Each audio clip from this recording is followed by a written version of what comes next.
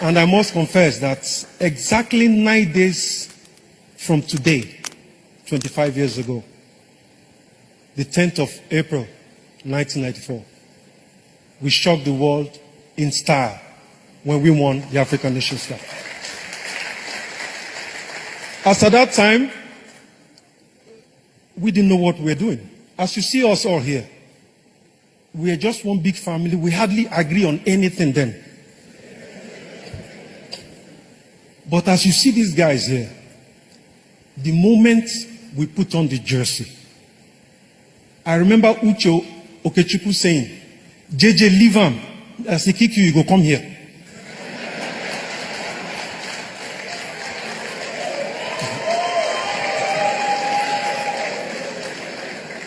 I remember times whereby, this brings tears to my eyes, whereby Stephen Keshi's wife will cook African food for us all.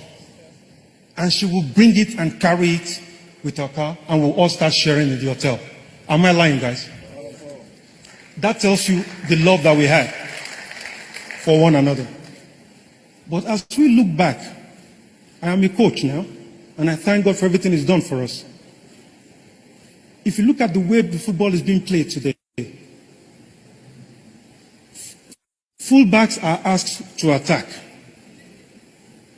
We don't have two number 9s anymore. We now have a 9.5.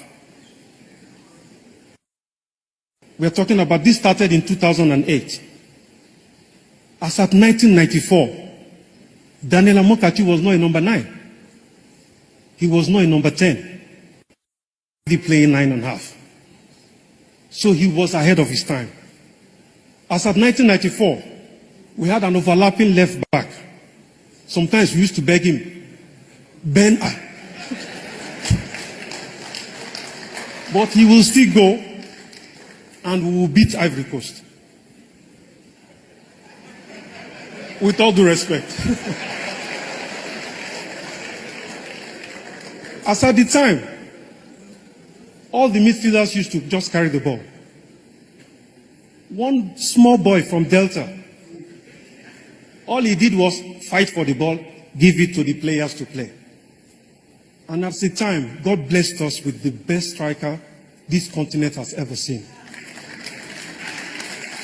I am talking of Baba Rashidi. I will share something that I had between me and him that used to tell me, Shori Sonny, ma down alone. Shati no si for me.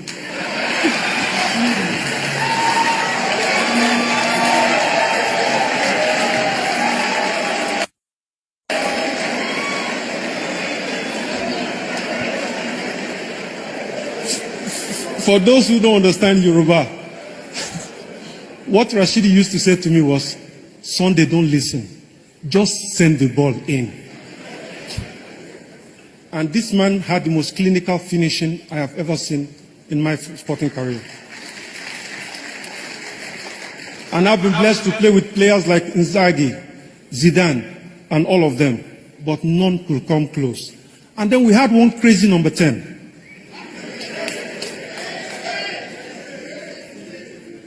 In as much as I and him have a good relationship today, if I tell you how many times we almost fought on the pitch, JJ pass now.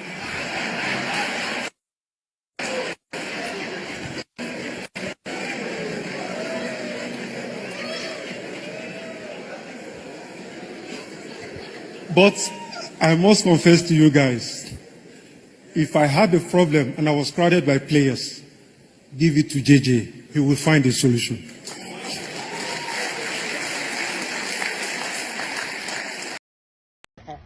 Just so you know, fuel is 1,250, which means on your mandate you have to start. On your leg, you have to walk. Get ready. All of you who do not like walking, go and get this and get trainers so that you can walk. We have gone back to the 18th century. Come on, whether that's why we have gone back to electricity. Twice we have increased it this year February never even reached half. You have increased it twice. Fuel, 1,250. Diesel, 170. On the ego. Bread is almost 3,000. As for Gary, we are improving. We are doing very well. We are doing well. The mommy was and daddy was. Especially the ones with plenty children. I don't know how you will manage it, but you will manage. See, that's what they say we should. They say we should suffer. That we have to suffer. The suffer has to reach climax before it will be solved. Welcome to suffer. But I never see anything. Some of us we have days in this journey. So we are not worried about it. Now, hey, Gen Z, Gen, every Gen. Wahala dey. No worry. When you go to the shop, see, import duties is now $1,450. Hey, see, from 900. See increase. Hey, after now, you have not put anything in place. You are just busy. Increasing. Tax. They say your father served, Abi. Your father served with whips. And God, I will. Your father ruled with whips. I can say, but me, how will you rule with iron? I never say iron. Wait, this is ukulele. Ukulele 101. Yeah. That's... And I am ready to die defending Nigeria in whatever way. When it is God's time for us to go, it is and you not took my going time to talk. You are ready to defend Nigeria. I gave you my time. No, I'm coming. Alexi, hold on. You already started. What I'm saying, defending Nigerians is this. I gave him my time and he's using it to defend No, sorry. I'm sorry. Alexi. That's a good question. That's a great question. I don't know what is wrong with them all. Hey, I don't know what is wrong with them. Somebody asking for where you do your course and you are sure you did your course there. I agree with you. But a lot of what we hear, because you didn't hear this direct from Tinubu, because you know lawyers are very funny. Sometimes lawyers will say, you must not say this. I mean, you know what is happening to Donald Trump right now? Donald Trump that guy is walking himself to jail. And he is coming down to say that, oh, well, it was my lawyer who said it. It was your lawyer who said it. It was your lawyer who said that you should march people to the capital and stage a coup. People stage coup in Nigeria. They never live to tell the story. That's what I tell them. They never live to tell the story. They are summarily tried within a short time and sent to jail or made to face the firing squad. That is the way it works. But it's only in America where somebody put a gun to your head and you say, all right, well, you are quoting the First Amendment right. What is First Amendment right? What is it? I don't understand. So I don't know why he's denying Atiku the chance to go there, because the news media, they tell a lot of lies, things that are not true. I knew this man went to Chicago State University. I knew that. I won't lie to you. Dr. Wumi, yes. if you were aware of Tinubu when he was at University of Chicago, yes. Can you elaborate on us the accusations whether he was actually distributing drugs and was a drug dealer in Chicago in those days? What do you know about this? Okay, thank you, sir. I heard about it, that he was distributing drug, and I know a lot of people who distributed drug. Who was the girlfriend of? But let's be more specific. So look, we've all heard that Tinubu was a big drug tycoon. We have all heard that. What kind of specifics? I mean, when you say you heard that from people, were your friends the ones who were buying from him? Did he tell them that he was selling? Like what can you tell us as a distinguished man around that area at the time when Tinubu was there? What can you tell us that he was really up to? Well, What I tell you? I don't know whether, in fact, the first time I saw drug, I thought it was in Lubon.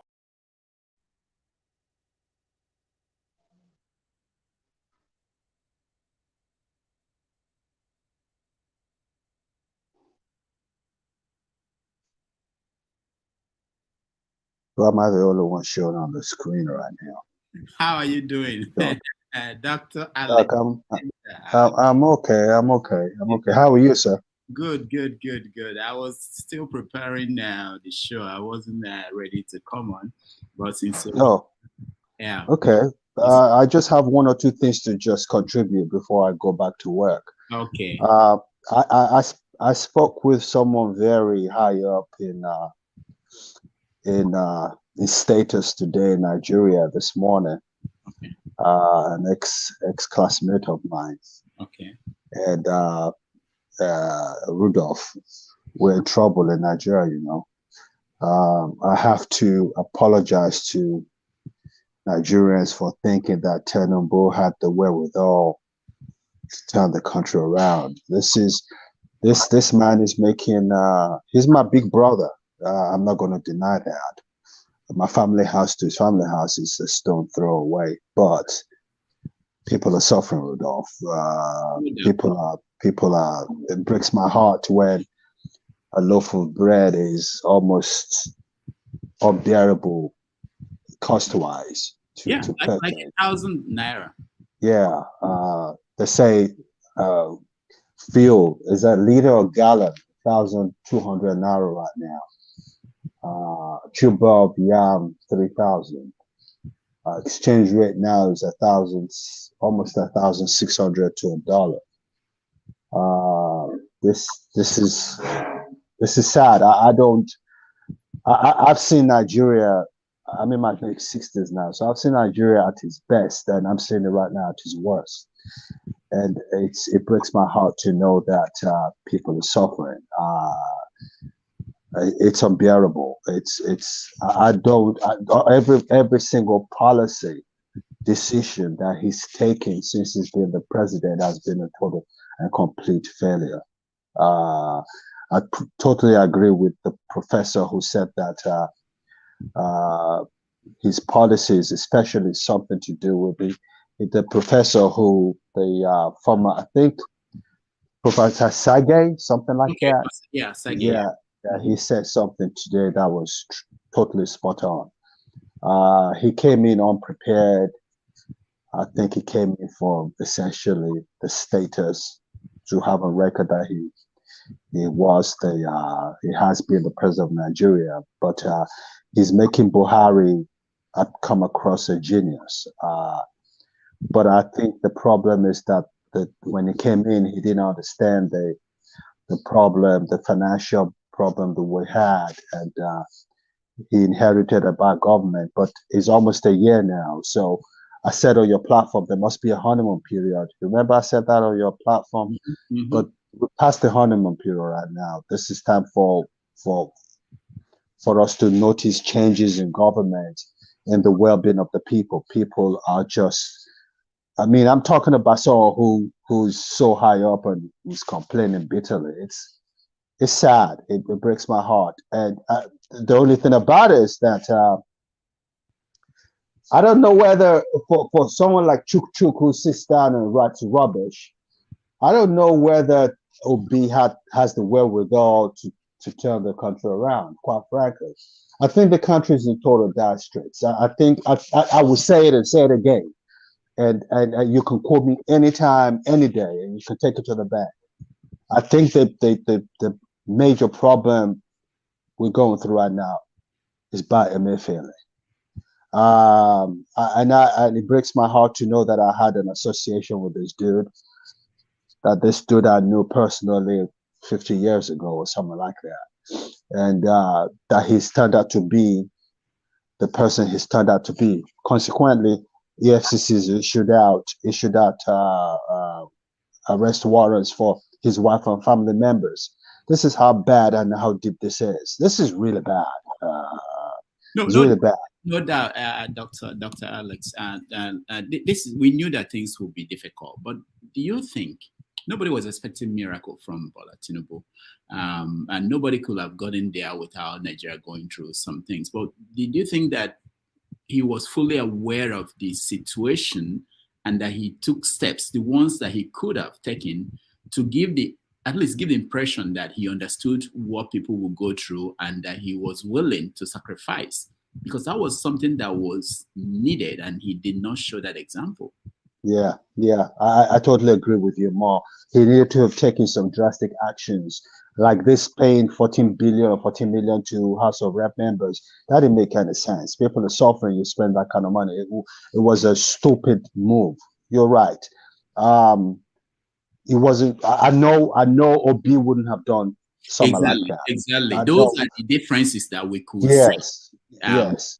Not that they would do any magic, Yes, but that's whataboutism, that was one of the reasons why I started watching One Man Show. I didn't know One Man and I went to the same school. I was driving my car one day and I heard a Nigerian guy use the expression whataboutism. I said, whoa, this guy's English is brilliant. Well, who's this dude? Later on, I found out that we went to the same school. These are suppositions. Nobody knows what would have happened. But what we know for sure is now that Nigeria is in a state, and if not because of the economic strength on paper that we have, we're in total dire straits. We'd be bankrupt. But lenders are still willing to accommodate us because they do know that we have what it takes. We just need to. I mean, the one that broke my heart was this better I do corruption thing. I can't believe, for the life of me. But Doc, what about Tunji Ojo? We talk about better Edu. What about Tunji Ojo? Why will he his company collect contracts? I haven't followed the Tunji Ojo thing, but I know he's in problems right now. But I haven't followed that, quite frankly. I can't comment on that. The one I can comment on with authority is this Idu girl, a girl that I followed her career. That girl is a world-class physician. She's a world-class Harvard certified physician. So this is the bottom line. Let me say this before I go. The average Nigerian, Rudolph, especially from the age of, let's say 35 and 40 and under, have a huge element of corruption in their DNA. And the minute they go into government, no matter how educated they are, the only thing they want to do is to embezzle. What is a 38-year-old girl going to, the one I saw yesterday, going to hairdressers and giving $1,000 cash for lunch to her hairdresser, where people can't even eat just one meal a day? This is totally out of order. My heart is broken. I'm so dejected. I don't know where we're gonna go from here. Things are only gonna get worse. But Rudolph, sorry for interrupting your show.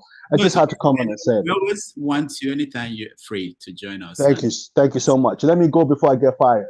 All right, I appreciate this. Thank you so much again. All right. And this interior, don't feel like you are making a mistake. And I've actually had this is exhausting. Our people, my God, this is exhausting. Don't I think I'm going to leave this place because people are exhausting. I've had this conversation with CM. And he pretended as if he doesn't know the context you are talking from. This is scary. This is just scary. Our people, because you are so dishonest. You see videos, you know here. What? CM, what do you sorry, forefather. You should come and take over. You are too dishonest. No, let me see. I'm tired of you people. It's unbelievable. Show can come and take over. Show you can come and take over, please. Forefather, people are just full of. I hope that Nigeria wins. I'm never going to wish any president evil so that I can say I told you so. No, I won't wish them evil. I hope. You see, I'm not praying. There's no point. I can't pray for Nigeria to be fine. I only hope that Nigeria wins and Nigerians win.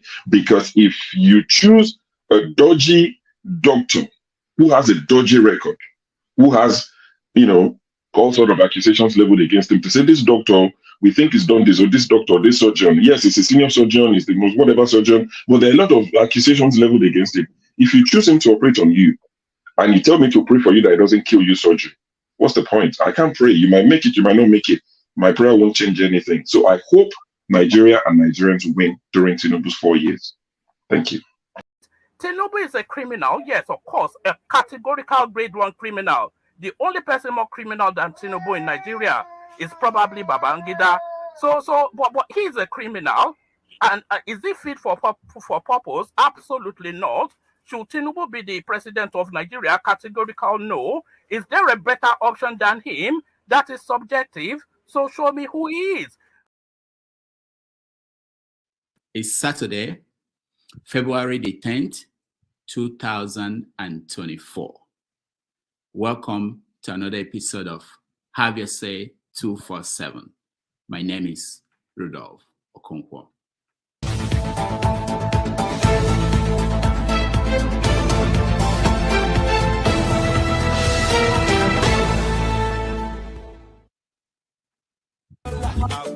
How much is money? It's nothing. Balling. Premium or nothing. Now you know. Now you know. Now you know. Now you know.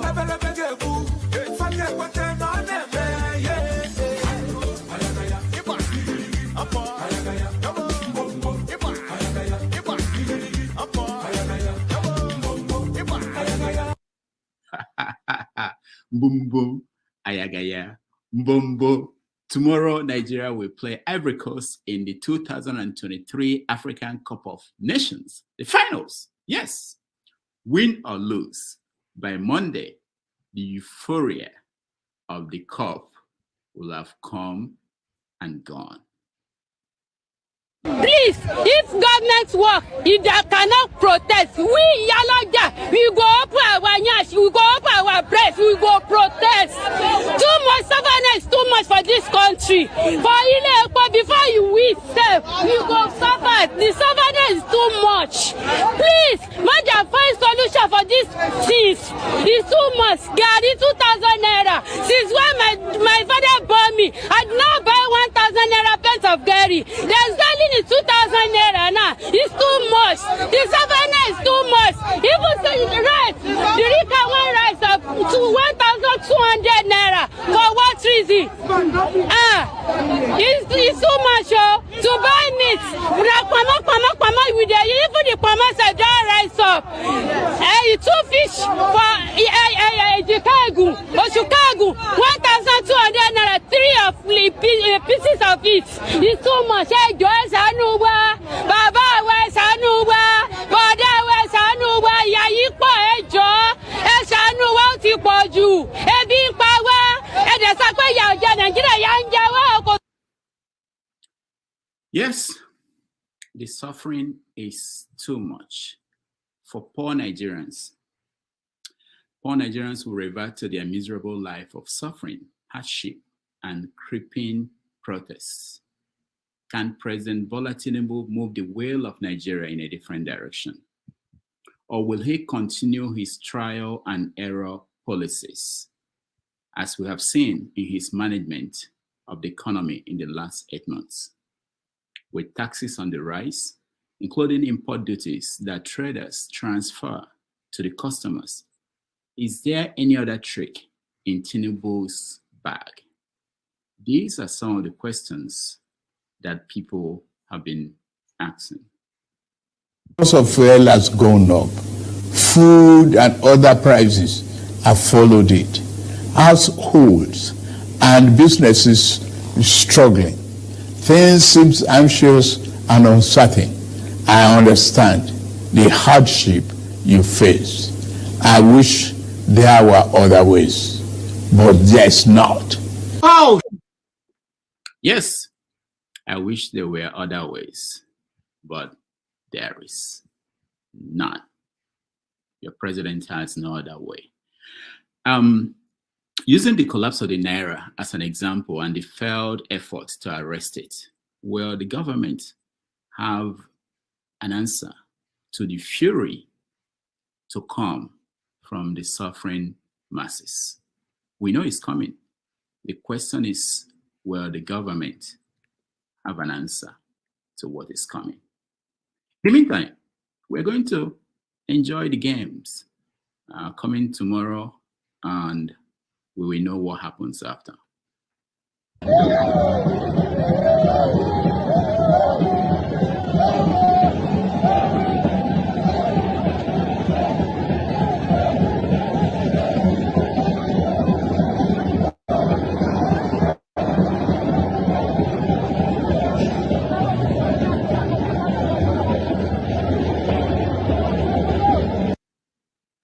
All right, so you join us as we have our usual Saturdays, have your say 247.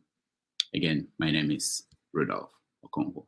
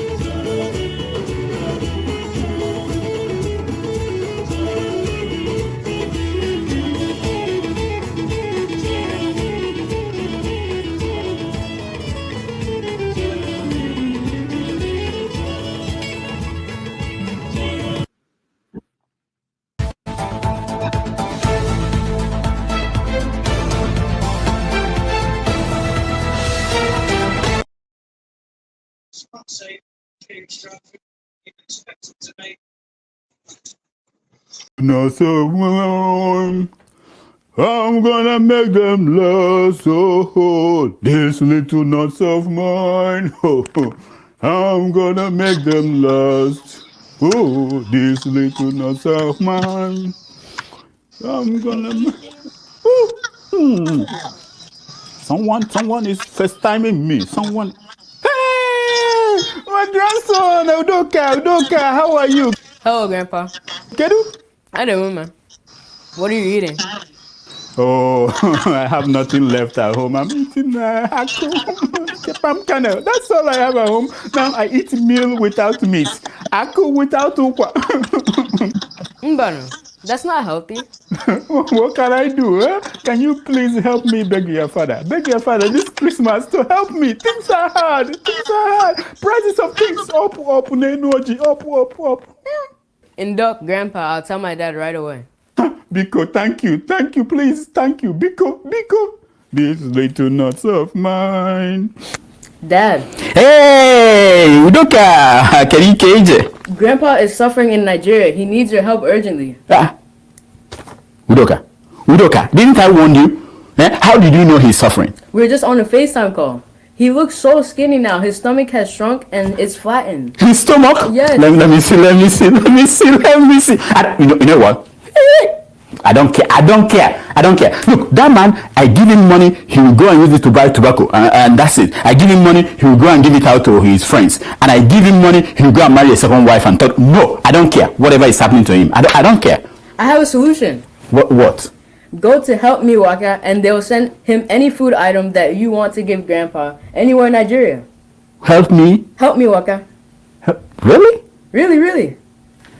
Help Me Waka, the people that run errands for you. This Christmas, help your people. Go to Help Me Waka and order items for them. They will be happy. Please help them.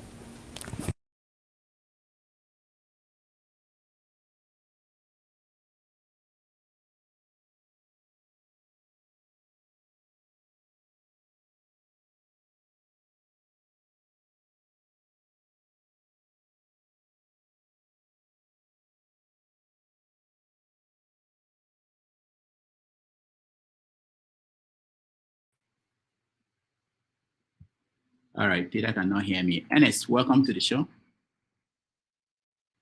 Or can you unmute yourself? Hello, Doctor. Hello. Yeah, hi. How are you? I'm all right. Good afternoon. Good evening. Yeah, it's nice to see you. Thank you very much. Okay. Odi, welcome to the show. Yeah, thank you. I like your study. It looks serious and nice to see you. Yeah. Can I make a comment? Yeah. Go ahead. Sure.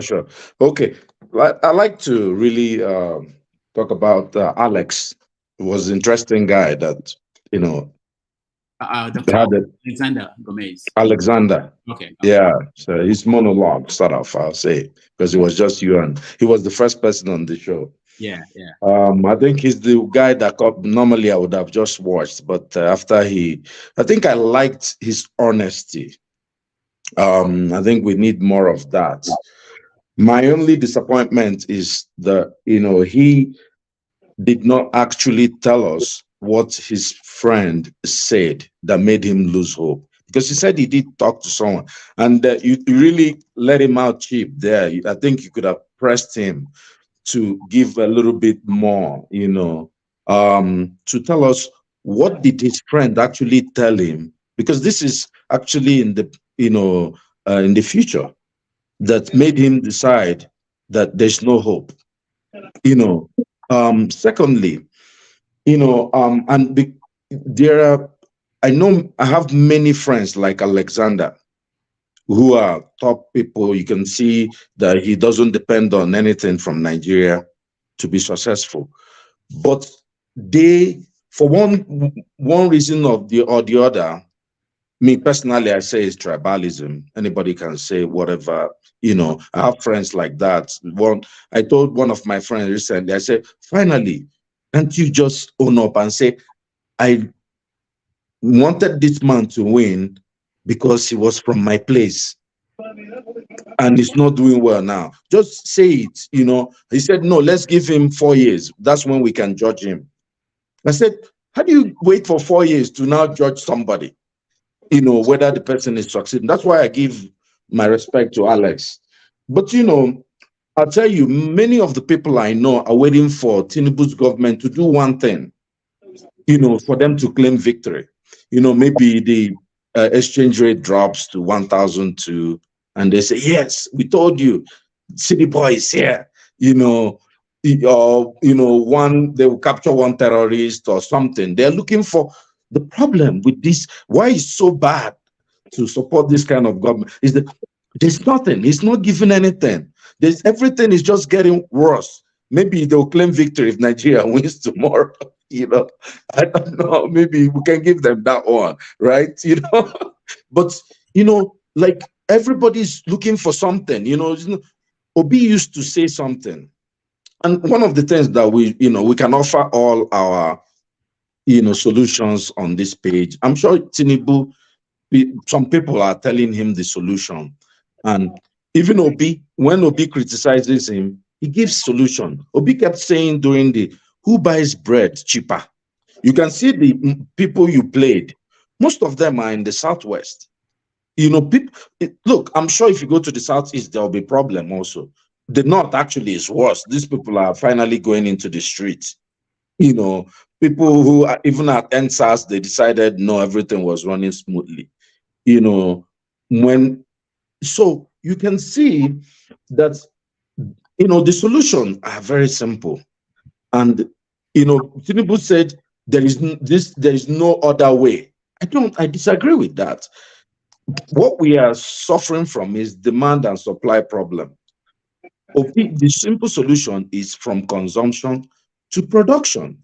Nigeria, the CBN can continue to manipulate the Naira and squeeze everybody of the dollar around, convert all our money we transfer via all platforms to Naira. But if you're not producing anything, then the demand on the dollar will remain high. There's a simple solution. Odi, let's keep some of these details when we start the conversation. Okay. Let me just mention the topics we have today and then go around and see if you can add anything, if there's anything I'm missing. Essentially, we're talking about the suffering in the country, which is getting to fever point. And then we are talking about what's happening tomorrow, which is the game of African Cup of Nations that a lot of people are excited about. So these are the two things. We're talking about the Naira, the collapse of the currency, and the effort by the government. They are still trying to do many things. One of them is to seize the money. People are suggesting they should seize the money in the bank, the dollar in the bank. They are denying that that's happening. But they did something this week, actually. They now said if you send dollar or any currency home, they will collect it in Naira. They've tried that before. It didn't work out, and they are bringing it back. We want to see if that will solve the problem. Essentially, those are the two things we have. The games, which is tomorrow, the suffering, the currency issue, the solution to that. Everything is expensive in the country. And then there are protests happening already in the northern part of the country. They can't deal with that anymore. So when I come to you, if there's anything you want to add to the subject matter, you can add it for now, and then we begin the conversation after that. So let me go back to you, Peter. Peter, I don't know, you are in the dark. I don't know where you're joining us from. I hope it's from Nigeria. Peter, can you unmute yourself? Hello, good afternoon. Yeah. Hi. Doctor, I'm in London. There's the NEPA have taken the light. So I'm trying to survive here. Listen, Peter, King Charles may be sick, but he's not finding it funny. Don't say that. What can I say? I'm a Nigerian now. So as far as you're a Nigerian, the thing they transfer. Yeah. Where do everybody? The hardship of the country is what concerns everybody. I spoke to some of my Peter, we've not said it. I want to know if there's any story that I'm missing in the subject matter. Is there anything going on that is important that we should talk about? The real thing that I could say is that regarding this scarcity issue, we have to bring in ourselves. Tribalism. Scarcity of what? Of this Naira. If there's no Naira, there's no food. There's no food anywhere, especially in our country.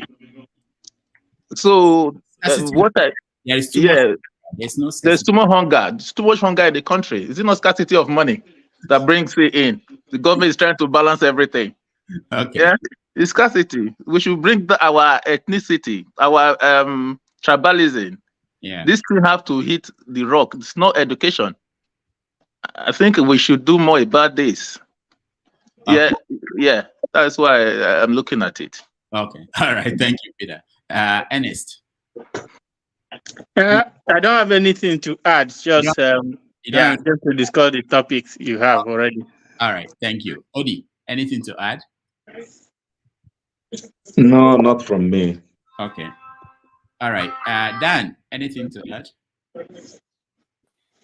I just want to say good evening to everybody and give you just a small a cappella of what we've been working on. Okay. Welcome to Dr. Damage's Talk Show. Welcome to Dr. Damage's Talk Show. Welcome to Dr. Damage's Talk Show. Welcome to Dr. Damage's Talk Show, where you can have your say or solutions to every burning issues. Remember to be civil on the show. You hear? Yeah, that's what we're working on very soon. Wow. It will put on tape, you know. This one is going to the Grammys. We are going to feel it. Yeah. Thank you so much, Dan. Yeah, go ahead. What do you want to say, Odi? Yeah, so there, amid this doom and gloom, there's a state doing well in Nigeria. It's called what? How can we maybe just add it as a discussion and kind of to see what they are doing well there? What state? Abia State. Abia State. Okay. All right. I think it's well. Dan, thank you so much. So when are we looking at what time frame are we looking at? Yeah, the time frame I've told you, the guys who want to do it. I was on holiday, I thought I could do it, but they disappointed me so much. So I bought my recording gear. I'm working on them. Immediately I get used to it, I will press it down and send it to you very soon. Okay. All right. Olumide, welcome.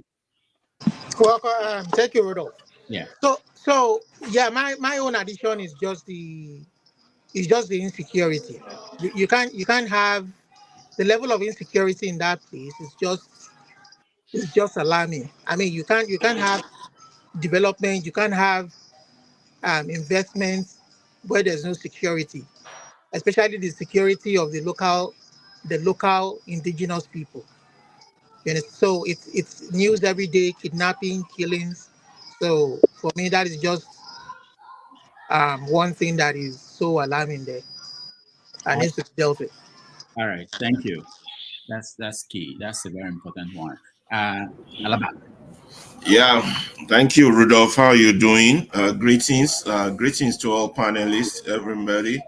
And one major thing I want to add to the discussion is this Bajabia Mila's attempt to want to block the internet. I think these people are just a bunch of jokers. You see, as for the Nigerians that are suffering, as much as I feel their pain, and I'm not a psychopath who don't feel empathy for people. I feel their empathy, but maybe they need to suffer more. And the more sufferings that goes on would probably elicit a reaction. So let everybody make everybody they chop breakfast. And when that bedu enter body, we go dance. It never enter body yet. And when the bedu enter body, we go dance. Thank you, Dan. I can't beat you on that one, but that was a good one you gave us.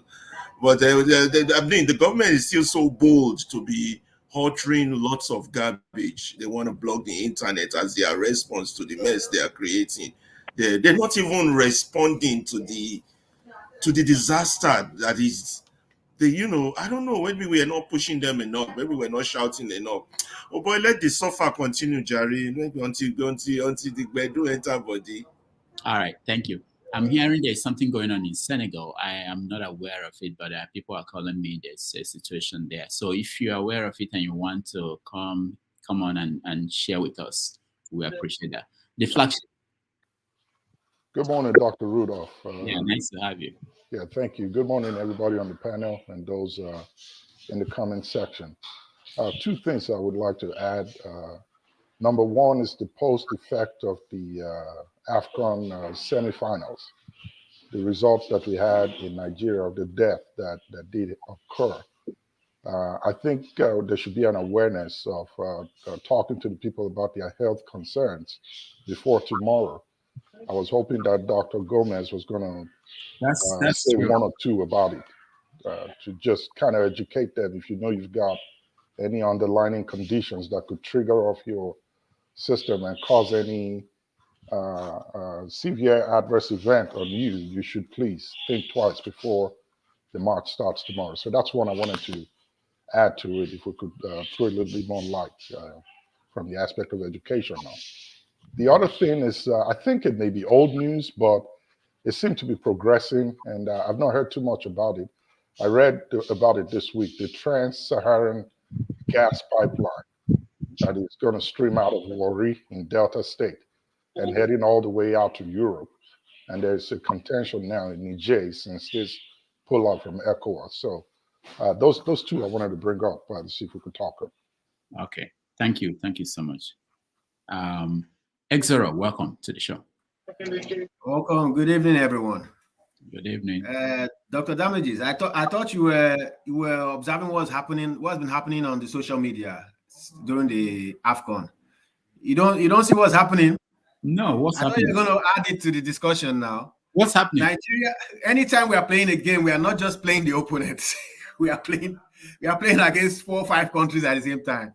There's a serious rivalry between Nigeria, Ghana, Nigeria, Cameroon, and Nigeria, South Africa. So I thought you were going to touch on it because it's very interesting. The kind of stories I see on social media. They say Nigeria has taken the jollof rice. Now, the way somebody described it, he said Nigerians have taken all their women in South Africa and we have taken Amapiano. Now we took football from there. You know? So in that case, we must not win the AFCON. Yeah, I thought you were going to. I got that. Yeah, that's part of the competition, especially for a big country like Nigeria. The rest of Africa, they are rooting against Nigeria, apparently. Yeah. Seriously. It's interesting. I wanted to know why. Please, guys, rack your brains around that. Why are everyone really seriously competing with Nigeria? You know? Okay. All right. We will add that to the conversation.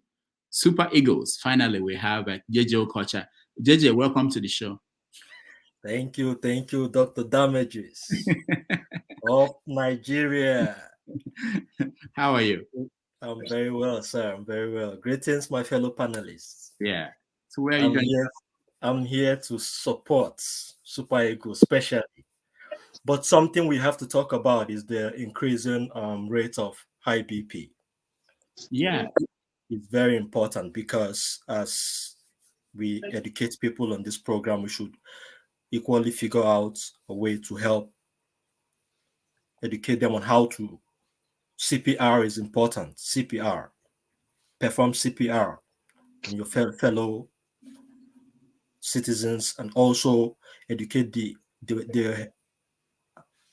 advanced masses, the adults, on how to go about checking their BP. Is very important because the rate at which so many of them are walking dead, you know, until this competition, before we begin to see the effects. It's not like the football is actually bringing out. They already have these things, you know. So I think we should talk about it, and medical practitioners should help us out on that. But up Super Eagles, we are winning. I'm here for them.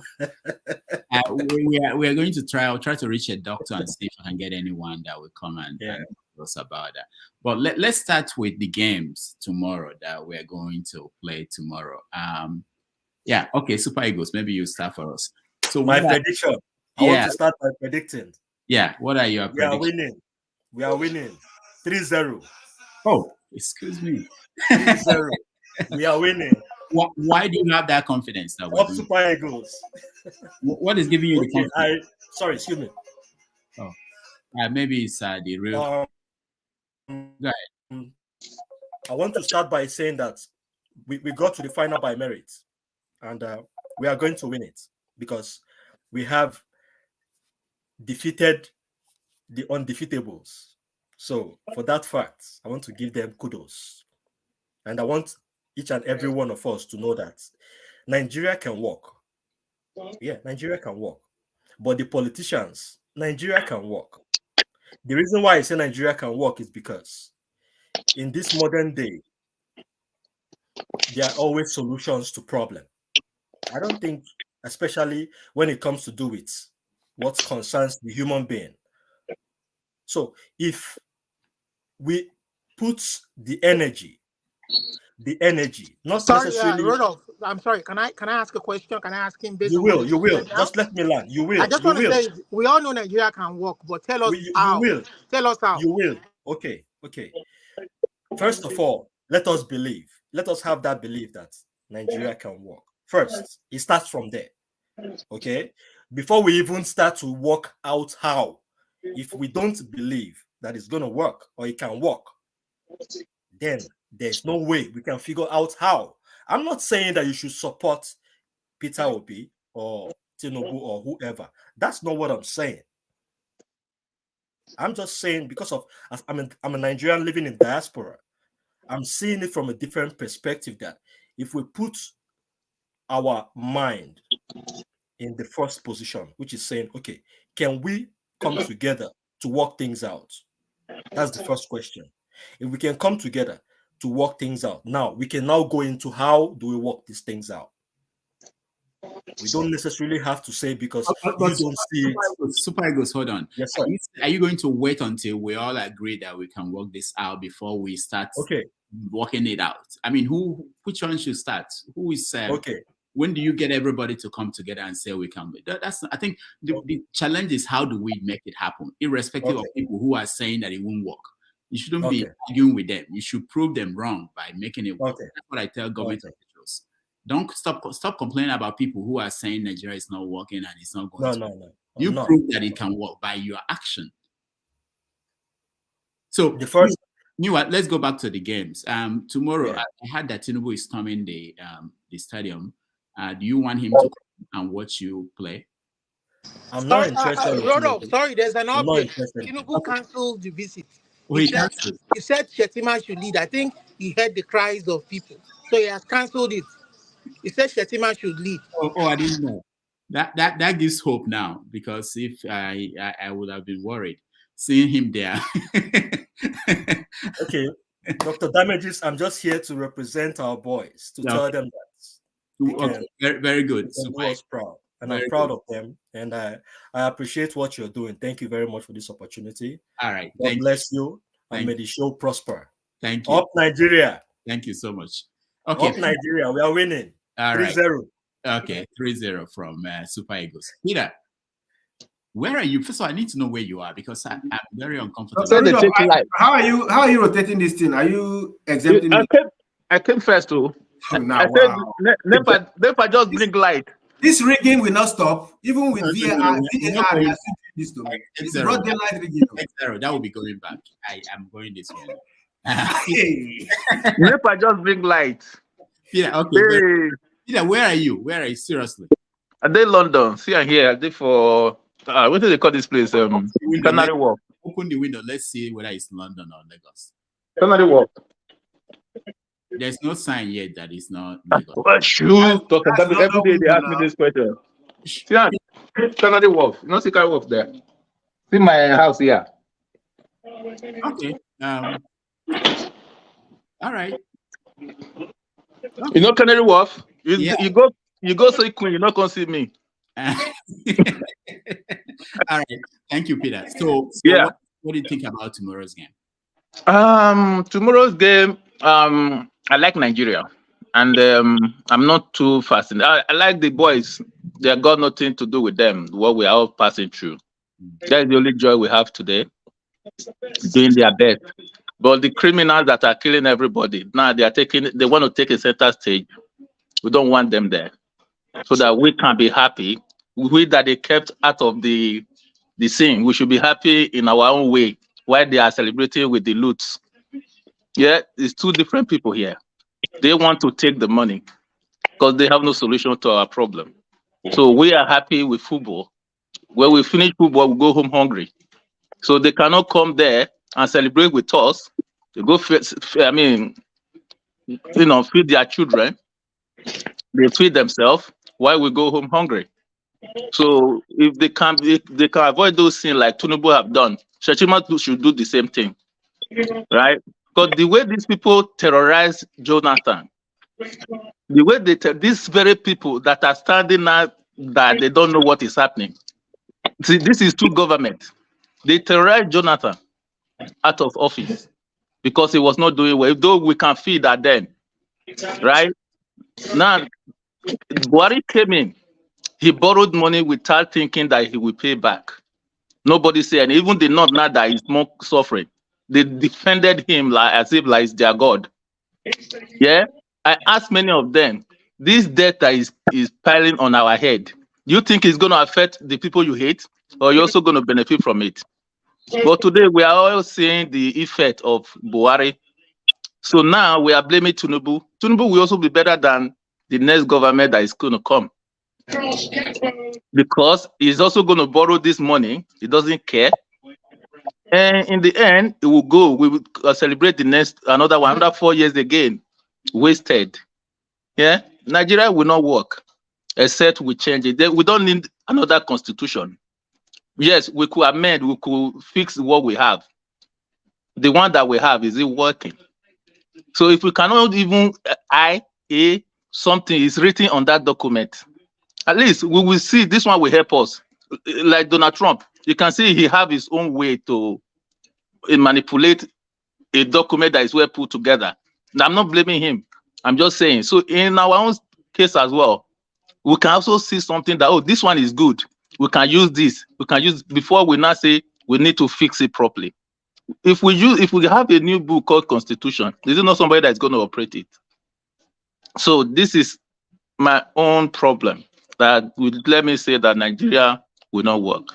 Yeah, we are all, growing old now, but who want to die? Because these people, if we face them, they will come out with their guns. And one thing I come to notice, I am not against my brother, the Muslims. I'm not against them. One thing I comes to notice, why is it that everywhere they lead, we must have problem? I'm not accusing them. I'm not saying that they have problem. I'm saying everywhere they lead.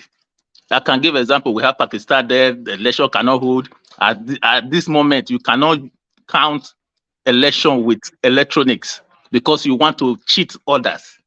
Look at what they did to save Tinubu for us, right? They canceled this technology we have. Peter, hold on. Yeah. Jonathan, is he a Muslim or a Christian? No, I'm not saying the government. Muslim means that the people in that area, all of them. Like, I will support it. I will defend it. It's not just the government. It's not just the educated. Peter, hold on. In Zimbabwe, who do they have there? Yeah, those. See, we are going to talk about those people as well, because if that guy just said they're insulting us. Yes, the big brothers are not ready. Nigeria is their problem. No. That's not what I'm saying. I'm coming. I'm coming. Let me put it this way. What you just asked me. I spoke to a Ghanaian before. I said, we have problem. He said, oh, Nigeria have problem. Yes. When Nigeria is not ready, the Ghanaian will move. I said, no. Nigeria is a big brother in the house. When they reach where they call the ECOWAS, then the decision to change everything is not working. Then you see that you are not going anywhere. When you want to run, Nigeria pull you back. You're not going to say you are right. So what happened in Zimbabwe, that Nigeria should be commanding these people. We don't want you like this. You must fix this. Look at EU. Yeah, I can be good because I see Dr. Rudolph. I can be good because I see the other person. I want to be better. But when these people see us, I say, is it the Nigeria? Do you know who we are? They're scared of us. But when they not see your appearance, say, is it him? They can even want to grab you and put you down. All so right. This is it. But what I was saying is that I'm not against these guys.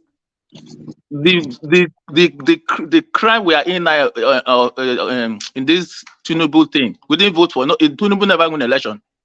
But in the end, it's our president. We accept. We agreed, not accepted. But how does it happen?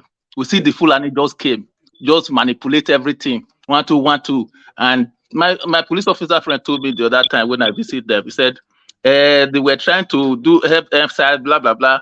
When he spoke to me, it was the government that was using them against the common men, and they themselves they are suffering. They need our help. So I ask, how can the government be using you against the people that want to that as well can also help you? It's complicated. All right, Peter, thank you. Let's move on. Yeah, Ernest, welcome. Yeah, I want to talk on the match tomorrow. Yeah, that's it will end in shootout. Penalty. Yeah, but I don't know who will win because I think the first time the Spagu met Cote d'Ivoire, even though the Spagu won, but it was penalty, and by this time they have learned their lesson and they are the home team, so they have all the supporters, they have all the advantage as home team. So it will be very difficult for Spagu to just win them like that and get away with the trophy in their own stadium, in their own home. So I've seen it as shootout, but I don't know who will win the shootout. And coming to Nigeria, I think the problem of Tinubu is that he's ruling with impulse and he's not a good. People thought that he did well in Lagos, but what Tinubu did in Lagos was just a kind of extension of what Obasanjo's government was doing. So when Obasanjo has Okonjo-Iweala, he has Charles Oludo running the economy. So not only Lagos, the whole Nigerian economy was stable. And Lagos being the largest economy in out of all the states. So Tinubu was just basking in the euphoria, managing money coming from everywhere in Lagos. That does not make Tinubu a good economist, but many people did not understand it. And the problem of Nigeria, as he's talking about Muslim, I'm not against Muslim, but in a country where somebody will say that I want you to win this election, so pick a Muslim as a running mate. How do you see it? Like a winning formula of a country is you are a Muslim, pick a Muslim as a running mate. And from one thing or the other, it just happened. Then those Northerners did not take in cognizance about the economy, the insecurity. What they know is this person is a Muslim. So they are voting based on Muslim tickets. And you see, the truth of the matter is that Tinubu has no solution to Nigeria's problem at this moment. So the only solution to Nigeria's problem is for him to look for help. And if you know Tinubu, Tinubu will never look for help.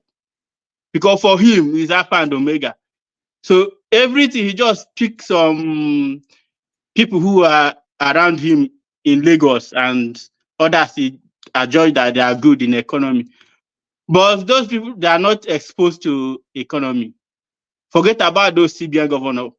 Forget about when the Minister of Finance, when he was in National Assembly, he said that the true value of Nigeria is 750. He said that true value of Nigeria. Hold on. Of Naira. Saying that the Minister of Finance was in the National, I'm not aware of that. National Assembly. When? Yeah, he was. He told them that was a. Yeah. Okay. You mean okay? I got you now. Yeah. He told them that the true value of Naira is 750. I think that was during ministerial screening. So all these things you see Tinubu, they are doing, if you are sending money to Nigeria in dollar, they convert it to Naira. This is not an economic policy. This cannot take Nigeria anywhere. They want to say they will release 42 trillion tons of 42 tons of maize. There is nothing in Nigeria's store. Nigeria don't have any food reserve. Buhari said 40 tons of maize during his tenure. There was no food.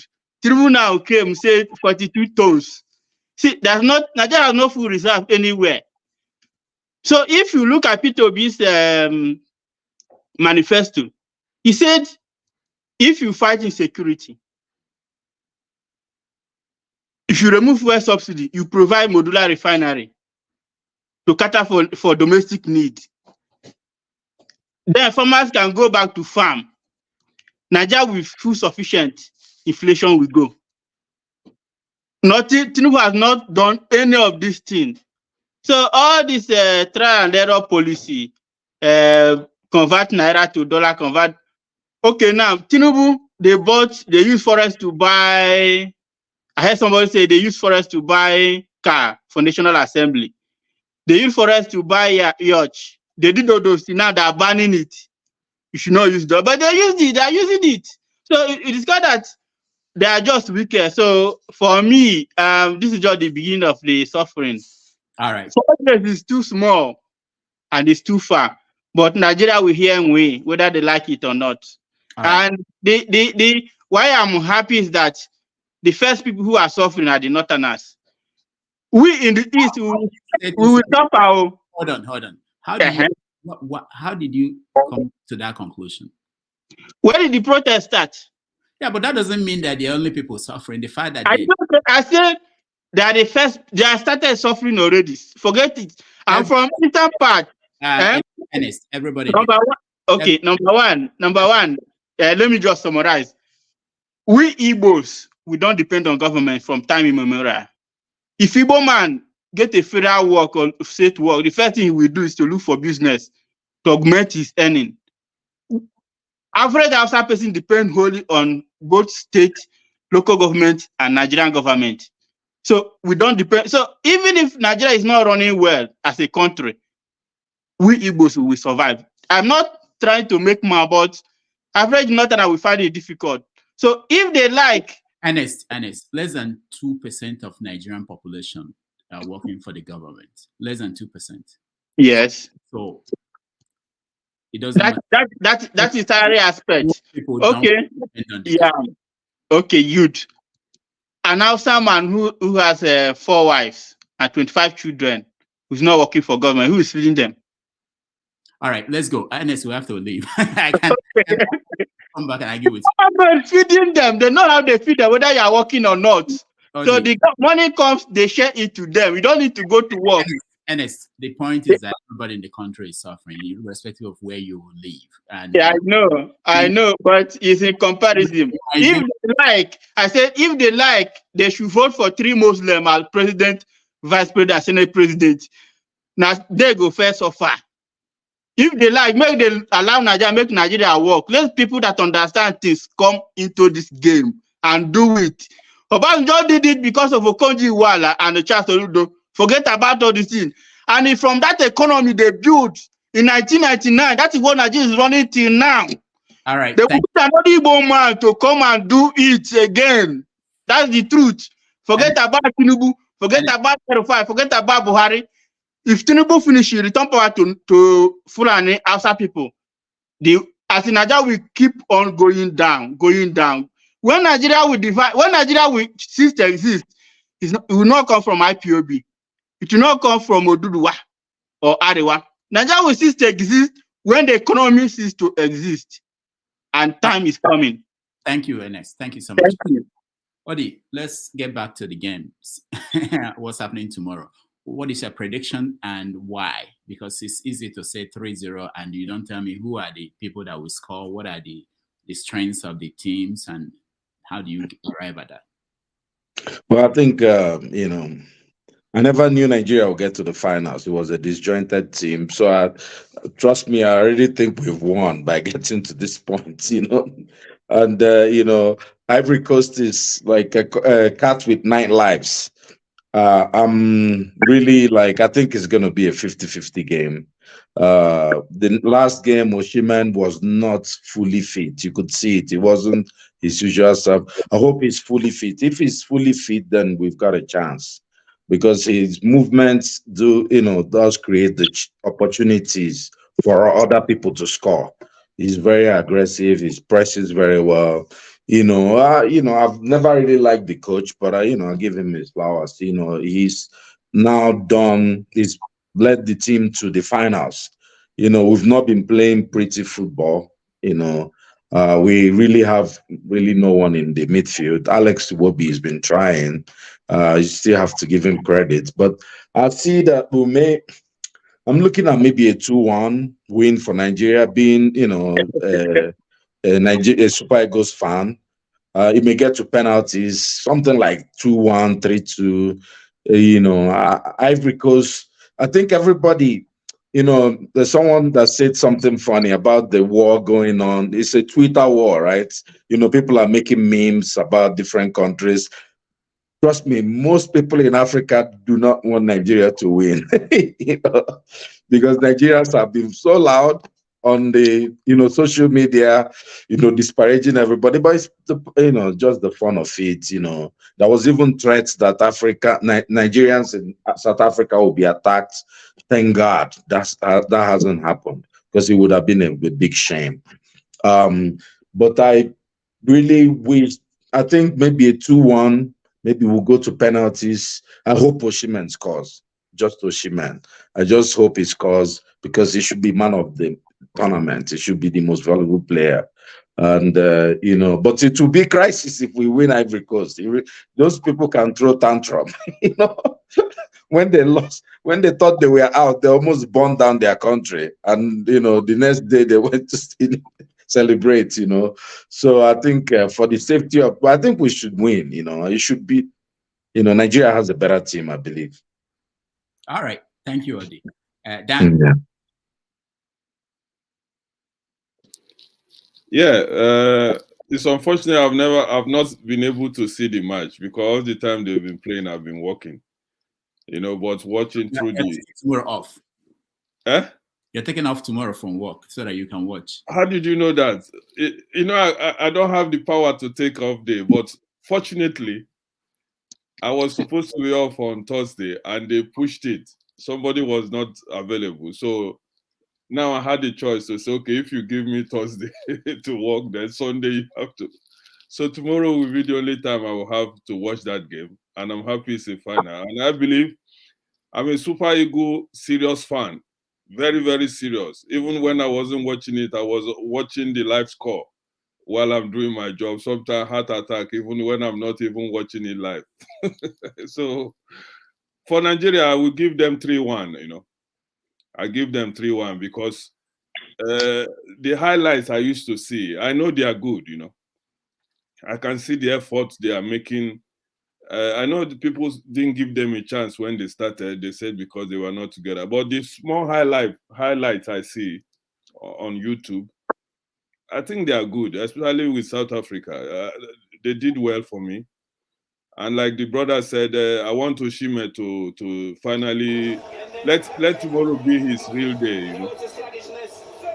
Like this type of beautiful goal now, you see. Sorry, I have to watch this side of bro. Very good vision. You know, he lifts his head and gives the right pass. Wonderfully played. But already how he felt he changed the. So you think Nigeria will win tomorrow? 3-1. That's what I'm calling, and I wish tomorrow will be Osimhen's day because I have not scored the goal which everybody is waiting for. I wish him to be the man of the match tomorrow, so that being African Player of the Year, we haven't won it for so long. He should be able to celebrate that tomorrow as a victory. This is what I see. All right. Thank you. All right, thank you, Dan. Olumide. Can you skip me for now? Okay. The flagship. Thank you. I would like to start by saying congratulations to the Super Eagles of Nigeria and to Nigerians. This is one thing that unites us. If you will, Rudolph, allow me to go back to refer to, I think, 2, maybe 3 or 4 shows that we had here on this platform some weeks back. How we analyzed the Super Eagles at the airport. We castigated them based on their looks, their appearance, what they wore, and how they stood at the airport waiting for their bags. We gave them all sorts of names. And at that point, the majority actually believed that they were not going to be up to no good in this tournament. But have they proved us wrong? So it's not always by looks or clothes on how you appear. You really don't judge a book by its cover. I think that idiom still stands true today. Having said that, the Super Eagles will win this match, definitely. Both teams have tested and felt themselves from the beginning of the tournament, and they have had a feel of how it looks like to play with each other. The Super Eagles actually came not together, yes, I agree, but they have gone through the steps and the levels, and they're at the point now where they have really good form in this tournament. They have met the Ivorians, they played with them, and they're going to meet them again now in the finals. I think they know pretty much how to handle them and how to go around this finals. So having said that, my prediction will be a 3-1 with favor to Nigeria. And like everybody else, I'm hoping that Victor Osimhen actually would have his turn to put the ball behind the net this time, because he's worked so hard to assist Lukman and the rest of them that they hit the net with the ball. So I'm really hoping that he will get that chance tomorrow, come time for the tournament. And if we have time as we go, please, or if we don't, Nigerians, please, make sure you check yourself very well tomorrow. We know the situation in the country is tense. It's already causing a whole lot of headaches, heartaches, situations that could cause high blood pressure. But if you know you cannot handle the tension, please, it would be a good thing to wait until after the match to watch the replays, just to save yourself that tragedy. Thank you. All right, thank you, flagship. X0. Yes, finally. Tomorrow's game is surely Nigeria's game. It's going to be Nigeria's day. A lot of people may not understand the tactics that the coach is using. They are trying to use counter. That means they leave Osimhen at the front and they play defensively. But once they get the ball, they switch and then they build up, they support the attack, which is a very, very good way of playing in a tournament like this if you want to get to the finals. If you don't do that, you expose your defense, and we know that our defense before now has not been that good. We've seen how loose it could be before, but coming to this tournament, we've seen that they've been near perfect. They've held their own, you know. So I see that replaying again tomorrow, and I see the goals coming in the second half when they now switch off play and play more attacking. By that time, the Ivorians have already exhausted themselves. But we should also look out for penalty mistakes and the VAR, because sometimes when you score and then they go check to the VAR and see that maybe your hand was ahead of the defender, that could kill your joy. So that I don't think the Ivorian team matches us in any way, apart from the fact that they have a huge support and they can do anything just to win. But we are a better team. 2-0 and then comfortably. Yeah. Very good. All right, Alaba. Yep. Can you hear me? Yes. Yeah, I've got two computers here. I don't know which one is in, which one is out. First of all, I want to say that I truly wish the boys. I'm conflicted. I want the boys to win because they are professionals. They're doing their job and they need to move further in their career. At the same time, I don't want us to win because I'm thinking that the ruiners of Nigeria will see that as their good omen to further sedate the people. Nigerian rulers always do that. But I tilt more on the side of the boys winning because it's their team. They're the professionals. They're the one giving their all I need. So I pray that they win. But believe me, those politicians would hijack the situation and said, you see, we told you, this man brings good luck. Now we won, and the whole thing. And secondly, this soccer team, I wish it's over quickly because it's another sedative for our people. When I say sedative, it sends them to sleep. It's a major distraction. You know, we're not right now. They're not focused on their hunger, which is a good thing. At the same time, it's a bad thing. They're not focused on their hunger. And then another good thing about this whole thing is that see how united we are when it comes to soccer.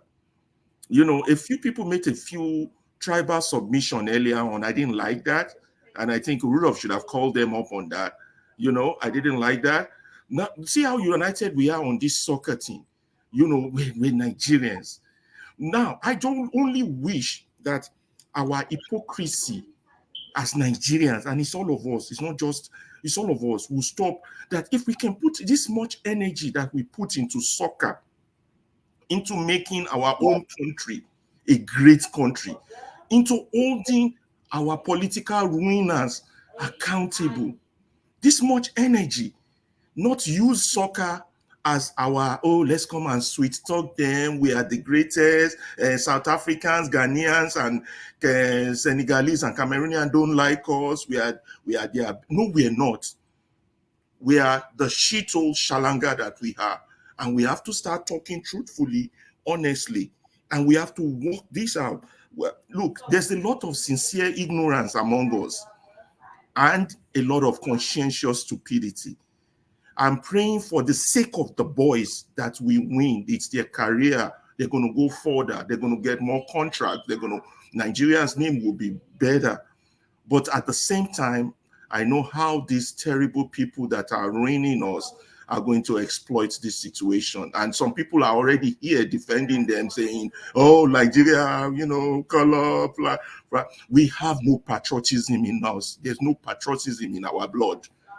It goes for all of us. If there is, our country will not be what it is. All right. Thank you. Shagun.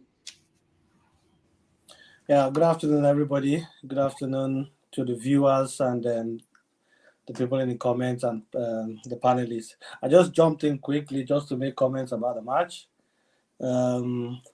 Obviously, when this team started, we didn't really give them much chance just because we believe they had individual talents, but there wasn't really a team. But Nigerian, if over the years, if you look at various competitions, we kind of start slowly and then gain momentum. And I think that's what has worked at the moment. Obviously, the obvious things is we've got a good defense. Our midfield, I don't think we've got midfield. So going back to the last match, it was tension packed. In fact, the reason why I jumped onto this call quickly was what Flagship said about check yourself before you watch it. I've been following Nigerian football since 1985, but I couldn't watch the penalty this last time for the first time. I had to switch off my TV once they blew the final whistle. That was how tense I was, and it was because of the rivalry between Nigeria and South Africa, and then because of the heroics of their goalkeeper in the match before. So I wasn't sure if we go to penalty we were going to win, but thanks goodness we won. It brought joy to the people. It's going to be a tough match. Ivory Coast, having come back from a near elimination to get to the final, at the moment I will expect that their mental strength is going to be very, very strong. The semi-final they played, for a lot part of that game, they played 10 men against 11, and they still came back victorious against Mali. So mentally, I think they're going to be stronger than our boys. But we've also got something going for us, that Nigerian spirit that we never let anything go until the final whistle. I think these boys are up to the task. I think our defense will do well. Midfield, I don't know what magic the coach can work. So I hope that Nigeria wins. I think it might end 1-1 into penalties, or trying to wish well, I think 2-1 in favor of Nigeria so that we can just carry the day. But it's going to be a nerve-wracking match. So hopefully tomorrow we see what happens. But at least we need something to excite us. Even though after this tournament we will still go back to our problem. It's going to be like, a man that drinks alcohol, forgets his problem for a while, and then once his eye clears, he comes back to it. But I'm hoping for a tough match tomorrow and hope that Nigeria comes out victorious. Yeah, thank you, Shegun. Let me ask you this. I've been hearing during the game last time, people criticize Aino, who missed a penalty. People tend to forget all the contribution. So I'm wondering if for any reason we failed to win, will Nigerians appreciate how far we got to, or will they find reasons to criticize and trash the boys and the coach? Well, I think it's going to be a mixture of the two. Sometimes, you say that you're as good as your last game. So if the boys come fighting and luck is against them and they lose, I think we'll be lenient on them on one hand. But if they play poorly, for example, I know when Electricity was running the commentary on this show, I was one of the people that was saying these boys are playing shambles. They're just because in the first half, South Africa was really in control of the game. As a matter of fact, if you look at the possession statistics, South Africa had the highest possession throughout the whole game, but we just had the goal or penalty in our favor. So I think we didn't give them, the team, a chance at the beginning, and they got to the finals. And whatever happens to the finals, Nigeria should appreciate what the boys have done. People that are criticizing are enough for missing penalty. Even the best players in the world have missed penalty. Penalty is not an easy thing to take. Best players in the world have missed penalty. So, and I know has done well. In fact, for me, his style of play, he makes football looks very easy. So those guys have done well, especially the 4-5 backs we have in Nigeria. So Nigeria should just be happy these boys have gotten to the final. We hope to get to the best. But whatever happens, we should just applaud these guys. They've put in their best. And we hope that our politicians will learn from them and also put in their best. Talking about learning from them, Man of Presi, welcome to the show. My fear, we'll get to that in the next round. But they're actually learning from them, and they are going to take these templates to tell you this is what's going to happen with this administration? And what are you going to do? But man of President, tell us what you think about the game. Yeah, So just thank you. put me at the background and I'll just Okay. thank you. All right. Go ahead, man of Prestige. Yeah, thank you very much, Dr. Damage. Good morning, good afternoon, everybody. I greet everybody. So the first topic we are talking about is about the football, right? Before we can go to the next topics. Okay, thank you very much. Yeah, as a football fanatic like me, even at all I'm in the USA, and I've got into most of American sports, but soccer, I'm a lineage to that, because I did play soccer. I mean, amateur level when I was in Nigeria, so that I can say. But anyway, I'm a soccer fanatic. To analyze what happened in against South Africa, that was a good match, and you can see from what happened there was a lot of anxiety, particularly in the Nigerian space. We have 5 people died. I've never seen anything like that in my lifetime. I mean, I know we have people die like 1 or 2, but I've never seen 5 people die. Even the guy, that owned Autopass in Ivory Coast, I think he's from Oka. A real businessman. You have politicians. I think you have youth couple or whatever. So a total of 5 people die. So the problem, what I'm trying to say is that if you have a heart issue or whatever, you shouldn't want that much.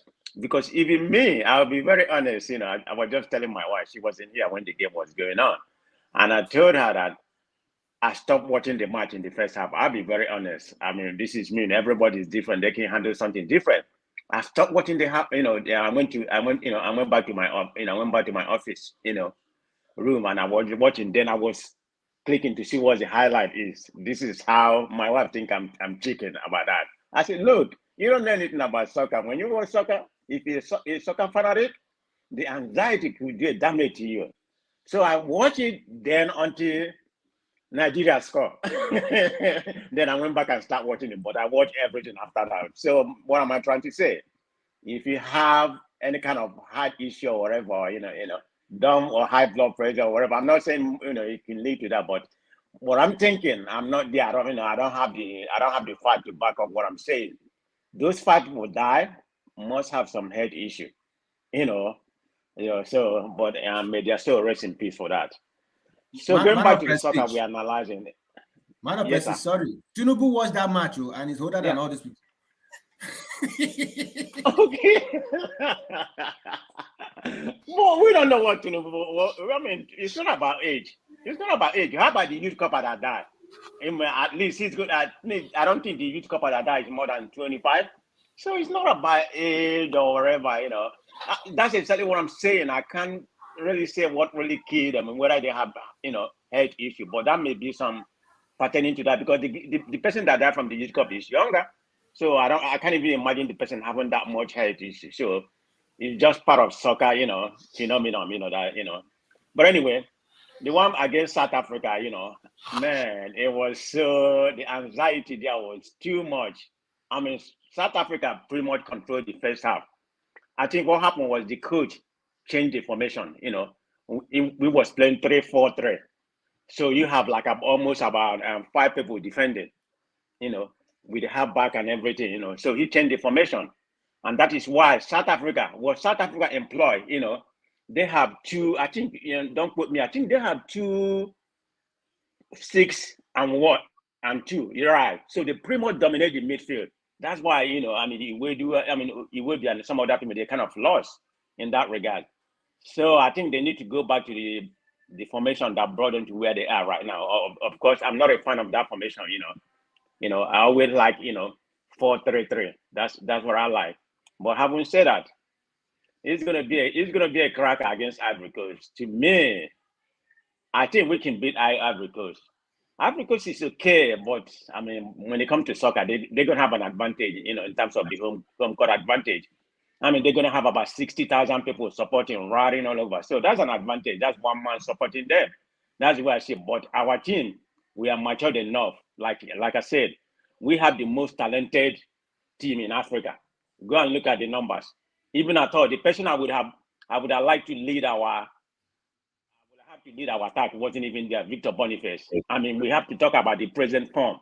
Not necessarily what Osimhen is good, but not necessarily what Osimhen did last year. Victor Boniface is the best striker we have in Nigeria. Of course, unfortunately, he came to the camp and was injured. I think he's supposed to fly. They have given him the permission to come and watch the game. He's still injured. So having said that, we have the talent, but sometimes it's not about talent that win. It's about teamwork. That's what South Africa employ. Look at all their players are homegrown, maybe one or two playing away, but most of them, I think about 8 of them or 9 of them playing for one particular team. So they have the system. They've been playing there for many, many years. So that's what a teamwork does. But to conclude my point, I think we're going to win that game. I don't think it's going to go to penalty because from what I have seen from the Ivorian defense, I think we're going to break through. So it's going to end before the game. In my own opinion, it's going to be 3-1 for Nigeria. Thank you. All right. Man of Proceed. Thank you so much. Paul. Yeah, I like the way Man of Proceed said 3-1. I wish I can give numbers to it.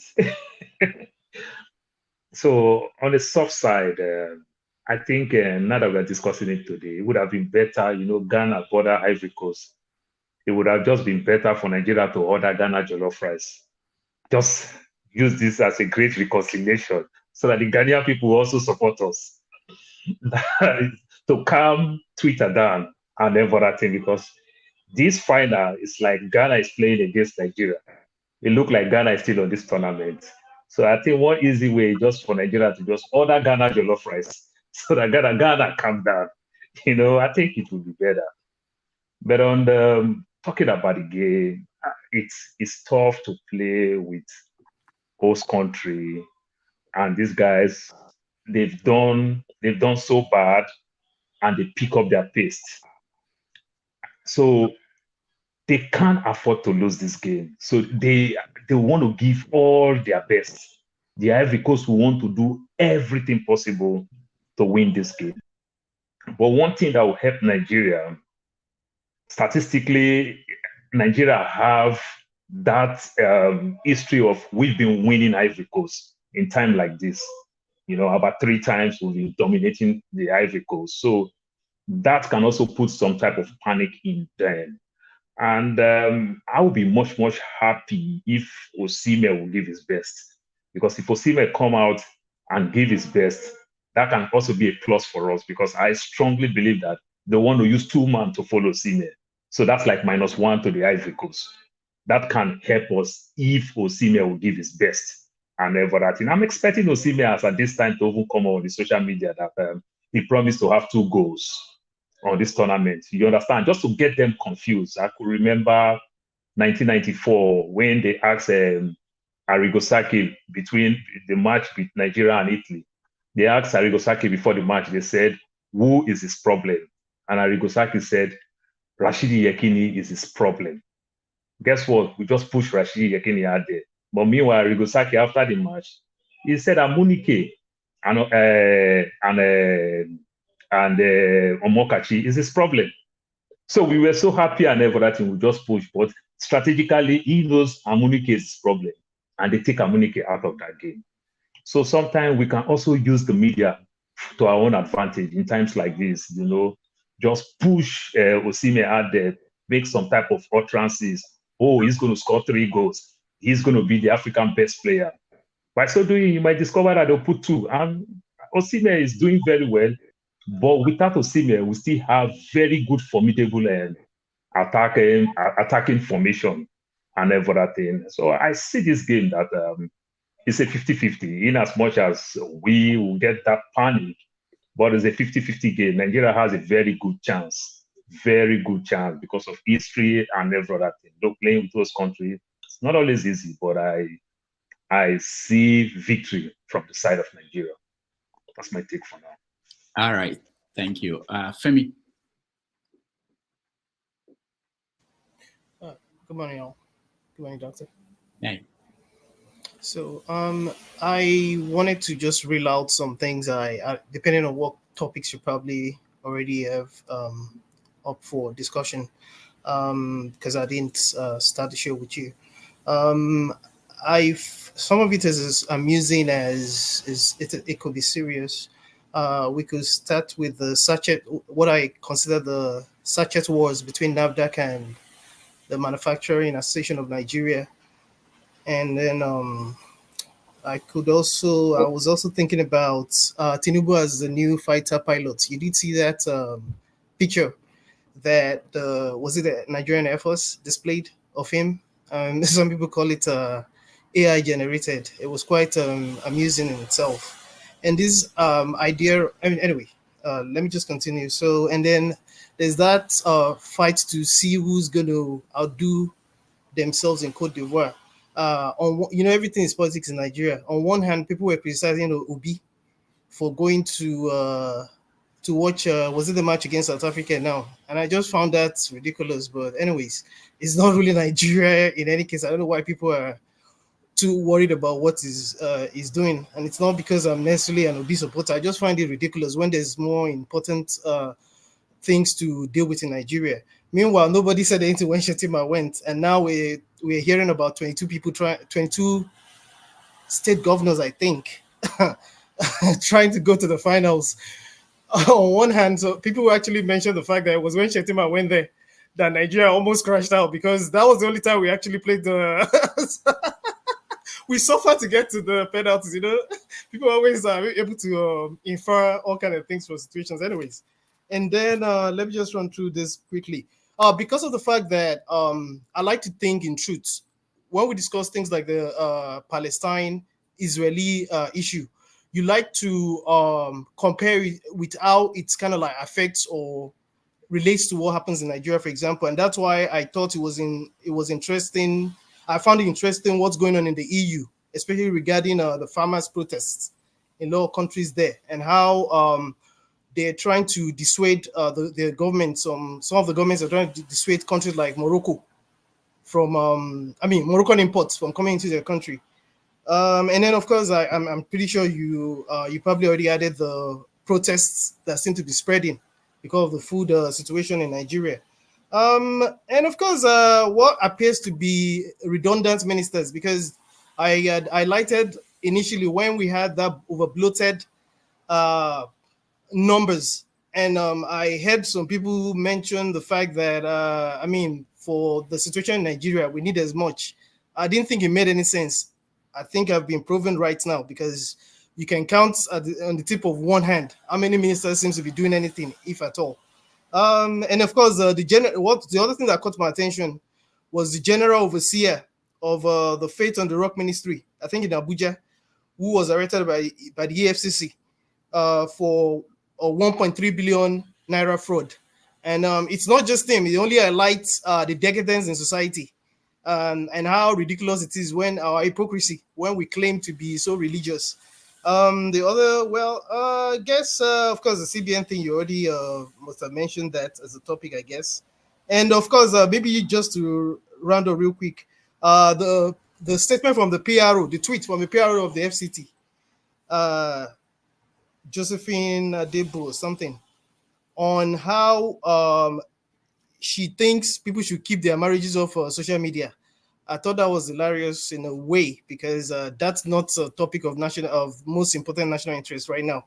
But Nigeria, we got to find a way to make jokes out of everything. With the Senegalese issue as well, that it's interesting you mentioned that, and I think it will be a good topic to discuss if we can get there, because of the implications and the fact that, as you can see, ECOWAS that was at some point led by Baba Blue. You see that they've calmed down now, all of a sudden. And I just have a feeling that this thing, we're just seeing the beginnings. This is just the beginnings of what might necessarily become quite rampant in Africa. So and for the Super Eagles, maybe when as you go around, I would voice my own opinion on that. Thank you, Femi. We brought you on to talk about Super Eagles, but you gave us topics you want us to discuss. Hopefully, we'll get back to you on that. Olumide, welcome. Thank you, Rodolph. And good day to the panelists too. So there are a couple of issues I want to I want to raise. First, the Super Eagles. So I would say I'm not part of the people that will come and predict score lines, but I know the Super Eagles are favorites to win that final match because of the way they played from the beginning to the end. But they are playing not just against 11 Ivorian players. They are also playing against another player, which is the whole whole nation of Ivory Coast, which is going to be behind Ivory Coast. So they have a whole uphill task, but I believe they can do the job. They are professionals. And the coach is a very good coach. He's a very tactical coach. He wasn't really kind of playing beautiful football. He was only playing to get results. And he had the kind of players to achieve the kind of tactical formation that he wanted. And I would say for me personally, it's my own opinion that Ola, is that unseen, uncelebrated catalyst in the team. Because if you watch his formation, I think that is what most teams have not been able to really, if they can take Ola out of that team, he might weaken the midfield of the Nigerian team because he's able to roam around the defense, the midfield, and the attack, giving that free role, and he's been doing it very, very well. That's just my own opinion. Regards that, and I wish the boys the best. But I want to extrapolate. The last time, about 3 or 4 weeks ago, when I was here with TA, I was trying to extrapolate the Nigerian situation. I asked TA a question and he didn't give me an answer. I said, you were able to give the first match the Super Eagles played. They played below par, the 1-1 draw with Equatorial Guinea. And he kind of criticized the boys' performance. These boys are professional. The reason why we even trust them and we believe they'll do the job is because they are professional footballers, not amateur footballers. They take their job with all seriousness because of the kind of background they have from where they are. They take this football seriously. It is their profession. This is their daily bread. And they've kind of brought it into that competition and they've done very well. And I said, you are able to give a critical analysis of these players. What about the professional politicians back home in Nigeria? Why are you not able to? You are a member of APC. Does it not mean that you cannot criticize what the government is doing so they can sit up and refuse to answer the question? So, and the first guy, the Super Eagles guy who made this, it's just wishful thinking, trying to think that the fact that the boys are making everybody proud and are going to win the competition, then you begin to have hope that Nigeria will work. That's a very silly wishful thinking. I'm sorry for my use of language. That we've seen this over and over again. These boys have been winning series of competition, under 17 World Cup, under 20 World Cup, Nations Cup during Keshi's time, and done very well in qualifying for the World Cup and going into the second. Has the nation ever improved? So the only part of the country that is doing well for themselves is probably the entertainment industry, the singers, the actors, because of the kind of exposure from outside. They've been able to, make the best out of that situation. But the people who are politicians, who don't understand what politics is all about, that they think politics is to come and butter their own bread and wreck an opportunity to steal from the people's resources. They don't understand what it's all about. They think their own political party's constitution is above the country's. They're just confused human beings. And when they win political posts, elective posts, they go to church to give testimonies, knowing fully well that all they want to come and do is to steal the people's resources. It just baffles me and belies logic that somebody will, because of the potential the reality that Nigeria may win that cup tomorrow, you think the nation will be better. It's just wishful thinking. All right. Thank you so much, Abunga. Mazi, thanks. Welcome. Yes, Dr. Domeji. Can you hear me? Yes. You can hear me. Good morning, Dr. Domeji, and good morning, other panelists. Olumide, I'm surprised at you for one thing that you just said. How can you say something about Ola Aina? Ola Aina is, nobody is, is anybody talking about removing him? That you are talking about him being a catalyst, Listen, being a you guys didn't hear me. I said if the opponents, if the Nigeria opponents knew better, if they want to weaken that team, they should mark him out. When I say take him out, I mean for the opponents to mark him out. that it might weaken the midfield, Nigerian midfield, because it plays like an extra man in defense, in midfield, and in attack. He's able to roam around. That is what I was talking about. Don't misunderstand me. Okay. Okay. Except if you say that, for me, the way, if you look at it, I'm so surprised that you said that Pizarro is tactical. Because they're winning now. Now he's tactical. Before, he was the devilish man that I've never most Nigerians call criticized him. him. I've never criticized him. Don't come for me. I've never criticized him. Olumide I cannot don't talk. know who criticized him in your presence. Refer to that person, not to me. I've never Olu- criticized Pesero in your presence.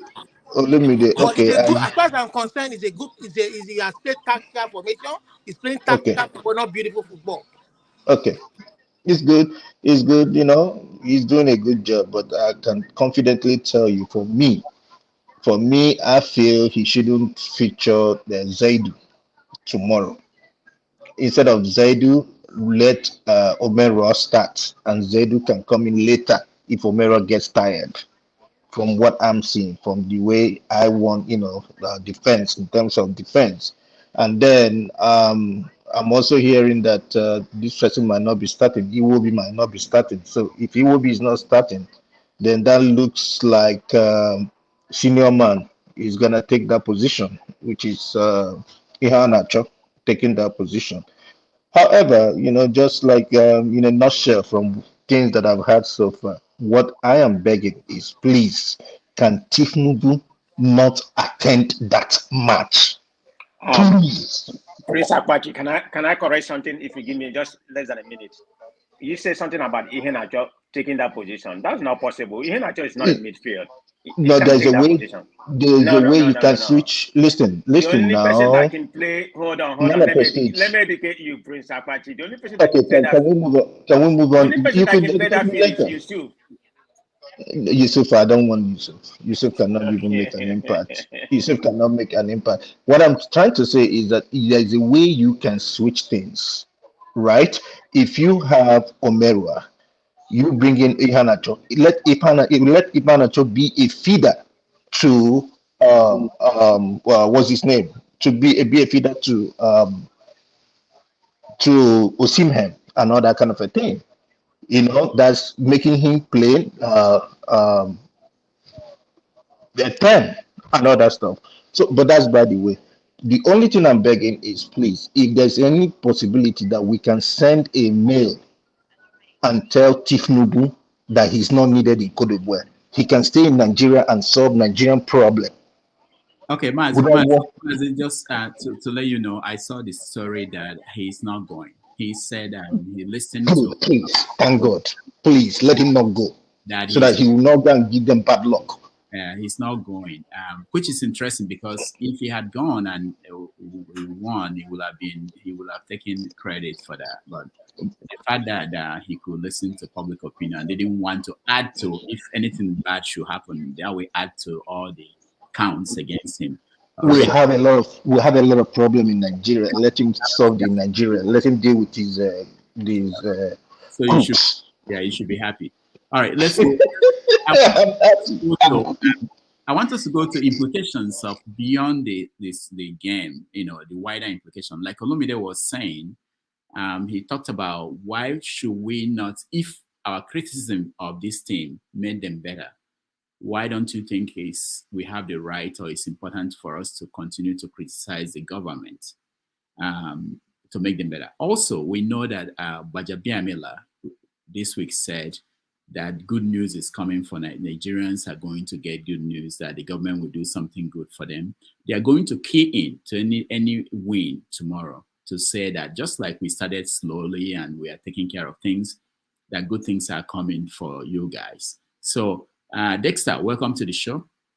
We're talking about the game and the wider implications. Thank you, Dr. Damages. I've been listening on the backstage, and I've been itching to talk because I've been listening to some crazy opinions here, really about. I'm just shaking my head, and facts over feelings. Really, facts over feelings. I heard somebody say, all of a sudden, all of us in Nigeria, we are coaches. We know better. We are now telling the coach. Funny enough is that if for any reason Nigeria loses the match, these same people are going to descend on the coach and say everything he did was wrong. because I listened to Shego Odegbami on Channels TV. He came out and said that South Africa scored us because the coach made a wrong tactical decision. Why would we speak? Is it that Nigeria cannot lose a match and they lost, and it was because they were outplayed? You know, then all of a sudden we're now saying, oh, is this person? I know, yes. I mean, facts over feelings. I just checked the history. 1990, Nigeria beat Algeria 5-1 in the opening game of the tournament. In the final, Algeria beat us 1-0. Let's look, this football, anything can happen, as much as many of us want Nigeria to win. But facts over feelings, look, it's going to be a game of 11 players. And don't think that Cote d'Ivoire are there to rule over us. We are so good. We have the best players. When does that win a tournament? When does having the best players win a tournament? It doesn't. It doesn't win any tournament. So if you look at Portugal, when they won the Euros, they were not the best team. They were not the best. In fact, they were the third team to qualify in their group. At the end of the day, they won. They beat France 1-0 in the final. So facts over. Let's just all this sensationalization we are making about it. I'm not against Nigeria winning. The boys win, congratulations to them. But I don't think the way we are, as if Cote d'Ivoire will just roll over, and all of a sudden we are now seeing the coach. The truth is that many Nigerians didn't like that coach, but just because he's getting victories, we are now, oh yes. But that is one of the problems we have in Nigeria. The path to growth is not about quick wins. Any country in the world, Argentina today, the coach that won the World Cup for Argentina has been there for 8 years now.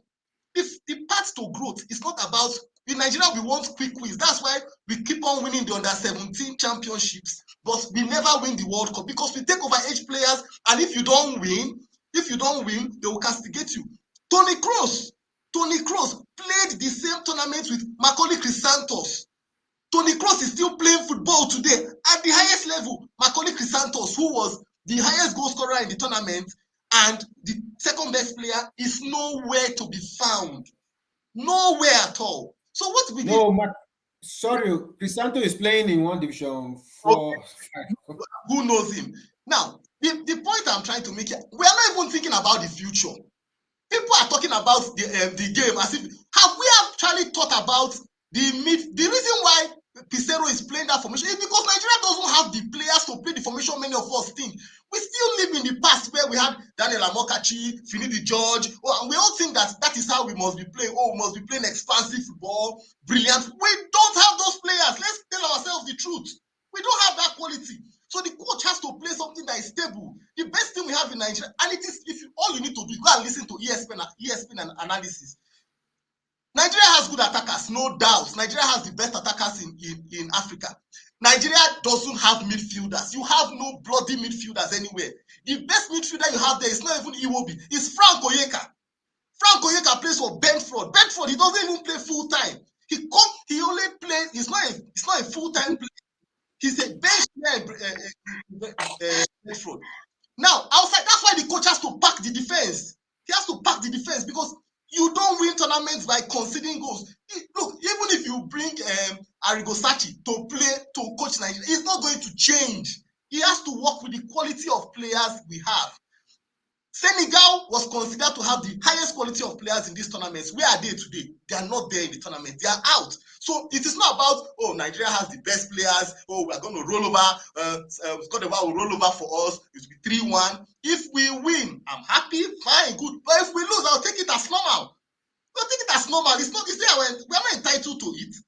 For all I care, from what I've watched in the Cote d'Ivoire game, they have so much spirit. The way they came back to win against Mali. One man down. If it was Nigeria, we would be singing it everywhere. One man down. They were losing 1-0. They came back 1-1, 2-1, and they won. So what are we talking about? Why can't we look at these things, base it on reality, on the evidence that is there, and realize that it is a complete 50-50 game. 50-50. If we win, good. If we don't win, good.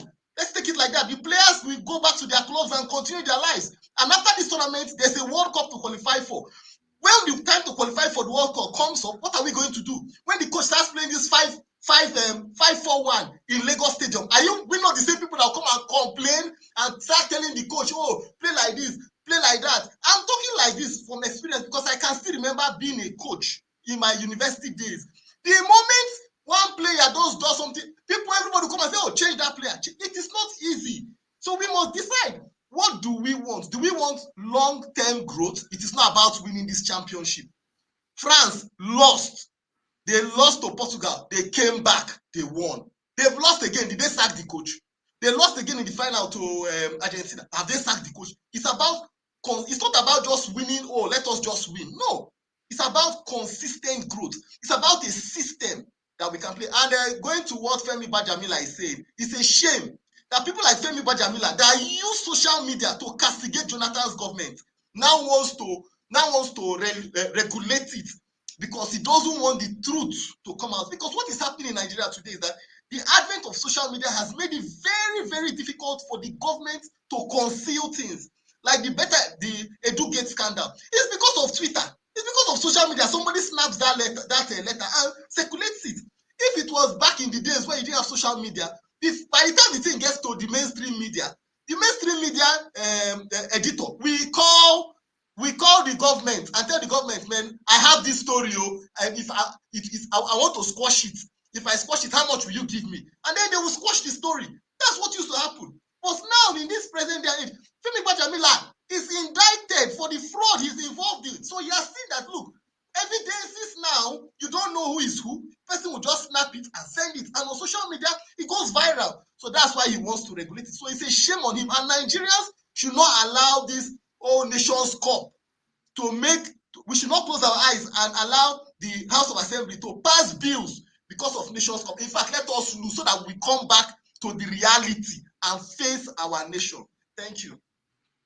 All right. Thank you. AY. Yeah, good morning, everyone from here. Good discussion so far. It seems to me we know how to criticize so much. There is a popular person on this comment section. I don't want to mention your name. Since day one, he kept criticizing this team, criticizing this coach. He doesn't know what he's doing. I kept telling him, he knows what he's doing. Mr. Mazi, Prince, that coach is a tactical coach. He deserves a lot of credit. If Nigeria has crashed out against South Africa, I will still praise that coach. He did a lot of good job.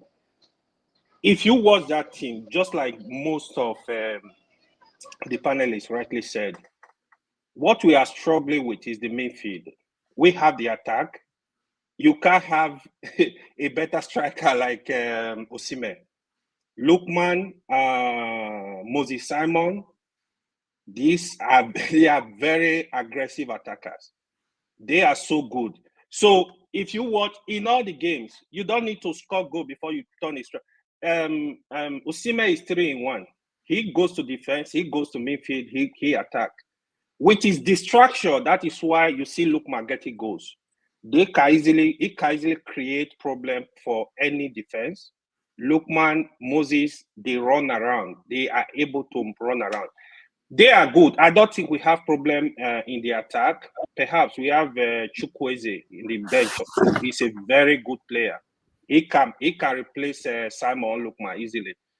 Where we have problem is the midfield. Our midfield is struggling. We don't have defensive midfielder. We have, but it's not that active. The defense too. A lot of credit to these guys, man. The vice captain, that what's his name? So good. He has done a lot of good job. The South African, several of them, 8 of them play in the same team. They play almost on a regular basis. You can't compare them. So the strategy, the South African coach was very strategic. He has a master plan. He knows that our weakness is the midfield. During the halftime, I had discussion with the electricity. We were discussing. I said, this is where we have a problem. So when you watch the second half, the first half they dominated quite all right. The second half, immediately the coach have to make changes. So Yusuf came in, and even before then, you see that he really talked to them. You have to do this. Alex Iwobi is good, but he needs a real defensive midfielder. His problem is he's slow. He can't attack. He can't really distribute ball because of He does not have. He needs somebody to do that dirty job for him to distribute ball. To be honest, people have also criticized the coach for not putting in a senior man. Iheanacho will not perform in that front. You know why? Because Iheanacho is a point man. He is a very point man. So Osimhen is a striker we need. He run around, he go back, he go from. When you need the goal, bring in Iheanacho. 15 minutes, 10 minutes, he can run around and make the goal and just end the game. But whatever happened, just like what the last speaker said, it's football, right? Anything can happen. You can get on that game that day, like in 30 minutes, we have a record. I don't pray we do. It's going to change the game. And a lot of things can actually change the game. But I give credit to the team, to the coach. They've done fantastically well. Whatever happened, I will still hold that coach to a high esteem. The only thing he needs to do going forward, which we need to plan, we have midfielder all over the world. We have some midfielder. You need to look for them. You need to look for them and build that midfield. But the front, the back, for now, we are so good. We are the best. Do you know what it takes to play 6 games? We've played 6 games so far, I think, and concede just 2 goals. 1 is penalty. Do you know what it takes? I don't think if you are a football fan, I don't think you understand it. The coach is not stupid. He is playing. He knows what he's doing. Every game he planned it. Like, let's give credit to him. We know how to criticize so much. It's easy when you are watching from afar. It's so easy to criticize. But these boys, they need more credit than we give it to them. They need it. All right. Okay, Doctor, just a minute. AY, first and foremost, when I was talking to Olumide, I was being sarcastic. I never said he's not tactical. I'm saying why I said it to him is he came, he was praising. I said the other day, you come and say, oh, the coach is this. I didn't say the coach doesn't know what he was saying. Okay, sorry, got it. When I bring the issue of Iheanacho, everyone agrees that pretty much that Iwobi is tired. Now, if you watch the last game, Iheanacho was kind of like a feeder to the guy that played the first penalty. His name keep escaping my head. I think is it Jerry or something, whatever is it. He keep escaping my head. Yeah, I know the person. You see, when he served as a feeder to the guy, those South Africa was a little shaky. That was why they almost got that penalty. You know, that incidentally it was outside the box, you know, that gave them the red card. But something like that, something that can shake them, something that can take a little pressure off Osimhen. Because if they're thinking that they're going to hold on to Osimhen, somebody that will distract them, and then Osimhen will do what he do. Mazi, do you know why he's not playing Iheanacho? The coach is not playing attacking football. It's completely defensive minded. Yeah. If you watch the game, I know what you're talking about. No. Iheanacho came late to the camp. He came late to the camp. Okay, so hold on, guys. I have pretended enough that I know what you guys are talking about, and it's now that show is here. I should stop pretending that I understand what's going on. So, for the moment, I will hand it over to Show. To guide you guys to have more of this conversation on the soccer thing going on. I'll be back in a few minutes, and Show, welcome. And I know we didn't talk about this. I just saw you, and I felt that you should anchor this more than I can do. Okay. I don't know. Please, who was that on the screen? Who was that on the screen? Oh, the pretense. Me. I was me when I used to play. Doctor, even when I give my analysis based on jollof rice, you still cannot say something. How long are you gone for, Rudolph? Just 30 minutes. 30 minutes, okay. I can You have manage that time? Yeah, I can manage that. Half an hour. Oh, Yeah, that's fine. okay, My son will probably run in and out, but that's fine. Yeah, so please, I'll be back. But you can go on with the conversation. I would also want it to go beyond the wider implication of win or lose. And I only came in because of the football gist. I know. I would drop my submission and I would expand it I see where you're trying to do with it. So we take it there, and hopefully you come back and I can go about my business. Okay. Yeah. All right. So who was finishing? No, you can hear I want to hear your own analysis.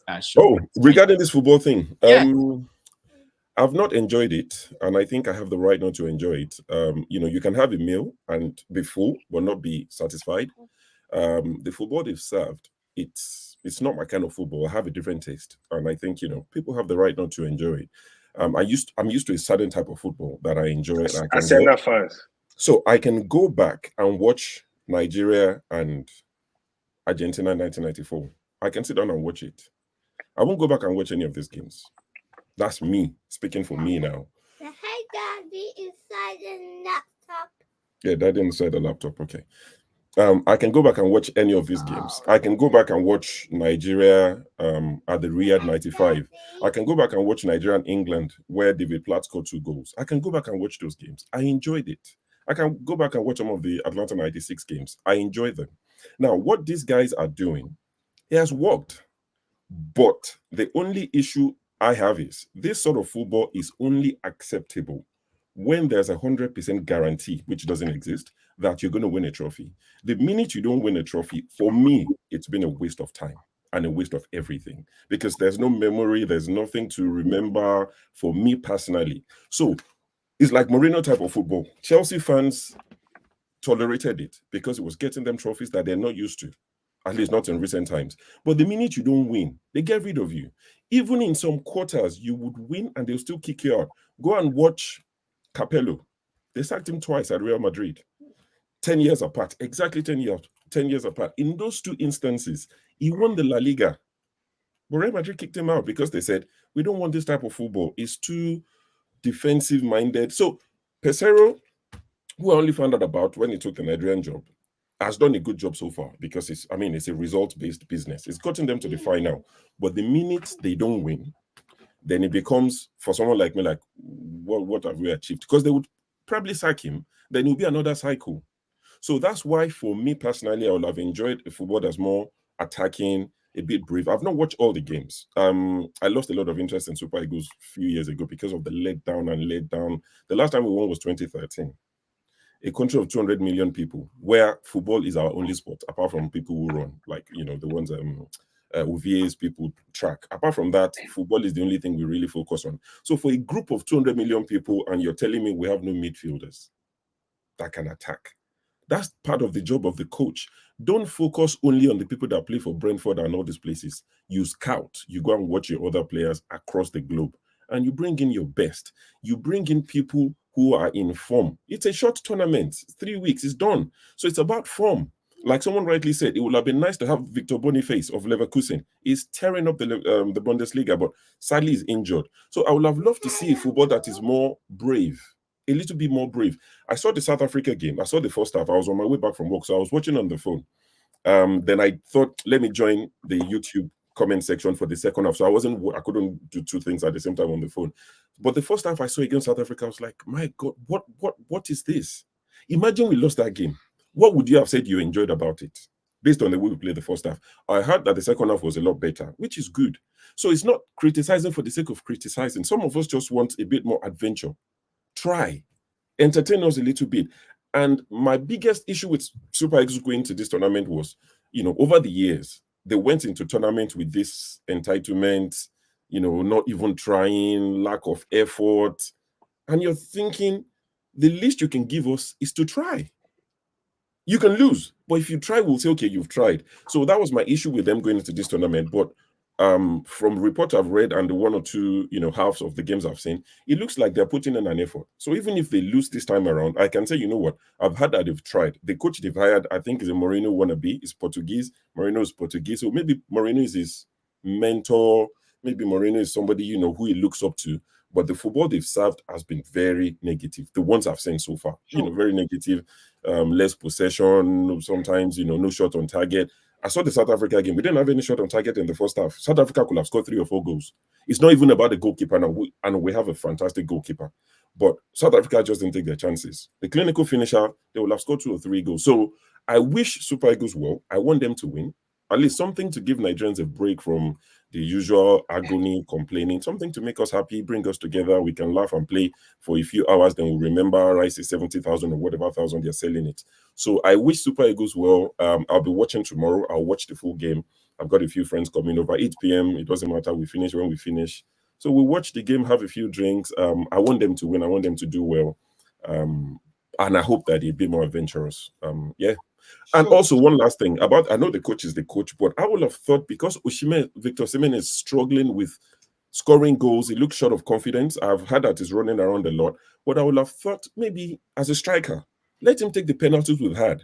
That could have given him confidence. If you watch football, it's something that he said all the time. If a striker is struggling for goals, lack of confidence, the minute you have a penalty, you let them take it, because it boosts their confidence. And this Osimhen had an issue with this other boy in Napoli, where there was an argument about penalty, and the whole of Nigerian Twitter was saying Osimhen should have taken it. So we can now turn around and say he doesn't have to take penalties. So I would have thought, let him take some of those penalties that Trust Ekong took, and he scored. Fair play to him. But that probably would have given Osimhen more confidence going forward into the other games. But that's it, yeah. Sure. I wanted to ask you a Can question. I say something? All right, sure. Take it. Sure, a question. Sure. We wanted more adventurous football, but I think for me, this is the first coach that discovered how to manage Nigerian players' energies. You can expect adventure for somebody who is 22 and really 22. No, the adventurous football saves your energy. No. If you don't have the ball, you run around. But you people watch football in America. I'm not talking the egg you throw. If you have the ball, you spend less energy. If you chase the ball, you are tired. How can you? I think this guy managed the team very well. I'm not disagreeing with that. That adventurous makes you tired. It's the opposite of what you're saying. Sure, I'm going to say this. So Osimhen is not struggling. He does not have confidence issue. If you watch all our game, Osimhen is the top player on that pitch. Listen, he has scored 2 goals that were disallowed. The last one because of the foul committed that resulted to penalty. He scored another goal that was it was so difficult for the ref to even determine it was an offside. It was just his hand. Okay. Osimhen is not struggling. Osimhen is not struggling with confidence. He does not have any. Do you think it would be good for him to score goals? Would it be good? Would it be better if he scored more goals? You need to get it. That is what you need to know. I know what you're talking about. The kind of players we have, that coach cannot open up that midfield, open up that defense. They got no back our net. If you watch what he's playing, when the game starts, if you pay attention to the game, he's playing 3-5-3, 3-4-3 formation. So that midfield, he needs to choke it. Even in the final, he needs to choke that midfield. Osimhen, the beauty of Osimhen, you see how he's defending, how he's come to meet us, he collect, but not every striker that can do that. Osimhen is good for scoring goals now. Maybe that's what brought him to limelight. He's good, but don't forget, he's playing with different sets of players. I think what Ewa is trying to say is that he may not be scoring, but is it contributing positively to the team? He's providing in all our games. Yes. In all our games, you are a football fan. Osimhen has consistently been our best players in that pitch. Go and watch it. Thank you. He's the backbone of that team.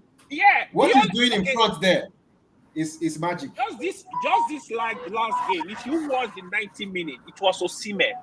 Why the keeper was the man of the match is because of the penalty, what he did with the penalty. Osimhen was man of the match. So I don't know if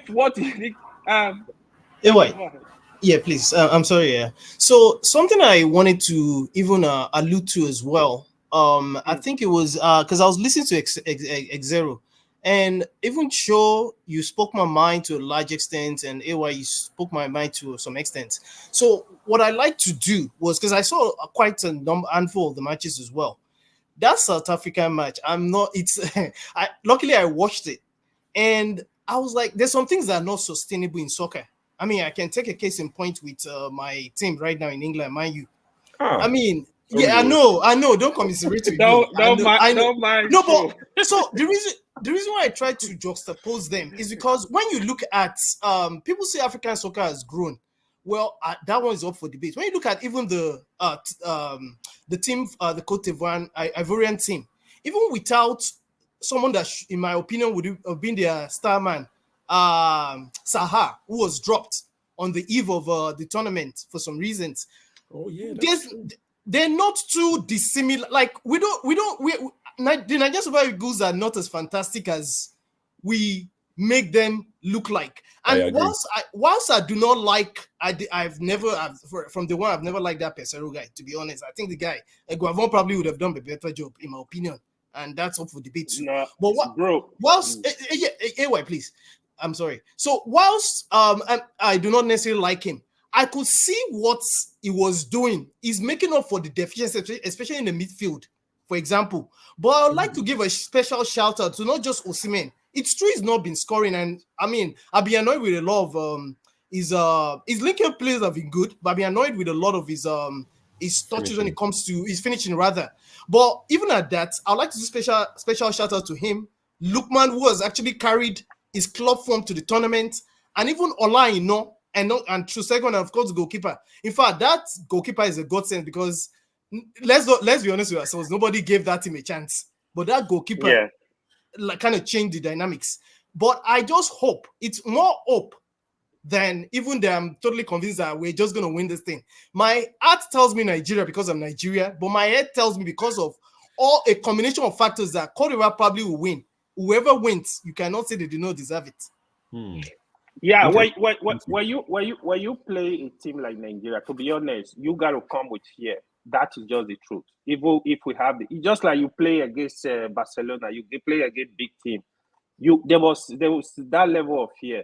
Why I was talking about the criticism, that I know again. I know he's one of the players that has been doing fantastically well. Even the penalty he missed, that was a very good penalty. If you are a football fan, the ball just like it's normal. These things are normal. I know he's a very good player. It's one of our very strong backbone too. But I tell you, if that coach mistakenly any day bench Osimhen, that team will run it. Oh, of course, you don't bench Osimhen. You have no cause to bench him. I was just saying that for a striker who's known to score a lot of goals. I get your point. I was just thinking, let him take penalties. Messi with the Golden Barcelona team.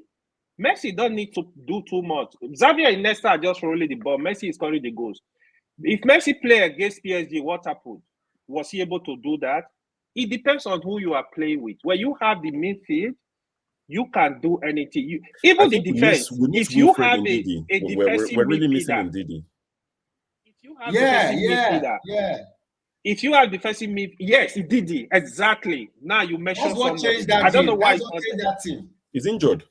That's what changed that it team. would have been a game changer. If you have Ndidi, we do all the Because he's a ball carrier. He's a very good ball carrier. And all of them. We just be But we also running need, around. there are some Nigerian players playing for other clubs. We don't know their nationalities yet, but they are dual citizens. Or like Olise, yeah, they're fantastic. What happened with that guy? What happened? May I say something? May I say something? Yeah, go ahead, man of President, before we go to our commentator. We are trying. Everybody has spoken well. We are talking about this football. I think what Nigeria has been lacking for many long time, even with the previous coach, that has been playing with us. We like creative midfield. If you look at what the national team, even the previous one, has tried to, they tried to lure players like Olise and Eze. Both of them play for Crystal Palace. I mean, they are dynamic midfield. Olise, Eze has committed to England, but he only played one game. But according to FIFA rule, he can always change because he has only played one game.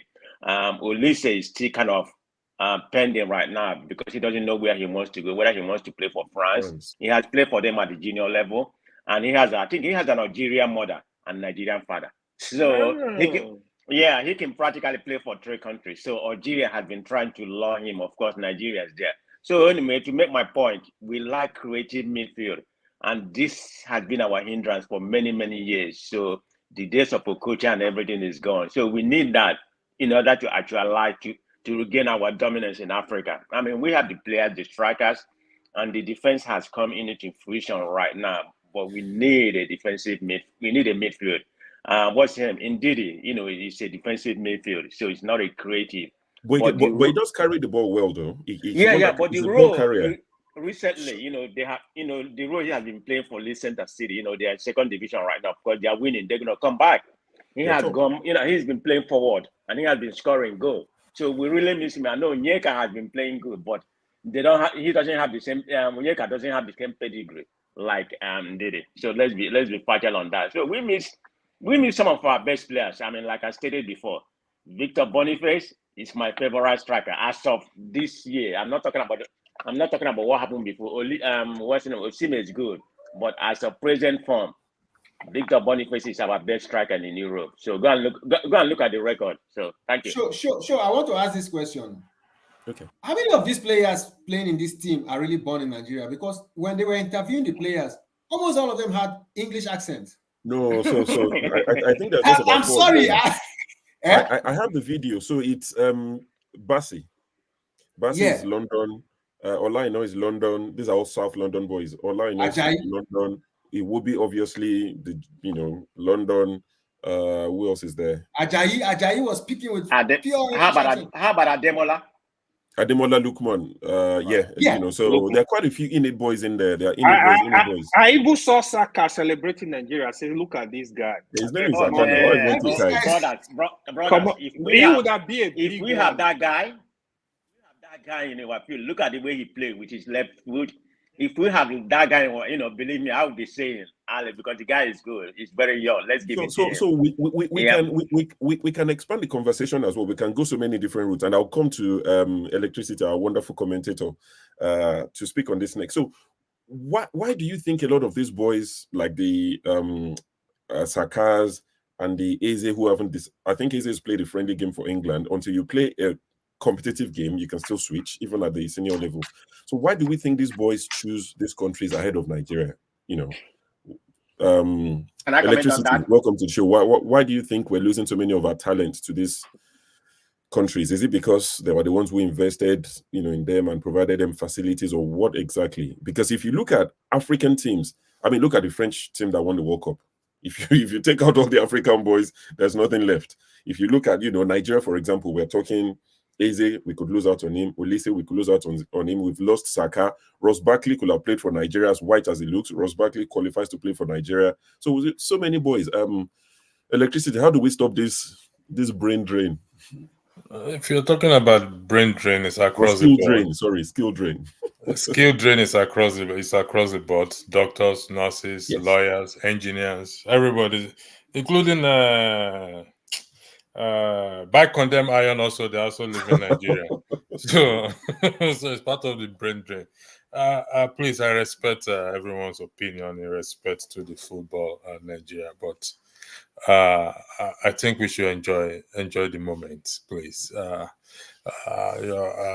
criticism from my own point of view is not appreciated. Because they're doing their best, they're doing their job. We are winning at the end of the day. That's they are not. I follow Chelsea. I stopped following Chelsea for health reasons, and I did. What are you Chelsea? Relax. We are coming back. Health reasons. I get too much emotion into it, and I had to take a step back. But like I said, listen, it's easier for us to play football with our mouth than to play with our legs. Job now. So those who are playing with their legs, we know it's not easy. But in this present moment, like I said, in this present moment, if you watch the celebration back, one celebration stands out to me that sticks in my head. This they call them women supporters. They just gathered. There are more women in that viewing center or in that place in Nigeria than men. And when they started to sing the national anthem and the pledge, and I said, wow, there's still this, if it's a 0.1% belief in the country. So I think regardless of our reservation, whether Osimhen is there in front, he put pressure, whether he has scored 2 goals that was disallowed. He put pressure. Him being there alone kind of it's a distraction to the other team. Like I said, I respect everyone's it's quite interesting it's quite interesting how people are saying this. When it comes to your football club and your striker doesn't score, People don't make this excuse. You people go No, to town. I'm talking How can about the Xhaka nation not now, score? for sure. I'm not talking about a club now, please. We're talking Yeah, but about Nigeria. it's football. In the present context, I like putting things into context, regardless of whether we perceived or we say that they play well or they don't play well. I mean, sadly, 5 people died as a result of that. I mean, to tell you, even if we have reservation about those 5 people that died in respect to this football match, that should tell you the passion and the whatever you want to put it, coin it into. We've not had good news for a very long time. Let's just take that moment. We've not had good news for a very long time. Haven't we? Pardon? Haven't we had good? What do you mean we've not had good news? What's good what's news? wrong? Can you give me one? What's wrong? Have you had good news show? What is wrong? Please tell me what exactly is wrong with Nigeria. I understand where show is coming from, and Mr. Sure, you just be sarcastic. It's just been sarcastic. Electricity. Please, let's go to, is it ME? I'm not sure if you're in Nigeria or... Okay. Because we always give preference. All right, no problem. Yeah. Good evening, everybody. Welcome to the show. Is this a popular person on this platform? Sorry, I've been gone for a while. There are faces No. Let him stay behind first. We know him. Now come on, this guy's here. Relax there. Electricity no go agree for anybody this year. No, this year. No problem. Electricity. Electricity round off. So we go to Dr. Damage was fortunate. I was lucky to cancel this thing. If not, me would have for tear apart for this thing. One run broadcast where they play football. And which can be that now? They bring that play. So please, let's maintain. Let's enjoy this moment. For once, let's enjoy it. That's all I have to say. Whether they play well, in our opinion, or they do not play well, but at least it brought the nation together. We forgot hunger, even though it's there. We'll meet it after the. My own pleasure was the way we danced after we won South Africa. We were singing. Yes, so did you not see social media? Do you not see social media in that regard? I was telling them. I've seen it. They said it's the revenge on Grammy. Emmy, welcome to the show. We're discussing Super Eagles. Of course, we're discussing the games, or the game, the one we're playing tomorrow. What's your take on it? How do you think it's going to go? And also, if you want to expand it, how do you see this going? Because I think before Rudolph left briefly, he was trying to say, do we think if the Super Eagles win this, the APC government might come, or the government of the day might come and say, you see, similar to Super Eagles, we might start slow, it might not be really pleasurable, but with time, we would win together. Do you see that happening? Are you worried? What's your take on all of it? Good evening, everybody. And I want to say this, that it is normal for the government, the reigning government, to take any form of glory to rub on themselves. You get the point. So if it is you that is there, you want to claim that glory. So it's a normal thing. You understand? Even if you don't, it's just like all those fathers that they don't take care of their children, but once the child is now making waves, they begin to claim that kind of a thing. So it's like that. So I'm not I expect such to happen. But we all know what is happening, that it is not their efforts in any way, because there have not been any form of. If we win tomorrow, and I believe that when we win tomorrow, it is not because of the investment of any single person. It is just because of the grand suffering that has made us to be determined as youths, that has pushed everybody outside. And that is the strength, I think, that they will need to even call on, that deep strength, in order to overcome the Cote of Ones. Because playing against our host nation at the finals is not an ordinary thing. That's true. You need to play like you are not hearing the noise at all. You just have to block your ears from the noise in the stadium. And you have to now believe in yourself, because for every wrong pass you make, or for every attempt to make a wrong pass, the noise will make you make that wrong pass. That's true. So it's going to be really a tough game for those boys. But one thing I've seen is that they've improved tremendously. And that's why we need to appreciate the coach and the boys together. Look, let us throw away fancy football this time around. if we truly want to win this game, we must play it dirty. Does dirty guarantee win? Yes. It does. We need to win. No, please say that again. Does dirty guarantee win? Okay, let me put it this way. Dirty gives you the higher chance to win. Okay, I agree. I agree.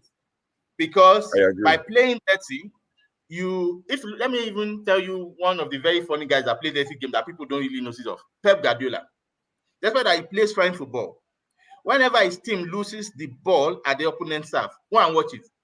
You see that they are defensive midfielder. We always break the person's leg quickly before that ball makes any sense. Those technical fouls, they are called dirty games. And the ref will not even see it as a dirty game. He will even say, okay, no, they'll just blow the whistle, no yellow and nothing. And that is the most critical tackle in that kind of a game.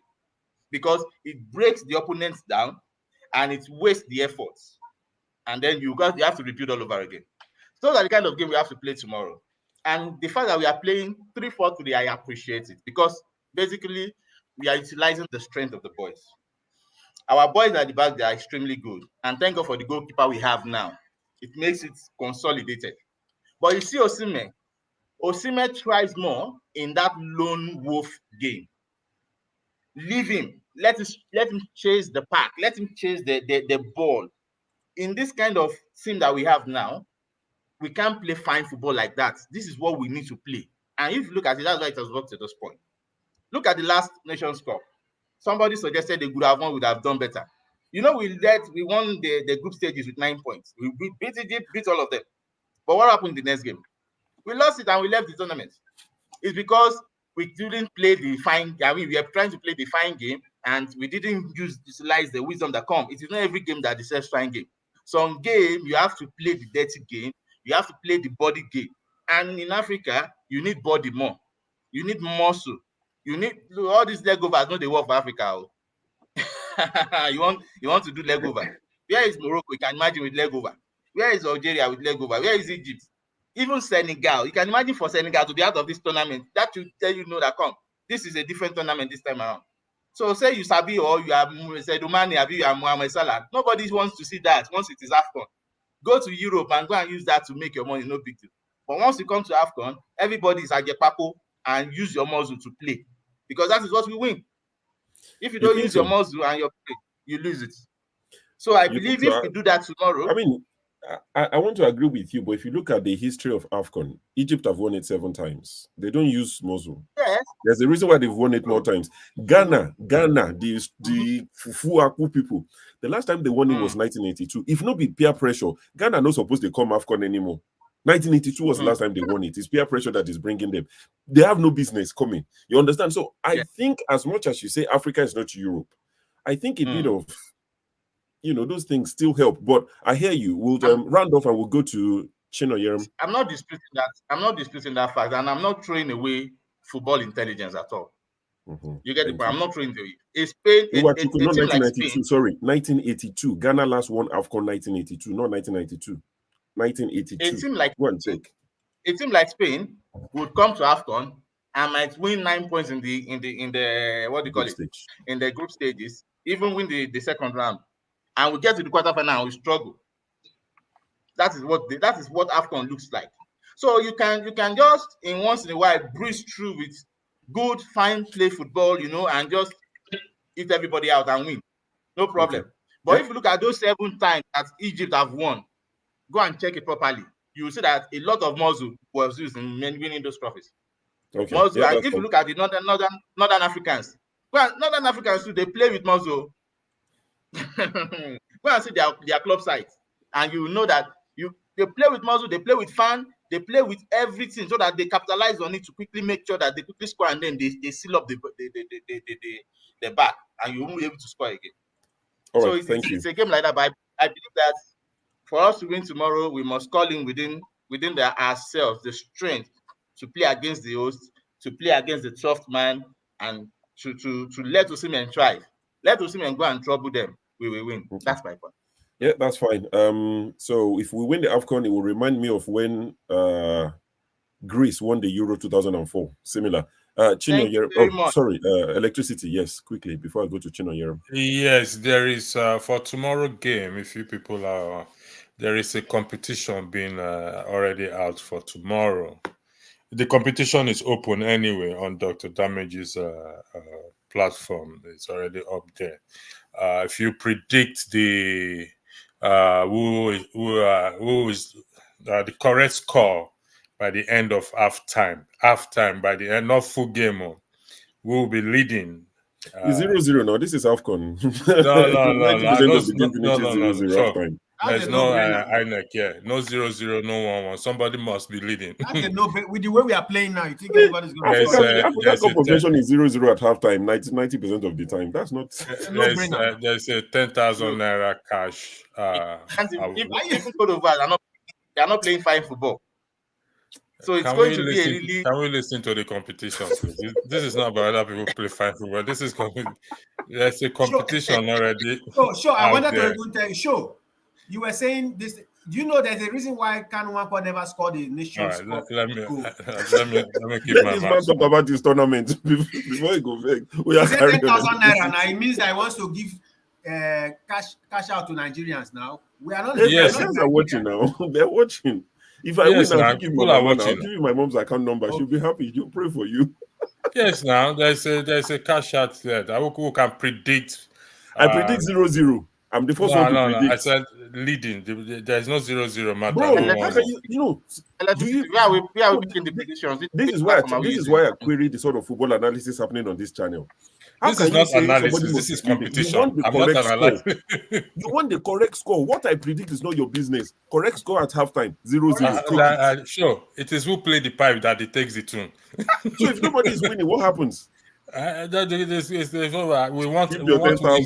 If too many people predict the same answer, how are you going to do a raffle draw? No vex. So we'll come. Oh yeah, there's going to be a raffle. Like the internet today. We're not in a hurry. Now, so we'll not give you I have a question for you, please. There's going to be a raffle. Go read it. There's going to be a raffle. Anyways, for those in Nigeria, you people are not in Nigeria, so you don't need to worry about that. But when I'll give it to my mom, 0-0. That's my prediction. The same way you have to go to the platform and put it okay, whatever. Rudolph, in your absence, they said there will be a prize for whoever wins the prediction of a game. I think it was also in South Africa. The day before they promised, when the game started, game finishes at 90 minutes. These people are saying because there's no winner at 90 minutes. There's no winner. Myself and Mazin, there was no winner. Result is 90. Forget extra time. It ends in 90 minutes. People got it though. But anyway, Chino Yerem, the floor is yours. Dr. Rudolph is back. I'm going my way. Rudolph. We are boring Rudolph, eh? No, who is this wicked evil saying $10,000? If I have $10,000, won't I buy Rudolph off? That's 15 million right there. Exactly. What will I be doing if I have $10,000? Consider I'm talking with you. With $10,000, you can even buy a big mansion in Nigeria now. Yes. All right. Where did they buy that one? Let's Chino Yerem speak. Chino, go ahead. Yeah, this is panelist. I don't know. Can you hear me? Yes, clearly. Okay, yeah. So I think in as much as I want Nigeria to win the match tomorrow, but I know that emotions don't win matches. You understand? Let the better and the more fit team win. That's just what I believe. Whoever plays better tomorrow should just win. In as much as we are praying for Nigeria to win, also the Ivory Coast. Yeah. Also, people from Ivory Coast are also praying for their own team to win. So, and in that case, let the fitter team win. So that's just it. And on the issue of Nigeria or the politicians trying to, how would I put it, trying to manipulate the winning this thing for their own political propaganda. I think what I said here earlier, the last time I came to this show, see, Nigerian politicians are not just ready to do anything good for the people. They are not just there for anything good. Believe me. Like I said earlier, Nigeria will never get any good until they get to their breaking point, that everybody will at the same time revolt, there must be a revolution in that country for anything good to come. Believe me. There is nothing else. There is nothing the politicians can do. They cannot do anything. They are not willing to do anything. They will not do anything until the people there get to their breaking point and revolt. That is the only thing that will happen in Nigeria. No good policy will ever come from the politicians. Nothing good can ever come out from those people until the people that are being dealt with, that is the populace, stand up and say enough. And that time is coming. That time is just around the corner.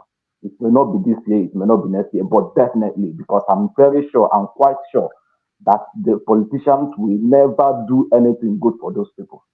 They will never do, as in create any policy that will work for the people. All they care about is themselves and themselves alone.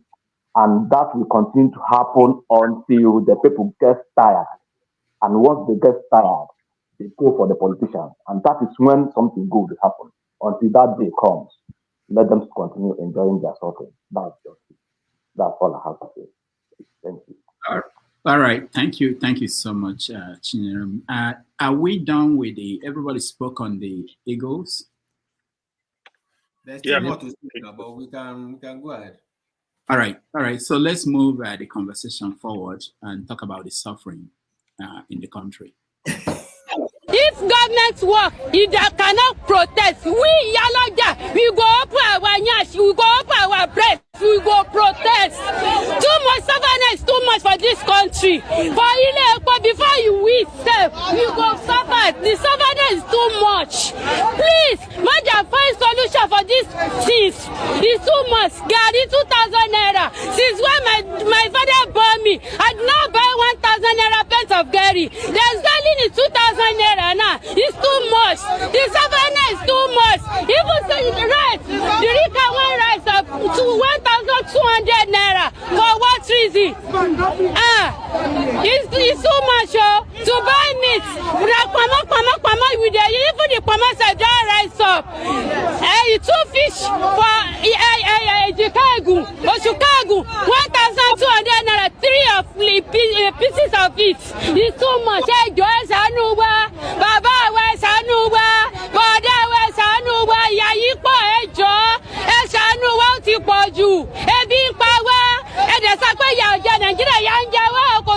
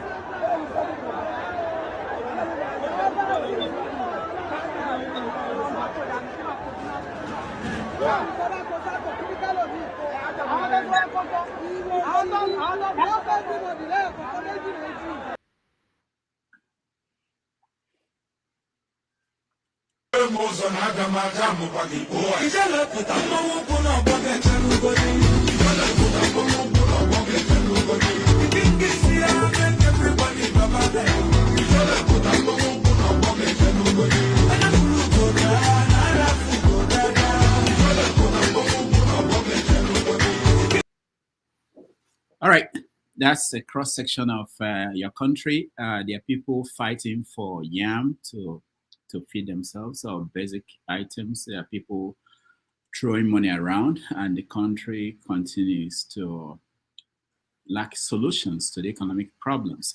One of these is the Naira issue, how to control the collapse of the Naira, the currency of the country. So let me start with you, X0. Are you hearing from people at home? Yeah, yes, and I do hear from people at home. In fact, sometimes, it's like the vision. I used to tell them back home. I said, I went to the extent of starting a farm, I said if you don't invest in food, the way Nigeria is going, you'll find it difficult to even sell your products. And this was like 4 or 5 years ago. I started the whole project, but it didn't materialize. I had to leave because people were just stealing from left, right, and center. People you're trying to help, Nigeria, just like we're discussing football, Nigeria is like a football team, but we lack leadership. We can see all the potentials, but we need proper leadership. Like Paul Kagame said, he said, if you look at some countries, you wonder if they are not overdue for military takeover. But then when the military take over, they don't want to leave power. Nigeria is overdue for a drastic change. With the poverty that is meted on Nigerians today, it's only a precursor to what's going to happen in the next election. Because with this level of poverty, it only means one thing. When you bring out even some small change, people will rather take that money and come and vote for more suffering because they have no hope. You would think that people are going to be like, this is it. This is the final bus stop. We are not going to take any more bad leadership. This poverty is only going to make them take more risk, take money and sell their votes. That's what they are weaponizing poverty.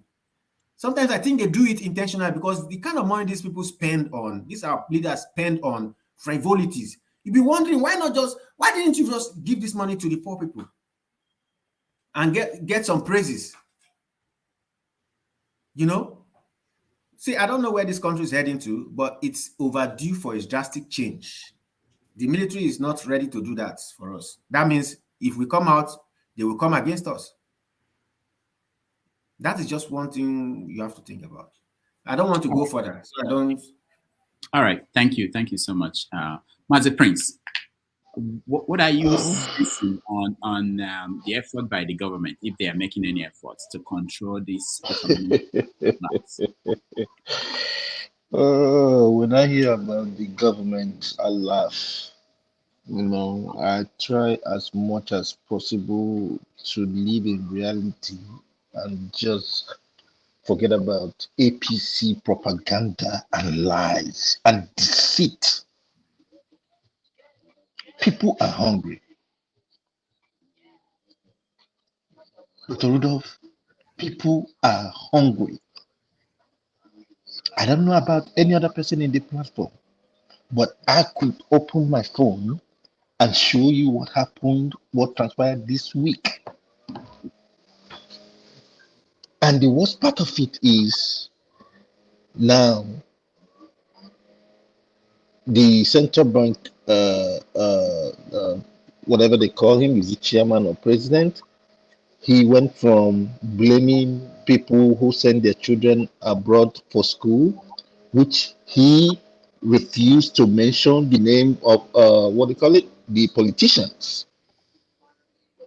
to the Minister of Information lying about them releasing about 100 and whatever tons of grains. Where do they have that food? Do they actually have that food? And how are they going to share it? With all this propaganda, we will do this, we will do this, we will do this. We are not seeing it done. I don't believe when people say things. I believe when I see things done. It will get to a point where people will so hurt other people just for food. Okay, look at the yam they were jumping in to take. Probably it belongs to, it's not government, it belongs to a private person. That money is gone. I don't know. I don't know. I don't think the government is doing anything. I don't believe them. I'm sick and tired of them. They don't know what they are doing, and they are evil. That's all I can say. All right, Master Prince. All right. What are the solutions? We had Bajabian Bin Laden, Chief of Staff to the President, say that social media is a problem, it's a menace to society and should be controlled. Is that the most important thing for him to do now? Bajabiole. Let him come out and talk about the money he stole. Oh, I was talking to AY. Oh, sorry. Thank you. Yeah. So first, here is the honest truth here, right? The government, they actually play with fire. That's just the summary of the whole situation. They are playing with fire. The truth is, it's sad. I don't know the solution they can have now. How can you remove subsidy? You don't understand the effect. You don't know what you're going to deal with. It still baffles me, to be honest. If you watch the very first video, Rudolph, this is what I was complaining about. I said, this is where we're going. The government need to act very, very fast. What can they do? I don't know right now. I don't see what you will do that will reduce the poverty going on right now. That will be like instantly is going to have a solution. The mistake is from the onset. You remove subsidy without a plan. It damages everything. So right now, what are you going to do? You're going to, even if you triple the salary of workers, what's the population of Nigeria that have a job? A lot of Nigeria don't have a job. Some are traders, some are. How is it going to affect them? The reason why they need to look for experts, people that can provide solutions that can be effective immediately right now, that country, if they are not careful, is going to go in flames. The president needs to understand that. Don't let anybody deceive him. What you see in Kano, in Mina, what is going to happen, the poverty is going to keep increasing with what is going on now. If you get to a point, 25, 30 states can get involved in that protest. Oh, sorry for the government. And that is where we're going. Except they really look for solution now and be genuine about it and be coming out, talk to the people like, oh, hold on, this is what we're doing, this is what we're doing. Except they do that, people are hungry. There is problem. You talk to people back home, you buy something at the market last week, you coming back today, it's times 2. It's not joke at all. What it means really as we stand, if you have family, let's say you, yourself, and 2 children, if you are earning 500,000 naira in Nigeria now, you are going to money, you are poor, and you live in a place like Lagos. The question you ask yourself, what's the population, the workforce, what's the percentage of the workforce that earn even 200,000? That's what you ask yourself. A lot of Nigerians that are working, some of them just go to work just for people not to say they have jobs. They don't pay them living wages. That's why right now the corruption is going to keep increasing. Robbery, kidnapping, all kind of crime, they're going to be up. So the president, to be honest with you, he needs to look for experts, people that can see that really profiling solution. He should have a strong economic team that will wake up, hey, Mr. President, you got to do this, you got to do this. Except there is any way you can reverse the poor price of petroleum, drop it back, start working on things, start working. Where you now working like, okay, develop the economy, have a refinery working, have things working, then you can ask, okay, now we are confident, produce more job, I can remove that subsidy completely. Because even from what they said, they are not, the government, they are not even following what they said. You are saying you remove subsidy. To be honest, subsidy is still there if you want to actually interpret it. Because if you want to actually let it flow the way they're saying it, poor price of petroleum should be more than 1,000 naira now. And if you try it, the next day the country is going to flame. If you increase it from what it is now, like move it to say 900, 1,000 or more, the fire you will see. So the president needs to really listen to people that will tell him the truth. I don't know the newspaper he's reading. I don't know the TV he's watching. There is fire in the mountain. There are people that will still tell him, oh, it's okay. People are enjoying. People are having fun. If he's driving on the street, those people he saw in Lagos that were telling him we are hungry, they are not opposition. So you can protest in Kano, they tell you, oh, they are opposition, they are NNPP. They are not oppositions. It's not about party at this time. There is problem. There is fire on the mountain. So the president needs to sit up. All right. Thank you. You can remove me if people are waiting. Okay. Thank you. Olumide. So, well, I'm kind of surprised that it took a long time for people like AY to face reality. Is out right now. It took him a long time to face reality. You know, when people like my Hilk criticize what is happening, they say we are not one Nigeria, we are ethnic jingoists or tribalistic. But truly, if you truly critically analyze situation, you will realize that perhaps people like us are the people who truly want one Nigeria. I will give you an example. I've been following news daily of what is happening back home, and recently, the Yoruba people are criticizing Pa Adebanjo for being disloyal to, in quotes, the Yoruba race by supporting Peter Obi, and they are praising one Professor, what is his name, Akitoye, for being loyal to Tinubu being. So I mean, and I said to myself, why are people this just disingenuous? Why are people, and you want a country that will work, and yet you cannot hold a free and fair election and declare the true winner the winner, so that if he doesn't perform in the next 4 years, that same process that brought him in can take him out, and we can bring in somebody who can truly do the job. That is the fundamental foundation upon which democracy is built. You understand? Then we can begin to talk of, okay, fine, this constitution is not working for us. This is how we want to do it, you know. But when people have designed the very way that they want people that they want there to rule the people, and the people don't have a chance of selecting or electing who they want, you understand?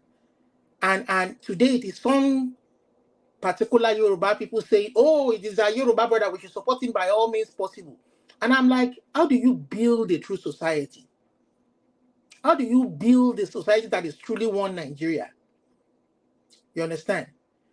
When you cannot hold a free and fair election, and then by hook or crook, because it's your Yoruba brother, now that Yoruba man is there. And I was telling TA the other day, I want him to solve the security situation. I told him nine months ago, when Tinubu before he was sworn in, or shortly after he was sworn in, I said, I want him to solve the security situation. If he can do it in a month or 2 months, I will turn and support Tinubu. Till today, they are still killing people. And one thing I want to bring to the notice of, I mean, I can't say everything that I want to say in the short time that I have, but I want to quickly say that there's something going on that perhaps is not visible to the whole lot of us.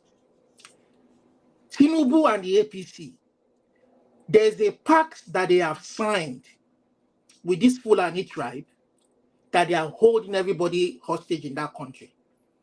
One example is this. I was reading in one of the news, the daily papers. I don't know if it's Sahara or I don't know if anybody has also read it. There is a community in Enugu State. I think they call them Nembe. I've forgotten the name. There's a community in Enugu State. Enugu is a PDP state.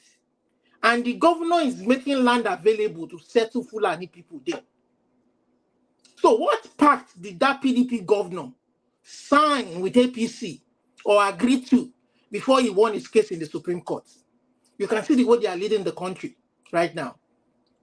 You understand? Against the will of, and these people are crying out and saying that we can't, we won't, we do it. I think it's a border community with the Kogi state people. They've taken land from Kogi and they have taken a chunk of land from Enugu that borders that community. And the people are fighting back saying they don't agree to this. Particularly because these Fulani people attacked them about 2-3 years ago and killed a large number of people till today. Nobody has answered for it. So what exactly has APC signed among themselves? That a Yoruba man, a learned professor, Vice President Yemi Osinbajo, served under Buhari for 8 years, pretended nothing happened, security-wise, in the whole of that country, and is going ahead now to launch a book for him. So what pact have these people signed with the devil himself? That they can't talk. Look at where they are leading the country. And this guy is saying that that they don't have any they don't have any clue as to what to do again to fix the country. The country has to bear what they are doing until some miracle happens. That is because you guys have not allowed the people to elect who they want. You are not the one that is supposed to be there. Let's say the truth. I'm a Yoruba man. The guy who had the brains to want to fix the country, you have not allowed him in the name of Omoiboni. I mean, this is just nonsense. We can't tell ourselves the truth in this country. And somebody's telling me that if they win the Nations Cup, there's hope. What hope? With the way things are going. I mean, I don't see any hope in sight. I'm sorry. I don't see any hope in sight. It is all a sham from local government level to state level to people who have made their own party constitution superior to the country's constitution. Even in the US that we copy, do you not see Republicans voting a Democrat because do you not see Republicans voting Biden because they don't want Trump there? Does it not mean they don't love their Republican Party? But because they don't want that personality there. When you don't allow it, I mean, I don't know what else to say. Rodo, do I still have more time or I'm done? No, you don't. Let me. Thank you so much, Olumide. 30 seconds. Okay, 30 seconds. Yeah. Yeah. Olumide, I'm sorry to say, I have criticized Tinubu policy from day one with the strongest term. If you go back from when they removed subsidy, Rudolph was there. I criticize. I see this thing, the direction they're going, they're not going good. When it comes to politics, we can discuss that. I try to stay on issues. We can have a different discussion about what happened in politics. But with what is going on, we need to stay on the issue. This is not time for PDP, APC, Labour Party. This is time to save our country. It's not issue of sentiment. You got to stick there and look at what is going on, that what is wrong is wrong. Even if I was a member of APC, I would criticize this government. Some of my friends that are true supporters of APC, I told them straight up, some are here on the comment section, I said, Mr. Man, Tinubu is going the wrong direction, period. My loyalty is to my country. My loyalty is not to any man. Where I put that fault is not the fact that is going the wrong direction or going the wrong way. We are saying from the foundation, you have to let them know that election was flawed. And if they want to put the country on the right path, they must allow the people vote who they want. We don't want their people forcing fake numbers from a particular section of the country on us. We don't want their people investing so much money in technology, and they're making it a waste. That is economic sabotage. That is treason. You understand? But nobody has the guts, because they have the army, they have the institution. Nobody has the guts to face them. We have to tell it from where it is. From the foundation has been broken. We have to say from where that foundation was broken, and not say in the first place is of course it's going to be confused. You understand? It's going to be confused that it doesn't have anything else, any more knowledge or wisdom or anything to, even if they bring the best professionals from anywhere, these people, because of their own personal and selfish and wicked agenda, that person will fail. Yeah, they don't love the country. Thank you, Rodolphe. All right, thank you, AY. Thank you, Olumide. Man of prestige. Yeah, thank you very much, Dr. Damage. Everybody has been, I'm one of the, highest critic of Nigerian government when it comes to that. But I'm going to pivot a little bit. But before I go that, I'm going to kind of pay a little bit of critique to them. Nigeria is a fallen state. They are not a fair state by no means. What do I mean by that? I mean, a fallen state where nothing is working, where there's anarchy, nothing is moving in the right direction. And they have been on that trajectory for a long time. So it's not something that started on that Tinubu. And there's no vision to fix it. I mean, even with the high intellectual they have in various part of offices, that's not what is required.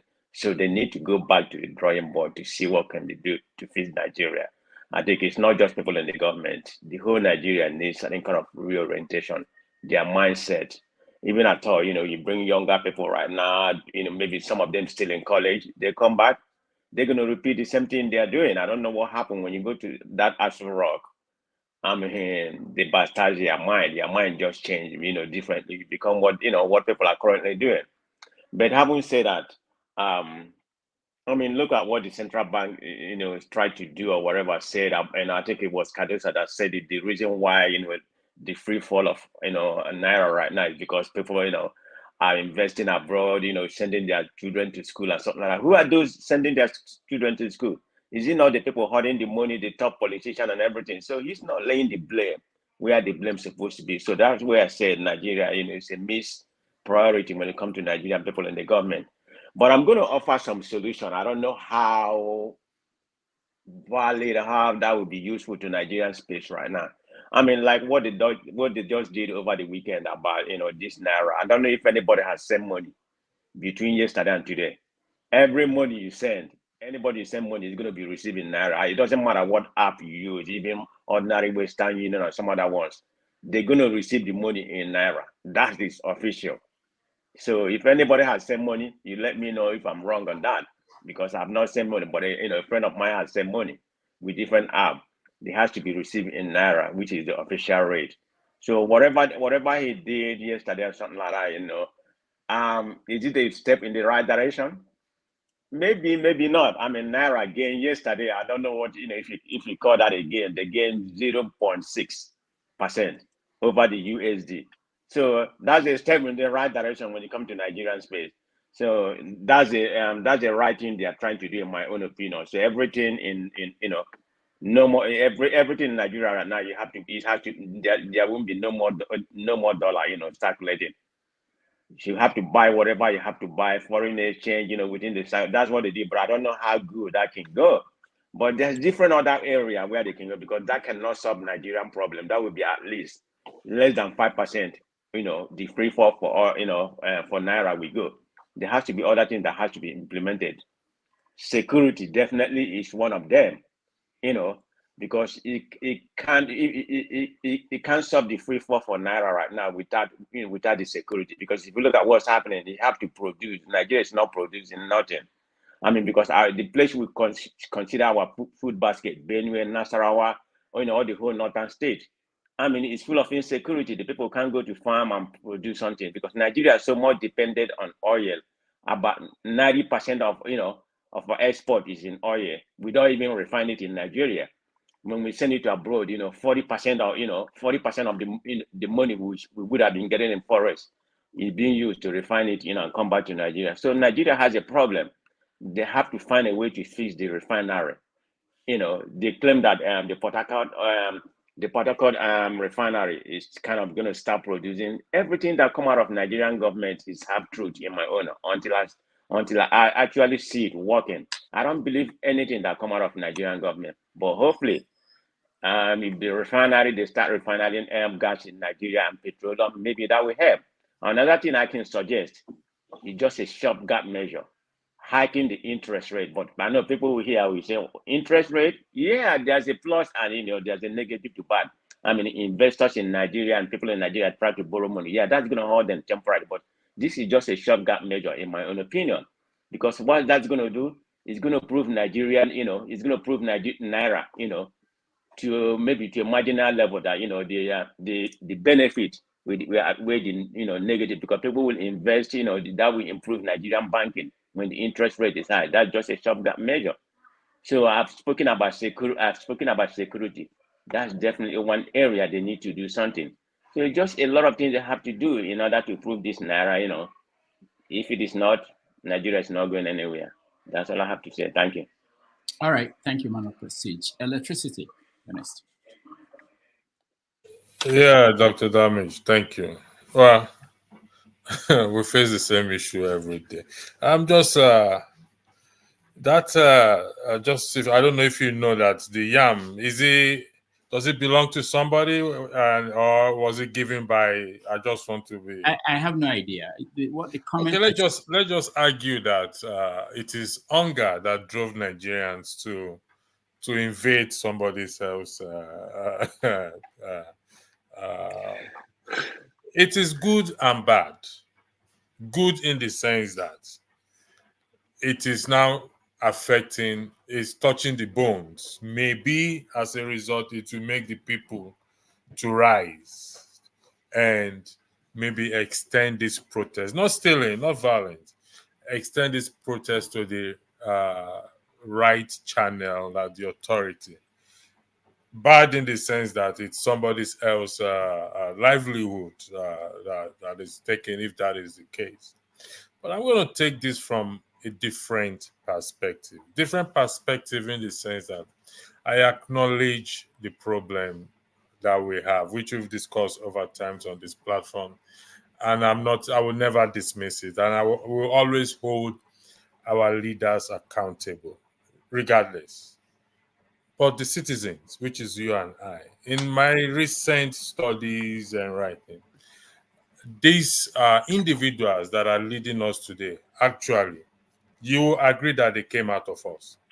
They were part of us. They grew up just the way we grew up in Nigeria. And they started from somewhere. And they started by giving bribe and taking bribe at that little level that you and I are right now. And when they rose to that point, that position, and they have that free reign access to money, there is no stopping of them. So if we can change, we citizens can change the culture by stopping to what? I didn't say stopping to give bribe in any shape or form, and do things and bear that pain to say, because in the context of Nigeria now, if you don't give somebody something, nothing will happen. They're not going to attend to you. They will even deliberately frustrate you. So if we decide to come to that point, because if I give bribe today, it's not that I have not given. I was asking myself, did I have a driver's license when I was in Nigeria? For the fact that I could not remember that I have a driver's license means I do not have a driver's license.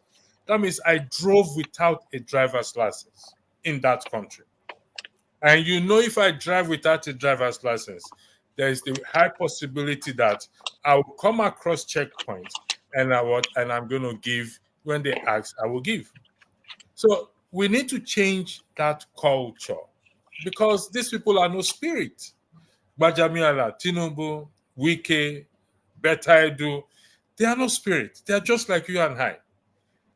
And we did that as well. I'm not placing any allegation on anybody here. But if we need to start to now change that culture. And this thing is highlighted in the Quran, in the Constitution, and even in that literature book called the Bible, which will deal with it in referencing to bribe. Code of Conduct, Section 6.1, Section 6.1, and Section 8 of the Nigerian Constitution. Did you call the Bible literature book? Yes, I did. The literature book. Okay. Do you have issue with that? No. All right, thank you. So what I'm trying to say is these 3 books kicked against bribery. The point I'm trying to make. And it tells you the implication, the consequences of that.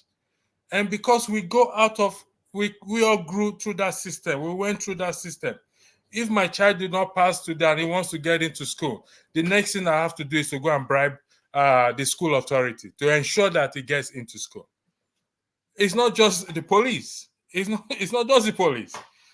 So it is we, the citizens now, we need to have to change that culture to get it right.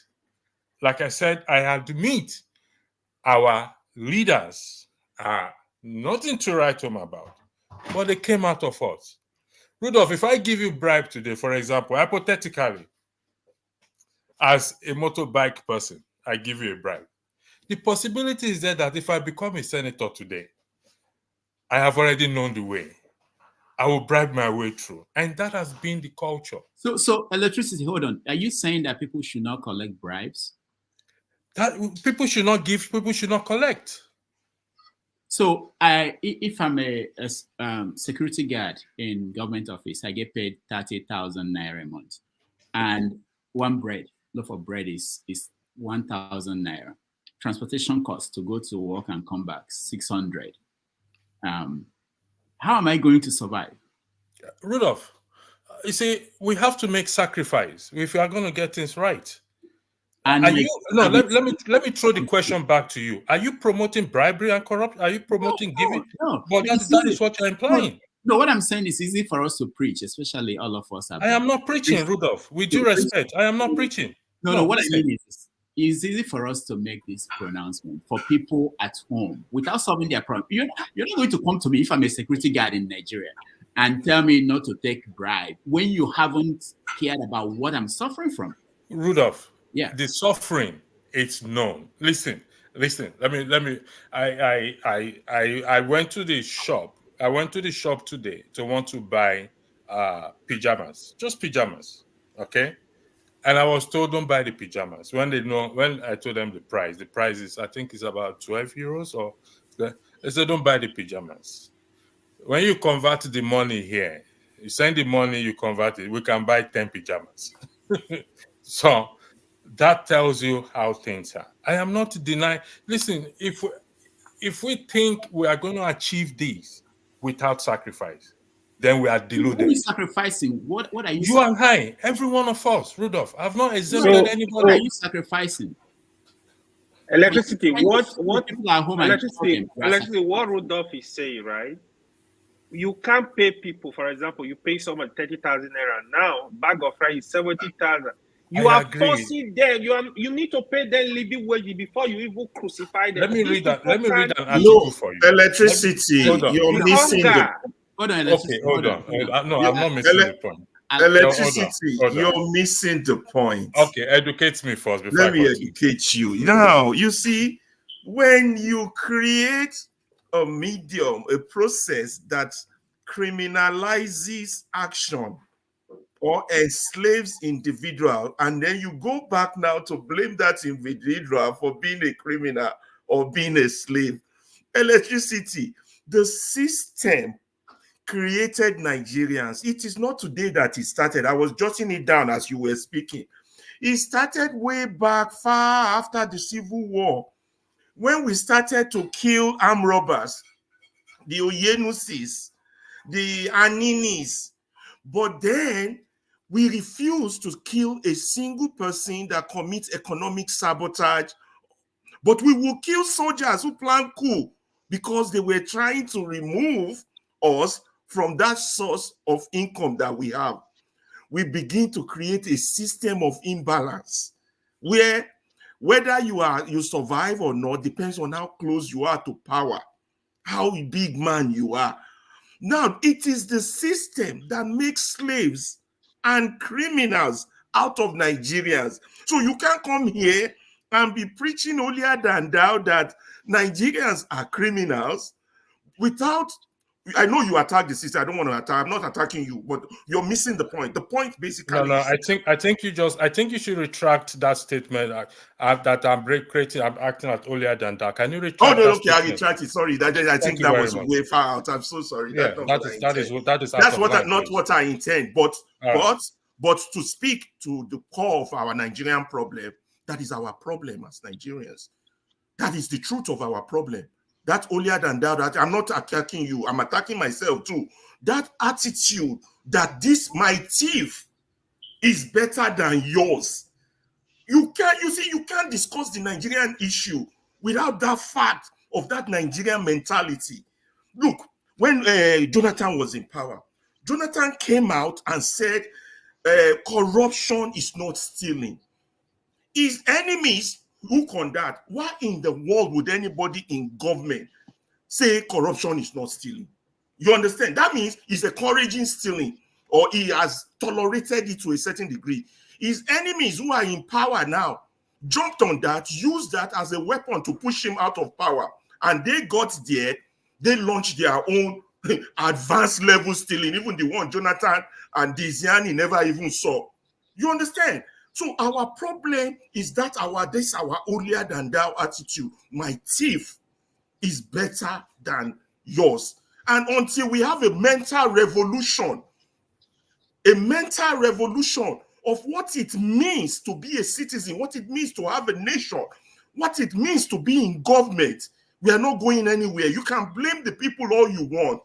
And don't make any argument personal. Please, let's make it general. Because when you have a pragmatic reality of the situation, of what you are dealing with, that is the only way you can solve the problem. All right, Alaba, thank you. I didn't finish, Rita, before I'll come back to it, but let me just acknowledge that I know that people are waiting. Like Iken at San Antonio, he's been here quiet in WC, and we'll get to them. Okay, go ahead, finish up electricity. Yeah, thank you. If you listen to what I said, you said we have to reorient our mind. If I'm getting you right, we have to reprogram, and that is exactly what I am saying. I stated earlier that I am not excusing our leaders that they came out of. It's not today. If I steal 1 naira, it's not different from the person who steal 100 million naira.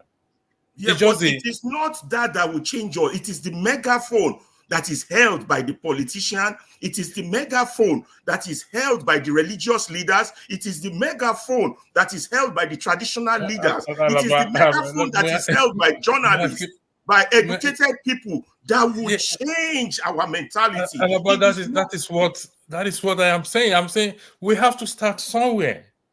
We can't start from the people. We can't start from the people. That is wrong. It's like if your argument is we can't start from the people and it has to be from our leaders, that is your argument. Yeah, that's the argument from our leaders. Yeah, because if you say we can't start from the people, then it has to be from the leaders. Okay, and the leaders are not going to do it voluntarily. They would have to be forced to do it. If the leaders are not going to do it voluntarily, that means they have to be forced by who? The people. Am I correct? No, the enlightened. People like you, people like me. But it's the same thing. What's the people? What's the difference? We're saying the same people. No. There's a difference. There's a difference. All right. Hold on. Let me just say this before we move on to the next person. Electricity. There was an article I read maybe 20 years ago. I don't remember who wrote it or the title, but it was talking about he was asking the question, what are people cooking? That they see people cooking everywhere in Lagos. What are they cooking? So I use the same security guard I'm talking about working at the government office, making 30,000 naira with 4 kids and a wife. The kids are going to school. The kids are paying school fees. They think about their living condition. What are they cooking? That should worry us more than telling them not to take a bribe. How are you living? How is he living in that country today? Rudolph, there are certain things we can't divulge, in the sense that there are certain things that we do personally that we cannot divulge because I don't understand the situation back at home, people, security guy. Now, there's a report that I got. I can't confirm it. At least I'm not denying our leaders. The report states it's not yet confirmed. I have the document with me. The committee that was set up in terms of this minimum wage, I don't know if you heard it, requested for a committee just to do their job. Requested from the president, signed by Akume, Senator Akume. You've heard it. You've heard the story. I have it. I have the document. You have the document as well too. And that is the most ridiculous thing. Why? Why is it ridiculous?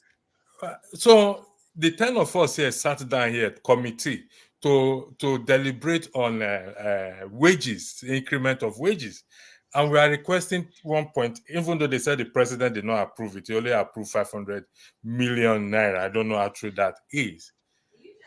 What do we want to do with it? But no, I think the issue is this. I think most of us come into this conversation about Nigeria maybe newly, because this is not something that just happened because it's Tinubu. It's something that has been going on.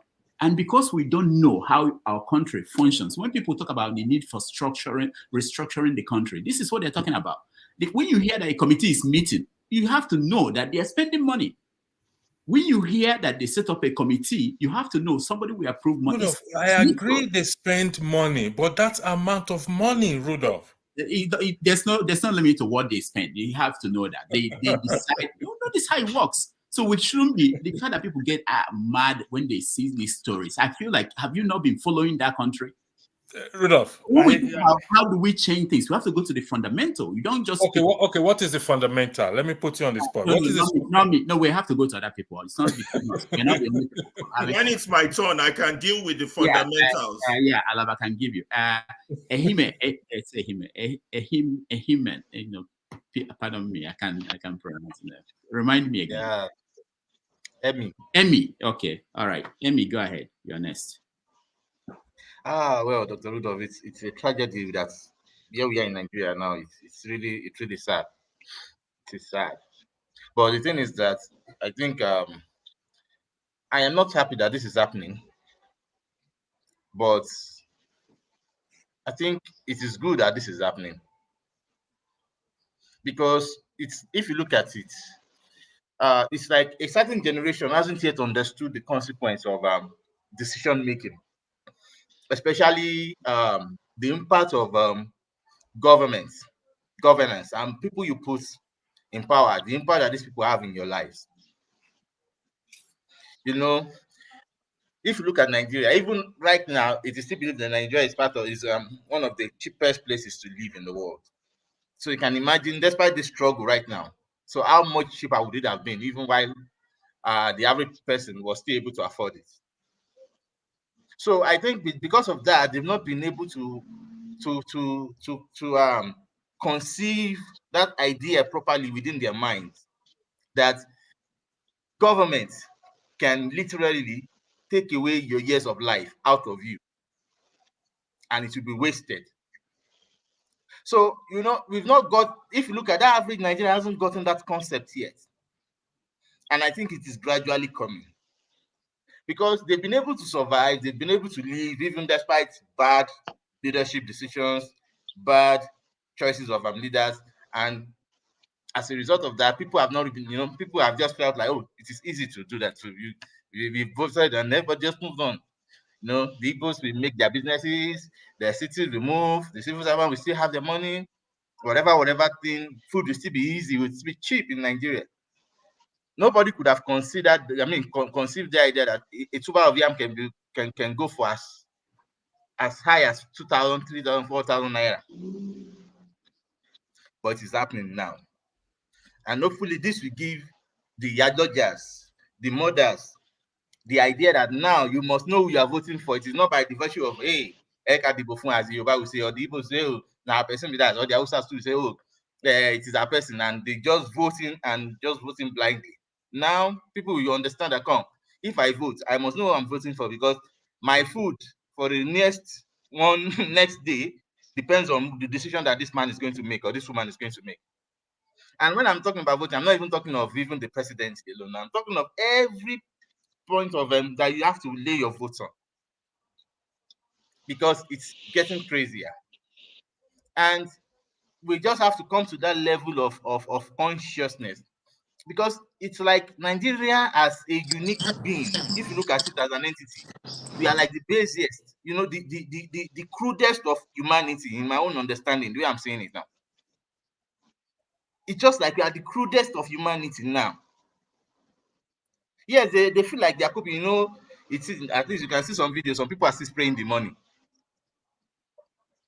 So, but the thing is that the majority of people, look at the ideology, look at the mindset. It's like we don't even understand what humanity is all about. And that is exactly what the politicians are taking for granted. In their own world, they are enjoying Nigeria to the best. This is the best country they can stay in. Look at what Rotimi Amaechi said the other time. He said he got to the corridors of power and knew that, no, you mean there is money in this nation. There's a professor, I saw his interview with the primetime news. This usual professor that is coming up with brilliant ideas on how to solve this, how to tackle this issue. Professor, he's an Igbo man, I've forgotten his name, it has escaped my mind. But look at what this man was saying. He said Nigeria is not even having a problem of revenue. What we just need to do is have honesty, transparency, and just pick up the brains, let them just do the right thing. But we just make sure that these people make sure that the right thing is difficult to do. They make it difficult that you shouldn't even do the right thing. So, they thrive in complicating the simplest of things. How can you build a single road for 20 years and you're confident in saying it? How can you build a simple railway on the corridor of Lagos and for almost 20 years and you're confident in saying it? These are little things that we need to be angry about. We have to just be angry. And the average person in Nigeria must be the person that is angry, not even the outsiders. You just have to be angry that if it means you go with a 2x2 every time, that whenever you see a politician, you beat senselessness, wickedness out of that person. I don't care if the person dies. To be candid, we have to get to that point. We have to. That these people begin to understand that, we can't walk into the midst of these people if we are not doing the right thing. We have to come to that point. Otherwise, we will have the best opportunities. Emmy, if you permit me, can I please answer your question as to why question you asked? Please, can you mute him? Can you mute him? Emmy, excuse that, Emmy. I want to use part of Emmy's time and he's allowing me. He's granting me. I'm not asking a question, Olumide. I am angry because these are just common sense things that should be up. Look, we should just use common sense and we will have a better Nigeria. I want to offer an answer for your question. Olumide, we'll get to you. Don't worry. There are people who have been waiting there, not happy about it. So the thing now is this. Now the problem is now bigger than everybody can solve it now. Because one way or the other, if we want to solve this problem, we have to trample on some eyes and it will become ethnic or religious. So how do you now manage this? That's what I've advocated. Let us go regional. If we don't want to divide Nigeria, because I still see the benefit of one Nigeria. But you see, in this one Nigeria, we should also still be regional, so that we manage our problems in our own unique way. Somebody like the president now, I don't know if this person will remain a president in a regional Yoruba land. I don't know. But at least that is subject to debate. You get the point? But now, because of the whole Nigeria, then some people will just have to be biased and say, I have some sisters. When I listen to them now, when they start crying, hey, one congo of rice is this and that. I say, who did you vote for? They said, Tinubu, Adibofunio. She didn't come. Miss okay, not Adibo Tinubu, but Teche Diboyen, Eya Diboyimu, Iyatabade Jeno, Edimu, Pubashiri, Ejeke Kagbabe. In the sense that as you have voted, enjoy the consequence of your vote. Next time you know who to vote for. I'm not saying you shouldn't vote for Tinubu, no problem. I'm saying you should vote for Peter Obi or vote for Atiku. But know that your vote has consequence. Don't think that you are voting to help the person to get to power so that you can say, hey, Atiku. No, you are voting for your children's lives. You are voting for yourself. You are voting for the food that will come to your table next day. How would you allow rice to go to 70,000 and everybody sitting down? Before December 2nd, everybody should have been on the street. rice must be 14,000 or we crash this system. This is where you call the government to account. By fire by force, it's rather that they buy this rice from the farmers and subsidize it for everybody. What do you mean that let market forces take over? Where is that done? So you see. All right, Emmy, thank you so much. We'll come back to you. Ikena San Antonio. Why are you laughing, Rudolph? You're laughing because you're very quiet. Yeah, exactly. I have been quiet. That's my New Year resolution. I will be quiet until my turn. Well, I think the young man that just spoken, what he said is truly the solution and the problem of Nigeria. When I was a young man, I was a conductor riding bus from Lagos to from Onitsha to Lagos back to Port Harcourt. They created road safety. Road safety pulled the bus over, and they had attachment. They give you a ticket, and you go to road safety, the road safety in that zone, and you go and pay for that ticket. Then it worked for about a year or 2 years. Guess what? Road safety come. They pull the bus over. They come. They count how many attachments you put. They divide the money, and you pay them over there, and you go. So the government doesn't make the money anymore. In America, where I live, police pull you over. If you don't have a license, he can run your name and figure out if you have a license, or they give you ticket for not having your license. That is system. The problem Nigeria have is that the whole system, the whole architecture of Nigeria have fallen apart. People say, do you know that people that have never asked me for money since I've been in abroad are asking me for money now? Because now I have touched everybody. You have touched everybody. This January is the hardest January people have encountered. If you're a businessman, your money is gone. Because if you get container from China, before your container get into the sea, your money is rubbish. People that ordered market during Christmas time, the container haven't even make it to Nigeria, and the money is no longer there. So, what are the solutions to Nigeria? The solution to Nigeria is solution to a bully. When you stand firm to a bully back down. Until people are willing to make sacrifices in Nigeria. Sacrifices, when we talk about serious sacrifices that take the war to them in that house, in that Senate, in that local government, in that place where they are sharing the money, take the war to them. Not until then. If anything, we are talking. As far as they have the area boys, the boys that do the deed for them, the boys they put in payroll that goes to the community and intimidate people. Not until those things are resolved. I think for me, personally, for Nigeria to get better, there is no immediate solution to Nigeria right now. There is no immediate solution to Nigeria now. You don't have a solution because all they do is borrow money and share to their family, share to themselves, and send their kids outside Nigeria. Every soul wants to leave Nigeria. No soul want to be in Nigeria right now. So, my brother, for me, number one solution, we have to have a long-time goal. Nigeria never have, even families don't have long-time goal. Even individuals don't have long-time goal. Because how are you going to plan? You can't even plan in Nigeria. You can't have a goal in Nigeria. Because it doesn't matter how you plan, that something will happen. The word Nigeria happen to you. Nigeria will happen to you. So there is no long-time goal. There is no short-time goal. So for me, families need to take over. Start restructuring the family. bribe, corruption.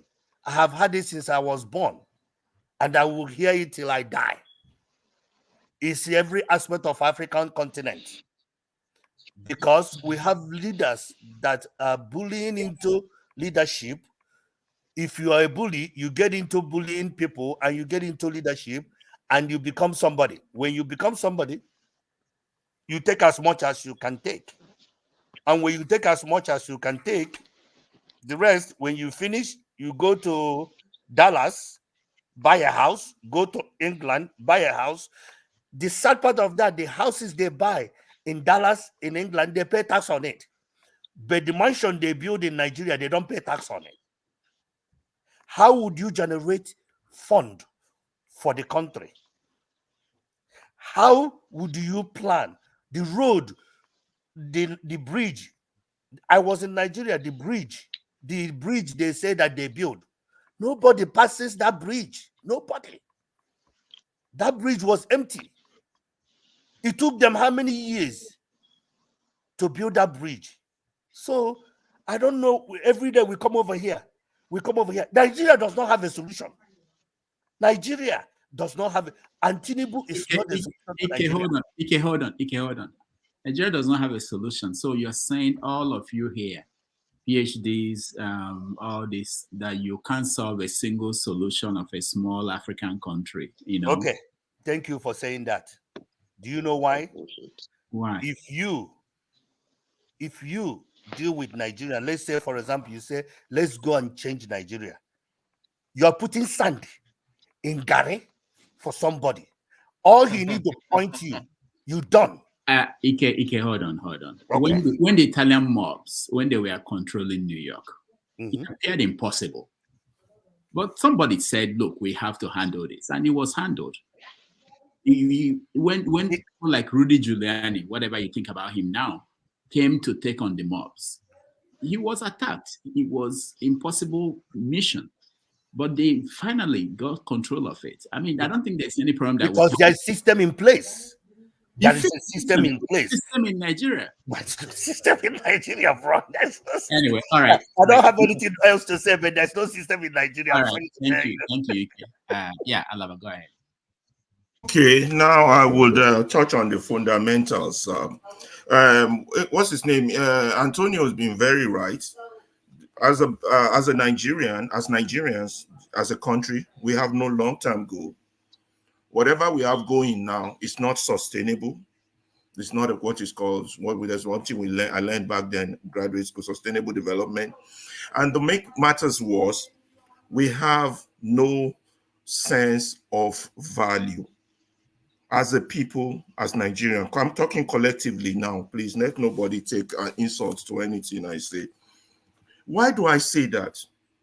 When you take a typical white man, or you take an Indian, or you take a Pakistani, or you take an Arab, I want to start with the sense of value. Their sense of value, as diverse as it might be, is very clear.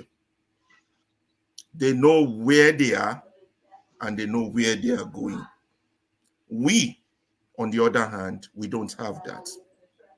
Now, let me start with this Yoruba proverb that says, Oku meyi andago, meaning the dead man does not know how much the funeral will cost. He's dead. Oku meyi andago. In this life, since the coming of the white man to our land, we have lived like the living dead. Like I said, my submission, nobody should please take it personal. Just listen. We have lived like zombies.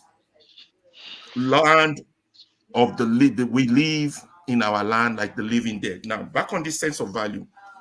Me, you, our leaders, politicians, educated, from the days Chinua Achebe wrote Things Fall Apart, and then he followed it up with No Longer at Ease. We saw what happened to your brother Rudolph Okonkwo in No Longer at Ease. How the grandson of Okonkwo fell to the hills of the corruption and then finally ruined his life. What happened is that what is our sense of value for ourselves, for our family, and for our country? There's non-existent. This is what we consider success. We wear a white man clothes, we speak the white man language, we go to the white man's land. We have made it. We have arrived. We do everything the white man. We try to copy the white man. Those have been our definition of success. These are intricately DNA built in us. So a typical Nigerian, anybody who has ruled Nigeria from 1970 to the present day, will view success as going abroad, sending their children abroad, schooling abroad. The key word abroad is a symbol of success. So therefore, I am better than those local people in the village. So our sense of value traditionally is warped. It's warped, it's upside down, and it's every one of us. So what is this? So, and then because of our locality, we have this agbero mentality, whereby we have this Molwe mentality. And that is as a result of what the Yorubas call Iwa Ojo Rolari. How we define success, how we define value, how we define progress is an antidote of Iwa Ojo Rolari. I have not seen wealth before, or what you consider wealth. But to the rest of the world, what we consider wealth is not wealth. That big mansion in Ikoyi, that big mansion in Banana Island, that expensive car, that going abroad, that is not wealth, because that is not a generational wealth that is transferable and sustainable. So we have a warped sense of mentality. Couple this with governance. So that's why I always say we need a revolution of the mind. Now, we as Africans, as Nigerians, our direction is to please those that are not us. We are busy sending the little we have to those abroad instead of building our own. You understand? Because how we view success is different. Everybody might hear come and make noise. So, Tinubu is this, Tinubu is that. Obi would have been no. Tinubu is a product of the Nigerian system.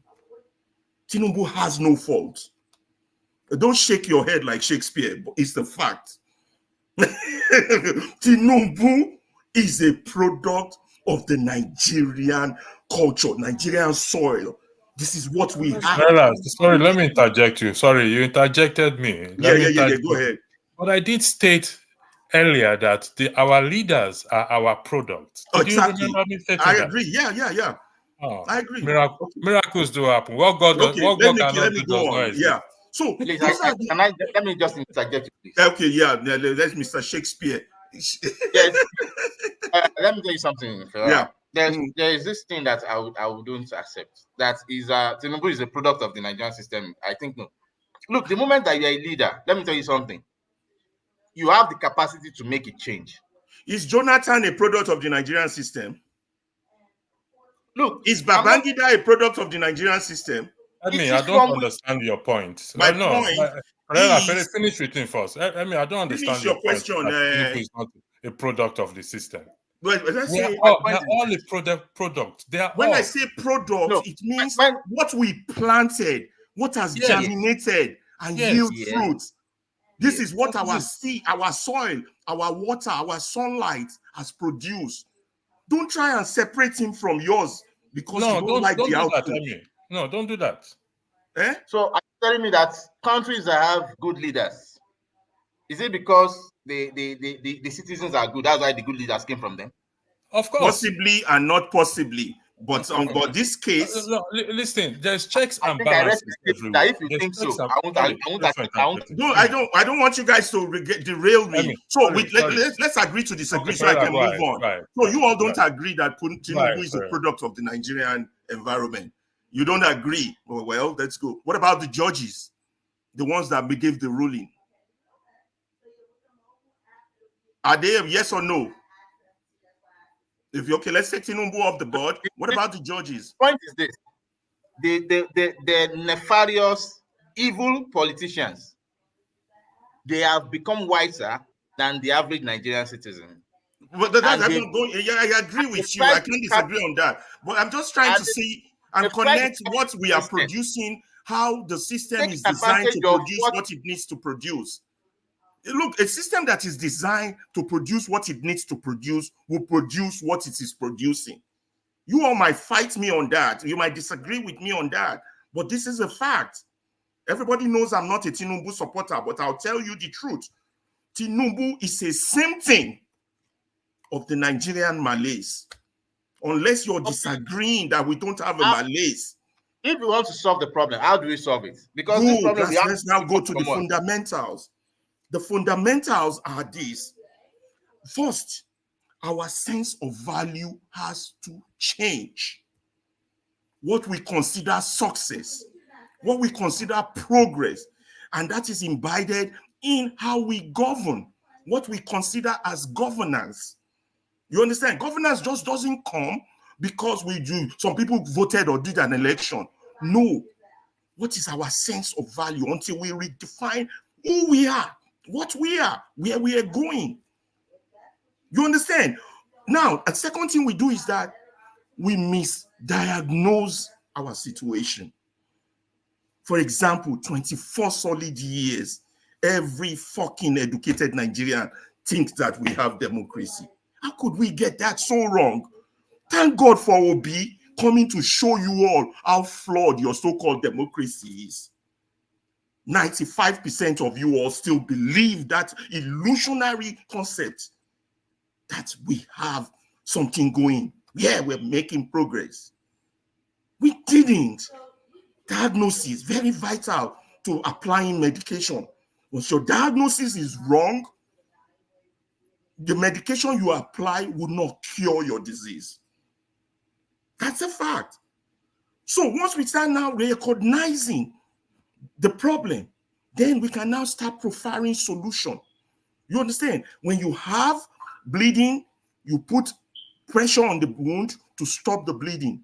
When you want to drive a car that gets hot, you want to travel from Lagos to Abeokuta, your solution is not to carry a keg of water to be pouring inside that hot machine. Your solution is to fix that engine so that it doesn't get hot. If you have a flat tire and you want to drive from here to Kanu, you will be so dumb to think that because you have a flat tire and you don't have a spare, you will make it to Kanu. This is what we have been doing since 1960. We never sat down and fixed the fundamentals. Falana was here the other week. You saw the question I posed to him. These are the good men we have. In my own view, when I was young, I looked to people like that as heroes. But look at what, as hard as he's working, and I give that to that man, look at what the system is turning him into. Look at what the system has turned Wole Soyinka to. You understand? You guys got to understand the fundamentals of what we are dealing with. Koye, Oli Koye ransom Kuti. Babangida almost rubbished him without ministerial. Can I just ask you a question? What is this fundamental you're talking about? What is this fundamental that you're talking about? The fundamentals are that we think that governance is that the white man has killed an elephant and we have to come in there to share the meat. That is not governance. You build your meat. You raise your meat. You build your nation. You don't go in there to share. Those are fundamentals, and that's connected to how we view our value system is. Okay, so until that is changed. All right. So thank you, guys. We have to get other people involved in the conversation. Thank you, Alaba.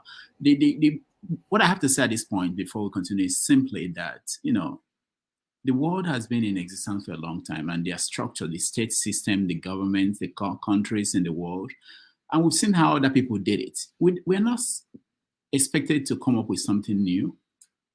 We just look at what worked. How did it work in Singapore? How did it work in this country? How did they turn around their countries and learn from it? Someone said that the ideals of Nigeria, they are not, it's not that they are difficult. It's just that they've not been tried. People found them difficult and just decided not to try them. these things we're talking about is not something that require us to go from the beginning. And if you just pick one thing, just put consequences to facts, to things that people do. And that would be that would change things immediately. Consequences, punishment to things people do. And start from the beginning. If you listen to the how other countries, how they're doing this, it's not going to pick out small people, dump them in prison, while the big guys do whatever they want to do. That's not the solution. You're not serious. That means you're not serious. All right, let's hear Eagles Air. It's not for me. This is your show. You guys air your view. Eagles Air, welcome from India. Unmute yourself, please. Thank you so much. Good morning from India here. Dr. Rudolph, thank you so much. And if you look at the Nigeria situation right now, there is something that we have to see as a solution. And that solution, I want to put it in two ways: kinetic solution and non-kinetic. Now, how do we look at it? We found out that something like a history have been taken away from Nigeria is education. And a country that don't have any history in their education, the country is in big mess. Like people of this young generation now, that history are no longer taught in the school, they will not understand where the problem of Nigeria is. They won't understand what happened in the Civil War. They will not understand what caused the Civil War and what Civil War had done to us these days. So when people are not enlightened or what caused the problem at the past, they keep on making mistakes. That's the main problem. Then let us talk about the kinetic force we need to implement for us to get the main solution of this Nigeria issue.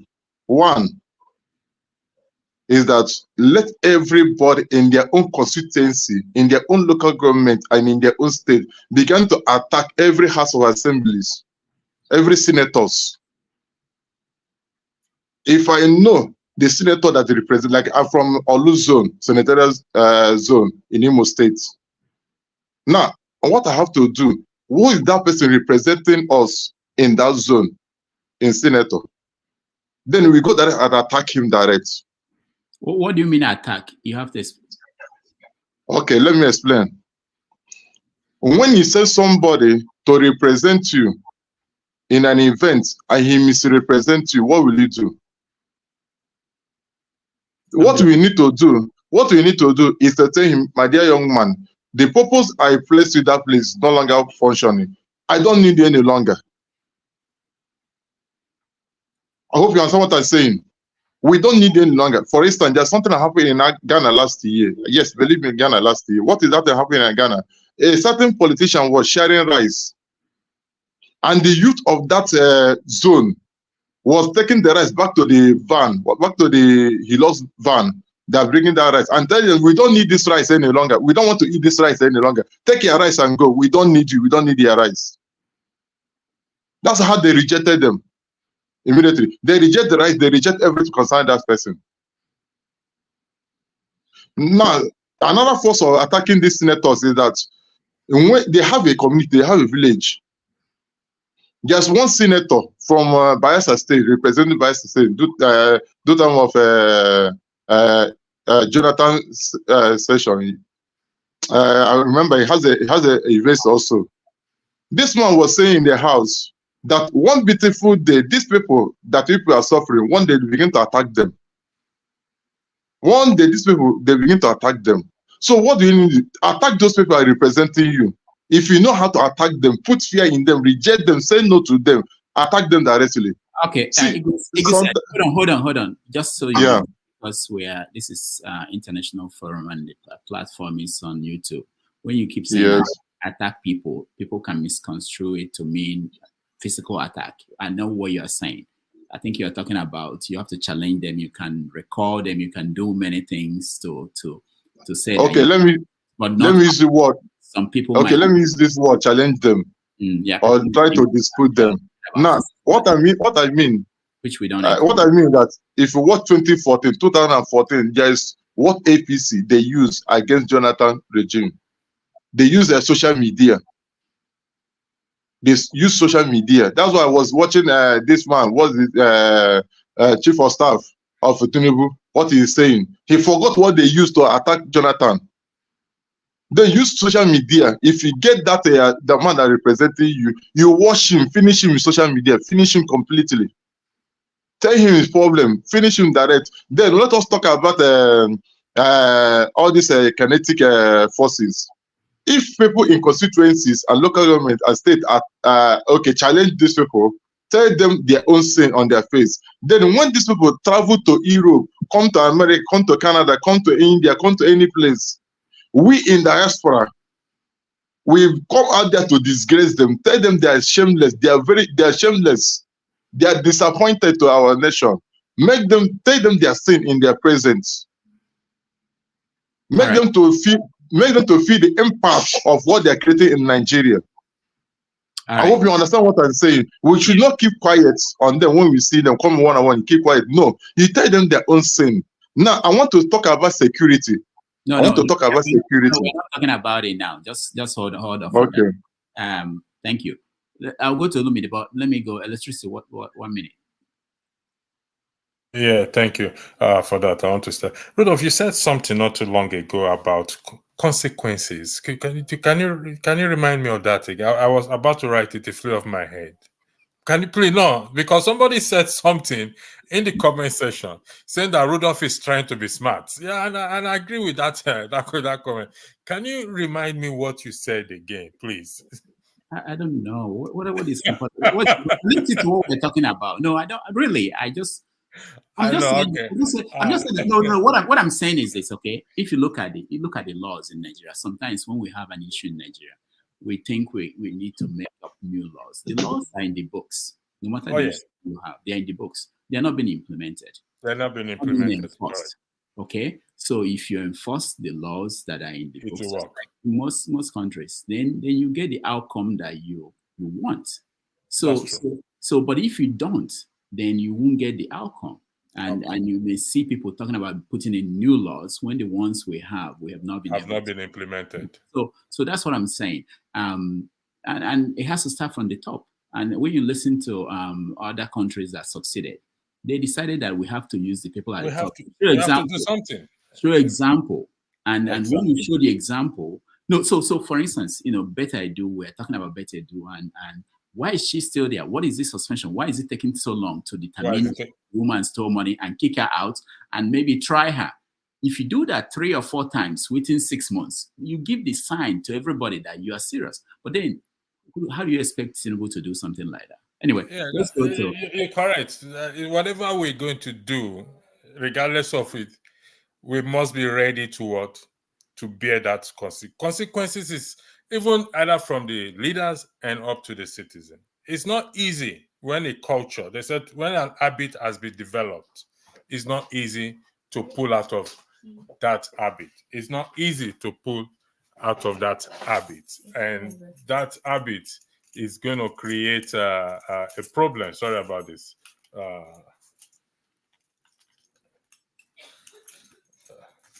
That habit will create, sorry about that. That habit, to break that habit is always a problem.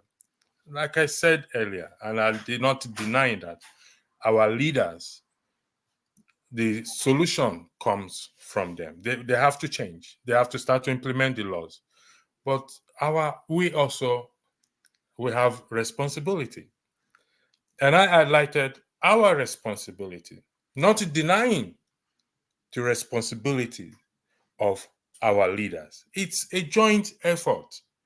Yes, if they start to do what you just said, implement the laws, this and that, we have no choice. We are going to change. We will fall in line. But in the absence of that,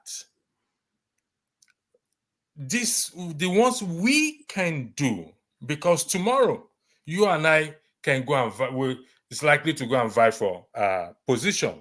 For example, Osita is going to vie for position in his local government in the coming election, which is very encouraging. But what Alaba said is, if the mindset has not been changed, that I have to stop giving or receiving bribe. When it gets there, I'm not saying it is, just citing as an example, it will continue. That's why we But are. if you want to change the mindset, how long does it change the mindset? You can't place it. You can't place a time on it. That is the point. Leave We the can't mindset place a of the time on it. masses. You just have to start somewhere. You can't. For example, Rudolph started this program one day. Sorry, electricity. On the time set, you also have to put some specific things in place. Of course, Rudolph, we've just highlighted you have that. to. Yes. You just do. Hope is not a plan. There's If no you want- problem in this world that can't be solved. You just have to put specific things in All right, place. all right. You guys hold on. You will have this debate when we come back. Let me get through to people who are waiting. All right, thank you very much. Thanks for the time. I appreciate it. Let me go and prepare for tomorrow's match. Yeah. Okay, I'll call you. I'll send you a text. Electricity about tomorrow. No, say what you want to say. No problem. Go ahead. No, I don't. Production things I don't say it in there. We'll talk about. I'll send you a text. Huh? I'll send you a text. All right. Okay. No problem. Nice. Okay, thank you, Rudolph. I want to first react to Emma's, Electricity, and Ferreira's contribution earlier on. See, there's something that I've said before in the past, that as far as the people of Nigeria is concerned, this last electioneering cycle proved that they wanted change. They were ready for the country to move forward. They wanted their franchise to be exhibited in a free and fair electioneering process. But unfortunately, the Nigerian institution failed them. And there's a particular question that I've always asked on most of the time that I've appeared on the panel. I always say, what is the solution? What is the solution? And for me, I'm going to say my own personal opinion. For me, it doesn't matter whether you want to educate the people, you want to orientate the people, you want to see the system in Nigeria, the institution in Nigeria, they have the highest burden of proving that that country can still work. And the managers of that institution have to show competence and have to show that they can exercise discretion over what they oversee without interference from politicians or crooked people. We saw the last electioneering cycle. It wasn't a free and fair election. Somebody switched up the beavers. Till today, we don't even know what the outcome of that election would have really been. But it was clear that the people who orchestrated it, didn't see the way it was going, and they kind of switched it off. So if people cannot choose their leader, who they want, you are just wasting your time with this educating people about not bribing or not bribing. When the people who sit and should administer these laws and policies here in the West, if you work for a reputable company, they have policies in place to making sure that every employee, regardless of the cadre, from the lowest to the highest, is continuously being updated and educated on the policies of the company. Every year you access now, you can go online and access and revise and go over your company's policy in whatever area or whatever laws that the government has instituted to regulate the various, depending on which department you are in, or ministry, or whatever part of government portfolio that company falls within. You understand? You make sure you're updated, you're following company policies regarding standard labor laws, employment laws. Everybody's trying to make sure we're doing things the right way. And reorientating the citizenry is a continuous process. In every society. People, you will always have people who want to break the law, and you must show an example of them by making sure that when they break the law, they face the consequences. They are charged, they are dealt with. That is a continuous process. But the very people who are saddled with showing example, if they are stealing and they are getting away with it, they are not being prosecuted or it's being covered, how do you expect those ordinary citizens to behave? When we read it on the pages of the newspaper every day, is it not somebody in the government or somebody in that particular office that exposes that corruption in the first place? People are talking. You told them to go get their voters card. They went to get their voters card. They voted. Even though some people were still buying votes and selling votes on that day, you cannot totally eliminate corruption in the electioneering process, but some people still wanted to exhibited their free and vote freely who they wanted to, but you still switched up the beavers. You understand? If they had allowed these true statistics to play out, we would have been able to say, okay, a certain percentage of people sold their votes, a certain percentage of people voted free and fairly, and yet the true winner still emerged.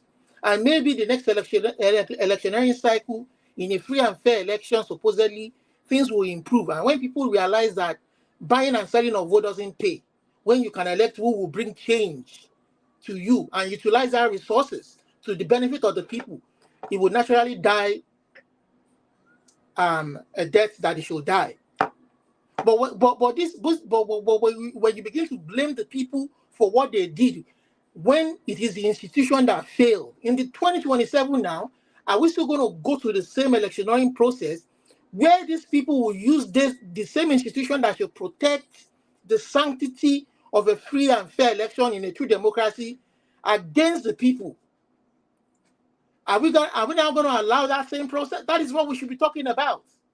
How are they going to allow a free and fair, like whether beavers, whether option A4, whether this or that? If that doesn't happen, we are just wasting our time. There's no change that will take place. Because the true change that should take place, you percolate from the local government level, then to the state level, then to the presidential level. When this begin to percolate, when we begin to realize that local government institutions should be independent of the state and should be able to utilize the resources of the people at that local level, and not just be expecting the federal to come and touch you when your local government level can make that change, then we are wasting our time. You're just putting blame where blame should not be. Because these people did what they should do in February 2023, but it made no meaning to anybody. The institutions that made ridicule of it. And then you are telling them, oh, educate the people. It is the people. When the burden, the highest burden of that change should come from the top. We know it is the top that is corrupt. They are the ones stealing the billions, the millions. They are the ones not allowing the vote to count. They are the ones who have corrupted our justice system, that we don't have faith in that justice system anymore. Let us put blame where blame should be. We want a situation where the president, they will hold a local government election, and the president will not put his hands in how that process should play out. The state governor will not put his hand in how that process should play out, so that the people can elect who they want. In a situation where these candidates have campaigned to every local government people or citizen and told them what they want to do, and based on that, they've debated, and based on that criteria, they want to choose who will come and implement what he has promised, using the people's resources. Not somebody stage managing who will be there so that they can corner the people's resources. That is where the problem is. It is very clear to see. All right. Olumide, thank you. Let's watch this video and continue the conversation. As at the closure of market on Friday, market moderated at about 1,450 Naira to $1. You know, from a Wednesday, Thursday high of 1,575 Naira per dollar, which is a very good approach. But like I said, it's intervention. It's interventionist in nature and does not tackle the root cause of the matter. What they've done is what we call opiate or elixir. we need to tackle the source of the problem, and which is the dollar illiquidity in the markets, the lack of the paucity of supply of the dollar compared to the demand. And that comes also to the physical side of the market. As of today, people have complained. I don't want us to complain. We need to look forward. The deregulation of downstream oil and gas sector and removal of subsidy was a good decision. The margin of the foreign exchange market rate to avoid the arbitrage window that created the room for the criminality that happened between 2015 to 2023 was a good one. So what do we do to rescue? Of course, like Nigeria said, most Nigerians have complained, galloping inflation and other things. Now, let us look even back to history. Buhari became president May 29, 2015. We need to understand the root cause of our problem before we can profile credible solutions. Buhari inherited foreign reserve of $29 billion. Between 2015 to 2023, total import volume of Nigeria was $451 billion. Go and check the records. Total export received was about $406 billion. Buhari and co. borrowed over $32 billion from 2015 to 2023 when he handed over to Tinubu, because as at June 30th, 2015, external debt position, total federation was $10 billion. Buhari left at $43 billion to Tinubu. Foreign direct remittances was about $168 billion that came into this country within those 8 years. So if you look at the net dollar inflow and net dollar cash flow, outflow, there is no way Naira will have lost over 600 Naira to $1 under Buhari, and now galloping at what Tinubu is experiencing today was the foundational recklessness that was led under Buhari. And Nigerians are not asking the right question. I will explain to you, Dr. Bati. This is the truth. The 23.2 trillion Naira that was printed and handed over to Buhari and co. by MFL is at the root cause of what we are experiencing today. Remember in 2018, Obaseki cried out and they lampooned him that printing Naira and handing over to Buhari and co. without any project tied to it will lead to where we are today. See, the truth is, and I also want this to be on record, the CBN, they are doing their utmost best to intervene. Interventionism will not solve the problem. The problem lies at the root cause of it. Between 2015 to 2020, there was a bazaar in Nigeria. In fact, Tinubu should go back and do what Obasanjo did when he became president. Obasanjo hated the worst economy, worse than what Tinubu hated. Obasanjo went after those that took away our dollar out of Nigeria. He called the Abacha family to question, and they negotiated. Most of the processes are still being enjoyed by Nigeria. Tinubu should develop that political will and call the practitioners that worked under Buhari for 8 years. We are talking about over $100 billion that was taken out of the economy. That is where we are. Because if you look at the net dollar inflow into Nigeria over that 8 years and net dollar outflow, there is no way we will have been where we are today if not for the criminality and the corruption that we experienced within that period. Obasanjo came to power and left after 8 years. Naira lost only 38 Naira to $1. Jonathan and Yar'Adua came to power 2007. When the official rate was 124 and left at 199, Naira lost to dollar by 78 Naira to $1 in 8 years. What had happened over the next 9 years is something that Nigerians will not wish again. So why the CBN is trying to do interventionism, we must also look at how do we shore up the supply of the dollar. Under Sanusi, Lamido Sanusi, under Charles Soludo, there's no country that actually have a free flow that is not managed. Even China intervenes in their foreign exchange market. America intervenes. But you can only intervene when there is liquidity. Sanusi was able to intervene because there was liquidity. Oil proceeds were being paid into the accounts. Today in Nigeria, output was 2.5 million barrels in 2011. It came down under Buhari and had not recovered. Under Buhari, Mele Kyari in your studio told Nigerians that we lose $1.9 billion of crude resources to inefficiency and theft every month, which is $22 billion annually. Up to today, nobody has accounted for those losses. Nobody has accounted for those thievery. And as long as we do not have liquidity of the dollar, which is 90% controlled by the physical side of the market, see, whatever the CBN is doing now is just like moderating the galloping. If we do not fix the physical side Stop the oil theft and criminality that place. Stop the cost of governance that is overbloated. Stop the MDAs and the governors from taking FAC, JAC, and IGR and pursuing dollar. And providing security that will allow Nigerians to go into productivity of this economy. I tell you, what the CBN has done very good is just to moderate it. If we don't fix the supply side of dollar by tackling the physical side, which is 90% the problem of Nigeria, after this moderation, it will go to 2,000. Mark it Tuesday. That sounds ominous. All right.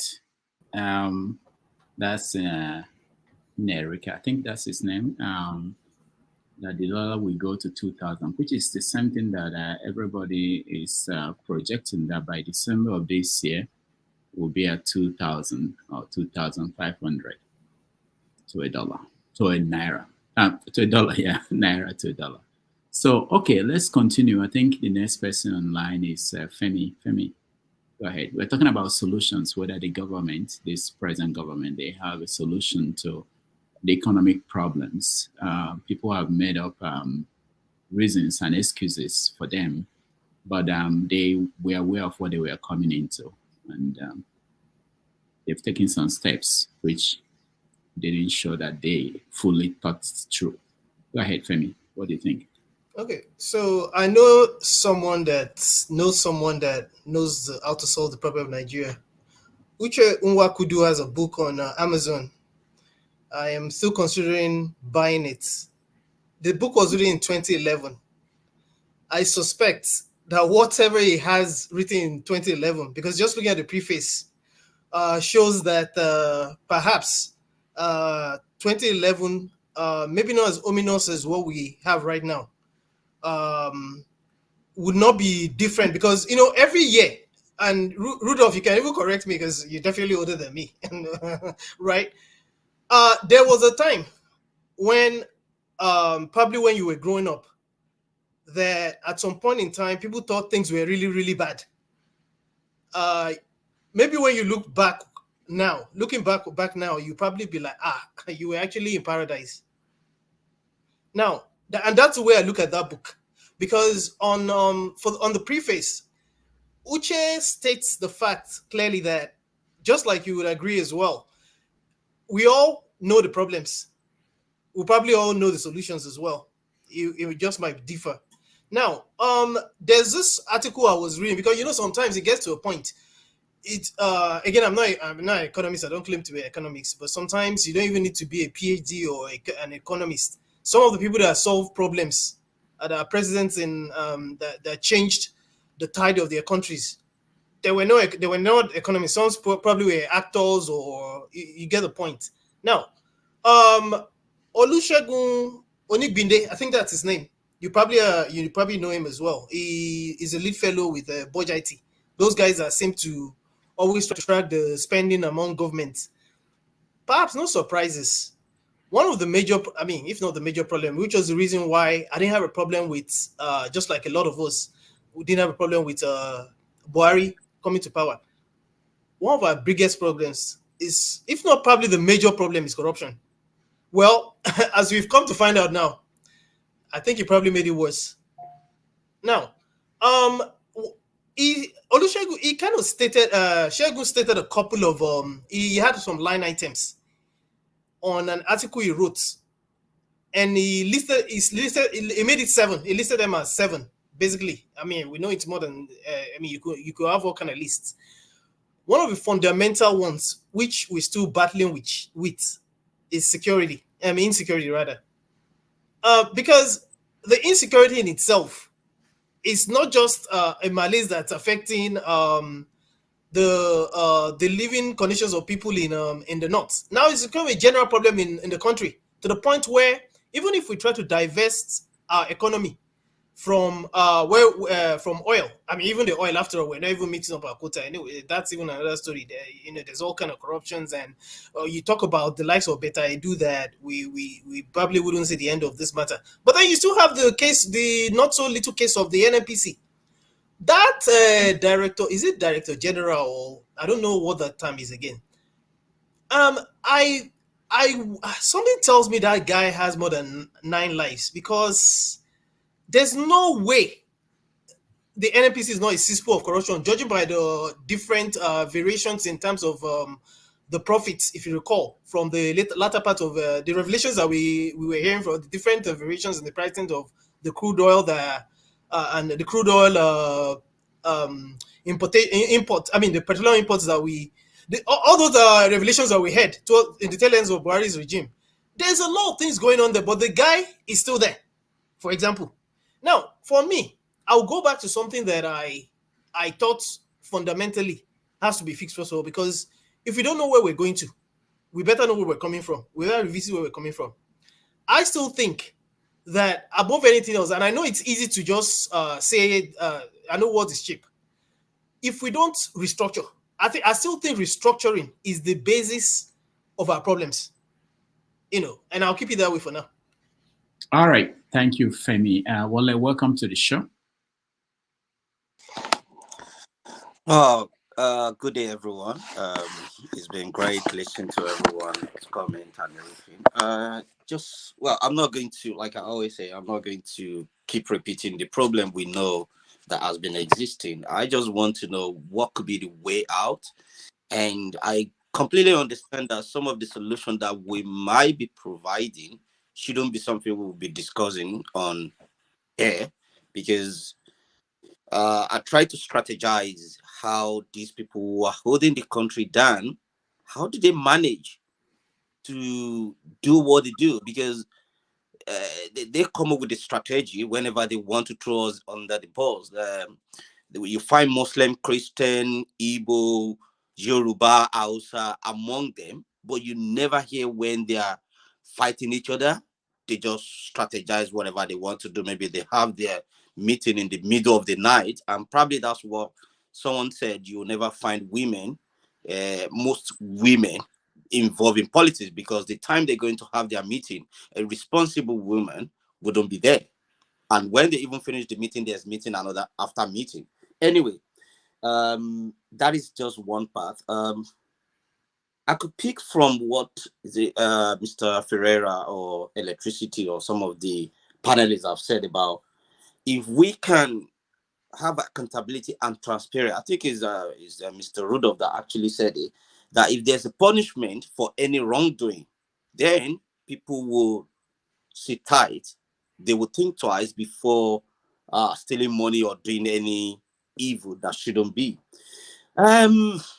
You played a video at the beginning of this session where the lady in the market was shouting, there's no food, this has gone, blah, blah, blah, all that. And you played another video that showed where people are just spraying money. And I think there was a comment there that said, well, that was my sister complaining there was no food. And that is me spraying money. I'm like, what is going on? This is a country where you don't even know what to believe anymore. Someone is spraying money, and in their family, there is someone starving. So there is a consequence for action and inaction. When people are meant to choose the right person, like someone said, when the bag of rice rose to 14,000, they're supposed to eat the street. Oh, no, it's not my business. It's Omowani, Ejekose. Now they are facing the consequence of their action.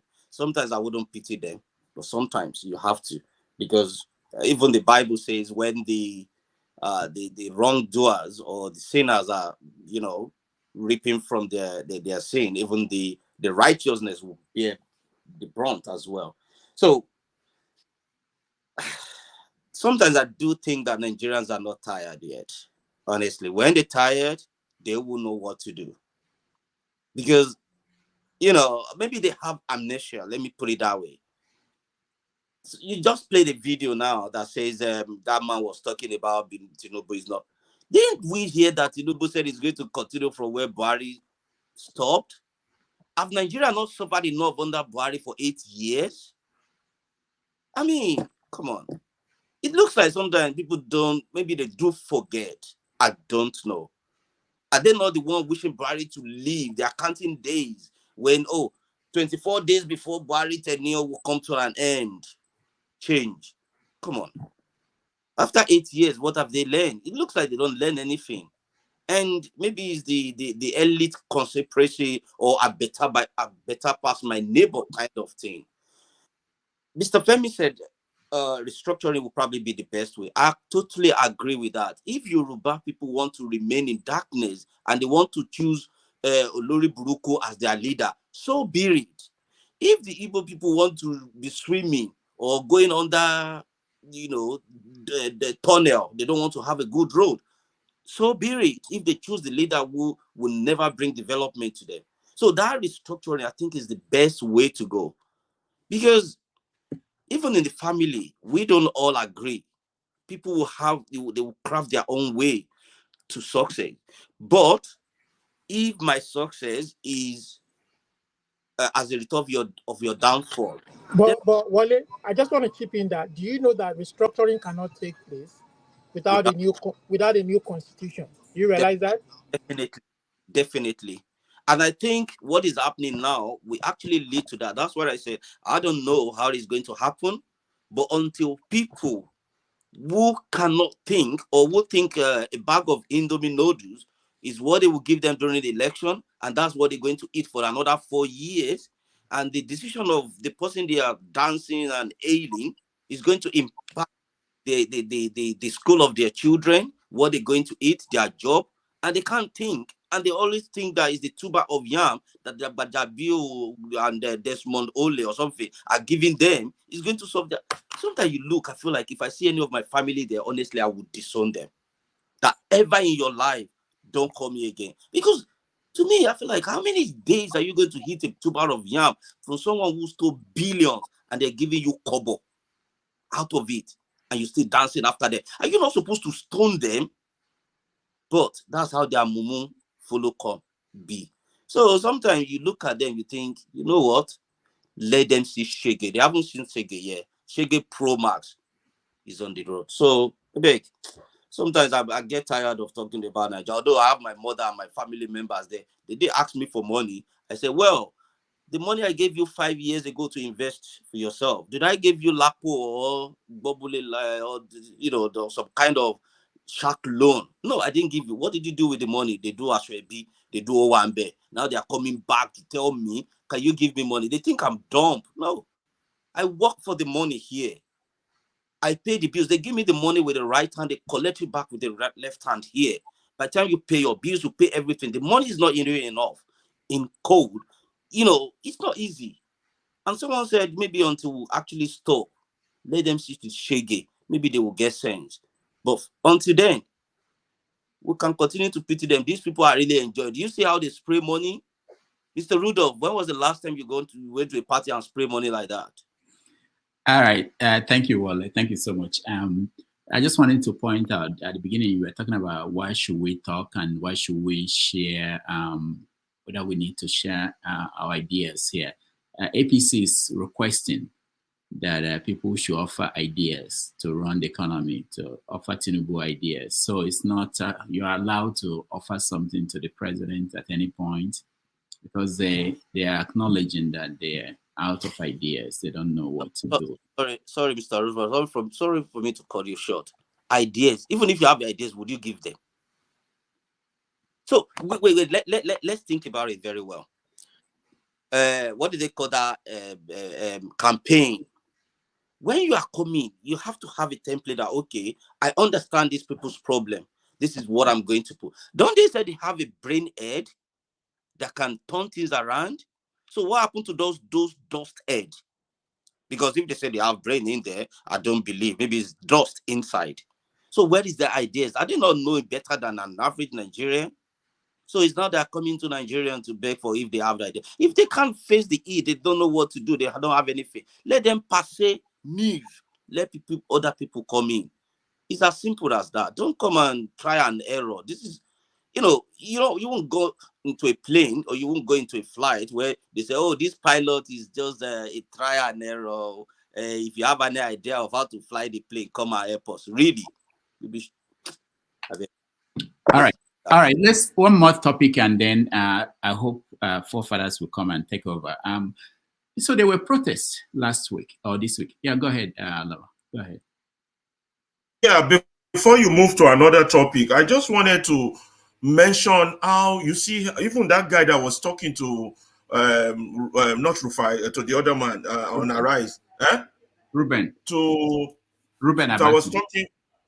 talking. Can you hear me? Yeah, I was talking to Ruben. The guy that was talking to Dr. Abati, and you see how we the enlightened and the educated are still so full of hypocrisy. Yes, the guy highlighted the problem, but you notice one thing in that interview. He was trying to distract and blames the blame, which rightfully so, on the last administration. But the fact remains is that there's no difference between the Tinubu administration and the Buhari administration. It's the same party, same political ideology, same, so he was like, all this Naira inflation, the Naira going down is as a result of the 8 years of bad. What about the 8 months of Tinubu? He didn't even make mention of that. It did highlight the problem, stop the stealing of the oil, fix security, govern. Who is in charge? Who is to do all those things? Is it not them? And he didn't even point a finger at the Tinubu administration. This is why this country keeps going down. Because we don't point finger, we don't hold people accountable. In that interview, I was listening. He was listening. He was trying to present a front as if all the problem were Buhari's problem. What about the 8 months that we've seen Shege, that we've seen the Naira go from 700 to 1,004? No mention of that. Isn't that not worse than the 8 years that it went from 120 to 700? But it wants the 9. You see, this is why I say information matters, enlightenment matters. People like that, we should have a counter media to just like tear them down in garbage like that. Because anybody listening to that, playing neutral, will say, well, it's not Tinubu's fault. According to what he just said, we all saw how Buhari messed up this country. But they're the same. They're the same. Yeah, they're the same coin. Tinubu, Buhari, APC, same garbage. Thank you. All right. Mr. Rudolph, I want to say something, please. Give me the mandate. Because as we are APC, according to People's Gazette, he said that Tinubu and Co are asking people to give them solution what to do. Number one solution I want to give to them. There is a coach of Liverpool, Jurgen Klopp. So there is a statement he dropped, at least it's about 2 weeks now. So when the press are asking him questions, he said that he want to stop coaching, or he want to resign from Liverpool, he want to step down as the Liverpool coach. They asked him why. He said he's running out of strength. He is running out of strength. If Tinubu and APC is running out of strength, let them stay aside. That's number one. Let them stay aside. As they are running out of strength, they are confused. They don't know what to do. Best thing to do, they stay aside. For instance, there is one PM in London. When they are looking for, when they want to stay away from when they separate from the EU, European Union, from London, this PM look at what the UK people are looking at. He resigned.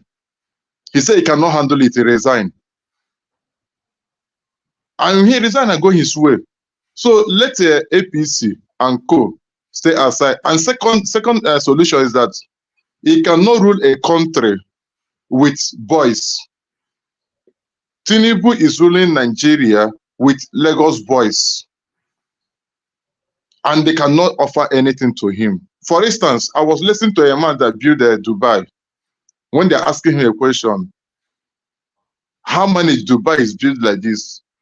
Then what can you tell us as Nigeria? He said that Nigeria is a blessed country, but they lack leadership. Now, leadership is the core of every development of a nation. And since we lack that leadership, what is the problem of that leadership we lack? One has said it before, no history again being teaching in school. 2, we are not holding people that within our constituency accountable of whatever thing they does. 3, Nigeria, they love to forget. they are very quick to forget something. You see Nigeria, you see that place, the people in Nigeria, they are very quick to forget something. Very soon, next year, now they talk about campaign, they forgot what they passed through. And what else do they come? Emelok, it's my own. Let him finish 80, let him finish 80. Things keep on destroying. But if they have praised them to the world, they have suffered, their eyes have come out, and hunger have built them up. You will see when they come to that thing, they will say, no, please, we don't want this kind of thing. I was discussing with my cousin who based in the Lagos. He said that they are waiting for demonstration to come to Lagos. I said, oh boy, listen to me. These people, they have their strategies. What is that strategy? Divide and rule. That if there's any riot that comes out, now next thing they will give a military command, shoot everybody aside. Shoot. And after shooting these people, they will say that nobody sent them. They don't know who did it.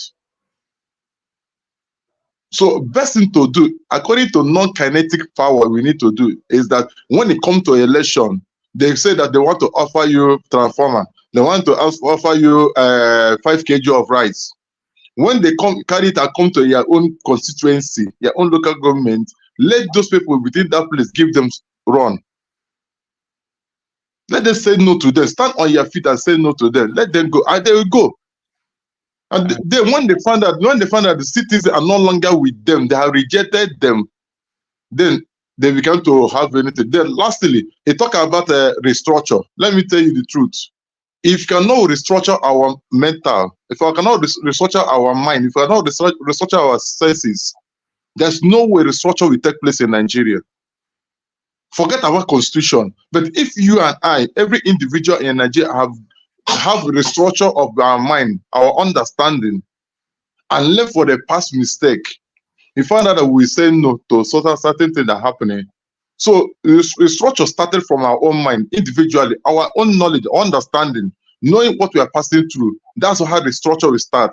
Apart from that, no way. There's no solution about it. We have to restructure our mind and understanding to go far. Thank you. All right, thank you, Eagles Air. Let's touch on one more topic before I go, which is about the demonstration protests that we saw in Niger State, I think, and Kano State. The question is that a solution? Will it spread? And what are they demanding from the government? Because what are the options really that the government can implement as of today? I mean, immediate option to give relief to people. The government is not most likely not going back on subsidy, removal of subsidy. They've tried to give 35,000 Naira to workers, mainly government workers, and there are not many of them. And even if you give 35,000 Naira a month to everybody in the country, that will still not touch on the hardship that people are feeling. So, Amy, I will start with you. Yes, the thing is that how else do you want the masses to show their demonstrations? How else can they display their anger? The only way they know how to do it, and you need to understand that majority of the masses are not educated. So the only way they can do it is to definitely go outside to the streets and just cry and show that, come, this is not. And if you see a lot of videos, you see that is what they've been doing. Market women, the market men, and that's just the only way they can do it. And that is why that, for me as a person, to solve this Nigerian problem, I will still say let us just go the regional way. No, because there's no way. Hold on, Amy, hold on. What I'm looking for now is immediate in the next 6 months for you to let's say we have a consensus in the country, and you want to go to the National Assembly to move that motion to go regional. That will take years. It's not going to be implemented in the next 2 years. Okay. If you have a consensus, because I know you don't have it. There are people that will reject that move. So it will take years. So I'm talking about what can the government do in the short term to bring it. Yeah. One thing they can do is, as the Yorubas always say, that that if you take the cost of feeding out of poverty, the rest can be managed. People are hungry at the moment. And the only way I think that can be sorted is open the borders. Please, why are the borders still locked for food? Let food come in. And I know one of the arguments is that they say, what about the farmers who have already invested in Nigeria? I say something. The government should patronize these farmers and buy their food so that the farmers don't lose. But the government subsidizes food for the people. And make sure that in 1 month, the price of rice should go back to 14,000, please. That's just, it doesn't make sense when you continue to say, but if you look at everywhere else in the world, rice is cheap. It is Nigeria's rice is still the cheapest. That doesn't make any sense, because what is the cost of labor in Nigeria compared to everywhere else in the world? So we have to face our situation ourselves. And I think one thing is for the government to subsidize food. Do everything to make sure that there is food in that nation. Now, there is time.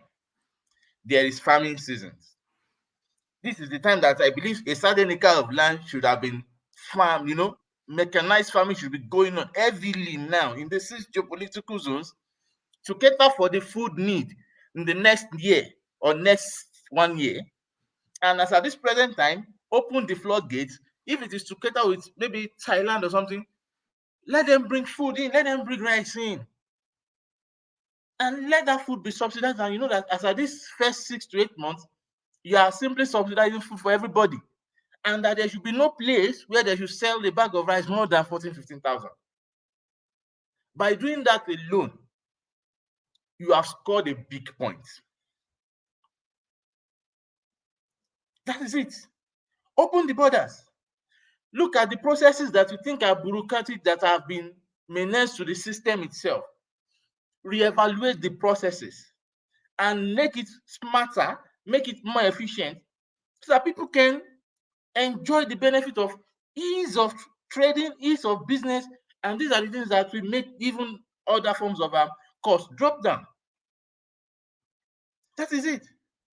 And please, reduce corruption. That's just it. Let people be punished. Even if Tinubu got there with corrupt, they should try and become right. That's why I said something. Look, and that's why I disagree with people who said because they are part of us, they have to know. Yes, they came from us, but they've gotten there. That means they have the capacity to make a change. So whatever thing, and funny thing is that generation enjoyed the best of the country. It is that generation that had free education. It is that generation that they go to universities, they eat chicken, they lay their beds for them. It is that same generation. So they've seen the best of Nigeria, seen what it means for a country to work. Nigeria was working then. And that's why a lot of people who traveled abroad could not even have it in mind to stay abroad, because there was like, what's the essence?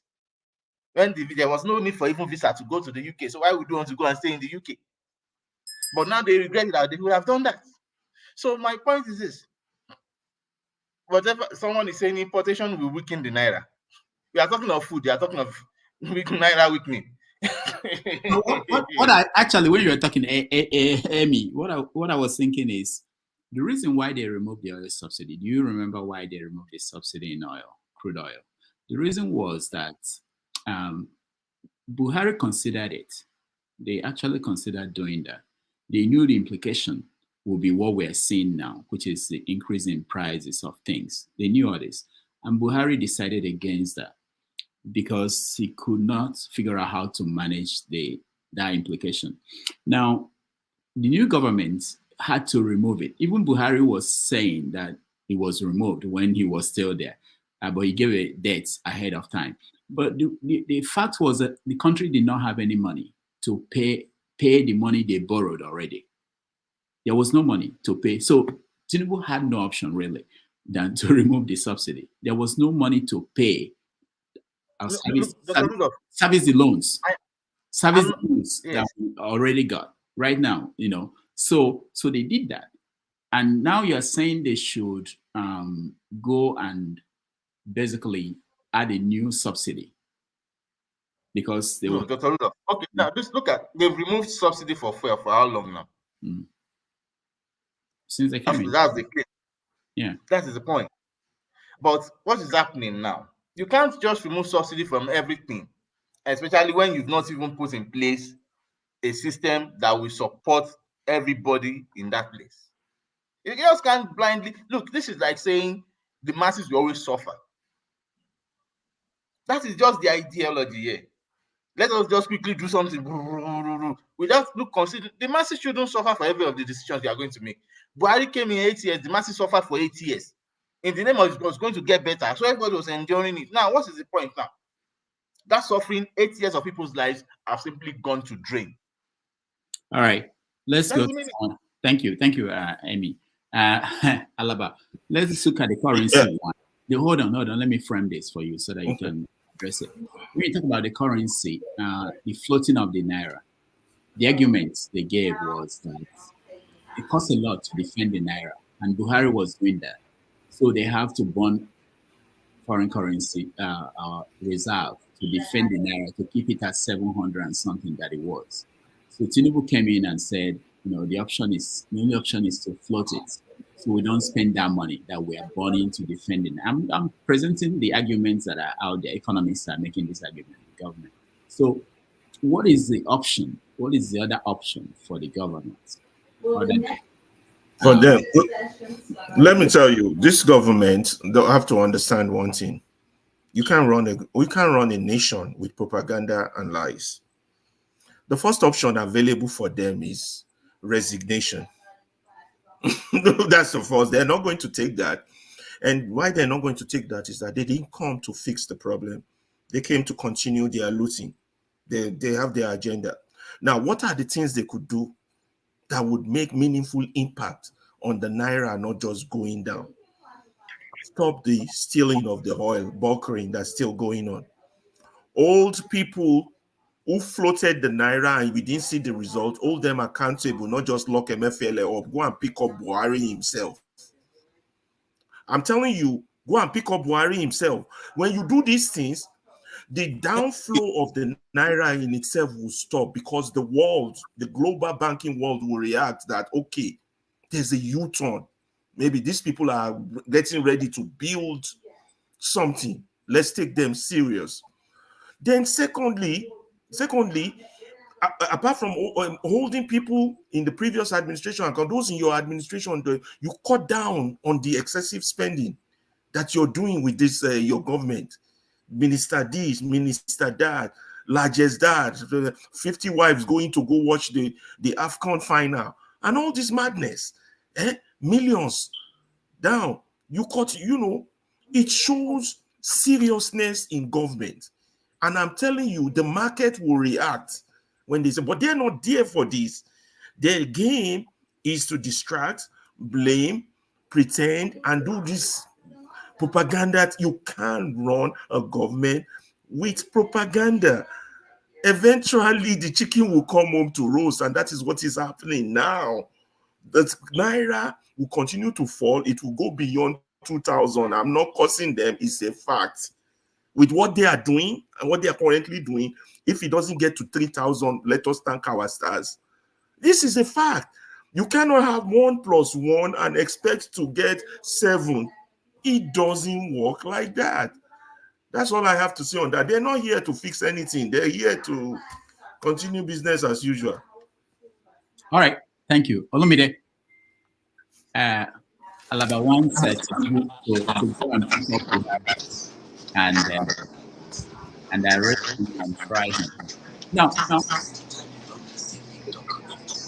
if you how do I find it? There's a lot of noise. Go ahead. Okay. So, what do you think about that? Sorry, come again, Rudolph. Sorry.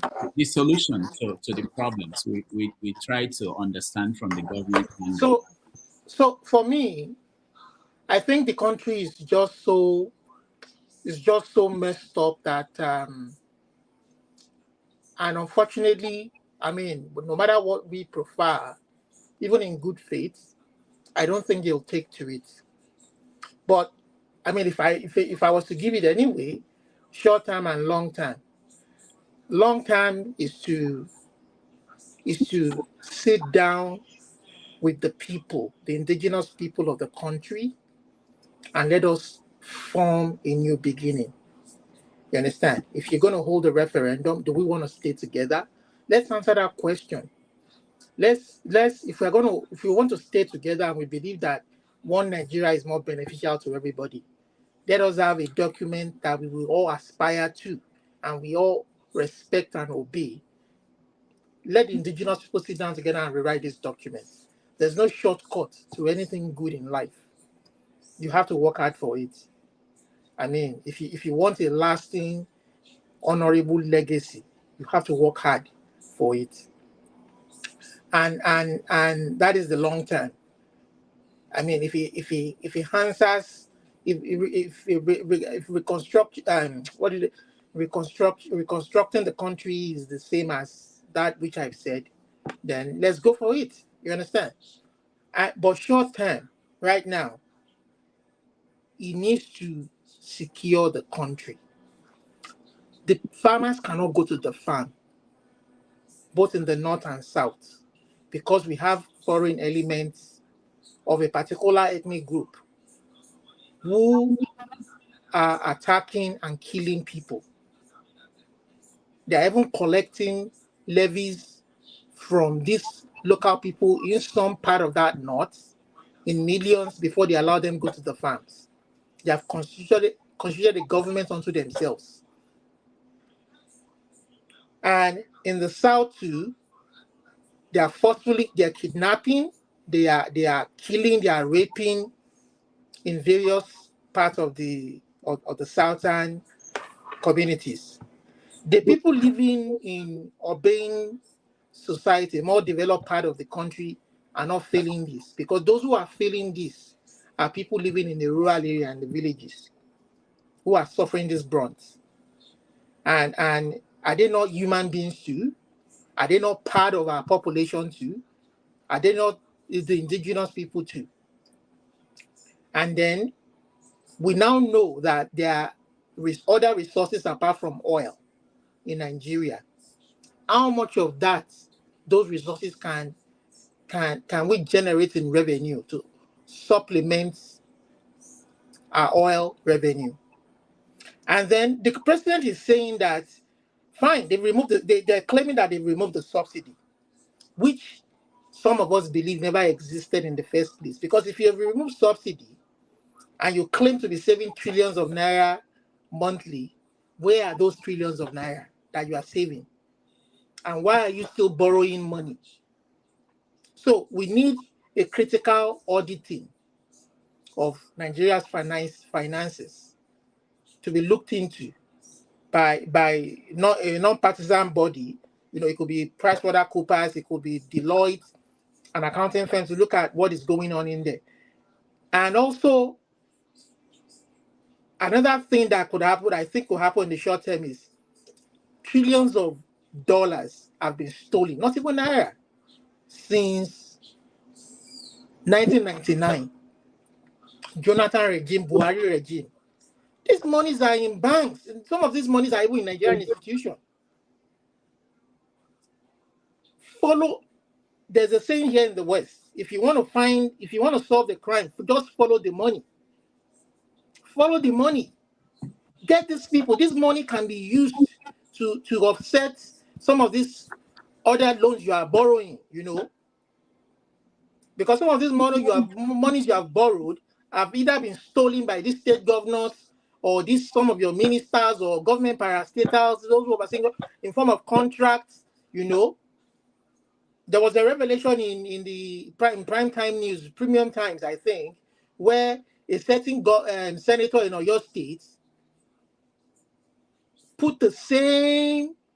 He was chairman of one of these budget committee. I put the same project in the budget, padded the budget 4 times. They used the same road project.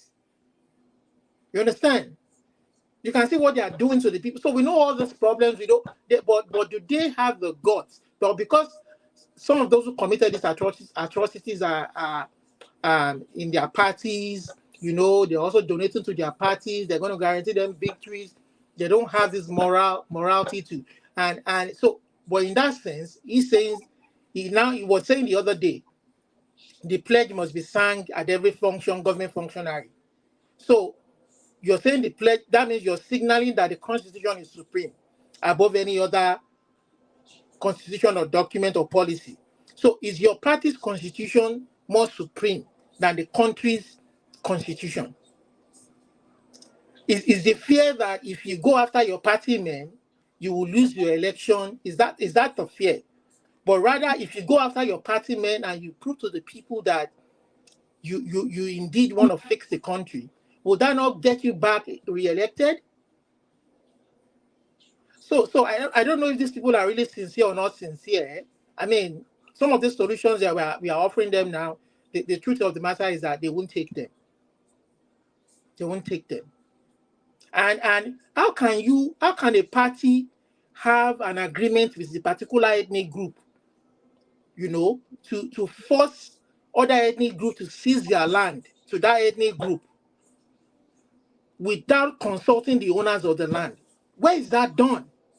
And this is what is going to put the country in flame, because this is what Tinubu has agreed to do before Buhari allowed him to take that mantle forcefully against the will of the people.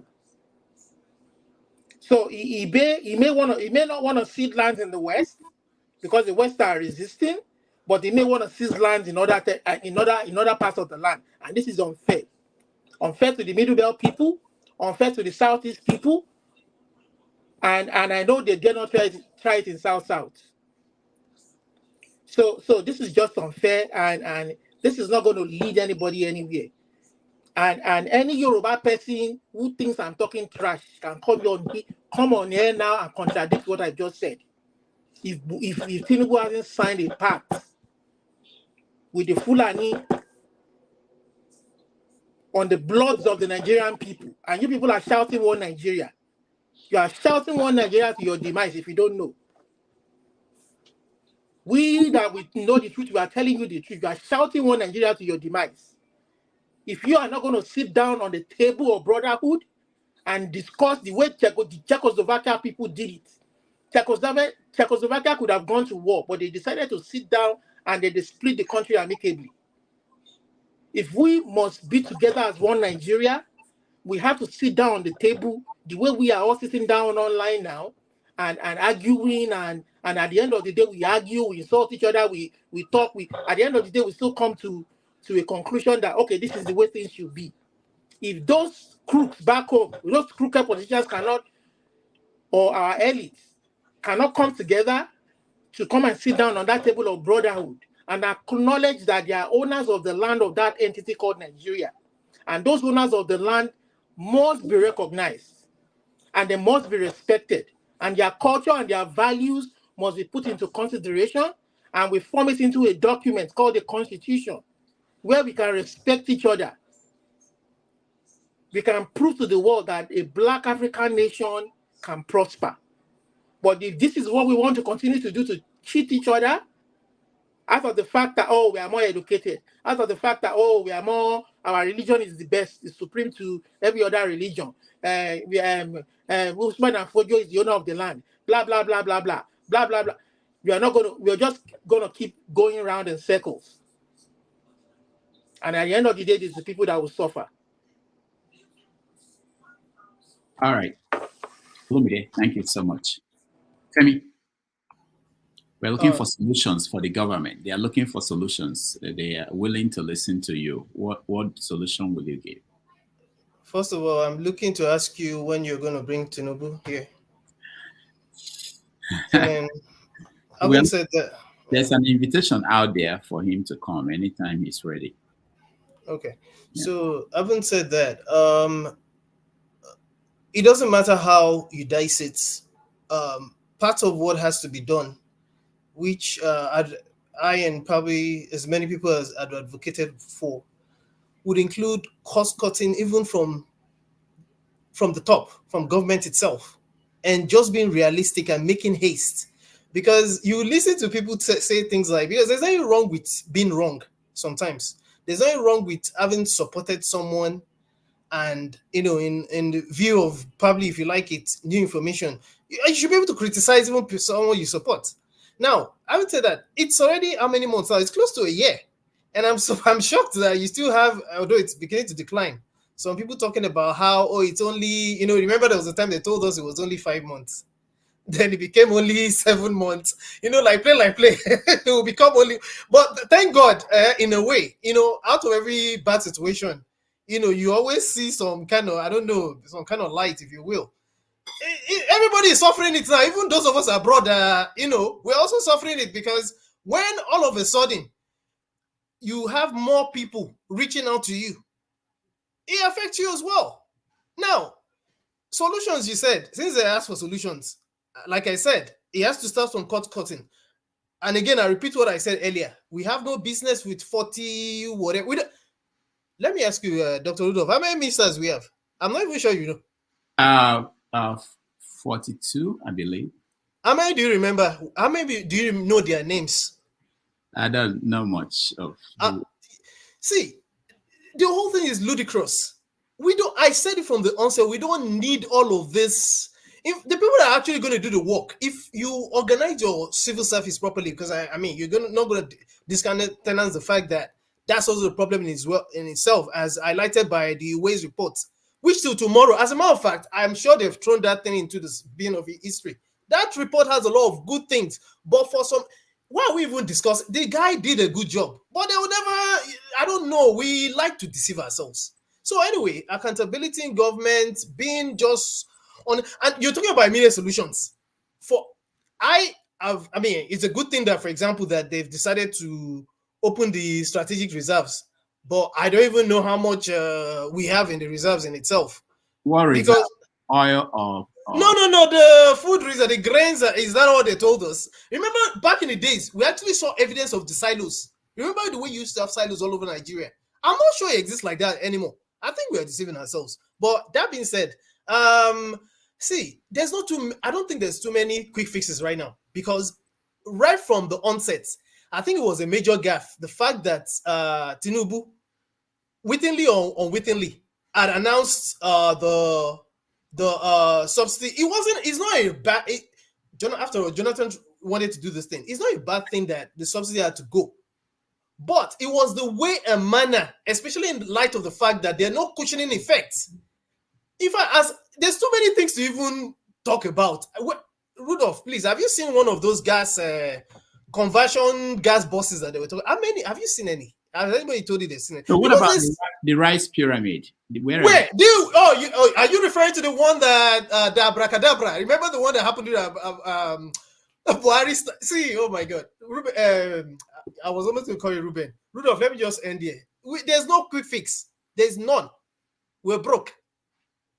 All right. Well, it's just to add, we are not broke. Okay. Sorry, Mr. Oli. Yeah. Please, we are not. We shouldn't also join in saying that we are broke in Nigeria. We are not broke.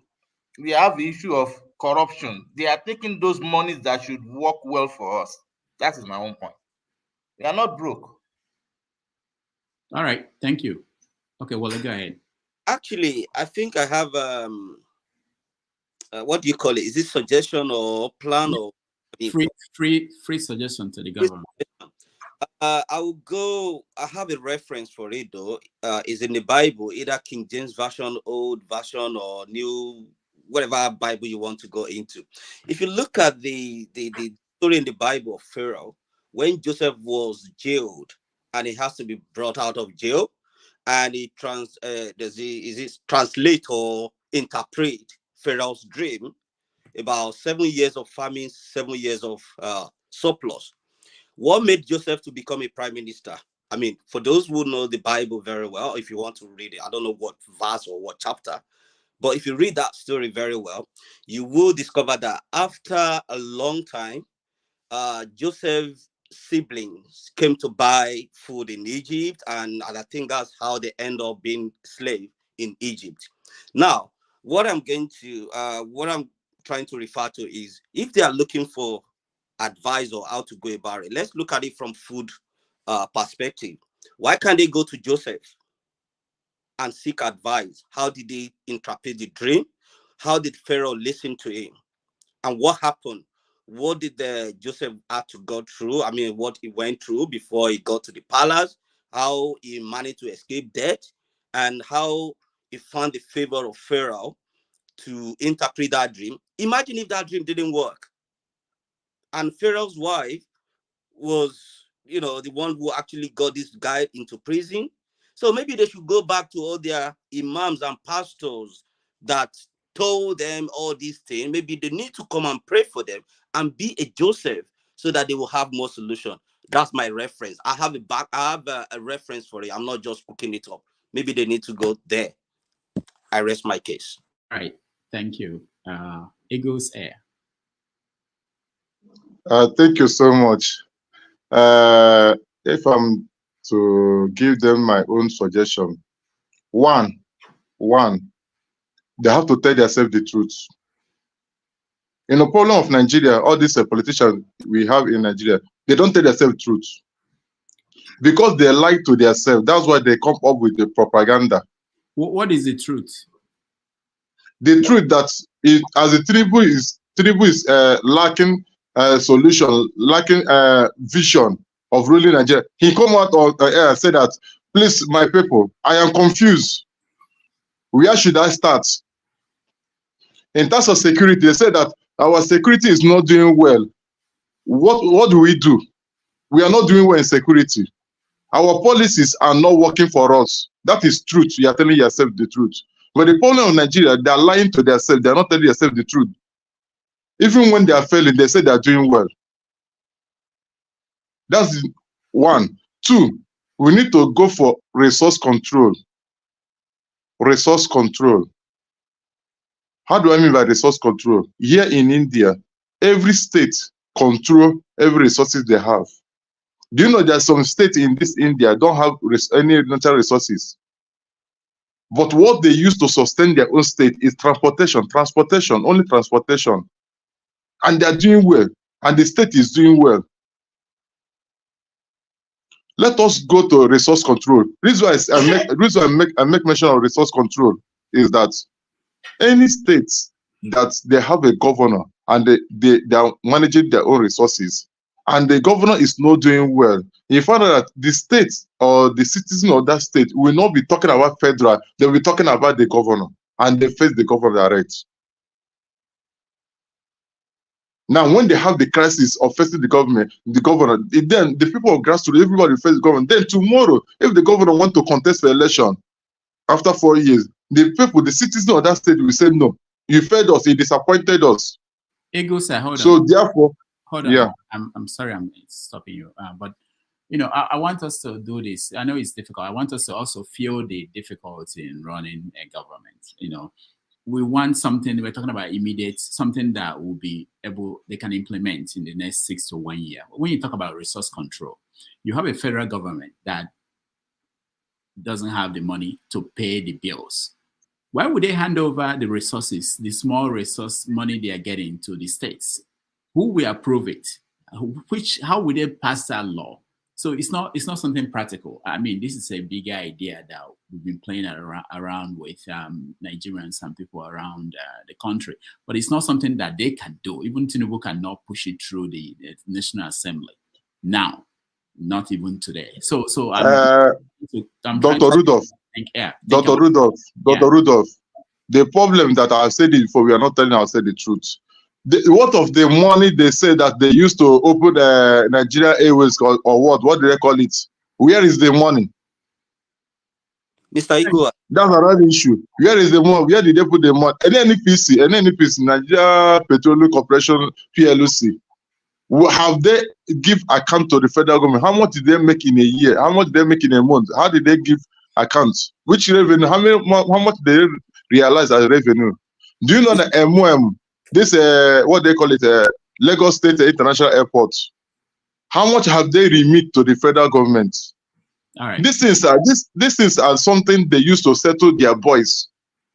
How can you sustain a country whereby all the revenue, the source of revenue, are in the hands of individual? Mr. Iguzai, please, please 1 minute. Yeah. Rudolph, Sambisa Forest, there. If they don't, solve the problem of hunger in the land. They say an hungry man is an angry man. Sambisa forest is there, or and all those forests in the west or somewhere. Why can't they do mechanized farming? Let the food surplus. It might take 1 year or 1.5 years to grow a mechanized farming. I mean, it won't even be up to that. Are they ready to do that? Solve the hunger in the land first. When people can eat, no matter how poor you are in this Western world, to buy a loaf of bread or buy milk to eat is not a problem. Maybe you go to 5-star restaurant, then that is your own cup of tea. But for you to fill your belly, you can't even eat more than let food. And this is the land where you are blessed. Why can't they think about that? Is it not a rich man that will fly a plane from Lagos? Yeah? And Rodolph, I want us to make a suggestion. I don't know if everybody will agree with me or not, or if it makes sense that the president. I'm not finished, sure. You are taking my time. Sorry. With respect to what you're saying, Igwe, if the president Go ahead. dangle is a stick and carrot approach, the parts of the country where the local governments have been taken over by insecurity, and where the majority of the people are internally displaced in refugee camps, the government should cease giving them money from their allocation until there's security there, and the federal government should take over the overseeing of those internally displaced people through FEMA or whatever agency. Does it make sense? Then maybe the government and the people would want to work in making sure that place is secure. All right. So what I'm trying to say, in effect, let me conclude. One is that we're talking about food. Now, in India here, there's one government of India used to do. In every local government, they have a place where farmers go and they hire machines for farming. There are some people there are overseeing it. Now, when you pick the machine for farming, government will make sure that they see what they are going to use the machine to do, and government will regulate it. And when the government regulates it, you find out all these farmers, after their produce is out, they bring it. Government regulates the prices of food in India here. And in coming to India, do you know that rice that you eat in India here have level by level? There is one they say 1 kg of rice, they say the 20 rupees. 1 kg of rice, 10 rupees. No matter your level, they have food to eat. Because the government started from the farming to regulate everything. Make sure they give support to the farmers. Make sure that every areas of they are producing food, they supported them. Give them loan. Government give loan to the farmers. Then lastly, the problem that we need to look into it is that in terms of security, let me tell us the truth. Nigeria government, Nigerian military have the sources, have the power to overcome the problem of security. But the problem they cannot overcome it because some certain set of people that claim they own Nigeria now decided to do what? To cover their people, the Fulanis, that creating problem everywhere. How can you say that it got you arrested Boko Haram members? At the end of the day, you integrate them into Nigerian government, into military. You put them into military. Now, let me tell you the truth. Rudolph, let me tell you the truth. Do you know that if they go to 82 Division Enugu and pick military that place, okay, go to Borno State, tackle all these insecurities. You see that 82 Division Enugu will do well. But when you go to Kanu, pick somebody to come and fight your own brother, they will not do anything to them. They will tell you, this is my brother, I cannot fight them. Okay, Eagles Air. Just to correct, yeah. 82 Division Nigerian Army is not Igbo military boys that are there. It's the Nigerian Army. Wanted to ask him what he knows about the military that is making. Because Nigerian Army is not making such statements. If you don't understand how the military works, it's not divided that way. It doesn't work that way. I'm happy that Dr. Rudolph addressed it. The military is not comprised that way. Yeah. See, the problem we have in Nigeria is bigger than what you think. It's more complex. It's more complex. Anyway, let me not eat into your time. I'll talk. So his time is up. Go ahead. Go ahead. All right. Okay. Hi. Hello, everybody. Listen, what is happening now, I love it. Let the hunger continue. I have no suggestion. Let the hunger continue. In fact, we are just revving the engine. The hunger truck has not even started rolling. Let it continue. Let it reset the stupid brains of all the people that helped and enabled the rigging, the bigotry, and all that. Because if this hunger does not hit very, very hard, and some people will drop dead. I know what I'm saying is a bit sinister. Will not have, will not get sense like we talk in Nigerian parlance. Let the hunger continue. Let the suffering continue.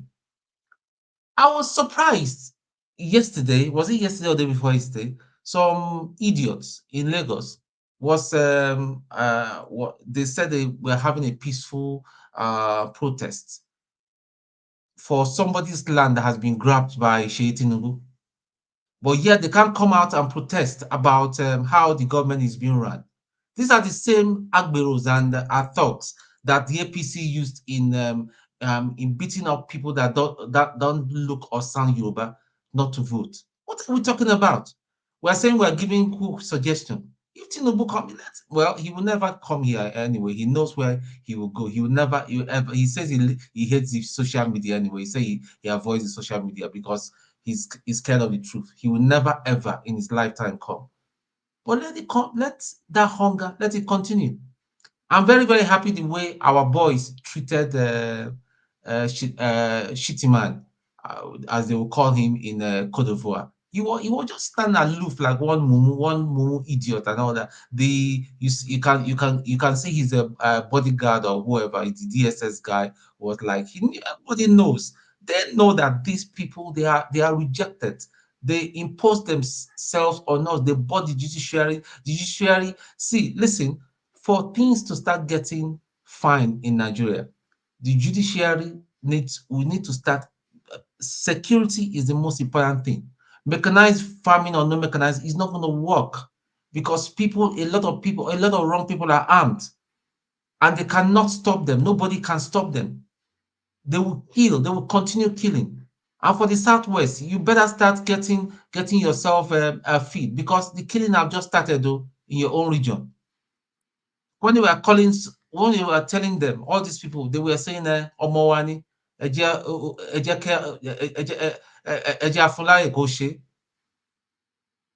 Omowani, all of them are now shouting, Ibin power. Some of them are even calling him here. Let's support him. He's the father of this nation. Whose father? It's not my father. It's your father. You bigots. It's your father. Let the hunger continue. Let it continue. Let it. Okay. The other day, the Naira gained a little bit against the pounds and the dollars. All of them were just high-fiving themselves. Today it's gone up now. It's gone up again. I think it's about 1900 as of this evening. So what are we talking about? They've got the luxury. Where are we going to start with? The luxury yachts for what? They bought themselves SUVs for what? All the ex Chief Justice case with all the money he stole, that one is still pending. Better is going to escape. Obviously, it's going to escape. So what are we talking about? Let the hunger continue. Make the thing start. Let Boko Haram do whatever and all that. People in the middle belt and all that. The gentleman that came the other day that is our panel, I don't want to mention his name, called Igbos out. I mean, how can someone be making that? That tells you the kind of problem we have in this country. That is Igbos that do the real kidnapping and they sell it on. They sell on the contract to people in the jungle. I mean, how do we want to have a solution in this country when people are still thinking that way? Your people are being killed every day by the terrorists that we are not even allowed to call them terrorists. We can only call them, what's that word they say we should call them? So what are we talking about? I'm not suggesting nothing, nada. Let the hunger continue. Tinubu does not give a toss about anybody. The governors are well secured. The people in the high places are well secured. They've got their security. They've got the best security network. Like Shore was yapping them and all that. I mean, I love that man because he's fearless. He doesn't care, you know. See, when something happens, you know there's security in Nigeria. There's security in Nigeria. So let the hunger continue. We're just revving the engine. It has not started. I'm not no suggestion to anything. The only suggestion is Tinubu will do is that come on the national TV and confess his sin and confess that he stole that election and all that and honorably resign. But unfortunately, the man is an agbaya. The man is an agbaya and he has no shame. He and his band of thieves, they have no shame. That is what have brought us to where we are. He's not going to get any better, unfortunately. He's not going to. We can speak and speak and speak until the people in Nigeria, because they are waiting for Ferreira, they are waiting for Tone, they are waiting for Dr. Rudolph to come from wherever we are and then lead them to the promised land and fight the fight. If you go to Lagos today, this evening, you'll be seeing parties and all that. They are seriously enjoying. So the hunger never reach where they will come out until that hunger will compel them to really come out and say, listen, this is not just happening. If I die, I die. If I live, I live. It hasn't gotten to that. Until it gets to that stage, nothing will happen. That's my take. All right. Thank you. Tone, thank you so much. Forefathers, welcome to the show. Thank you. Thank you for having me, Rudolph. Greetings to everyone on the panel, the chat, and to the viewers. Yeah, I hear what Tony is saying. Recently, when I spoke to Kulata, I was surprised he was sounding more hawkish on security than I was, because it turns out that 4 chiefs or kings have been killed in the southwest. I think there's some truth to what Tone was saying, that people's consciousness will not get to the point where they need to act until things spill too far down the line. And it's a bit of a shame, because that is what we are calling, it's actually loss of life. It's going to lead to a lot of loss of life. And personally, I prefer that we try to do things to a kind of forestall those type of events. This is why I subscribe to what Ferrari suggested some time ago. If we had some kind of media campaign, as a matter of fact, Kulata was even open to some kind of campaign. He actually reached that same conclusion, that you have to have a common cause and push the government to secure the country. I think that realization is going to be dawning more and more on people. And the fact that Nigerians thought that they were not nationalistic, it shows you that you know what happened with the football during the football matches. People were dying because of Nigerian playing football. If they didn't care about the nation, they wouldn't be dying. You know, the people are getting heart attack and all kinds of stuff. The fact that they are talking about it on TV and somebody called me that they know somebody that this happened to, it tells you it was widespread. It's crazy. It tells you our people don't have leadership. The people care about the country. When I said it before that they were stood down, our people are being stood down, not to do the right thing by their nation. Our leadership, they are not doing what they are supposed to be doing for the people. The people are ready to take the action, but the leaders are telling them, no, pretend as if nothing is happening here. We are trying every day. We are looking to fix the system, but never gets fixed. If Tinubu came to office, went to sleep, and woke up today, Nigeria will be better off. The fact that he has messed with the system, because remember, the subsidy has already been removed. But because when he goes to sleep, the subsidy will be removed either way.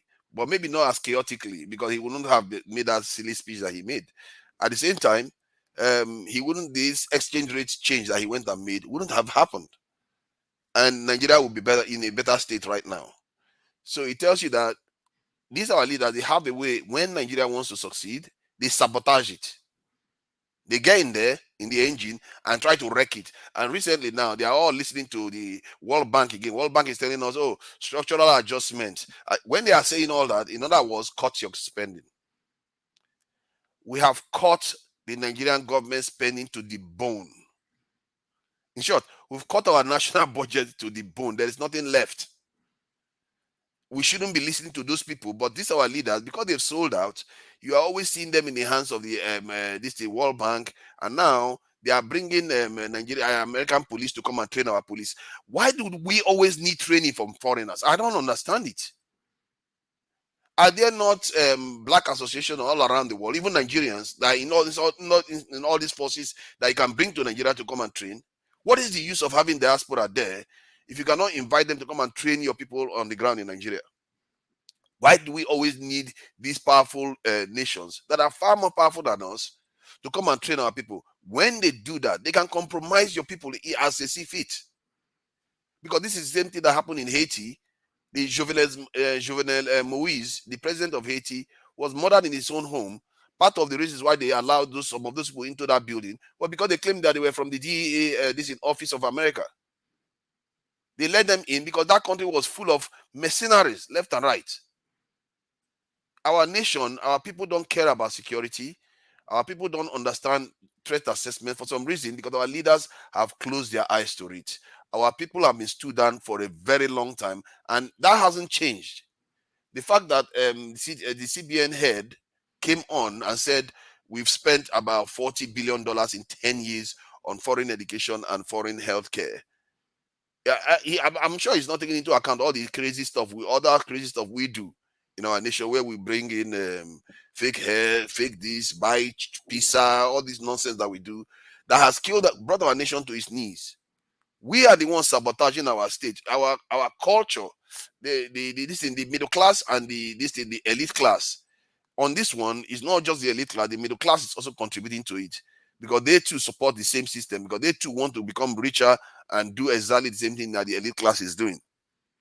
And this is why Fela was complaining about it when he talked about colonial mentality. He didn't just only target the politicians. He went further and said they will change their name to this thing and put their slave name for head, because they don't like their own things. Our people don't like our own things. They prefer to be buying Oyibo stuff, prefer to go to Oyibo education, prefer to listen to Oyibo's advice. They don't go anywhere else.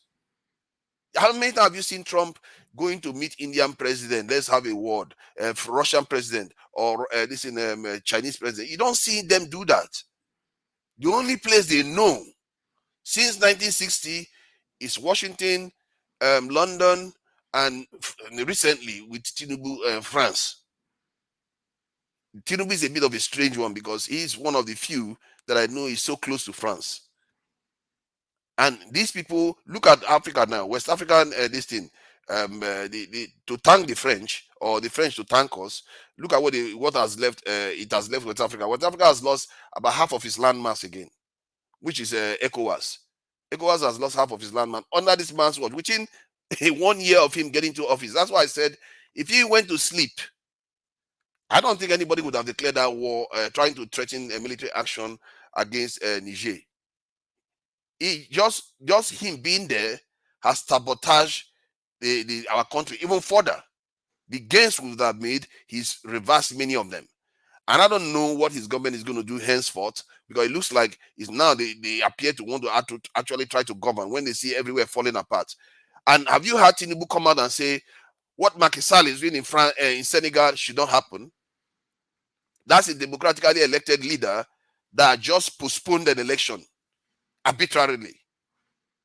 You don't hear them now coming out to say, hey, you can't do that. That is wrong. Because tomorrow, when a military coup occurs, this Mumu man will come out and start telling us that, oh no, we have to fight them. And now he's caused 3 West African nations to want to align themselves with Northern African nations. All that is threat to us. All that we're supposed to be potential market for Nigeria. When did he become a Mumu to you? No, I have to judge him according to their actions. And his actions since he came to office has been Mumu actions, or somebody more sinisterly, somebody that has been compromised. because all his judgments are wrong. You don't hear him saying, stop using the dollar.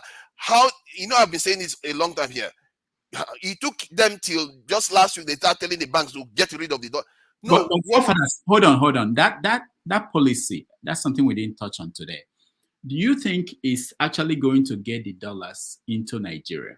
So let's say you use Western Union. I don't know what people are doing now. You send money through Western Union and they give Naira to the people in Nigeria. How will the country get the dollars? Because the reason why they changed that policy under Buhari was that they complained that the money was not getting to them. They had no control of the money people were sending, even though people were getting the dollars from the banks and going out there to change it. This new policy, how is it going to bring the money, the dollars to the government hands? Exactly. I think because they used to have I think they call it dollar accounts in Nigeria. I think that policy was done to try to get the dollar into the country. But it turns out that people were storing the dollar as a way of a kind of increasing the value of their Naira, or they can sell it later on and make more money out of it. But the problem there is that the companies that are doing those things, they exchange the money here, they change the money here to Naira. And when I say change the money to Naira, they don't change the money, they just take your dollars and they take your pounds, they take all your currency, keep it here. And then in Nigeria, with the money they have in Nigeria, they just send it to the person. So that is not getting the foreign exchange to Nigeria. But I'm sure the government has passed a rule. I'm not. I'm thinking that I'm sure, but I can't be 100% sure because, like I said, the Amumu wear trouser. You can't always be sure about these things. But normally, a sensible government will say that money should be sent to Nigeria. The central bank does the exchange, so they keep the the foreign currency, while the Nigerians get the Naira. That's how it's supposed to be. But forefathers, most of these politicians, which they know, because it's hypocrisy, most of these politicians have got safes in their house. They've got tons of dollars in their house hidden away because they are trying to preserve the money they've stolen. That's what is happening. You want to tell me that Tinubu even Tinubu himself, I'm sure he's got one of those stash as well, stashed away somewhere. So why go for ordinary people that are just doing their honest business? To be fair, for me, I don't look at things from that point of view. I know they do it. I know they are corrupt themselves. They put us in this position. However, if you want to start changing something, you have to applaud. You have to agree with the change. Otherwise, nothing is ever going to work.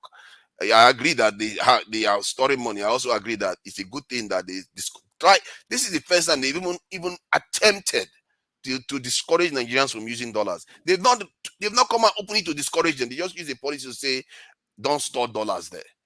You should, as a national leader, tell your people, don't use this dollar. It's killing our currency. And if they did that, maybe you are right from that point, Tone.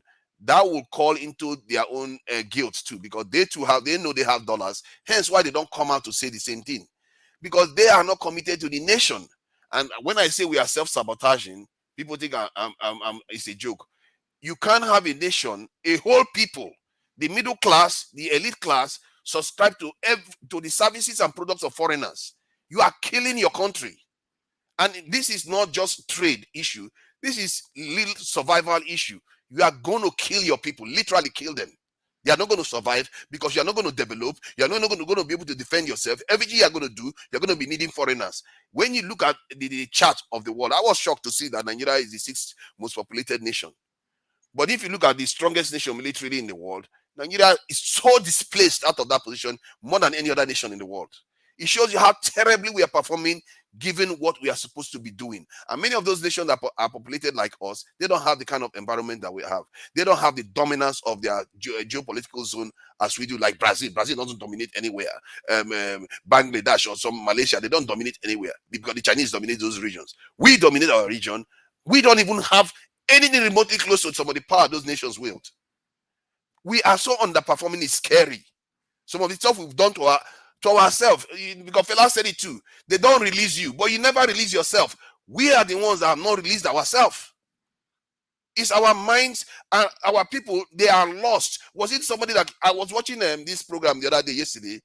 They showed this I think visa on arrival program they were showing, And I was watching towards the end, the ultimate boss came in. The ultimate boss was painted to look as white, and the eye color was, she wasn't even wearing a black person's eye color. The eye color was a foreign eye color. The hair was a foreigner's hair, to make the person look as an approximation of Oyibo as much as possible. That's the person that is heading the Nigerian Immigration Service, that is acting as if she doesn't like corruption. It tells you that we, in our psyche, something is wrong with us. We don't believe our own people are worthy. If you go on all the news channels, our women want to dress to look like Oyibo people, and nothing costs money, because from what I gather, it's almost $1 billion we spend on hair product alone. That $1 billion, what you can do in industry with that, God help us. What you can do to train your children in the tech with that, I don't know. But we wash all those things down only on our hair alone. So we had that somebody was partying for 1 hour with $1 million the other day. If you don't want to draw the anger of women today, you better let me. I don't care.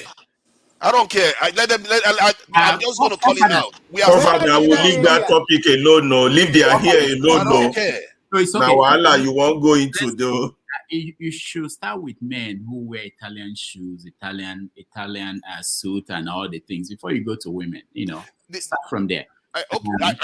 To be fair, I did start with the middle class. So I did let me try to separate the men. The men are the ones leading the nation. They are the ones causing most of all this trouble we are experiencing, and they are the ones probably incentivizing the women to do some of the things that they are doing themselves. Because if the men are busy telling the women or telling the nation that you are supposed to buy your own things, promote your own products. If someone like Buhari came into office and was buying innocent cars using Proforce armored vehicles, by now, most West African countries will be buying it. Even other African countries will be buying it. By now, that's how short term it is. You can start making the profit from those things. But you have to try to convince our officials today to use Nigerian-made product, and they will refuse on top of it. Even when you remind them, why are you not buying your own product? They will refuse. Those officials, they were once in opposition. They ended up in office. So where are they coming from?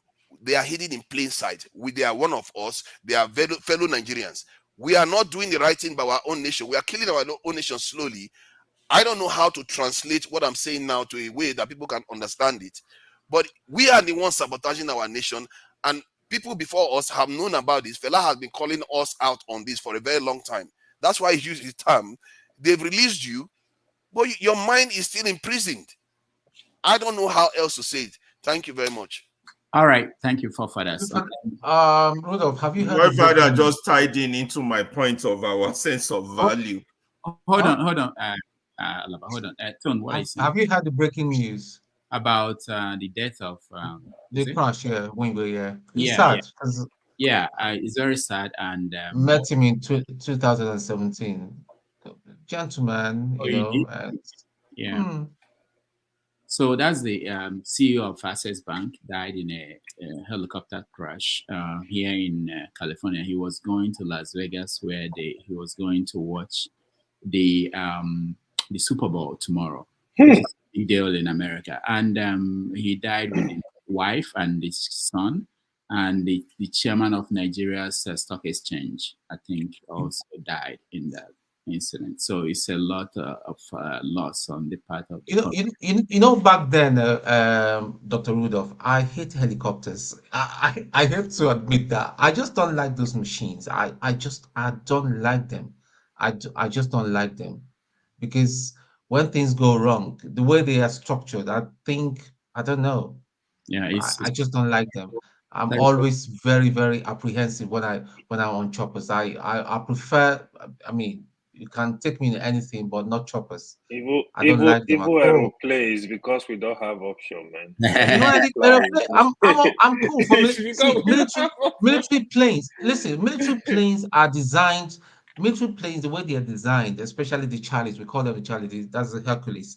They are designed in such a manner that even when you crash, this chance of survival will be, except there is some kind of foul play. The chance of survival, you have some chances of surviving. That's the way they're built. Oh, really? Is it like because Hercules? That's the way they're designed. Yeah, that's the way they're designed. But those choppers, it's not. It's. I mean, I don't Yeah, like them at all. even jet fighters they have ejection and this in seats. And I've always asked that question: that why do you go into passenger aircraft? They don't have parachutes or anything.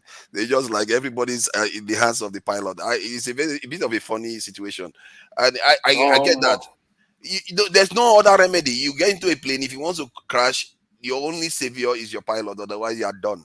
And Forefathers, remember the chairman of Leicester FC, how he died. In fact, that chopper nearly crashed in the stadium that day. It was outside, and some people would have survived, but because of the way even the blades chop off one person's head, that somebody told me was so sinister. So I don't like those machines at all. And That's just the thing. Abatigwe is building one fantastic university in Rivers State. Yeah, he has been boasting about he's gonna be the best. He was really putting a lot of effort. I think he wanted it to like start out. It's sad to hear that they died. When I just heard it, I But just look at said, what they were listen, doing see, now. this They life were is busy just trying to go and watch football in an American city. exactly. I didn't even know This that they life were is just so overseas. sad. It's so Always somewhere transient. else. So also, yeah, that university was in the news recently because it was they're collecting money in dollars. Dollars, yeah. Yeah, it was going to it collect was a problem. money. And God knows what caused that crash. We don't even know. And this is the kind of stuff that gives me trust issues. You leave your country, and an important personality as you are, you start flying in foreign countries. You put us in a very, very precarious situation. All this type of stuff, I just don't like to hear about it because it just gives me trust issues. You don't know what happened to him. We don't know how this happened. And our people are so vulnerable. Everywhere is vulnerable. We shouldn't just make it look like everywhere is vulnerable. There's risk even where you are sitting. Where I'm sitting, there's risk there. So it's But I'm not that important. But he is important. Like your president is important. He shouldn't be going to foreign territories to go and have his chest and his brain opened up there. That is not what your president should be doing. Well, that's where we are. It's just like those billionaires that wanted to go check the Titanic ship, the wreckage. I'm like, I'm not putting my $1 to go check that bullshit, man. No, I'm not doing that. Why would I take such risk with my life? No, and my money now. All right. Yes, you want to spend money like that. It's a normal. Do you know how many times you are sticking a chopper? You get the point. So it's part of life. Let us just move on. May his gentle soul rest in peace. My own opinion. It's sad, man. It's sad. It's a big loss to the country, to be honest. Yeah. All right. Amy, thank you so much. Alaba, thank you so much. Olumide, thank you. Tone, thank you. Victory, AY, and Wale, and all the people that joined me, and on the comment section, I saw people making fun of me. That's all right. We thank all forefathers. Over to you. Thank you, guys. I'll see you. Tomorrow we are giving up 90 Minutes Africa for the guys who want to watch football. So we have Mazes Okay and Electricity. They are going to host a show tomorrow for football. You know what we call soccer. Are they going to stream the football on I'm not sure what they are doing. You can't. I don't think they can, but I'm not sure what they are doing. But they are going to be on all through. Just commentary. We have done Super Bowl coming at night, later at night. That's the one I'm watching, and I wish you guys all the best, and hopefully. So you know watching our football? Oh my God! I don't know where to watch it. I'm not watching. I don't know where to watch it, but anyway, I'm looking forward for this. Can you can go to BBC? I'll no, drop you the link. I'm not eager to watch. No, don't worry about it. I'll see the results. Thank you, guys. I'll see you guys. You see, people are dying. Rudolph is scared to wait. I'll see you 5 guys. people died in the semi-final. No, I won't die. I won't die because of football. No. All right. See you next week. Thank you. Yeah. Thank you. So yeah, I'm sure the elite session start now. The elite session start now. It's not the elite session. We don't joke around, man. Go and wear your batting gear, because they are coming for you tonight. They are coming for you tonight. Let them come now. Let them come. So yeah, where were we? Because I don't know the conversation. I think AY had this conversation when we were discussing this stuff earlier on this week about this export thing and how Nigerians don't do enough export. I was shocked. One information that I got this week was about how much Singapore exports versus that of Nigeria. Singapore, a tiny nation of about 6 million people, not even up to 6 million actually. Their exports is around 341 billion US dollars, while that of Nigeria is 40 something billion dollars. And if you take away crude oil, which Singapore doesn't have, the scale at which their exports is greater than ours is astronomical. It's probably more than 100. And it just tells you that we barely export anything. We are we are not making anything that we sell to other people overseas. And it goes to the point that we have so performed so badly that we are not even making anything for 200 million people. We are not making anything to sell to any other people. If anything, we are relying on foreigners to bring stuff to our country. This is how far down we have fallen, that our leaders have gotten us to this mess. And this type of information, the only people that can perceive it are people like you, people in the upper classes. You are the only ones that can understand this. The ordinary masses, they are excused of these ones. The bulk of 70% of the Nigerian people can't account for. They don't understand this. So it tells you that the true problem of our nation is in the hands of the middle class and the elite. The elite class have their blame. I've always called them out. They are hand down from the colonizers. But the middle classes, they know better. They understand this. Is like for many of you go to foreign, like Tone probably has gone to Nigerian embassy in the UK and seen how terribly they perform and seen how badly Nigerians are behaving. But when we somehow come to the country, we end up in office, we start doing the same thing. Look at this young Beta Edu stealing money. Young politicians, they are doing practically the same thing that the people that came before them did. How do we get ourselves out of this mess that we are in? I heard this week that the Tinubu's government said that people should be saying the national pledge because obviously they want to instill in people a sense of patriotism, which is a good thing. And they started asking people to not use the this in the banks to remove the dollars. So it appears they are beginning to understand that they want to tap into the power of nationalism. And you saw how people are dying just from watching this in match. That is nationalism at work. The power this thing holds over people. When people care about something, they really care about it strongly. I'm not even sure some of those people, when they see their children fighting, their heart they will give up like that. But they are watching a match and people are dying because of the passion they have for their own nation. And these leaders haven't tapped at all into it for a long, long time. We have been kept asleep. What do you think it would take for our people to start siding with themselves, where they will start manufacturing their own products? They are going to start exporting products, selling it, and for us to start making money out of what we actually make. Because some people argue that if we do that, our own products are too expensive. That why should we buy our own product that is not very this is a good quality? It's a valid argument. You can argue that, so what? Even if it's too bad, if you buy it, you buy it for 10 years, it's going to get better. You can also argue that the government should subsidize it so that the people can be able to get access to the product and patronize their own locally manufactured product. Because if you don't do that, you get what you have now, where you buy foreign products. The foreign product, because you are buying foreign products, your own local companies don't do well. You destroy your local companies. Then you have to buy even more foreign products. And you buy and buy and buy. You become like a cocaine addict that cannot stop buying foreign products. And your people, you know how cocaine addicts end. So how do we get ourselves out of this vicious cycle? Because that's where we are. Make no mistake. That's where we are. All the indication indicates that that's where we are. So Amy, go. I think we are going to go 3 minutes. I think 2 minutes too short.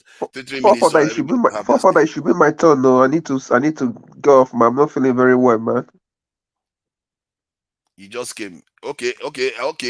Because I just started a new topic, and so I don't know whether it's fair for me. Okay, because you are ill, you are not feeling that well. And Victory, I do miss you because I've not seen you for a while. You've been making money in your finance sector. Please go, please go ahead. This is Victory. 3 Yeah, minutes. yeah, good to see you guys all, and good evening, my fellow panelists and people in the chat section.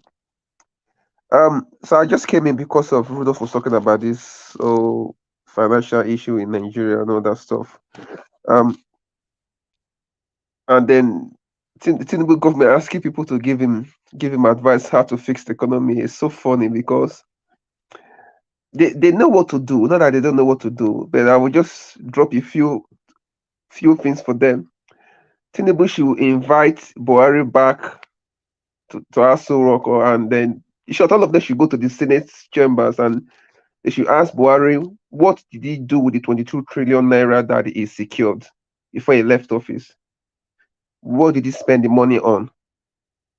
That's the Rika that floated a kite that is meant to be a Nigeria Air. They should tell him to bring the money. The accountant general that looted billions, they should tell him to bring back those money.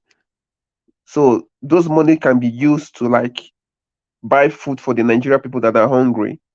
You know, people are absolutely hungry. I just spoke to somebody in Nigeria this evening. They're telling me that you go to the market in the morning, you buy something, you come back in the afternoon, they will tell you that the price of that thing has gone up. You know, that things are so difficult. People are absolutely hungry. And for the issue of this dollar thing, they're just, I don't know what is wrong with these people. It was less than about 2 or 3 months ago that they removed that Emefiele's policy of like telling the remittance company to bring in the dollar into the country. They removed it, and now they've went back through like a back door by telling them again that listen, you can only pay out naira in Nigeria now, and then they want that dollar, that foreign currency back again from them. So you can tell that these people are just bunch of confused people. Then secondly, I always go back to the point that what happened to the currency swap Nigeria did with China? What happened to that deal? Because most of Nigeria's goods is coming from China, right? So Nigeria don't have any business looking for dollars. If your goods are coming from China, why can you not activate the currency swap with China? That will ease the pressure on the demand for the dollar because the goods are coming from Nigeria. Most of Nigeria import are coming So from America China. has to have its share now. They can, China make profit from us. America wants their own profit from us too. That's the problem. Yeah, but that's what I'm saying to you. For that, people are fighting for. Everybody's fighting for that nation. So unfortunately, the people who have currently the leaders, they don't care about Nigeria. They are serving the interests of other people and not the Nigeria people, right? And then what happened to NMPC? NMPC that is not remitting forex to CBN for the sales of crude oil, and nobody's saying anything about these things. So I just think that we as Nigerians, we are not serious set of people, and people are just wasting their time because nothing good will ever come out from that place. As far as I'm concerned, what I can see with these people that are running that country right now, it's just going to be another cycle for another almost 3 years, and the country will just be sliding back and backward. You just be seeing backwardness. Nothing is going to change. They know what to do. They're not stupid. The people speak to them privately. They know what to do. You know, so they coming out to tell Nigerians to give them advice. It's an insult to the Nigeria people that are suffering. I don't know if you can hear me. Your time is up. It's three All minutes. right, all right, thanks. And we take it. I'm not so sure I agree that it will never change because we must well pack our load and just dig the ground and enter it and forget about it. It's over for us. There has to be hope. That's all we can have, isn't it? Emmy, please go ahead. All right.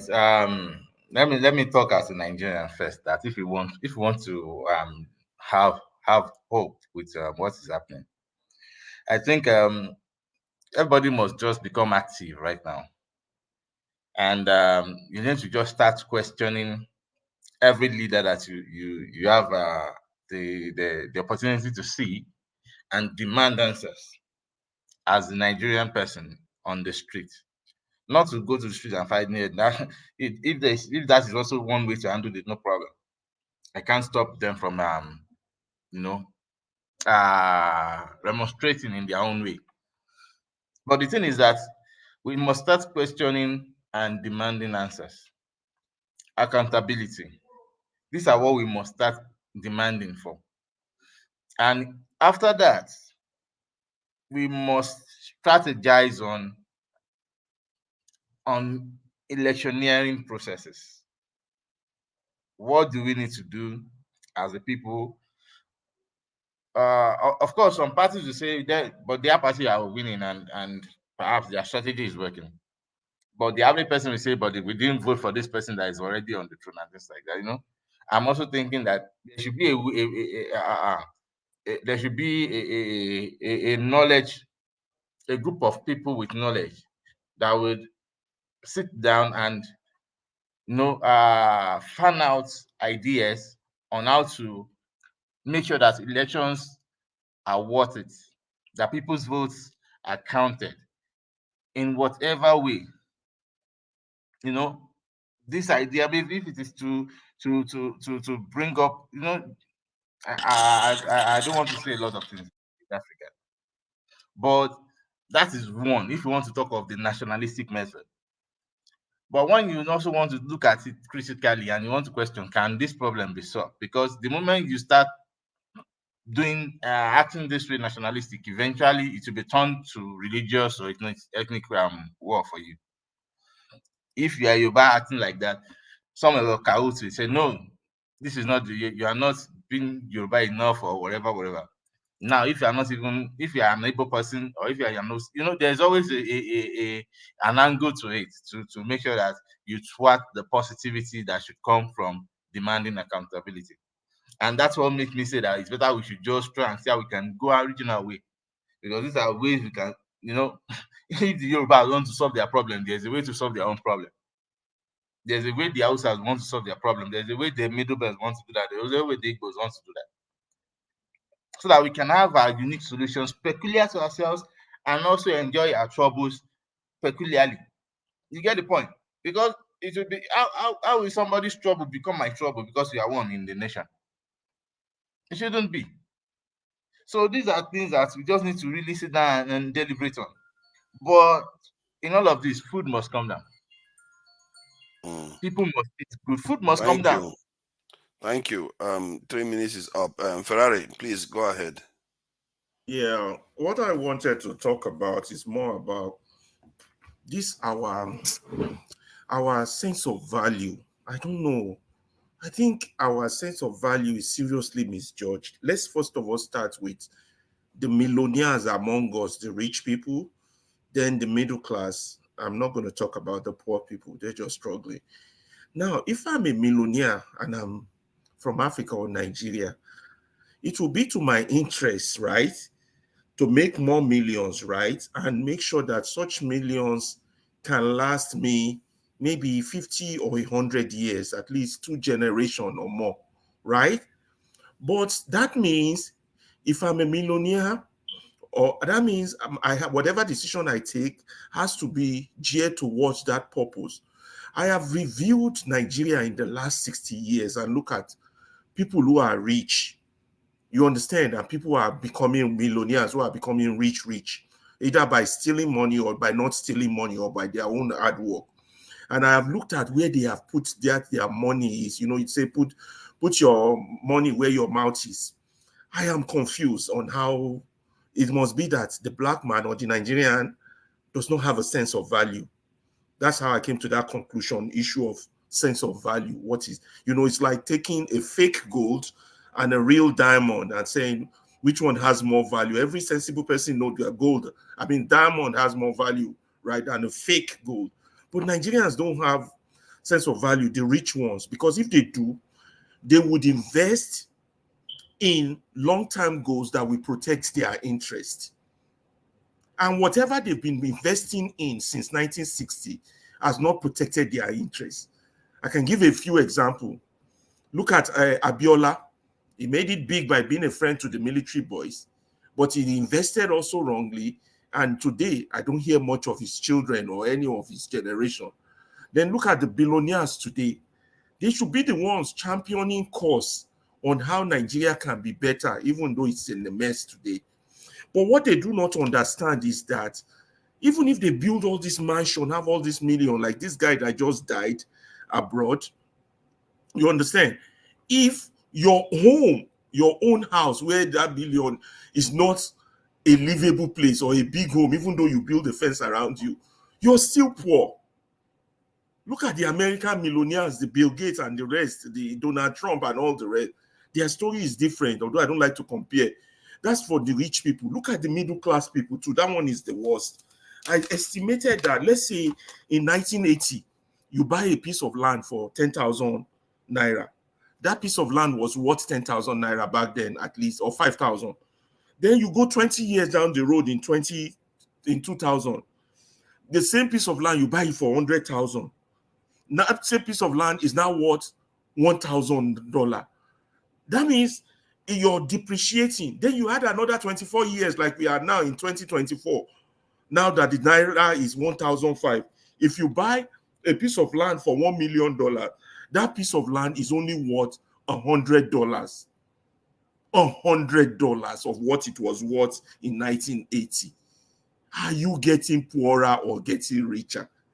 You're getting poorer, both for the millionaire and for the middle class. So it is in everyone's interest for you to make your country okay, to have a rule of law, to have security, to have food, to have good governance. It's in your interest, because as time they go, things just they bad more and more, and you're not gaining, you're not benefiting. Because if money is your objective, the way things are going, you're losing more money. Let's say, for example, 8 months ago, you have $1 million in Nigerian account. By now, that's your $1 million has already gone down half. I've gone down half, become 500,000. So who is losing? You're not building wealth. You're only accumulating poverty. So it's in your interest to fix your country. Yeah, I got that time thing. To fix your country. The same thing for the rich people. To join hands with those who... I'm confused on how we reason. Maybe one of you could help me on. I think the black man is. I think you are beginning to think, you are beginning to observe that something is clearly wrong. Because, something is like clearly you said, wrong. Even these rich people, it's in their interest to make it's the country work. Interest. But still, they sabotage it. So that tells you that something is off. It's a thing of now. They just concerned about what they will eat now. They have no long-term, long-range vision of view or calculate. I don't know how that is even possible. Exactly, you think they should, because often you think they should, because they are very clever people. They are some of them are highly educated, like highly us. Educated, clever. So why are they not thinking like that? Thinking. It's in your long range, because that it's only when your country builds wealth that you can hand over things to your children and grandchildren. Exactly. I don't get it. On that point, I'm just like, what the hell is wrong with the black man? Can we not think beyond the next meal? How is that even possible in this competitive world of ours? Take for example, a millionaire who was a millionaire when Donald Trump was a millionaire 30 years ago in Nigeria and the one here. Even your so-called Dangote, by the day, as Nigeria is going in this trajectory, is getting poorer every day if he doesn't know. If he doesn't know. And that's the luckiest of them. It's in your interest. Even me, sometimes I watch myself, sometimes I think I am one of them too, because you see some of these I do, you check your fellow Igbo boys and maybe Indian boys, they don't do those things, and you wonder why am I spending more on these things when they don't care? And the Igbo guy will be like, okay, I want a phone. It doesn't matter to them whether it's iPhone or this thing. They might they might even get a lower. They are willing to use an old phone, old iPhone for years before they even consider changing. But I have the need to want to change it often. So it tells you that the things our leaders do, I can see it in myself, because there's something about us. It's the sense of value. Then somebody have misinterpreted. It's just like the rappers, the black rappers. Remember, the black rappers will go put all those big chain back in the 80s or 90s or whatever, as if that gives them value. And you see a typical rich millionaire here in America, in the train, in the subway, with ordinary jeans and Levi's. You won't even know he's a millionaire. And they're the ones who control downtown, who control the city, who control the United States. But you, who just made one big hit record, you got all that gold. You know, it's a status thing. You just want to be seen. You go get the big car. I don't know. I don't. There's a lot of things that I don't know. I don't have answers. Look at what all this one is saying. See, I think when you keep saying that we don't have an effect, we all contribute to this psyche that we are in. And the fact that it's affecting me, I'm trying to reveal to you that there's something about our culture that is damaging to us. And we have to start recognizing it and understand that we have to put our own products, our own services first. We can't always, we can't. This is one of the reasons why I don't want to go into a controversial area, because I think Ferrari doesn't agree with me on this one. Where I was about ASU strikes, some of the things they were doing, I felt like because they damaged our education system so badly that people have to go overseas instead of people to be coming to Nigeria to educate. Yeah, the only reason I disagree with you is that they were just reacting. It's the real people in government that are doing the damage, and also react to every action. There's an equal and opposite reaction. Yes, so that's the answer to that but they shouldn't have gone as far as they did. 9 months strike. They are damaging their whatever it takes me. Whatever it takes. But they don't succeed. They succeed once, that you can excuse that, but they never do succeed. But in the end, the Nigerians people are not educated. They are not giving them good education. You know one thing that pains me so much. You know this I'll man, be back. Joseph Wires. I'll be back in a minute. Yeah. All right then, no problem. Joseph Wires, number 3 during Shagari time. He died in England. Nobody could come and claim his corpse. This is how the mighty are falling. Yeah. I was a child. I was like a teenager when that man was number 3 to the presidency during the Second Republic. So that means over time, this so-called wealth you think you have, it depreciates, and it beholds on you, your responsibility to protect it. And you cannot protect it in a lawless society, in a lawless state, all just because you have that advantage for the moment. Because all these things our politicians are doing is because they have an advantage. To them, they're protecting their advantage. But so I think when I was discussing this stuff yesterday, even Pansad was like, if we can link up the channels like Dr. Damages, Niger Watch, One Man Want to Move, link them up. In terms of security, you demand that the government secure the nation, and that you stand a chance, and you align with people in the north too, and that will push for these things to be done, because he saw a lot of loss of life in the southwest because of, I think they said chiefs or leaders of communities where they lost their life, 4 of them in a row in the southwest. So they are meant to understand that this thing is getting out of control. This is what we need to do. It's not a question of whether if we can. We all need to link hands. Look, and something also always amazes me here in Chicago. If you come here in Chicago, when I first came, a lot of Nigerians, most of them were in the cab, apart from other business they do nursing, doctor. They were in the cab business, taxi cab, before Uber came. Now, other people too were in the car business, so Ghanaians, Somalians, and all that. Guess what? In Chicago, before the car business went down, there was not one single Nigerian cab company. The Somalis, they have a cab company. The Ghanaians, they have a cab company with their colors, with their country colors, in Chicago. The Algeria, there was not one single Nigerian cab company. And our people were the majority in that business. We cannot come together. Something is wrong. Eme, you want to say something about this?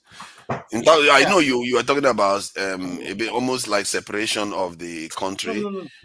No. I'm not talking about separation. Because I still believe in one Nigeria. And I know that there's an advantage to that as well. But that we can still go back to that regional governance practice. Because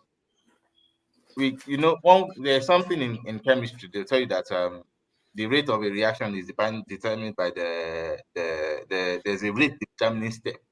The slowest step determines the speed of, no matter how fast others can be. If there's a slower step, that will determine the whole process itself. You see, there's a way the North wants to go. We can't drag them. The West can't drag them. The South can't drag them. There's a way the South wants to go. I mean, the Southeastern wants to go. You can't, they have these unique differences that on the surface is not always obvious. We know how to mix it ourselves there. But those things are peculiar to us and it affects the others. The way the North decides affects us. The way we decide affects others. So we just have to let that differences be managed. And I think that's where because you can imagine the Northerners, they have a lot of Muslims. So when you're talking about security and things like that, and you want to come up, there's if I have my own biases towards it, once I speak it out because of the way I see it, they will see it differently. No, let me let me just add one thing. The US has the same problem. Many countries have similar challenges. On that northern side thing you said, even the rich northerners too. Imagine the rich northern people in the 70s and the 80s now are very poor. People like, I don't want to call them, people like Gowon, what's his name? Danjuma, Babangida, they're all becoming poor. Yeah, now, look, why won't they be Who said Danjuma is poor? Who said Danjuma is poor? You don't think Danjuma is poor? Danjuma is rich. in dollars. Danjuma is rich, but he has no influence to help his people that are being killed. Yeah, yes, he has no influence because of. And that's being poor now. I mean, you don't agree with me that that's being poor. Are you talking about poor politically or poor financially? I mean, even if your wealth cannot influence politics, to me, you're still poor. How rich is he?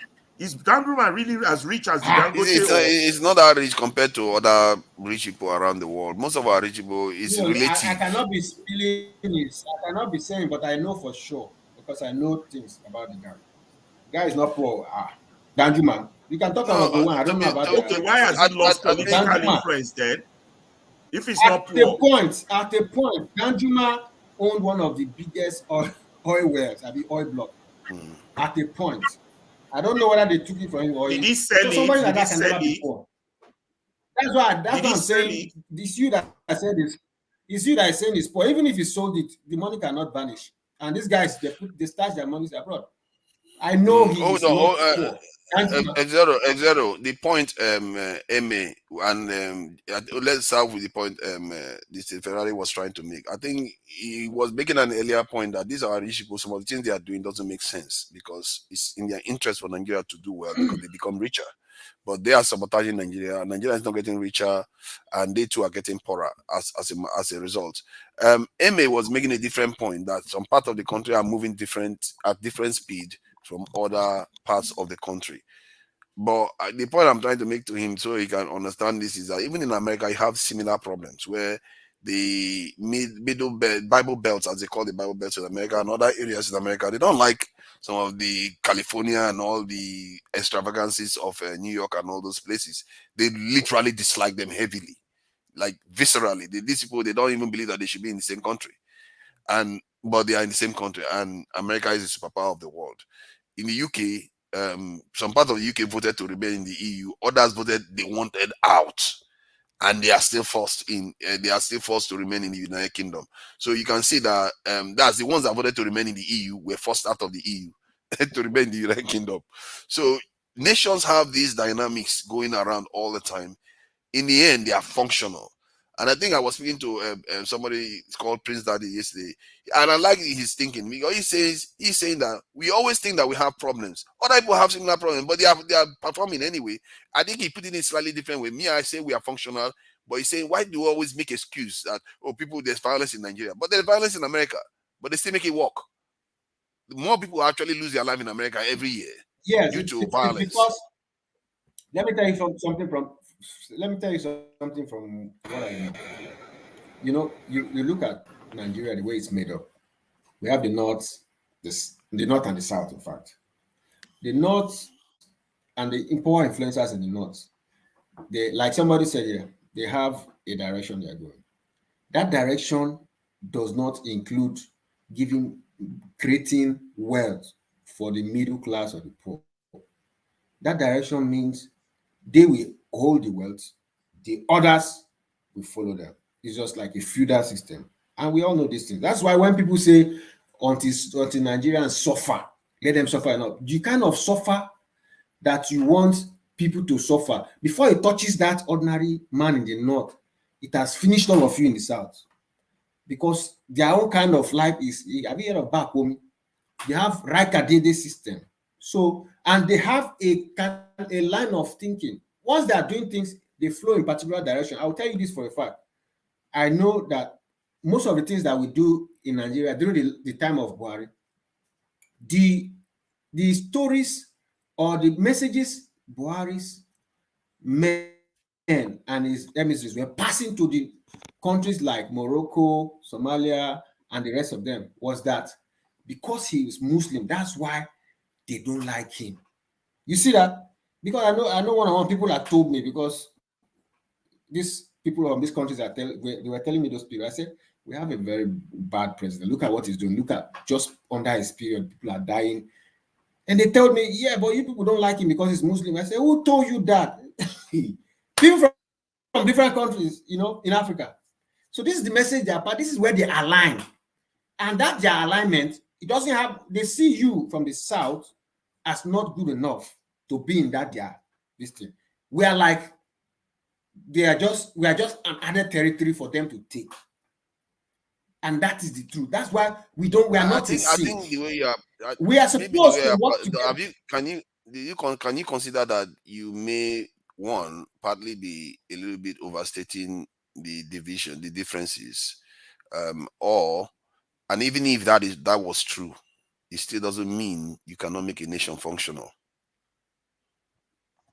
Let me tell you one thing that you agree with me.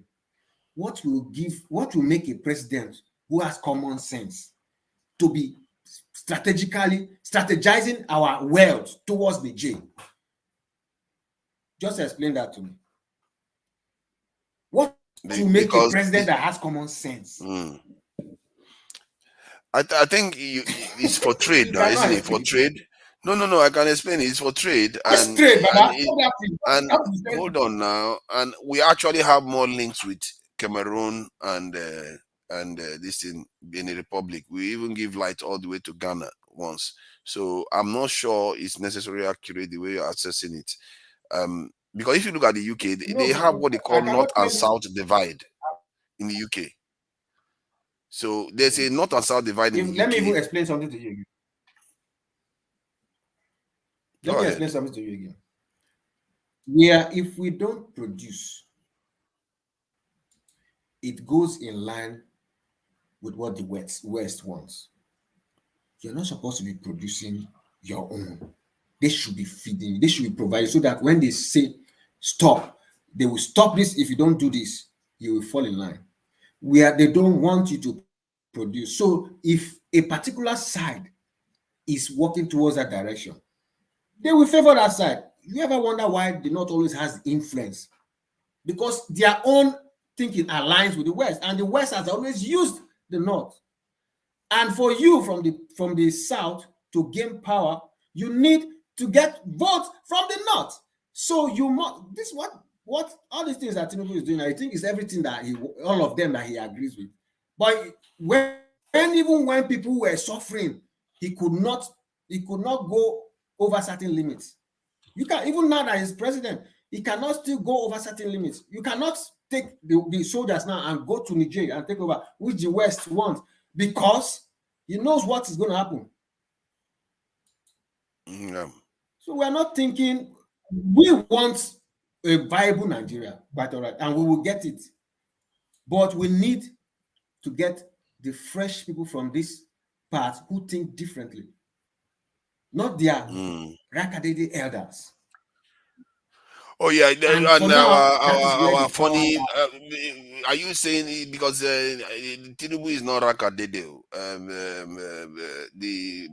This in Jonathan is not Rakadede. Tinubu is not Rakadede. Yeah, Jonathan You is don't not even know. Tinubu is Rakadede. Yet Tinubu. look at what they all did. They did similar stuff. They can. That's what I'm telling you now. You cannot sit in that office without the power block of the North. Without the North, you cannot be president in Nigeria. You don't understand? You can't. Okay. Let me enable But pass the mic to Exero, others. I want to ask you, but is that what we want for the country? You know, I was That's what I'm told telling you. That what the West, what the West Mbori, wants is one Nigeria. Exero, You I think understand? Mbori has her hands up. No. What Please, I'm saying Mbori, is that what people like us want for the country? Olumide, please, let's allow Mbori to say something. Then you Sure. can go ahead. Hello, everybody. Hello, thank you. Yeah. Thank you for joining us. Forefathers, Amy, Ferrari, Zero, Olumide, and the Blackstone. Yeah, the Blackstone. All right. Thank you, guys. Reality is I will start my computer classes this week. So that I will stop in and out like that, you know, what I was doing to get in here. But I had to call my daughter all the way from Silicon Valley to help me. Well, so thank you guys for having the patience to deal with this old great grandma. Thank you. Oh, please, may I know what the topic is?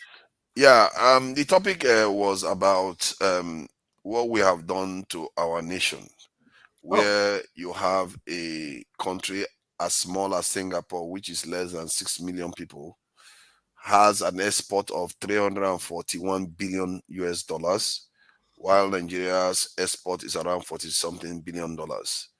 And if you take away the crude oil, which Singapore doesn't have, the difference will be even more insignificant than that. It will be, I think we'll probably have less than $5 billion worth of exports compared to that of Singapore of 341 billion. So, and then you look at you hear the report that came in that thank you, forefathers. I'll take it from there. This is like you going to I want to reel everything out. The layman in the village, and you say, you know, this is posh, and you say, what is posh? He say, you know, the intricacies, and the layman will be like, oh no. But thank you, guys. I really appreciate your telling me the main thing. I have heard a little bit. I just came back and saw you guys, and I have given us a little bit of my total life. And what really helped me a lot is asking. It's still helping me now. If something just happens, and the first instinct is for me to see why did you do this? In fact, I discussed it with my daughter yesterday again. I said, girl, no, we should at first ask, what am I doing because it takes however many to tangle.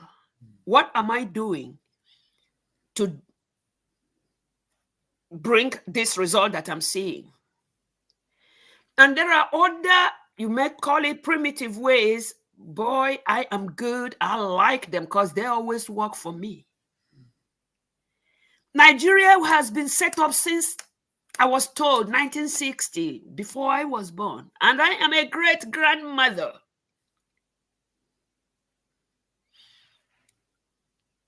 There is this gentleman I happened to come by in the social media, and he was saying, it was a Caucasian. Like I told you, Eme is wearing white. I have never seen anybody that color, so I don't call anybody white. because I know my color. I do. So I call them Caucasians, Oyibo, whatever you got. So this Oyibo man came and said, they set up Nigeria the way it is.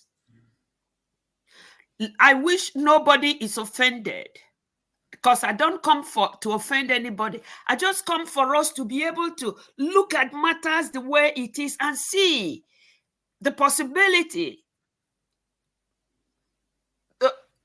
solving such thing. Is it feasible at all?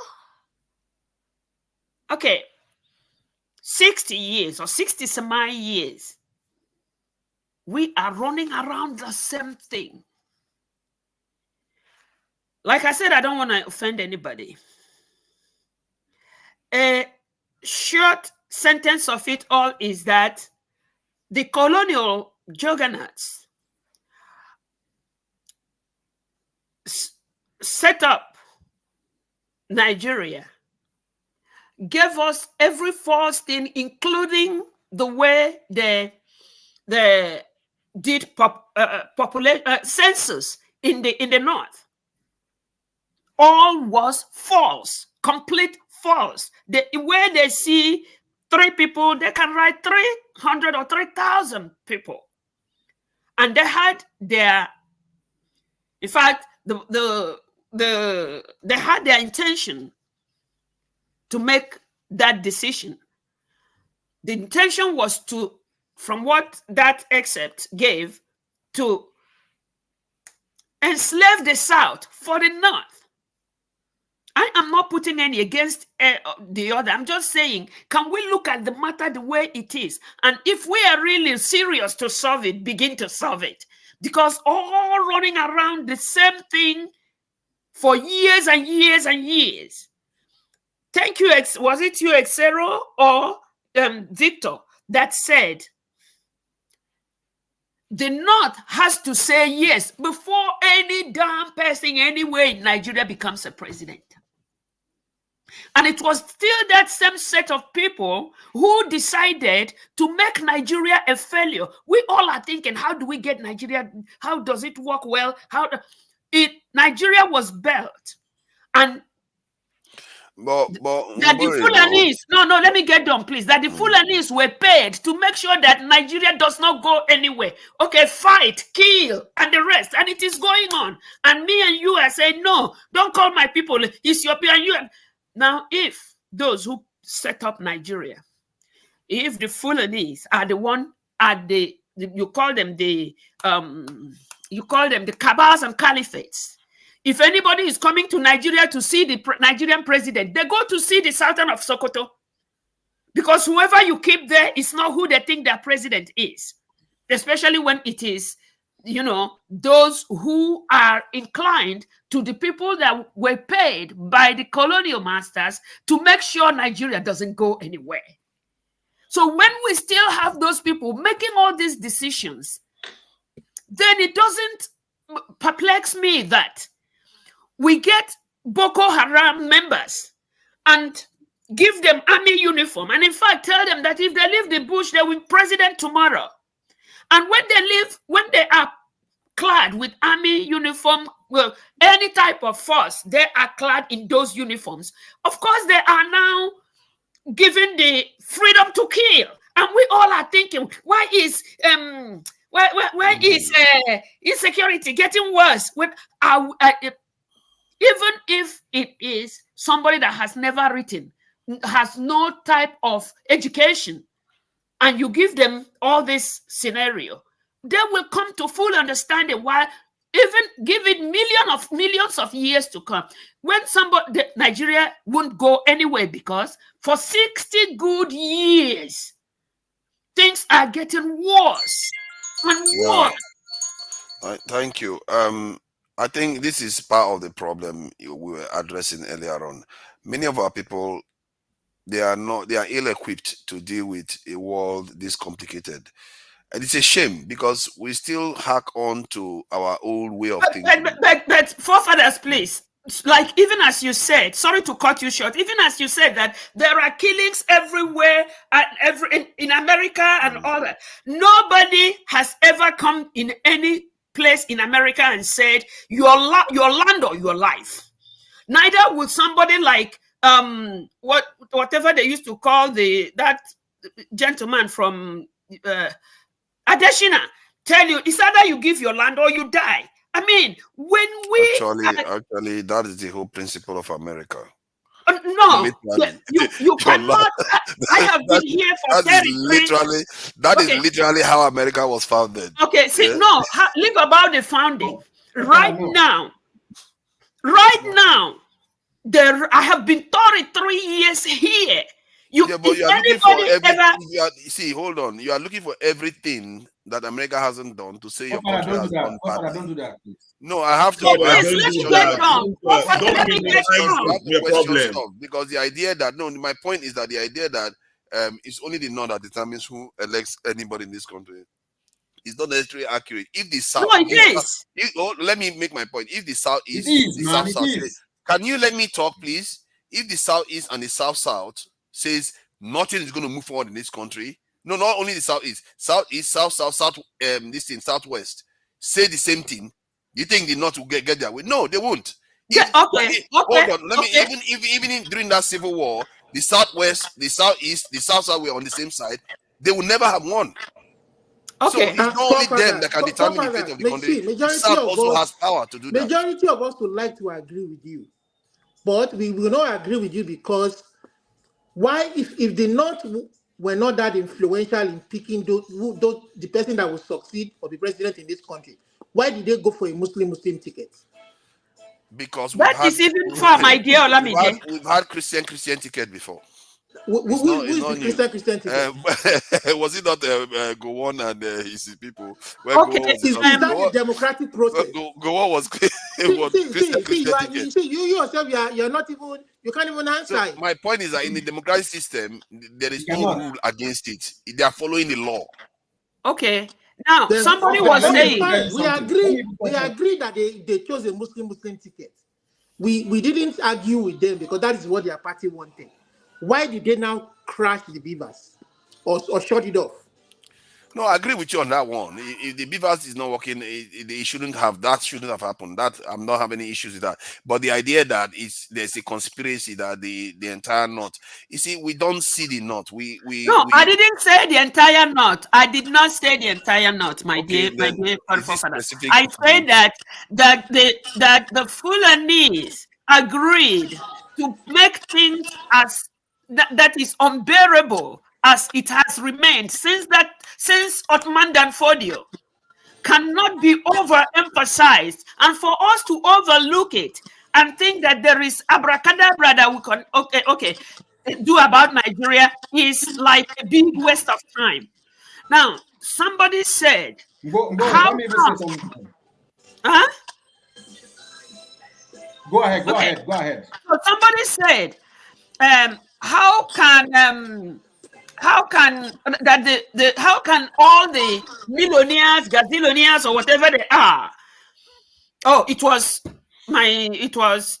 Ferreira, my honorable Ferreira. They did make a pact with the colonial masters. Their wealth is not in Nigeria. It just shows you how far behind we are. We are still calling them masters. Whatever, colonial juggernauts. British, God, it doesn't even matter what I call them. But they messed up Nigeria and kept Nigeria the way Nigeria is, and every other country that they have been able to do that. I don't know which other country, other than the Francophone places, But their wealth and everything you may not see. Whatever they said Abacha and the rest of them got wasn't put in Nigeria. So it doesn't matter whether Nigeria grows or it doesn't grow. They don't care because they are fulfilling what they were paid for. Now, when the gentleman spoke and said that the best thing is for people to go their separate ways and see whether they can do what works for them. Whoa, I don't know that will be the best, but I think that if what we have done since independence doesn't have a headway, that could be tried. And when that is tried, from what my parents tell me, that worked for them. That worked everywhere. Everybody was very productive. Now, Are you talking about the regional system? or whatever they call it, regional, sectional, whatever. Let me explain to you why it worked. Because Okay, it favored what the I'm saying Southeast. is this. Listen, what I'm saying is this. For some people to say, wherever you live is mine, and if you don't let me have it, I'll kill you to have it. That doesn't settle. I gave a story here where I went. I came from America back home. A patient was to deliver. I put one of those vehicles I told you that I took home. I bundled her into it was a Honda Pilot. Put her in there. Got to the hospital. Got everything. IV on. Lobotomy position. Everything. Then here comes terrorists. We started running with the woman in the stirrup, legs in the stirrup. And I don't ever stop having that nightmare. And that is why when I talked the first time I came to this platform, I said, I am an experiment. I don't see anything that happens in my life as though it happens to me. I am seeing it as, in this situation, what will you do to help the other person? So if Nigeria has been dancing backward, up until what time will we say, if the fighting ones, the killing ones, stay your own, kill each other if you want to do that, and you, the ones that are very trickery and cunning, stay your own and see if that will help you. Just so that when a woman or any sick person gets to go to the hospital, they are not afraid of what if the terrorists come while we are in the hospital. So it is so prominent, so disturbing. It can if you're sleeping with it. You wake up, you're waking up with it. I am thinking, why would I ever go back to Nigeria? Then it's still me thinking, you don't go back to Nigeria. Those who you want to help, how would you help them? You give money from here today. Before that money makes it, somebody, maybe your family member, will just confiscate the money and it won't go to help anybody but him or herself. So even if you get into the grassroots, who are not waging the wars against each other, who are afraid the Fulanis will come anytime. So if you have to eat, you can carry whatever they will come anytime. How can people live like that? So, but when they're being the juggernauts where they are, it's making us never going anywhere. Let me ask you a question. You guys, I submit. Let me ask you a question. The black hasn't said anything. I'll just ask the question, right? When we are always blaming the North or telling the North is having a dominion or power of presidency or political parties, one thing I see with the North is that they are very united on their cause. Is there that unity in the South? Is there that unity in the South? So when we cannot unite, or when we cannot unite on a purpose, and other group is united on a purpose, then we are not blaming them. So we have to first of all blame ourselves and see where we have gone wrong. The Northerners does one thing, that when you give money to the Southerners, what they need in the South is just money. When the Northerners were pursuing political power, we are pursuing money power. So that's how the Northerners. If in the 80s, who were talking about the Northerners? Nobody. In the 70s, nobody was talking about the Northerners. Political power from the North. We're talking about the people from the South. But they know that once they find out, they were able to see how they can be able to break that unity within the South. Now that's what they did. Right? And now they're not having dominion or power over the political power over the Southerners. They're not complaining. Let's also look at ourselves. Where did we go wrong? Where did we miss it? Okay, the Black Swan, was there ever a time the power, so far since Nigerians' independence, power wasn't distributed only from the North? A gentleman, Akintola, was on the phone, was on the television saying, in those old days, that was a black and white. We can never give anything, any position. This was in the early 60s, maybe around that, no, maybe 60 or mid 60s, please. We can never give any position to anybody from, he called it, he was specific, he said Igbo. Instead of any Igbo person to get that, we will come here, and he was in diaspora. We will come here, take one of you, and pay you as expatriates to hold that position. Akintola is from where? Akintola is from what part of Nigeria is it from? No, not But that Akintola, is- it's the Sadauna. Ahmadu It is Bello, Sadauna that I said think that. it was It's Ahmadu Bello Oh, that was okay, saying that. so when he said, "Oh, thank you," whatever his name is, but as far back as then, he told you, he made you understand that they were there. It was them to dispense the positions. Hold on. I think it's not fair. I think we are beginning to do what has got us into this mess we are in. And that is what they were doing then too. And what we don't understand about the Northerners is that hold on, let me say something, please. There is a reason why they behave the way they do. And if you don't learn to empathize, and this is one I always hark back to this statement that Jago made, that you want empathy, but you have none for other people at all. You never ask what is their fears, what are they worried about. One of the things the Northerners were worried about was that the South was a lot more educated, because the British and the British educated most of the Southerners way more than they did in the North. So they were concerned that when they handed over power, they are going to be like a slave population to the South. So they didn't want to join Nigeria towards independence. We know this history. They were the last to want to join Nigeria. If they wanted to rule Nigeria, maybe they should have been the first, isn't it? But they were the last. They didn't want to. No, they were given Nigeria. You see, I just said it just now. She completely dismissed it because she has a way of thinking that cannot be shifted. They didn't want to join Nigeria because they feared that Nigeria was going to control them. The British convinced them that to do that, we are going to make a confederate system so that everybody will be on their own. They are not going to. There's no risk of them overpowering you.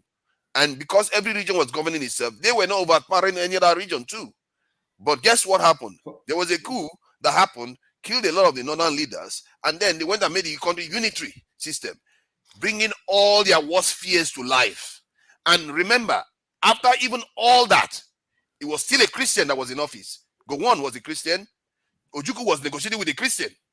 Christians almost all throughout that room were dominated. It wasn't in northern. When we're talking about northern, we're talking about people in Plateau and Jos and all those areas. I don't talk about northern. I didn't say anything northern. No, you will say it. You will say you are not saying northern. But no, I said Fulani. You are referring to northern. No, it's Fulani. It's not northern, please. You are still okay. I will make it specific. I'm referring to elite class. It was this in Gowon was not Fulani. Most of the people Ojukwu were negotiating with were not Fulani at all. They were people that you could recognize in the South as almost like Southerners. Gowon was a Christian. He was a middle belter.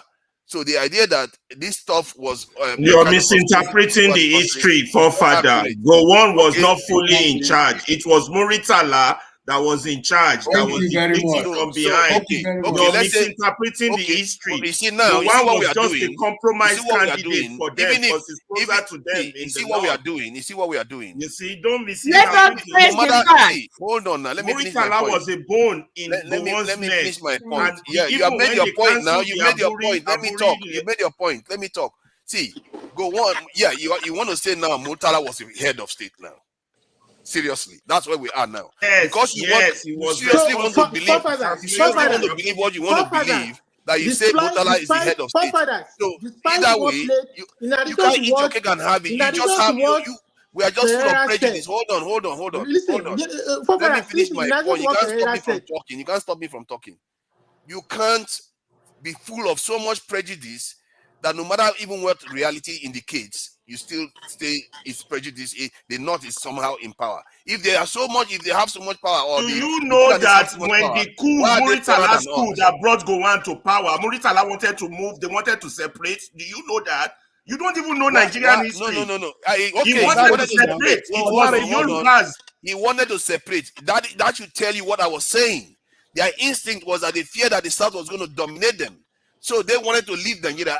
If you don't understand it, you want to keep being divided as a nation, No wonder Singapore, a small 6 million nation, is Forefather, making can us I look say like a something? child. Forefather, Because this the is our same what thing is happening. we think in a Forefather, primitive way, even when the data is suggesting that this is false, you still carry on believing it. Even when it is false. Forefather, Can I say something? even if Can I say situations something? are played in the past as the past, we are even looking at the current situation. We know this thing is coming from a particular ethnic group. Even No, the it's North, not. It's not. Listen. We need to stop this garbage that we keep talking about that is coming from one ethnic group. If the person is in office now, it's not from one ethnic group. We should really need to stop this nonsense. That we No, if the Fulani doesn't keep him there, he cannot be there. There's a Southwesterner in the no, it's not. It's not the Fulani that put him in If the office. Fulani doesn't decide for him to be there, he cannot be there. Oh, so it's the Fulani that hold on. It's the Fulani that is trying to bring the headquarters from CBN to this thing. That is why they are fighting. That is why they are fighting. About today, no, they are fighting the same fight that they've always they fought. thought they were We are not listening Okay, to them. so how come they are the one insisting on being one? See, what you are doing, see, yesterday when I was on a different panel where intellectuals were, hold on. I don't care whether it's intellectuals or whatever you call them, but why is it that it is still the same thing? How come that they are the one insisting on one Nigeria? You know the difference between intellectuals and normal. I don't want to know. All I'm knowing is that the truth has to be said. Let me say something. That's not the truth. See, the difference between intellectuals is that when they see the information, they use that information as part of their judgment making. Not when you see the information, you just carry on. The information is clear. They didn't want to join Nigeria, and they had, if they were so rich, why is it that we are richer than them? That's long ago. Why is the South richer than the North? We keep making the same. We keep saying the same thing over and over again. They didn't want to join Nigeria. It's not about wealth. It's about sectional hatred and revenge. They wanted to move up north and destroy everything in the west. When Muritala coup failed, that coup did not succeed. Gowon was a compromise because Gowon was their compromise. Gowon was sent to Ikeja to negotiate with Muritala. There was a brigadier that was in charge then. And Gowon betrayed that general when Gowon either way, Gowon was the head of state. You like it or not, he was the commander. And then that led to the Aburi conference. And when they got back from the Aburi conference, a Christian was the head of state. To refuse the Aburi conference. We are not talking about religion. It was a Christian that it's not about Christian or no Muslim. It's about Thank you. Hold on. Was he a Fulani that created the first coup? Was he a Fulani that did that? Was he a Fulani that decided not to prosecute the people and kill the people? Do you know how many Igbos they killed in that Muritala? No wonder the nation is where. Do you know how many Igbos they wiped out in the barracks? See, hold on now. Even in the South, there was Adaka Boro that came on because of what they perceive that the Southeast is doing to them. You all, as the country is full of so much hypocrisy. Hypocrisy is scary. That's fine. Everybody feels cheated. That is why we are saying. That is why we are saying so much hypocrisy. That is why we are generation saying. they've killed this country with this kind of thinking that has led us to this mess we are in. That we can't even. They're saying, let's sit down and talk. The issue from the beginning has. Can I say something? And talk. It's not going to work. Why is it not going to work? Because when you come out, it's not what's not going to work. The current status quo is not going to work. That you cheated. Southwest, everybody feels let's allow Olumide hasn't said much. Olumide hasn't said much. Olumide, please. Can I say something? Exactly. You said something. Olumide hasn't. Let's be fair. Olumide hasn't said much. Olumide, please go ahead. I wanted to ask you a question because we were going. I understand where. Don't worry, you have your chance. I understand where Ngbero is coming from. I'm a Southwesterner. We are a majority tribe. Some of these things that we are talking about, we have been fighting for this fundamental change for a long time. You understand?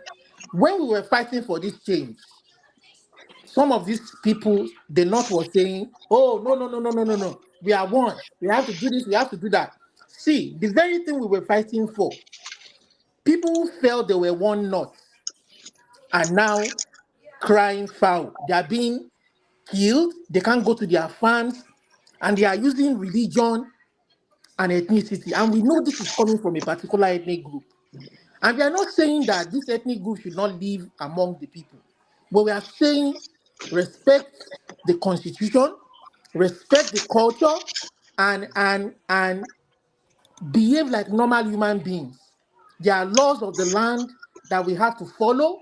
If we break the law, you face the consequences of it. You can't just come and be killing people or be carrying AK-47 all over the place and be killing people on their farms. And they can't farm. And then you sign a pact to get people's land without the consent of the people who own the land. We know this fundamental. Let's not run away from it. Now you are saying there are no more one not. The go one that we are talking about now, there are people are suffering this situation that we've talked about for a very long time. People in Zamfara are suffering it too. What do you That's say what I'm about saying. that? There are indigenous people in Zamfara that are not even Hausa speaking. They have their own language that I don't even know about. You understand? Some of them are even Christians. And we hear on the pages of the paper that they persecute these people every day. They subjugate them under the Islamic law. Them? You understand? They Is are that Muslims. the country we want? Go out of this. How can they see Exero? You don't have to be like that because you Okay, you've I had will your use some of questions my and time all. to Exero. Exero, go ahead. Let me use some of my time to him. If you want to ask a question, please go ahead Go because ahead. the Blackstone hasn't said much. He just asked a question. Jonaba hasn't said Exero, go ahead. anything. Exero has frozen. I think he has frozen after he's got. So I was going to use some of my time to him, but so this is the fundamental question. People don't feel safe. See, you are talking about development. Do you know? You are putting the cart before the horse. You are talking about exporting. How can you export when you are not even producing for consumption, for local consumption, and you are not producing for local consumption because there's no enabling environment. There's no electricity. How can people come and invest when there's no electricity? Even a bakery, you have to run it on generator. You understand? Things are very expensive. You know, I heard a guy who came back. This guy has a very popular bakery factory in Lagos. This guy came back during the Obasanjo regime when Obasanjo was going about telling people to come back home and invest. This guy came back, and today this guy is regretting and lamenting that he came back home. That he has to, that his bread has to be priced. You know, people have, even though it's profitable and he's doing well, but the price that people have to pay, he feels very sorry that people have to pay so much when that cost of producing the bread would have cost a lot less if Nigeria's economy was running, the environment was running the way it should be running. So that, and then we hear that companies are packing up. PZ is packing up. Then they won't even make. They are saying that 80 to 90% of their stuff has to come from Ghana now, neighboring country. They are packing up. You know. Okay. See, I think I get what you are saying. Let's allow Jonaba to come. I think the Blackstone, you wanted to say something, or so that we can go to Jonaba. Okay, let me say something. When we are always blaming our problem on religion, tribes, and so on and so forth, there's no way we are going to move forward in that country. All right. I can give a good example. India is a country of different ethnic groups, different languages. I think India has 7 official languages, right? And they're from different regions, but they still cooperate together and they are moving their country forward, right? Yeah. So as long as we're always putting the blame, sort of finding a solution to the situation of our country, we are blaming each other. We are blaming this group. What are you doing? Are you trying to stick your finger inside people's eyes? So at the end of the day, we are not going to move forward, right? One question we have to ask: the Nigerian problem today are not something that we cannot solve within a short time. Only make reference to the power sector. I think the problem with the power sector is pure wickedness. Not that at this modern time, whereby you can generate power in an easy, just all these technologies are there, all the materials are there and everything, but Nigeria cannot produce power. Is that effect of the colonial, the Western world that telling us not to have power? If Ghana can have power 24/7, even Cameroon that said their president is 84 years, they have power 24/7. Why can't we generate power for ourselves? So let us look at the issues and not begin to blame one group, one type of tribe, religion, so on and so forth. We all suffering from the same issue. We have like Obi always says, You don't buy bread cheaper in the south and buy it higher in the north. We all buy from the same market. Everything that affects one Nigeria affects every Nigeria. Everything that affects one part of Nigeria affects other part of Nigeria. You know, before I came, people were talking about Nigerian companies or things like that. Exports versus Exports, that yes. of a tiny country like Singapore. Yes, of course, definitely. What do Nigerians produce? I want to ask everybody a question. When Tribalism and hatred. This is what we produce. That is why we are where we Let are. me finish, Sister Ogoro. Let me finish. When we were growing up, we used to see companies growing and everything. Where are they today? Nigerian companies are companies that are built with stolen money. And because of this stolen money, they don't pass it to their children. Because that would be the head, right? I never see a person that said is a CEO and he owns a company. CEOs are being employed. You are applied for the position of a CEO. And when people are not competent, now run a company. When the man dies, which of the children is going to take over? In Germany, where I am here, most companies are passed from generation to generation. They build it up because they take their children to take over from them. But we don't have that culture in Nigeria, right? And when the man that started a company dies, the company dies with him. Just that could be 5 years, it will die with him. This is the problem. This is the problem we're having in Nigeria. Even in the government, you don't have that continuation. In family, you don't have that continuation. There's no thing like continuation in Nigeria. That's where the problem lies.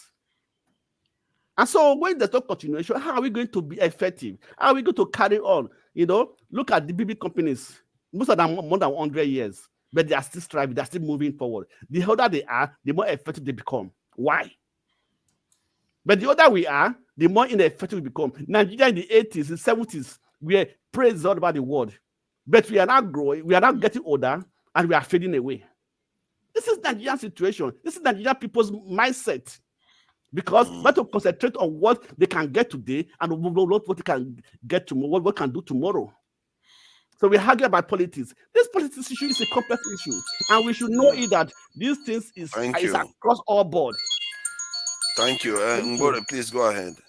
Thank you very much. Oga de Blackstone, do we know who made electricity or who got electricity into the what they call exclusive list? I'm just asking, do we know who did that? Who made that? We don't know who did it. It was okay. Thank you. That's all I needed. Yes, but that's all I needed. Now, you see, when the system has been agreed to be the rich oppress the poor, and the poor has to remain there for the rich to feel valid.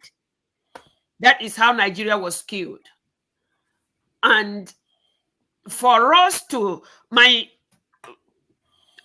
honest, humble submission is, if people could just go separate ways and do what it is that they can do best, then we check and see if, because one main thing that I am desiring for that to be is just so that a child, excuse me, please, just one sentence, a child born in Nigeria or a child born in such a separated place has equal opportunity, whether the mother and father are rich or not. But the way things has been with this unitary or central government rubbish has just been the way the Fulanis kept it. The rich remains rich and the poor remains poor. I'll just leave for the... Okay, let me ask you a question. Just one simple question. Right? So do.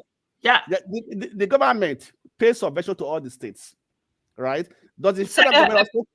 No, please, I didn't get what you said. Could you repeat it, please? I said the federal government pays subvention to all the states, right? Does the federal government also control how they utilize that money? They may not. And when I say may not, is because I don't know. It's a whole lot of rubbish happening between the money given Let me help you there. and how it is disbursed. Let me help you there. Blackstone. Please do, Olamide. Blackstone, the same system that disburses that money to them is the same system that put the corrupt state governors that don't use the money, utilize the money the way they should do it. You are telling me the system is effed up. You are saying, do they allow you to? Do they allow us to elect who should govern us? Do they allow the local government chairman to be there that we want? The same applies with the north too. So that is not an issue that you can call north and south divide. Any person that want to do something good, for example, now, thank you. I want to call my governor in question. Yeah, I want to call him into account, but will the people up there allow it? Into the account. Those people out there who are corrupt, will they allow it? The governor of my state, Abiodun, is APC. But then Tinubu is APC. Even because the state, the citizens even corrupt. Somebody was saying today that even from the this is what a country. This is what a country of less than 6 million people can accomplish, and this is what we can do. And this is with oil money. This is what we can do. And it seems like our only export we have, if you remove oil, is tribalism and division, because this is what people that are less than 6 million people can do. 6 million. And this one is well over 200 million. This is the failure. Tells you that almost everything we are saying now, something is wrong with us. Something is not right about everything we are doing. And whatever we are doing, we need to question every single thing. Because this is a terrible state of affairs to be in. And if this reality is don't hit us, and we don't question ourselves, God help us. Also, the citizens. But these statistics, what father, you should be sharing it with Bagabia and Tinubu. They are the ones who should share that statistics. They know the statistics too. The problem is that most of the masses don't know about this pathetic situation we are in. Because I can't do anything about that statistics. Yes, you can. How can I do? What can I do? You can, because of your awareness of this, you can demand that, okay, we should be patronizing our locally manufactured goods. We shouldn't be encouraging the use of dollar. There are certain things you can do. That's not going to change anything. All that we are patronizing. What do you mean that's not going to change anything? It's not. That's not it. What you're looking for is that we are producing enough to be able to export. That data you shared with us is what they are selling outside. It's what. Yeah, but how do you think they got it to start selling outside? They got it good enough for their local people. They got enough locally before they can start selling outside. You have to start patronizing your own locally manufactured goods before you will start. China didn't start exporting overseas overnight. They started from somewhere before they got to where they are now. I don't know whether Jonaba is ready. I think you're. I don't know whether you're engaged.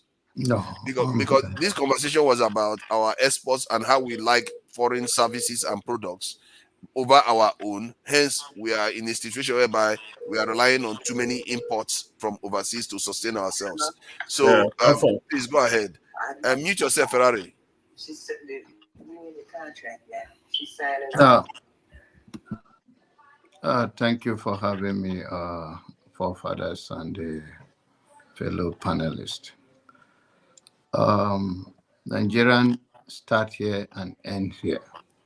When I hear people on this platform, I spoke to two people that often come to this platform. Today I was going out and they called me, we were talking. I said, why can't you join have your say is going on, but I'm tied up today, so I'm not.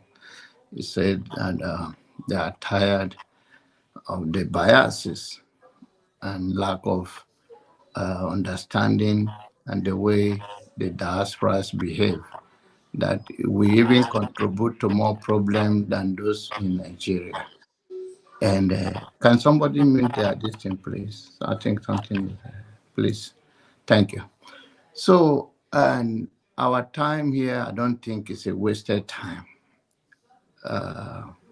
The value of life or your value is not what somebody places on you, it's what you place on yourself. So many comments I've been following that is completely, I don't think whether I can call it bias, naive, or hatred. Every here, the blame is on the north, on the outside land. When are you going to rise up to take your own responsibility? The other day, I said that the criminality in Nigeria is across the board and all tribes are there. It depends on how it happened. Someone said, oh, don't mention this so tribe. And in the submission of the host of that day, he mentioned that, oh, this person was arrested, and he said this tribe, he said that tribe. But he left the bigger fish out of it. Are you being a coward? Or you turn deaf ear on the truth, or blind eyes on the truth, or you are just naive, or you are just biased? Nigerian situation, whether you talk about the export or whatever, in the reality of Nigerian food basket, the North contributed most of it. There are people who, and they have not, the Outdogbe was a minister of agriculture from Benue State. During PDP, he did nothing in Benue State, nothing. Orange is still wasting, guava, yam, all the product in the farm. Nobody want to take responsibility. All is to push. Someone came, you saw our problem is outside plan is the unmatched risk. The federal government is paying the state. And somebody said, oh, is the people are still controlling them. How? So you being a Benue guy today, a governor in Benue, and the security of Benue, and the feeding of... But Jonah, sorry, can I ask, why are the fruits wasting away in the farms? They don't have a way of preserving it. I'm not talking about even now. If you want to switch it, so people don't go to farm, that's not where I'm going now. So let me land. So this is the problem we're having in Nigeria. The talking point or the control move from consumption to production. We don't have problem with production. We don't have preservation process. We don't have stable electricity. We don't have good road. Is that Fulani say you should not make a road for yourself? Even if No. How did you know that? It's probably the Fulanis that made sure that those roads are not for walking. Okay. They probably. How can you be sure? Okay, I'm just asking. So thank you. Maybe that is what you believe. That's it. In Benue State, a lot of wasted product that I can talk of right now. People, and in those days, if not now, that people are engaging in farming, they think it is primitiveness for you to be a farmer or something that you don't want to associate with. Some people have to look so cool and calm, like they don't even go to the toilet. Somebody has to even prepare the food and serve them on their own plate. They don't know why the food comes to the table. It is now that Nigeria is rising to the point that even the young people can say, I'm a farmer. And this is the way we go. We cannot continue to contradict ourselves on this panel. If we all believe. Yeah, no, it is okay to talk about whatever affects you. Yes, if we all believe you, that primarily through this pain and suffering. Somebody even say, oh, the Northerners are suffering now, so they are protesting. And some people say, oh, they were not protesting during NSAS. And we now find something that unites us, which is suffering. So why can't we say, okay, this is the end of it? And where in the world, apart from government create security, enablement environment for the citizens to strive, where in the world that the government feed their citizens? Where? Is it in UK? Is it in US? Is it in Germany? Where? Are you what we are saying, asking for? We don't ask for too much from our that government. we should ignore the killings? Waiting. What are you saying? Should we ignore the killings going on then? Why should you ignore it? Every life matters. Why should we ignore it? If anybody die close to you, I think you'll be tense up. But you shouldn't deride those who complain about the killings, too. Did I mention about killing? I did not mention that. No, you say that's what we come to talk about. We talk about killings and we blame a particular ethnic group. That's what The you said. blame is where the issue is. I think Olamide. I think Because they are the ones please, doing it. forefather, my time is not up. Olamide keep interrupting. I think it's Okay. not selling. I think it's not in the shop today, and so it's in the home doing something. Take 1 minute. Take 1 minute to round up. Yeah. Okay. Yeah? Take 1 minute. Take 1 minute to round up so Okay. Dexter can say So something. the issue is that, please, my fellow citizen, if we can't have it in both ways. If we're going to take opportunity that something is uniting us now, which is suffering, let's go for it and rally and ginger the base. But if we're going to come here and say, oh, this is north, this is south, this is west, why we are all suffering the same thing and we cannot take advantage of it, then I don't know where we are going from here. So what unites us now is the pain and suffering. And we are now crying, all the citizens are crying, and I hope that we channel our anger in one direction in unit of purpose. Not all those blaming, casting on blame on this person, on the other person. It's not going to take us to anywhere. Thank you. Thank you. Dexter, thank you for joining us. And I'm sure you got something to say about this. So go ahead, Dexter.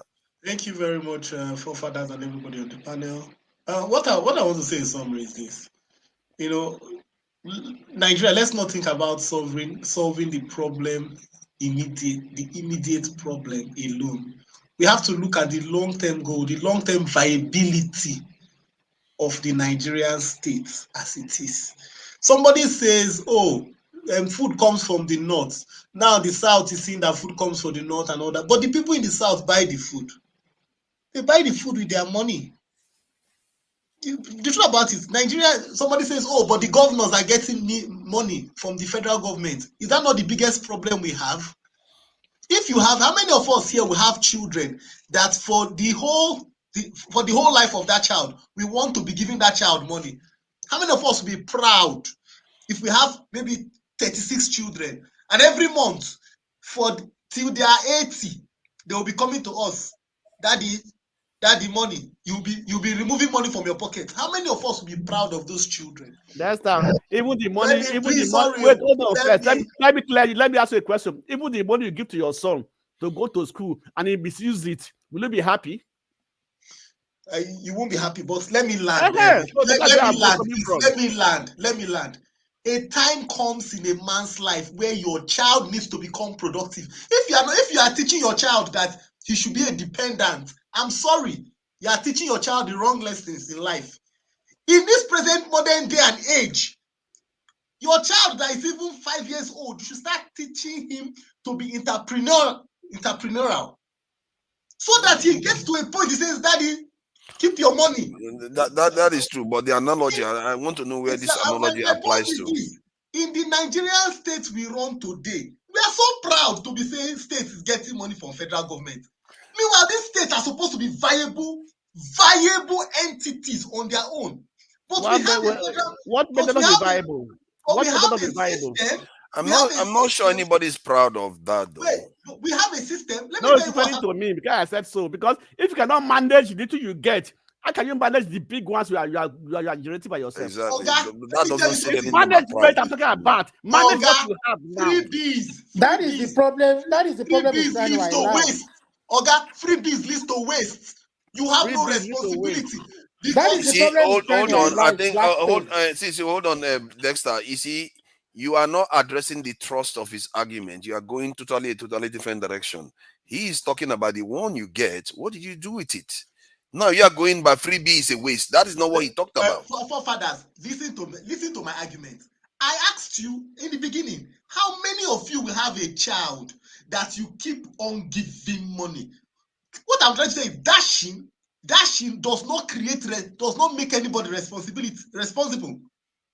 If you want to build a prudent system, so it's because they are giving them the money for free. That's why they are wasting it. Dexter, let me try and explain what I'm trying to say to them. The guy is saying that if you are the one producing what your income, you won't waste it. That's what he's saying. Simple. Okay, good. But he should acknowledge that he should agnowledge that they get money and they don't use it. No problem. Forefathers, no problem. No, what makes Lagos State different? Forefathers, that is the bane of the problem. Because all you need to do is you sit down, allocation come, they will send it to you. So of course, why can't they waste it? Why won't they squander it? If they till the ground, if they were in productive work to produce their wealth, if they will not lie to waste. How many of us here will sit down and let our money, after you have worked hard in the West, you will just be wasting your money, throwing it away? Can you do that? Let us face the reality.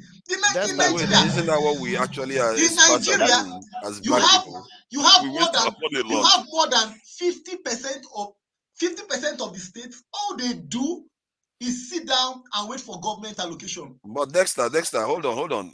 You just said that if nobody gets money in the West and waste it, technically, that's what we do. We waste a lot of resources. Do you waste your forefathers? Do you waste your resources? You see, it depends on. Sorry. Let me explain something to Dexter. Hold on. I think Dexter, you see, there are different levels of the impact of the money you spend. The impact of the money we spend doesn't benefit our people. That is the truth. No, forefather, we're not talking about the impact of the money you spend, whether it benefits you. So you can consider it waste too. Forefather, when you get your money, do you squander it on irrelevant things? Don't compare individualism. Okay, the Blackstone. Don't compare individualism with governance. Okay, let me ask you a question. Sorry, the Blackstone. Which people, who is stealing your money? Who is stealing the money in Nigeria? Is it individuals? Who steals the money? It's the people in power that are misusing it. So if I have a child, right, I'm giving him money. You can't tell me that I use that to compare the person in power. Even if the state is even a person that cannot manage what you are. If you give me money today, you say you to do something, I'll become a good person. I cannot manage it. You understand me? If I would steal what I have today, I can also manage it. Why is Nigeria going? Why is it that the Nigerians are very wasteful? Even individuals, why are they very wasteful? See, let me tell you something. If Nigeria, if every state is productive, that is what they are producing, that is giving them their revenue. If they waste it, the people will hold our government responsible. You see what you are doing? Hold on. Let me say this. The thing you don't understand is that we think what happens nationally cannot happen in the state because we think we are closer to it. But if you think about it, the states literally get money and the people don't hold them accountable for the money they get at all. The way you are making it sound as if that if the state produces the wealth, that's going to change anything. I'm not sure it's going to change anything. Let me tell you why it will change. Because the citizens of that state become stakeholders in that wealth. Why would they become stakeholders? All of them become stakeholders in that wealth. Why would they become stakeholders? Because, let me tell you why, because for that wealth to be generated, they have to be involved. No, it's not like somebody. What happens? Let me be plain here. Nigeria. What is it you are pointing at? You know you are pointing at. Let me be plain to you. Let me you are pointing at everybody. Let me be plain to us. Nigeria is 100%. Just imagine Nigeria is a box of 100%. The productive part of Nigeria is less than 20%. That less than 20% that is productive, whatever it produces, is used to share for the remaining 100%. So 80% is collecting from what 20% produces. What makes you think that 80% that is collecting? And it's not like everybody cannot be productive. But that is how. But Dexter, though, that's how America is. Most of the wealth is generated by the coastal regions. No, it's true now. Most of the wealth in America is generated by the coastal regions. Are you not telling me that the states in Nigeria don't generate? So Nigeria, that's another bad comparison. Are you not telling me that the state, Ferrari, don't even start with me, Ferrari. That is actually and true. what Don't they tell me it's do bad is that they pay comparison. taxes to the federal government. They pay taxes to the center. To collect fine. But in Nigeria, it's the other way around. The Blackstone collect tax from who? From the citizens. Let me ask you a question. The Blackstone, is it places like Jigawa that is only on payday? Only on federal government payday that you have activity moving on? Is it for federal government staff that they are generating revenue? Tell yourself the truth. Let us start telling ourselves the truth. Wait. What truth are you trying to tell? What are you trying? A bad person is always a bad person. A bad ruler is also a bad ruler. Forget that story. If you are bad, you are bad in every area. You understand me? So it's not. Excuse me. Okay, let's allow Jagu to say. I think we have really waylaid this time enough now. Please, don't worry. We are. Yeah. Don't worry. You are going to finish Blackstone soon. Let Jagu just have his say. Then don't worry. You are going to get your chance, Dexter. Don't worry. You and Blackstone will finish this marathon. And Jago, please. What marathon? Blackstone is not going to give way. Don't even expect. No problem. Blackstone to give way. I was just here really listening because I've been out all evening and just come in and seen what's going on. Good evening, everybody. Good evening, panelists. Good evening, those in the comment section and viewers. Again, I'm hoping that this will be another wonderful show because for what I gather that you're speaking about, I mean, a lot has happened in this week. An awful lot has happened in this week. Some kind of shocking as well. But I think what is heartfelt for me personally is that it seems like pockets of Nigerians, ordinary people in Nigeria, are coming out and they're having to protest. We saw what happened in Minna. We saw a few other places as well, like spewing up, and it's real. It's real. And I wonder whether or not we ourselves, because as I something that I think I agree with, that Dexter said, is that we need to be looking forward. You know, the awareness of the people knowing that their rights are being taken from them is one thing, but what would really produce good governance in the country is another thing. And I really feel that we need to be partnering as best as we possibly can with people on the ground in Nigeria, so that there is a real movement that is present and is going on. My real feeling, as per solutions and as per where I want to see Nigeria, to be frank and honest to everybody that's listening, I want to see Tinubu out of government before 2027. I actually want to see it happen this year. And I believe it can happen. And I believe the only way it can happen, one, I think we have to agree that it needs to happen. I think that's first. For so many. Sorry? I have to worry about Shetima. Well, you know what I'm talking about when I say Tinubu out. I mean APC government now. Okay, I mean, APC. we have to lay down that the APC themselves have had 2 terms of what really amounted to a great waste of time under Buhari. And then we're having a really suspicious government with Tinubu, who came to power from really some strange means. 1, 2, as soon as he became president, things in Nigeria generally began to go down. Firstly, he wanted to fight our brothers in a different country, in Niger, which for most Nigerians, that's just nonsense, abhorrent. It's ridiculous. It doesn't make any sense. You're not following what the Nigerian people are feeling, if that's what you want to go and do. 1. Then 2, you drop the whole idea, which people were fighting for, I hasten to add, the whole idea of subsidies. You drop this, and it was a panic in the country, and it allows the dollar against the Naira to just do what it's doing. And then that whole thing about the economy right now, it stains from Buhari's point. You know, Nigerians, if this was all equal, voting for Tinubu to be the next president is like, I can't even believe the sense. There's no sense in that.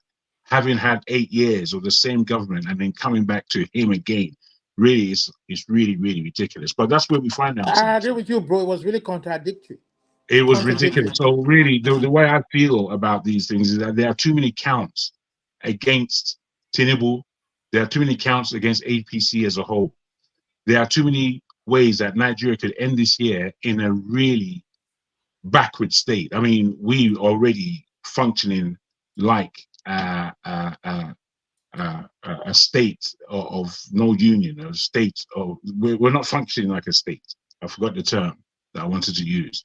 Anyway, I say all this to say that, look, I think focus is really, really important. And as we watch what's going on in the ground in Nigeria, we can quibble about things if we want, if that's fancy, but I think we need to be more observant and have a real understanding that there's a groundswell happening. And are we going to be a part of this groundswell? Are we going to be able to conduct what needs to take place in this groundswell? Or are we just going to let it lumber from one lumbering misstep to another lumbering misstep and then come on here and complain? I don't think that's what we should be doing here. I think we should really be taking note. I think we should be smelling what's in the air. I think we should be trying our best to position ourselves economically as well as politically to gear our people to a softer landing. And that softer landing, whilst the world is going upside down, for me, it's quite clear. I just really wonder what other people feel a soft landing would be if somebody like Tinubu is no longer in our way. I'll end there. Thanks. That one scares me because Shetima, when I think of that, Shetima, except the entire government goes, and how do you remove the entire government to create a government of national unity or transition? It will lead to a lot of upheaval in the country. One of the things I'm beginning to realize that I think we have to have a kind of campaign we have to have a campaign for one thing, go for one thing. And I think maybe all the platforms should come together. So, you know what, like when I was discussing with Kolata yesterday, we talked about national security, that you can campaign for national security, recruitment, and that they promised. This is not new stuff. They promised it themselves. If you campaign for that, you are going to have a groundswell of opinion that says, okay, maybe it's a good thing because the Northerners have the same problem. So if all of us come together, that might succeed. The only thing I will come back on where that's concerned, I know where you're coming from and I understand it. You know, these things have to be made politically correct, if you like. The only thing is where Nigeria is concerned, we have to really understand, we can't really talk the politics of the West and now and what should happen without understanding that we've got 6 years of entrenched madness through our polity, through our people. There's a psyche that doesn't make sense. And they bring it forward all the time as though it makes sense. And that's what you're going to be fighting against. So I say, unless we are taking this thing by the root and up pulling all the bad roots and basically discarding them in order to plant new seed, in order to get new wine, in order to have new harvest. If we're not doing that, we're not doing anything. Because lumbering from one idiotic position of where Nigeria should be and where Nigeria isn't to another misspent time, effort, and fortitude going the wrong way. And to me, Nigeria is ever presently going the wrong way. All these little funny changes we do, they don't make a hill of beans. They don't add up to anything. What we need to be doing is understanding, look, we have got somewhere where we're going as Nigeria. We are great people. We have a lot of energy. We are highly spirited. Our education and the guile of our people mentally, it takes us a long way, even with a government that is not assisting us in any way. So according to that point you made, I just want to stop you there quickly so I will share this information with you. So you said the guile and our people, we can do all kinds of different things. So I wanted to share this information with you. Look at this. This is what a country's export. This country is less than 6 million people. They can export. They exported 300. Which country is that? That's Singapore. 351 billion US dollars worth of exports for less than 6 million people. And look at that of Nigeria. Of about 200 million people, 47 billion. And if you take away crude oil from that, it's barely 10 billion. That is the ingenious people, the great people, and the kind of people we are talking about. Fair enough. It's well underlined and well understood. And to compare a place as small as Singapore to a place as big as Nigeria is accurate. I believe that's an accurate comparison. I remember putting the same thing to an old cousin of mine. He's passed now, God rest him. And he used to say, we're not supposed to be comparing Nigeria to Singapore. We're supposed to compare to China. I said, my friend, we can't even get up to where Singapore is. Yeah, this is the mentality. This is the mentality. This is what I'm speaking about. Now, whilst he may have a point, I think your point is stronger in that, we're not even a $500 billion economy. we should actually right now, we should be a $3 to $5 trillion economy. That's where Nigeria should be, comfortably, looking for the next level. That's where we should be. And we're so far from it that I think that's a great highlight. I need for all of us to be understanding these numbers. I need for all of us to be understanding this is economics playing out. I need for everyone to understand that what the economics that we need is within our people and in the ground of our country. We've been blessed with it. However, we've got people in our way. We've got people who have wasted and trashed our country. The name of who we are is being trashed daily. We need to take these people out of the way. It's very, very, very simple. And unless people really come to that frame of mind that we have something stumbling us, and that something isn't rocket science, it's our government and the way our government is set up. So with this, I think we have to take stock.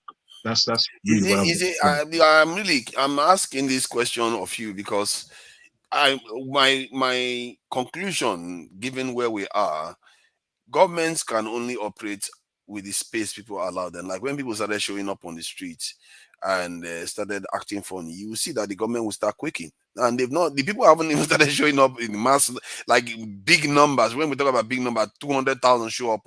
When those ones start showing up, the government will shake. Nigerian government, you have to understand, people think the government is very powerful. They are not very powerful. They know the ratio of one soldier to the citizen is 1 to 1,000 or more. They know they can't protect themselves against the citizen. The citizen mean business. And this is what I'm saying. Maybe if we have a concerted effort, we've never really tried it, a national movement to change something in Nigeria. If we did it, I believe they will move. I want to ask you guys a question. This is the time. I want to ask you guys a question. Do you guys think that our government, do they know that they are fucking up the country? Number one. Number two, are they afraid of the people at all? Number three, or do they think they can, for the next 100 years, they can still get away with what they are doing and still nothing would happen? It's just a curiosity question to just ask from a perspective, because all of us will come here and say the government this, the government that. Those of them who really have position, like Festus, Okeriamo, Tinubu himself, Bajamia Mila, how do they view those three questions? Do they see it as, or is just all about them making their own share and passing the baton to the next person? Anyway, okay. Well, for me, what I think that they feel that they are above the law or that nobody can do them anything. Because if you look at the Nigeria political elites, their campaign and everything, it is first of all centered on individual. What is their benefit? What are they to gain from there? It's not centered on moving the country forward. Neither is it centered on as a service to the country. So the Nigerian politicians, the governors, the president, or the ministers, everything that is involved in Nigerian politics is that they are all self-centered. They are not. If you ask me, from what you said, that they don't think anything can touch them, I think that's what they think in reality, in terms of the way they operate every day.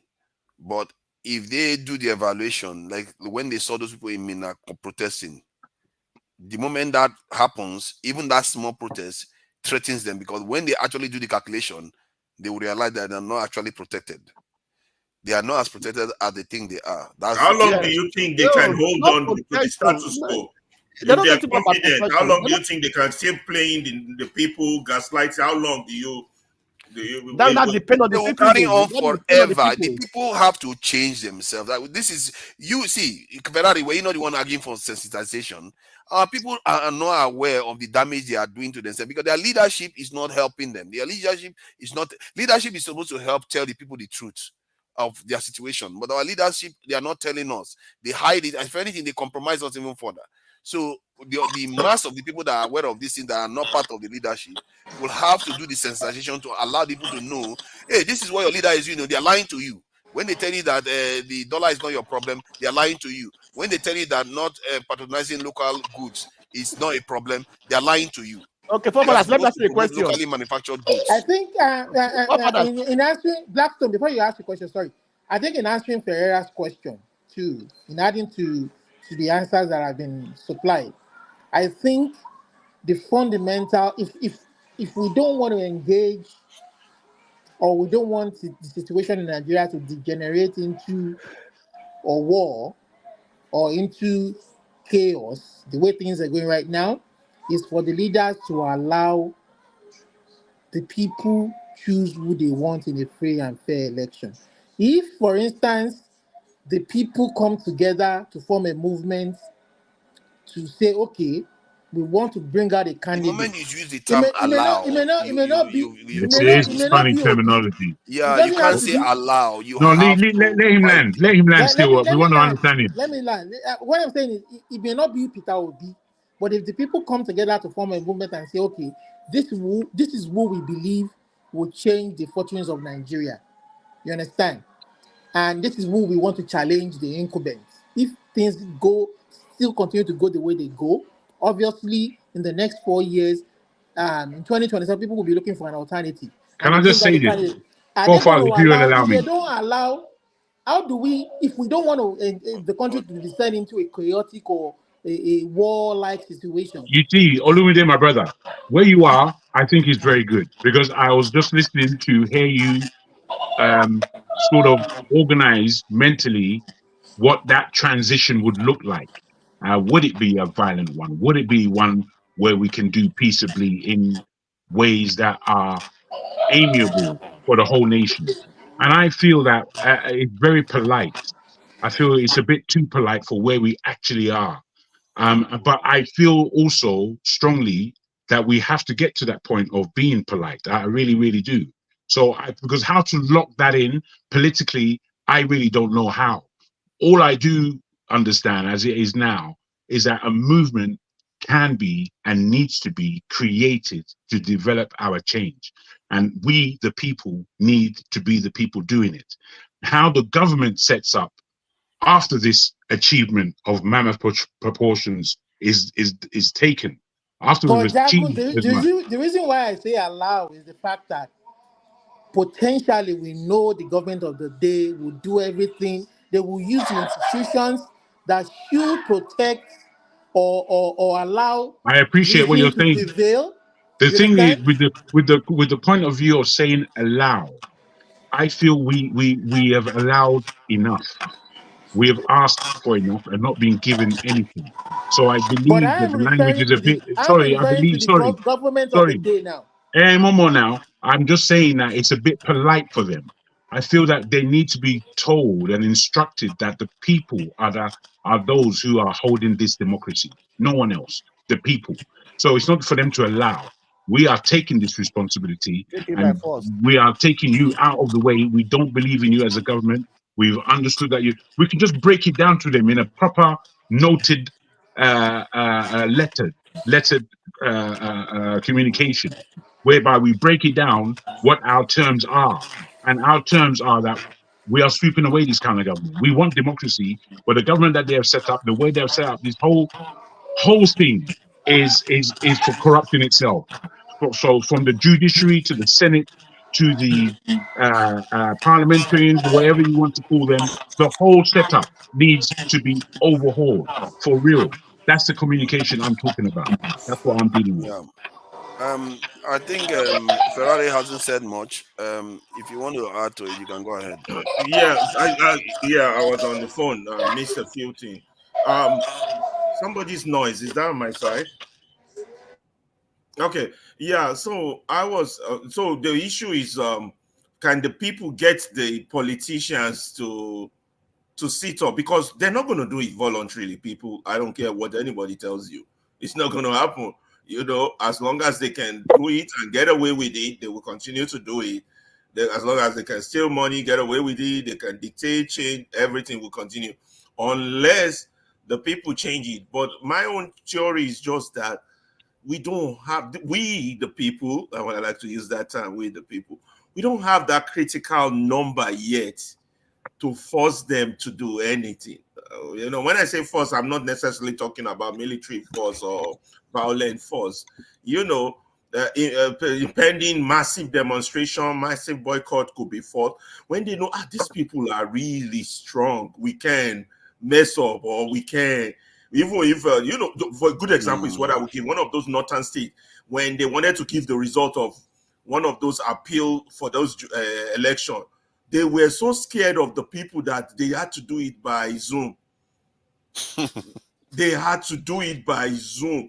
That is the level across each state that the people should be in to get our government to comply to serve us. If we're not there, well, there ain't gonna be no change. I'm sorry. And it's the elite that can get us there, because it's the elite that mobilize, that organize, that protest, that make noise. So that's why it's critical when you see, let's say, let me give such an example. When you say, let me cite one man to Mo, for example, it's critical. People like that, vocal people like that, are on the side of the right, because you need annoying people like that. You need people like you not to keep quiet. You need a media, people. You need a media stronger than a rise. I can't emphasize this. Why all these small media all across are not joining forces for, I don't know, for this change to come? There's more that needs to be done.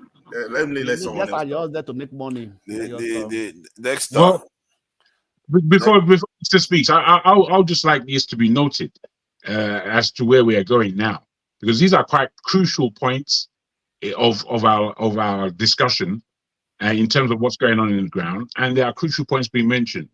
One is how we need to galvanize ourselves in the diaspora in order to affect change in Nigeria through mobilizing political means. So that's as you said, you know, be it marching, be it stay at home, whatever the most effective approach is. One, two, what Ferrari's just spoken about in terms of a media that really does penetrate and really does speak to our purposes. I think these things need to be noted because I think they're real, and I think we need to start thinking about them and start, because we can't be coming here just to complain. We have to be coming here to have the conversation, to put our minds in a position that we can serve our people from where we stand, with our voices, with our cash if needs be, with our effort, with our energy. We need to do this for Nigeria because the country is dying, is suffering, it's in pig shit. It's disgusting how people are living there. We can still fly into Nigeria right now and live a life that is far higher, greater than what we are living in the West. Be we in the States or be we in Europe. Whatever we're doing here, we can live it at a far higher level on the cost of living that we are living out here. Be that cheap or rich, we'll be richer than everybody in Nigeria, more or less. So, given all these things, I think we have to energize our minds. Not just to be sword fencing and fighting, but to be understanding that we've got a country that's dying. You know, whilst Nigeria's going to play football tomorrow, we're going to all be behind them. We want them to win. We feel ourselves when we're talking about ourselves as Nigerians. You know, we want to use that same willpower, that same willing in making sure our country is great, because surely we can. Jagun, the power of the Nigerian state in terms of that patriotism or nationalism is so powerful that people were literally dying because they were watching a match. They were dying from heart attack, and they made a show. When they made a show about it on the TVC the other day, I thought, okay. But when somebody called me that they know somebody that passed because of it, I was like, okay, this is bigger. How did that even happen? That people are dying because of a match? It's like, have we not been, okay, maybe we have been so deprived of tapping into our nationalistic thing for so long that when we encountered it, a lot of people just like, this is too much, I can't take it. And it just passed. I didn't watch the entire match. I saw the penalty area. And I was surprised how I was palpitating because of it. I was actually surprised by that because I've been on this panel. Hold on now, because I've been on this panel. I've been beaten crazy. I'm not sure I've palpitated that way before. That is crazy stuff. And that is what nationalism that we've never. I'm telling you, I'm not sure I'm going to watch the main match tomorrow because it will be tasking to my try and watch it. Don't worry. It might be too tasking to me physically to watch. Well, you see, these things go kind of hand in hand. They go hand in hand. If you look at it, was the 96 or 94 World Cup with Okocha, with Finidi George, with who else was there? That guy in front, what's his name? Amakachi. You see that level of football, and that we had a good 5 to 6 world-class footballers, and they could have won that World Cup. Largely, Nigeria has traded at a level where we're not on par with the rest of the world, and this we need to change it real quick. And if we can get it done this year, and whichever government takes over is the government that we want in place, I think we can have a good 8 years of hardcore coming back to who we're supposed to be as Nigerians. And if we were able to achieve that, we've done it. We've done a lot. We've done our bit, especially in terms of our generation. Are you so confident that for the this generation government, coming up. Jago, are you so confident that this government will be changed this year? Oh no. Bros, what I'm seeing is that what I'm seeing is that Tinubu's government is easily seen from within and from without that this government can't manage what's going on in the country. They just cannot manage it. They have no ideas. They don't know what they're doing. It's clear. And for these things alone, not to be added with the way the president was won, the presidency was won, not to manage with the 8 years that they've had with Buhari. All this is a case that we're going to put in front of them and say, no more. You're out. You people cannot do it for us as a Nigerian people. You people are holding us back. You people are Neanderthals compared to our brilliance. This is what we're putting to them. The only thing that can remove this government from a fool can't manage us. A fool can't manage this country. We're not anymore. We need to stand up and put our foot down. You understand? I said, no, out of the way. If let's say, for argument's sake, for whatever happened, I know that these are political I'm not necessarily mindful of. I know. However, if somebody like Peter Obi was to come in, everyone knows that Peter Obi is not a saint and he's not the best spokesman in the world. He's not the best orator, not the best statesman of any ilk, but somehow he's a great swill better than everyone else. And when I say better than everyone else, I include Shorore. I include all these new brand that was coming up at a time. I include all of them. I'm saying to you that this man or somebody of his ilk can position Nigeria and Nigerians to partner one another and to drive the whole country and the whole nation. I think the problem is that forward. You cannot have one, you can't remove the government. The only way you can remove this government is through a kind of military coup. I don't see a protest that will occur that will remove him from office without it degenerating to a tribal thing, because they will say, "Oh, because this is where we have to make a difference. This is where we have to make a difference." Trying to remove him from I office. hear you. So it has to be some kind of military intervention. Or I don't believe that though. Whilst I fully understand you, I'm not saying I'm calling for it. I'm saying the only way to remove them is the only way.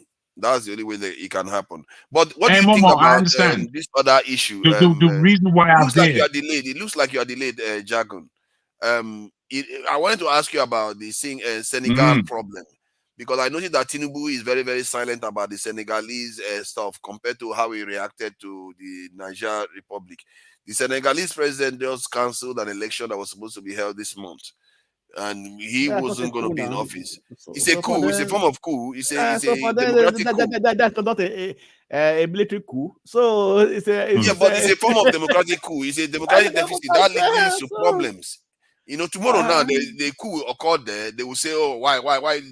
But that is what the president is doing now, because he's violating the constitution, changing the date of the election, moving it to December when he's supposed to leave office this month. Or April. He's supposed to leave office in April. It's not the move to December. He canceled this indefinitely, and the House moved to December. Imagine that. He canceled it indefinitely. I tell you this. So, and they have then why is ECOWAS silent on it? What about the ECOWAS? What did they say? Yeah, well, that's what makes them corrupt, because they are not acting when these I think democratic ECOWAS at the regimes moment. are not behaving properly. They are not behaving Well, democratically. It's a fake system now. It tells you that it reveals the core of the system that they claim to be upholding. You claim that you're upholding democracy. You are not even calling out the president, saying what you are doing is undemocratic. That if you don't behave yourself, we are going to sanction your country to, just like you did with Mali and all the others. If you don't do that, you are giving those three nations the argument to say, you know what, this is exactly why we left. This is exactly why we removed our government. As a matter of fact, if I'm not mistaken, was it Mali or Guinea Republic, Guinea, that the My president brother, wanted to extend let me say this to you. Let me say this to you, forefather. It's a form of coup. Let me say this to you, forefather. Okay. Whilst I understand, I think that's it's a great angle. It's a great angle to bring in at this juncture. You see, the way I have to answer your question, and the way I have to look at the whole West African and Francophone countries in Africa are at the biggest advantage to thinking Nigerians. If Nigerians as business people and Nigerians as politicians are thinking people, the way things are playing out at the moment with the French, the Francophone countries almost leading their way out. You see, I think that would have been the most difficult thing for a sensible thinking Nigeria to do. For Nigeria, Ghana, and the Anglophone countries of West Africa to play such a game that brings the rest of West Africa out of the shadows of the Europeans. They are now doing it by themselves, which is good for us. The only thing is, we feel that we are already at a point where we've emancipated ourselves. But what we have been doing now, unfortunately, as Nigerians, is going backwards, largely because of our leadership, and secondly, because of the followership that doesn't ask questions. I believe right now, the people are asking questions, and we need to be putting more questions into the whole paradigm. Because what we're going to have is not going to be the normal democracy that they have. We're going to have the Nigerian democracy. We're going to have to put that in place. We have to really wake up to a lot of the things that we are having to be responsible for in our generation. Before we haven't even got the reins in our hands, our generation. It's still the oligarch, the old oligarch that's controlling Nigeria. And we need the reins in our hands to package it in such a way that before we hand it to the generation below us, that they're going to receive something golden. That's what has to be in our mind, even from the trash that we find ourselves in at the moment. You see, there's a way that we have to wake up each as individuals. And I don't know how to say this more, because these things are an individual responsibility. We're not just to be reading the newspapers and looking at websites and YouTube and looking at news. We are the news. We have to be part of that news. And I'm not saying that anyone wants to be famous. I know we do have protective identity issues. And when I say issues, I don't mean that negatively. I feel that we need to protect our identities. Having said that, however, we have to stand up. We have to stand up. You know, the people that went to march in Salem all those all those years ago, when Dr. Martin Luther King was marching, those people who walked with him, they had to stand up. They came out of their houses, out of their bed, had their bathe, entered into the streets, and knew that they had to fight for themselves as individuals and fight for the cause as a collective. If we're not doing it on that level, then we got to stop pretending. Don't even come here and talk anything. These things are too real. Our families, our loved ones are all involved in these things. Many of them are as conscious as we are. Have a wonderful day, everybody. Thank you for joining us. Thank you, my brother. Yeah, you wanted to say something, Ferrari? I was also thinking that I wish, irrespective of our love for the government or the parties, whether APC, PDP, and all these, all this our tribal and religious affiliation that we love so dearly, and all this, my teeth is better than your teeth. I wish once we see them doing these wrong things, we can just come out strongly and just say it the way it is without fear or favor. I wish our press also, like the likes of them, Abati, Rufai, that guy from Channel. I mean, because there's no one else we're oughting other than ourselves if we don't call these people, call a spade with these people. I mean, there's no brotherly love in the issue of destroying your own country. We all are feeling the impact now, the pain the people are going through. Even though the people are misguided, but the pain this thing causes, I mean, we should just be calling them like, okay, like the guy at the central bank, Cardozo or whatever his name is, we should call them out. Your policy don't work. You don't know what you're doing. You're tearing the country down. The Naira is going down. I mean, we should be screaming at the top of our voice to let these people know that they are failed, or they are failing, or they are non-entities. And we shouldn't be sugarcoating things with them at all. I will be asking Dr. Damages regarding this thing campaign. I think we have to zero in on one thing, amplify it, and make sure the people know about it. Let me, because Dexter has been waiting for a very long time, being patient. Like he's true, like a proper Dexter is patient. And Dexter, please, what do you think? I think let's not do this divisive thing that we do in our country, because it's the only one we have right now. Anything else is just going to lead us, from what I can see anyway. If you look at the data, if we like to say Nigerians are non-Nigerians, then whom are all those people collapsing and dying because they are watching a match? Because they are watching the match. So we have to remember that there are a lot of people that don't think the way we do. They just want a country that functions, and we want to give it to them. And please go ahead. Yeah, I think all that.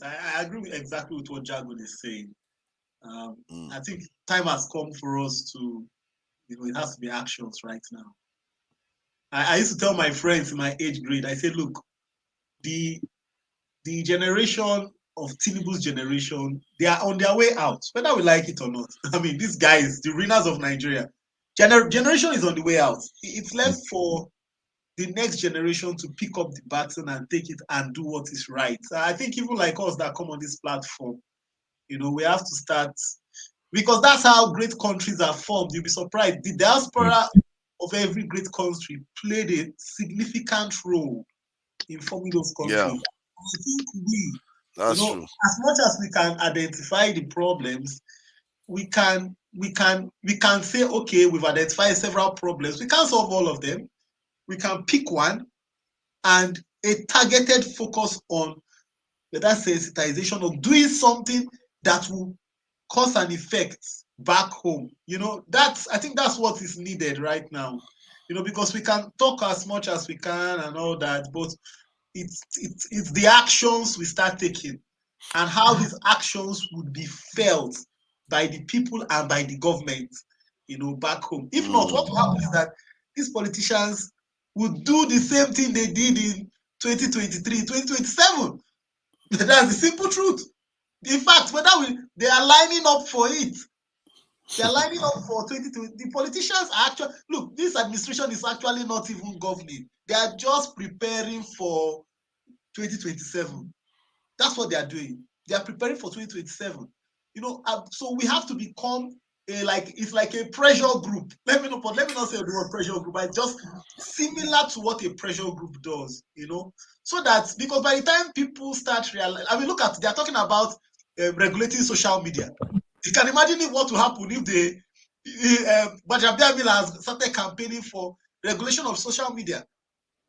Now, the social media is actually the only space right now that Nigerians are able to get information about the misdoings of this government. Because recently, they inaugurated a country that is saying is broke.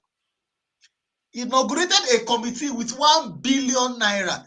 Inauguration of a committee with 1 billion naira that wants to look into minimum wage. What are we talking about here? You are telling the people to tighten their belts. You are inaugurating a committee with 1 billion, and these people are just coming to discuss minimum wage. Now, that memo was leaked on Twitter. If there was no social media, I can assure you, if the source of that information went to any media house, that information will be killed. It will be squashed. The CEOs of those media houses will call their contacts in government and they will kill that news.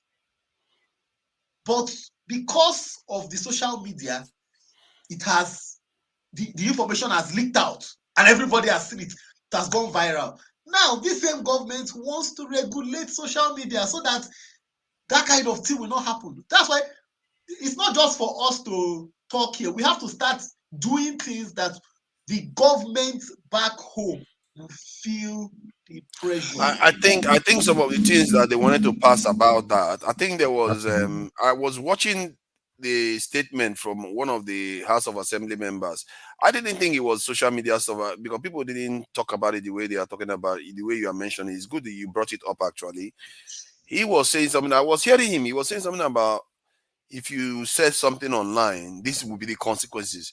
And I was hearing some of the consequences were like, some of them were a little bit dramatic for the kind of treatment that was required to reach that kind of punishment. So, and I wish somebody brought that information up so we actually exercise this in a look at the this in the what they're actually proposing fully, because I support the idea that divisive language in Nigeria should be curtailed. That's hate speech. Some of the stuff we hear here every day is destroying national cohesion. That's why you don't see a lot of Northerners here. They don't come because they hear so many divisive language. You will not open a channel in the UK where people in the North cannot just call in. They can call in because they feel like they are in the same country. We don't use very divisive languages here. So I know that part of it I support. But the part that seems to be designed to protect the elites, no, that one I don't support it. And Nigerian problem is not hard. We keep saying the problem is hard. If you want to get rid of corruption, I've said it before, make it a capital offense for public office holders to steal money. You will be surprised how quickly they will. But who is going to make it? Are these same people stealing? They will not make it against themselves. That's what I'm saying. Now you push for it because they will never do it against themselves. Many of our people would not want it too. That's the problem. Many of our people would think, why should they be killed because they steal? Because we don't truly understand the gravity of what it is. I've had people argue against it before. That is where the problem is. That's one. If you say you hate the problem, but you don't want it solved. I've seen Nigerians refuse order because they said anybody that they give that power will abuse it, so they don't want any order. You want this order. So, forefather, it's like what you can't eat your cake and have it. Please go ahead. So I want to say that anybody from the North who feels that whatever anybody here is saying on this platform is divisive, and because of that, they don't want to come. That just shows that they are not tolerant. Because in a tolerant society, you would be willing to hear the other person's view, even though you disagree with their view. So if they feel that they have been over-vilified by people from the South, they should come and tell us what we're saying wrong, or if whatever we're saying is just conspiracy theories, or we're just trying to make up things against them. They should tell us. Maybe perhaps people from the South can learn too. You understand? They can learn about them, learn about their ways of life, learn more about their culture. Because democracy that we're trying to emulate, even in the UK, in the West, in the US, Canada, there's freedom of speech. We criticize each other every day. The only thing you can't come and say, or you can't tell the other person where you might be taken down by the law enforcement or security forces is if you threaten somebody's life. I think that's a big question. I think that's a big question. If I can just follow from here, Olumide, I think what you say is strong, and puts the question to forefather. But I would like to add this, whereby what's concerning me, together with what Olumide said, is the fact that our country is I kind of lost my thought, unfortunately. I wanted to pay attention to what you said regarding our money, and that's correct. That's stealing. Now, the amount of money, Nigerian money, that is outside of the country, it's not a joke. I mean, I won't say it's just trillion, but it's close. It's close to that kind of number. And we're talking in foreign currency. Right now, we want that money back. And me personally, if I'm playing politics, I want to be a politician, I'm going to get that money back. I'm not going to get it back by force. I'm going to let them know that there's going to be a time period whereby there would be a level of leniency if they were to bring that money back. So Nigerians from east, west, south, and north, bring your money back. And as you bring the money back, it will feed into your neighborhood. So everyone's stolen from there. We will see who's stolen. And then what we will say is that you can keep 50% of it, and we're taking 50% back as a government. And I will be that lenient. I will be that lenient in order to get as much money back as I possibly could do so. So I'd just like to add that to what Olumide said. So there's two areas there that I probably will go further than what you said. I would say just bring it back. I'm not going to take a penny. Just start a business as long as you invest it in Nigeria, because the Nigerians are the ones that are going to inherit the money. Because if you say you're going to take 50%, they will still want to be like. Well, you see, the thing is, there's a serious exchange rate at the moment, and it's about growing our economy. So if they're bringing that back the money right now, and we're exchanging that into Naira, that's a whole heap of Naira that we're talking about. And that will do a lot to stabilize the Naira dollar exchange rate as we're suffering it at the moment. And then I'm saying 50% because it's stolen money. It's stolen money. I don't want to go through the process of not recognizing something is bad. What we're giving leniency to is that you have been confident enough, you have been Nigerian enough to bring the money back. And that's why I will do the 50-50 leniency. You understand? But I will put in place that after that time frame is done, we are going to begin and continue investigations of all the money that's outside Nigeria. We're going to do a serious investigation. And to catch you, capital punishment. Straight, some hardcore, that's how it's going to be. Yeah, see, for me, I would say bring everything back free. You are free to bring everything back as long as you invest it in Nigeria, and maybe even with guidance of the government, invest it in areas that are actually productive. You can run your company, do everything. However, if you don't do that, we'll investigate, catch you, capital offense. If anywhere you are in the world, we will hunt you down. We don't care what the world thinks. We will hunt you down. It's capital punishment when you're convicted in Nigeria. And because that is diabolical. If they give you the opportunity to bring everything back, you can invest it, and the Nigerian people are going to gain from it, and you refuse. I wanted to ask you though, if let's say you tell them you're going to get 50% of the money and the rest the government will take it, but because of that, let's say out of 100% of them that would have brought the money back, you got 20%, 30%. Would that not cause you to think twice and think, okay, if that's not going to bring all the money back, is that not the true stuff you really want? All the funds back into the country. Well, so, I like the percentage that you deal with, because it will mean that we have an idea, we have some data on the whole money that's outside Nigeria, which there must be. And given that, we can estimate roughly how much there is. So to say that 20% came in under that guise, I would have to look at it as a success, because I'm going to hunt down the other 80%. I'm hunting it down. You understand? So all those things will come into position, and there will be different levels. But practically, I'm saying that the Nigeria that we want has to be a new Nigeria, where we understand too much, and we know that a lot of what we understand, we have to forgive. We can't get that time back. What we need is expedience. We need real thought and real thinkers. We need to shut people down who are coming to the table to talk rubbish. We need to take out as much unnecessary noise out of the frame as possible, just to conduct an 8-year experiment of getting better as a people, as a country, and as a nation. That's the experiment. So as long as we're achieving that end, I think we can make laws that suit that period of time and into the future. and that's what's going to keep our country and our people governed under some level of fairness and responsibility. These things are important. Yeah, I think I agree with you on that. Steph, Dexter, have you finished your contribution? Thank you, Dexter. Steph, welcome. Thank you for joining us this evening. Yeah, what do you think about the conversation was about how poorly we are performed as a nation, and because a tiny country like Singapore can export 300 something billion, Nigeria is exporting 40 something billion, and that is including oil. If you remove oil, it's pathetic.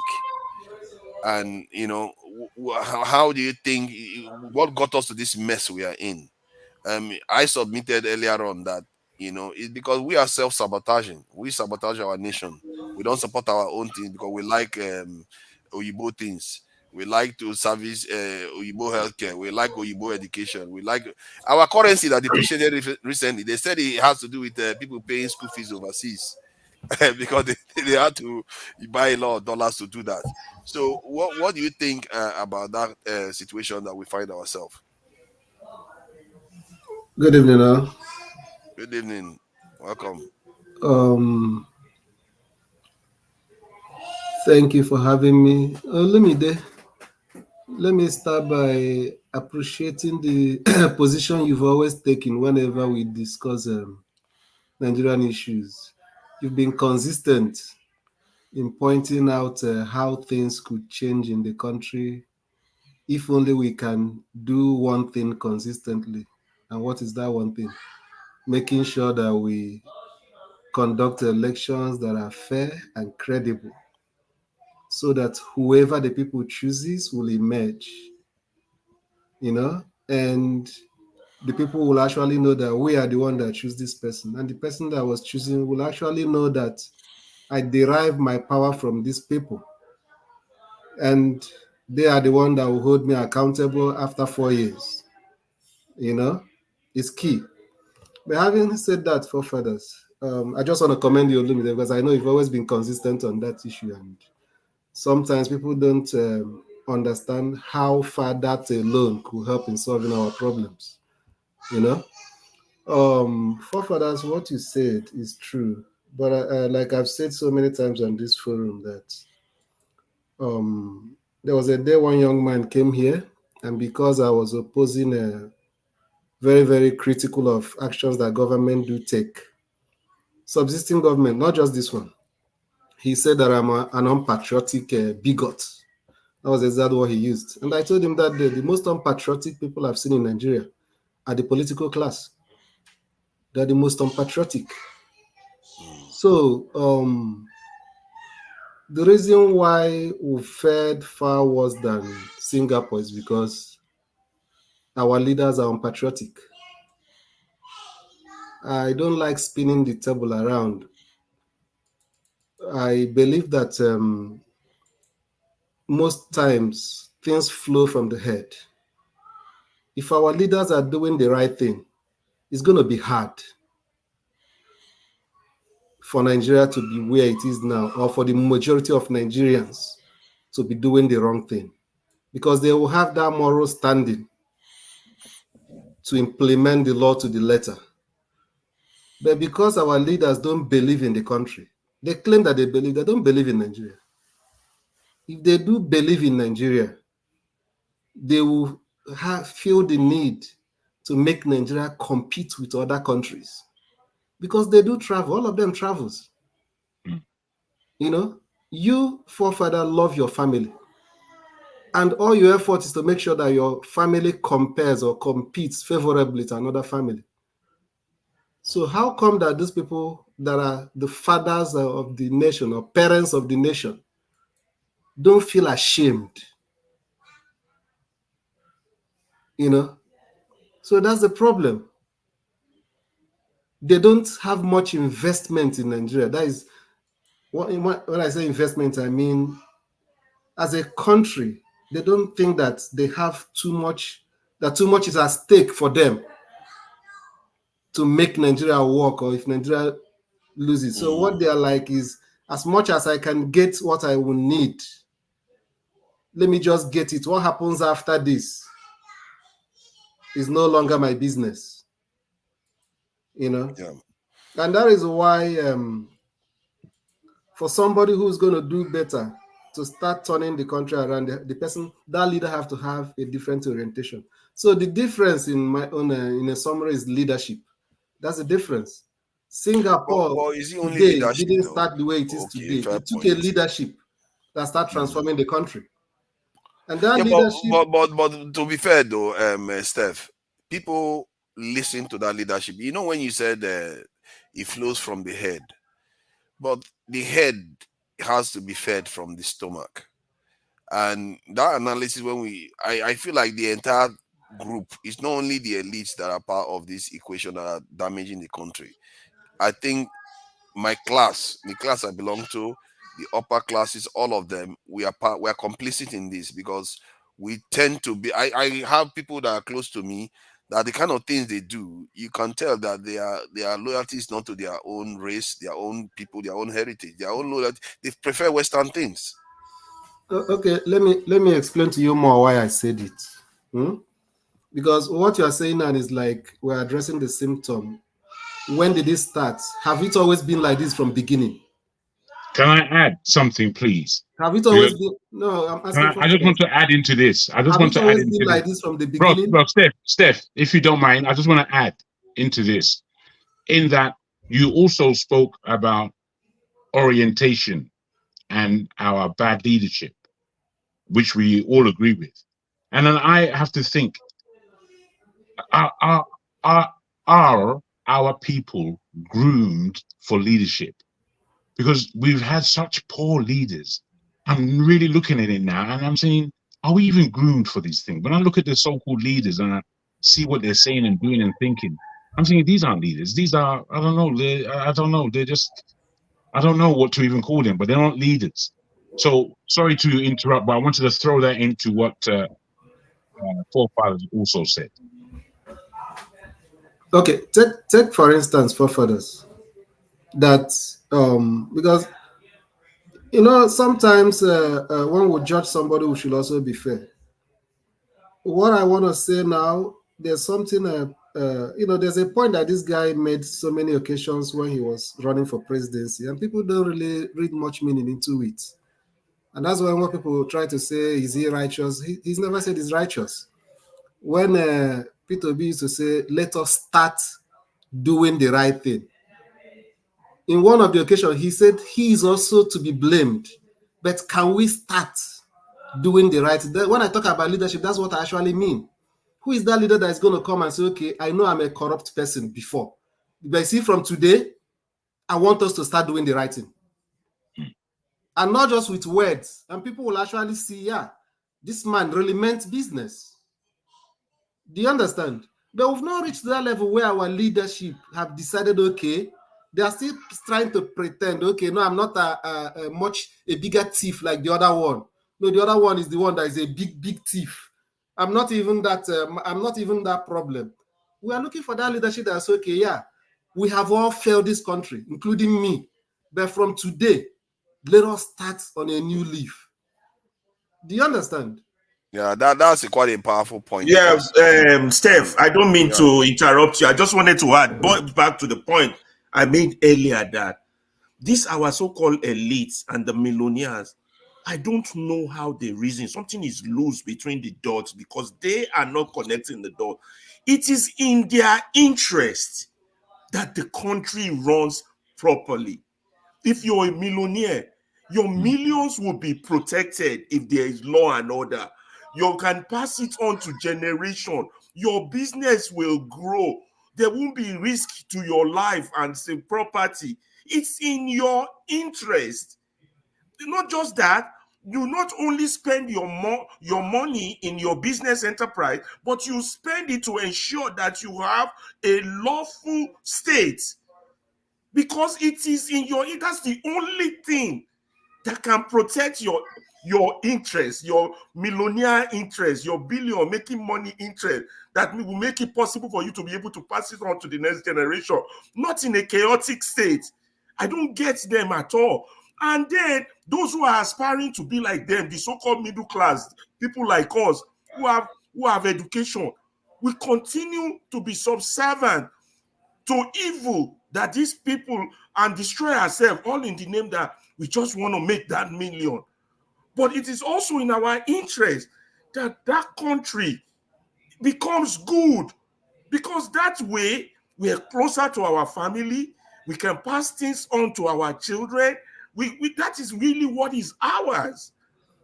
You're right. You know, You're right. that's why I said we have a disjointed definition of what real value is, what real success is. We keep thinking it's doing it going to be like the West, like the white man. That is success. That is no. You can be very, very African in your African soil and develop your own land without the need for you to go to another man's land or country. That's all I just wanted, just for you to connect it to your point.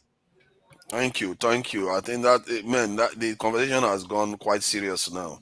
Very, very. I really think that the points that have been made are quite. I'm learning from them. When you want to blame people like you that send their children abroad for education, do you know why they started sending people like you who sell their lands and sell their children abroad for education? Do you know why? Do you think they enjoy it?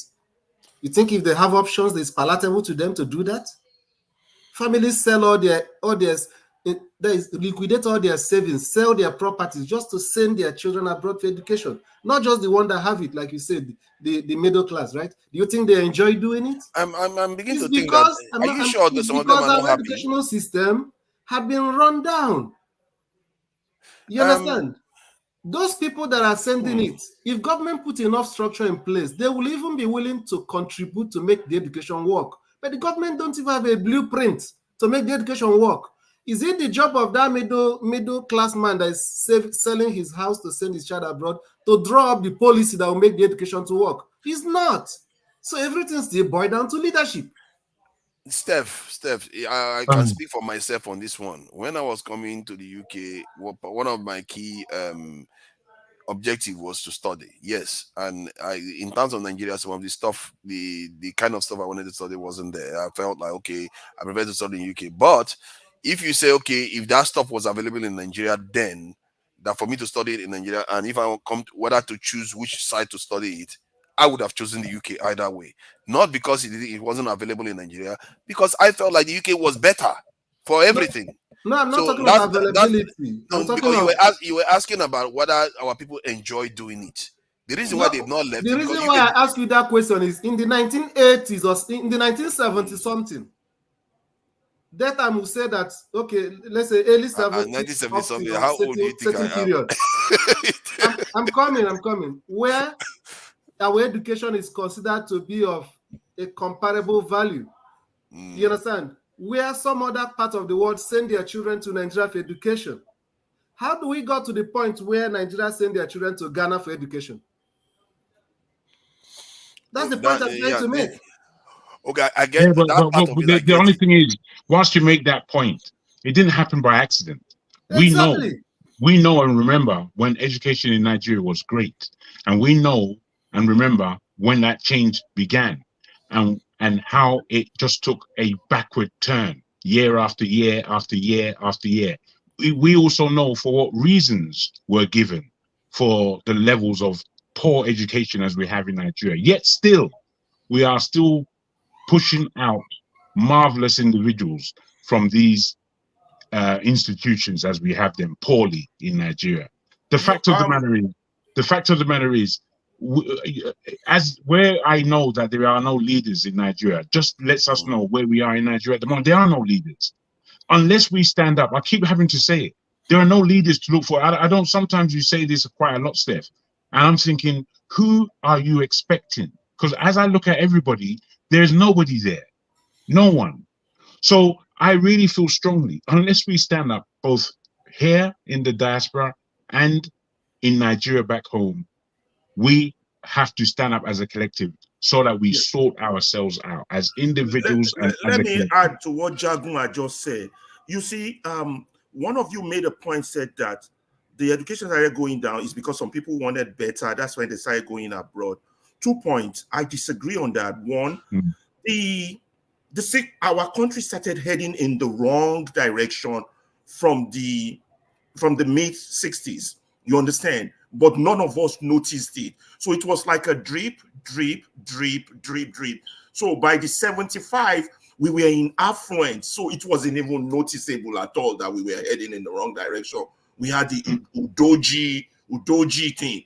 Then by the time we got to the mid 80s, where they started introducing austerity measures, the drip now started becoming more. Instead of drip, drip, drip, it's more like a tap has slightly been opened. You understand? Now, by the time we now got further down into the military era of the Babangidas and the Abacha, the tap was let loose. It was like the whole door and the window now has been opened. And now it's like the roof has been opened with the present civilian. It's not even a question of window at all. So it was drip, drip, drip. So for people like us who finished high school in the mid 80s and went to universities in the early 90s and left universities in the early 90s to fight them Babangida, we started getting disillusioned as to what that country has to offer for us. I didn't go abroad to say I want to go study. I was looking at abroad as a survival tool. I got to get out of here because there's nothing here for me. I got to go abroad. If school is what I will use to do it, then so be it. So I did use school. So it's not like my family was rich enough to send me abroad to school. So I went to do schooling as a professional, whereby schooling is a survival means just to get your visa or whatever renewed. You understand? So the system has been dripping in the negative direction. That's why I love Americans when they do their politics. They will say, ask yourself, are you better off 4 years ago than you are today? Or is the country, when they do an opinion poll, is the country heading in the right direction? So that's why I got to know that, okay, for a country to exist, there's a right direction, there's a wrong direction, there's meaningless movement, which is what Fela described us as. Our life does be like 1 year born, we 1 year win the blow for 1 year. Wow, and that guy, Fela, you have to give you credit. He's a wizard. He's a wizard, bro. He's a wizard. You can't get to those levels, my brother. He didn't bother to write a book. He put it inside the song. That was 40 years ago. That was 40 years ago. He got us out a long time ago. You know, that guy, just like now, Fela lived in a time like today where anybody that picks a hole in how government is not serving the masses is seen as an unpatriotic person. Yeah. Remember that when he was around, he was characterized as the most unpatriotic Nigerian. Absolutely. Why? Because he picked a hole on how the government is not serving the need of the masses. You understand? So, in conclusion, forefathers, if you ask me, anybody that really want to help Nigeria to work should not spend too much time trying to, help this government or any other government for that matter. Spend that time trying to make sure that we can conduct a free and fair election so that the people can actually be in the position to checkmate their leadership, so that the leader will actually begin to know that my government derives its legitimacy from the people and there are consequences if I don't meet their needs. Imagine what will happen in a place like UK or America if the ballot does not determine the outcome of an election. Do you think that society will continue to work? But because the politicians, whether you are from the left or from the right, knows that at the end of the day, if you are in Congress after 2 years, you still have to come back. If you are in the executive after 4 years, you still have to come back. Do you understand? It makes them to, even if what the people is asking of them is not really what they want, they will do extra mile, even if that thing is good for the country, but that even if what the people want is not good for the country, but that's what the people want, he's not going to say, okay, because it's not good for the country, I don't care. He's still going to do that extra mile to educate them. I think following what Steph said, you see, that is why we're for a while. Hold on. That is why we should, all of us are black people, Nigerians, never depend on these white people or Western for the solution of our problem. No matter how bad things are, we have to go back to our own black brothers and resolve that thing among ourselves. You know what Steph just said just now? You heard what he said. They know that their own country would not work if the will of the people is subverted. But yet, when the will of our own people are subverted, they accept it. They accept our leaders. That's what fella called Oyibo no talk. So say they won't tell you that okay, that thing is going to destroy you. They will accept them. They put them on national, want to be on the table as the leaders, as they recognize and do business with them. But that same shit, they will not tolerate it in their own country. Different meaning. Different kind of meaning. Different meaning. That is why I say, that's the meaning of my song. I tell everyone to hear my song.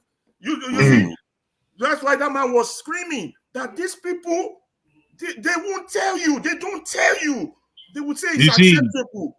But soldier no fit take over for England. Election no fit get rigged for America. But yet it's happening to us, and they're shaking our hands. Come, let's negotiate the deal. Let's negotiate the loan. Good, you're their representative. So you see, even though we are our own enemy, you see the bigger enemy also. There's a bigger enemy, and he's constantly there. Constantly. So this is what I'm trying to. I think we're there. I think we're all on the same page. Allow John Abba to speak. Let's see what page he's on. I suppose. Good evening once again. Well, I have a different view from the state of What's better, John Abba? The fact that we have a community captured. We have a slave masters within our own community. We do not have a leader. A leader is someone that says, follow me. I see beyond today, and now we will have a better future for you and your children and my children. But for you to believe that a slave master, without the people come to themselves to say enough is enough, that somehow they will let you go.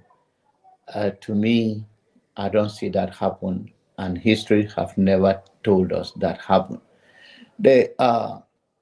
And we keep on contradicting ourselves. It's either we believe that there is free, or there is election that is not that fair, or the process is not that transparent, and we need to work on it.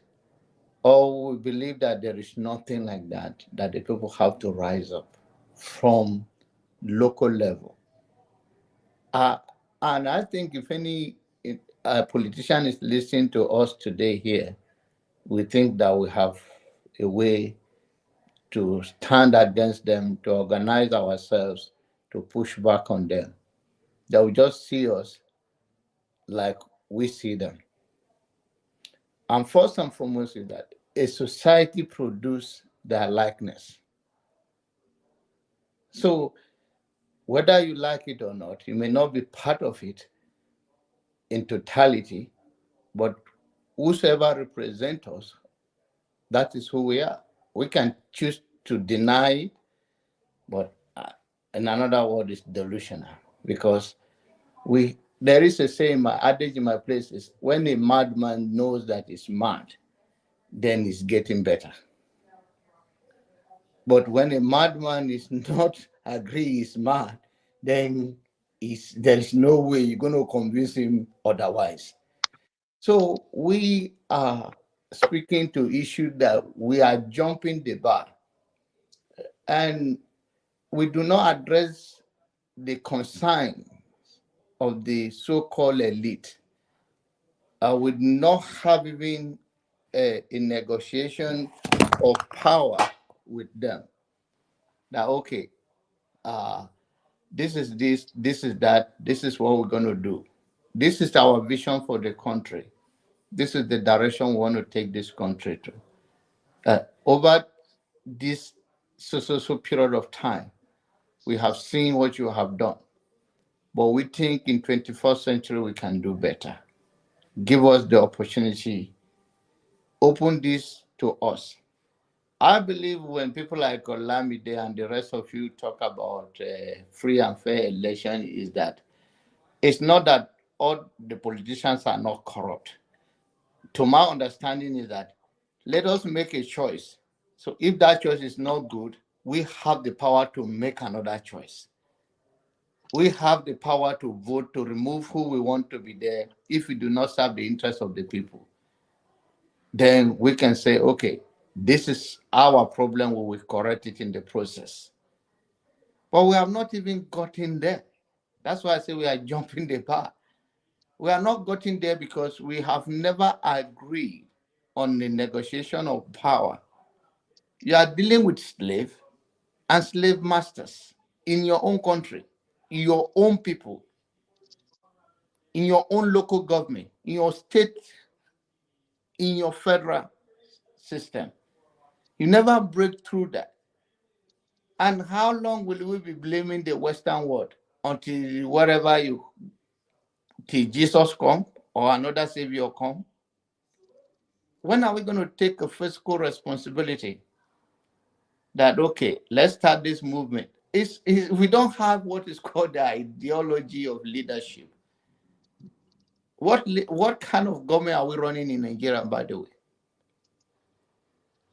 Sometimes we jump to, okay, let's follow the Western way of election, when we have not even break through the barbaric art, the indifference among us, how to set a government that work for all of us, the fairness in the system. How do we even approach the bigger enemy in our society that anywhere in the world, look at the history, there's nowhere that the slave master let go of the slave without a rigorous fight for their basic human right, which is what Nigerians have never had opportunity to fight for their basic human right as a people of a country. Our independence was not out of any bloodshed. So we do not pay any collective price. We just come after a few of the we all know the story of our forefathers and how the British negotiate and how they let go. And after that, we blame this person, we blame the other person. And in 21st century, it's amazing that we're still saying the same thing over and over.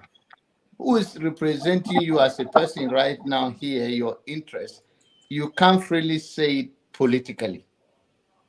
Okay, who you want to vote for, you may know who you want to vote for, but you cannot tell that 100% this person have my best interest. And from our local level of politics, we never even hold them accountable. But we jump. It's easy because it's easy to shift the blame afar and turn blind eyes on the truth that are close to us. Like Ferrari say, and I quote, which I've said, that it's a thief, but it's not a thief enough if he's close to me. I saw it where the Mefele contributed to the biggest mess Nigeria is on the international platform of how Naira work. But the people are protesting, release our son. So to them, so it's until you can even, I remember when Kuti, the doctor, announced that fella have a disease, a kind of this disease that he had, and because it's and the people say, why do you say that? He's not saying that he doesn't love his brother. He loves his brother. That is his brother. It's the adage in my place says that you can fight your brother, but your brother is your brother anywhere you go. No matter what we are all saying now, if I come to UK and see Godfathers whether we have our differences, and I'll not embrace him. Blood is thicker than water.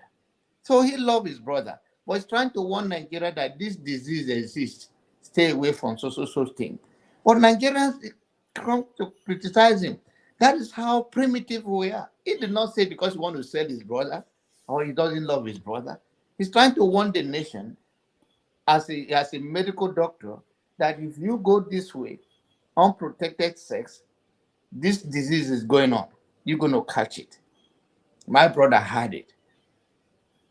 So in this kind of atmosphere where we cannot be true to ourselves, we cannot criticize people from our immediate area, and some people are saying, are you saying that there is no Fulani herdsmen capturing your community? Is that the only crime in Nigeria? Yes, I agree. I have a family in Maryland. In Maryland, he have retired as a controller of custom and returned to farm. Till today, in Maryland, he said he wake up trembling about the Fulani herdsmen that invaded him. He escaped with his family and he moved abroad.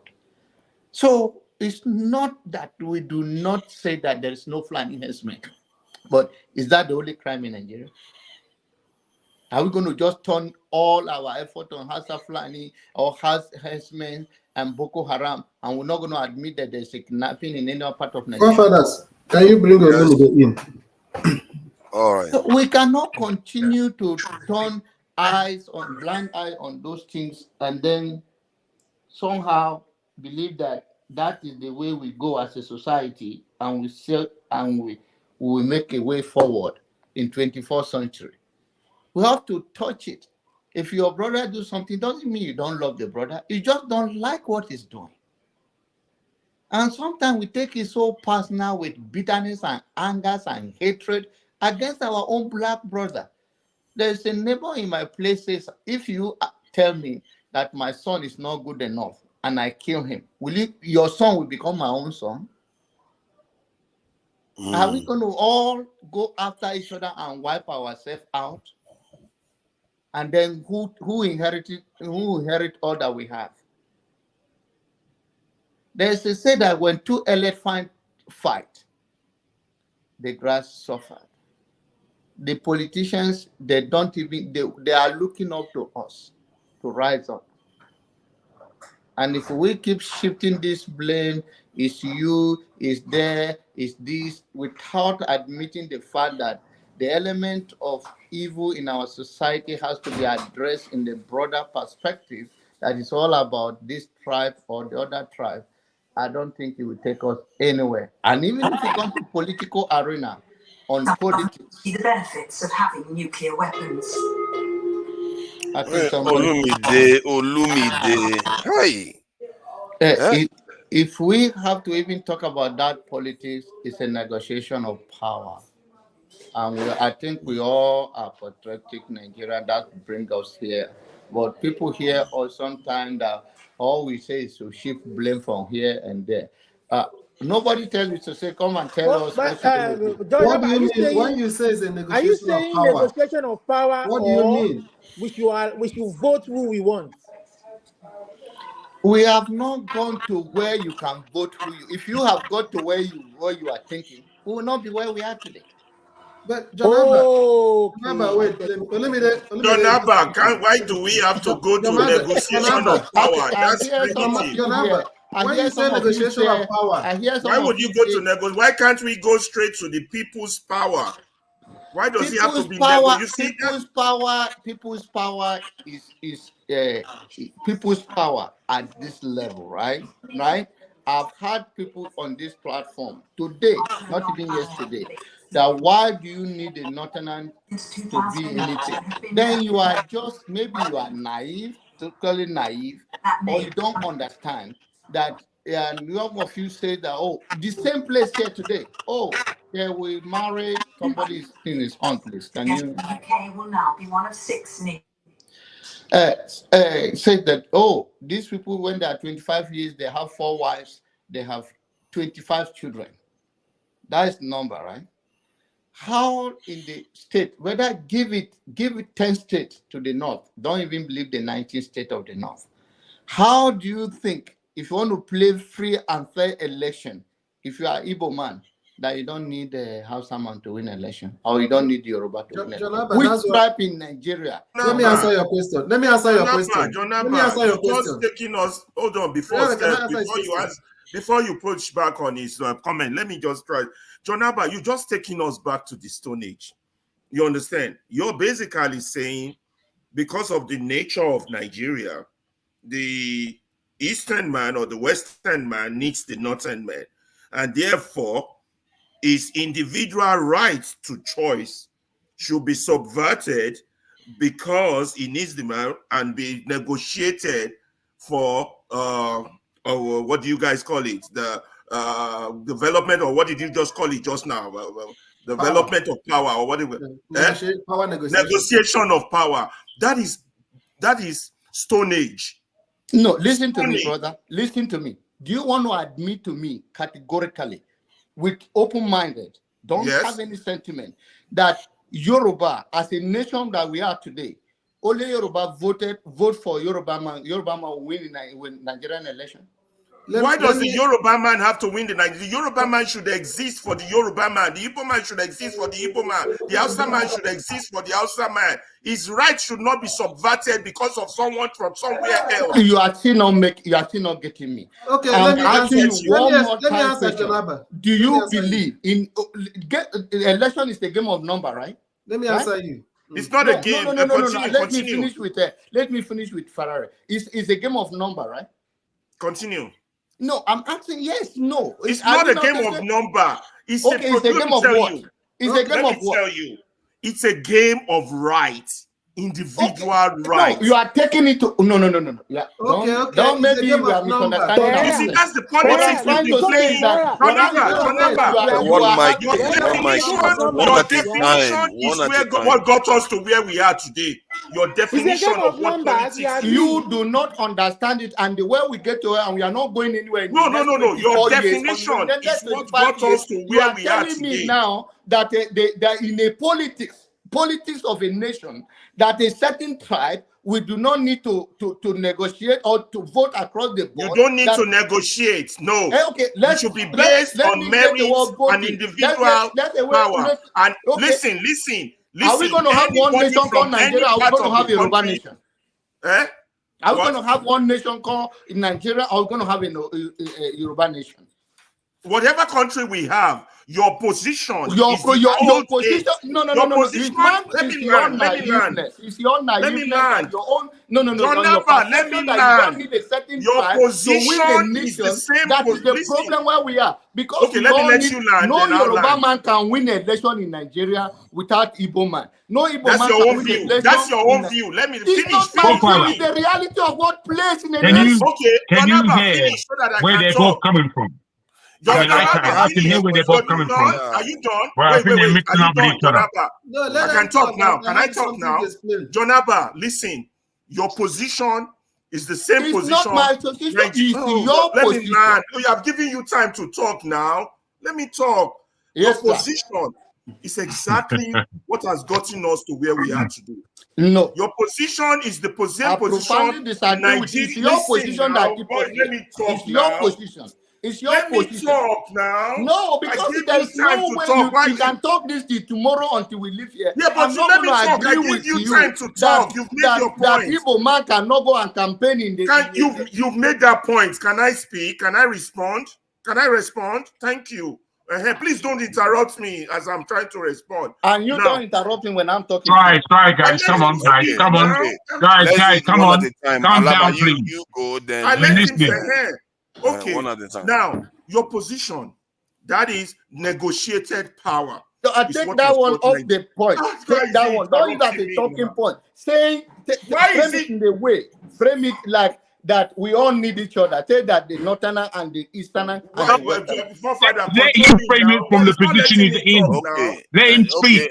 Don't worry, Jonaba, you get your chance to clarify whatever he's got to say. Yeah. Go ahead. Okay. Let me not say your position seems to be upsetting you. The position of your so-called negotiated power is what has brought this country to its knees today. Because that position neglects individual rights. That position prioritizes elitist rights, and it prioritizes sectional rights in the name of cooperation.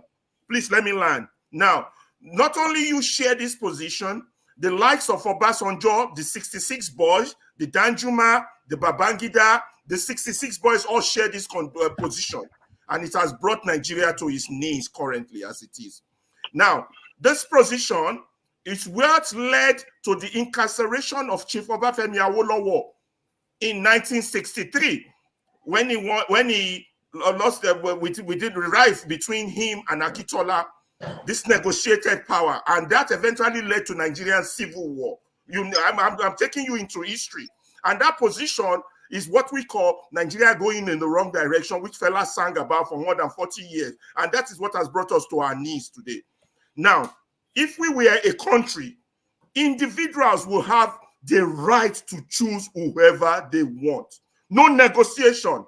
It will be purely based on merit. Merit.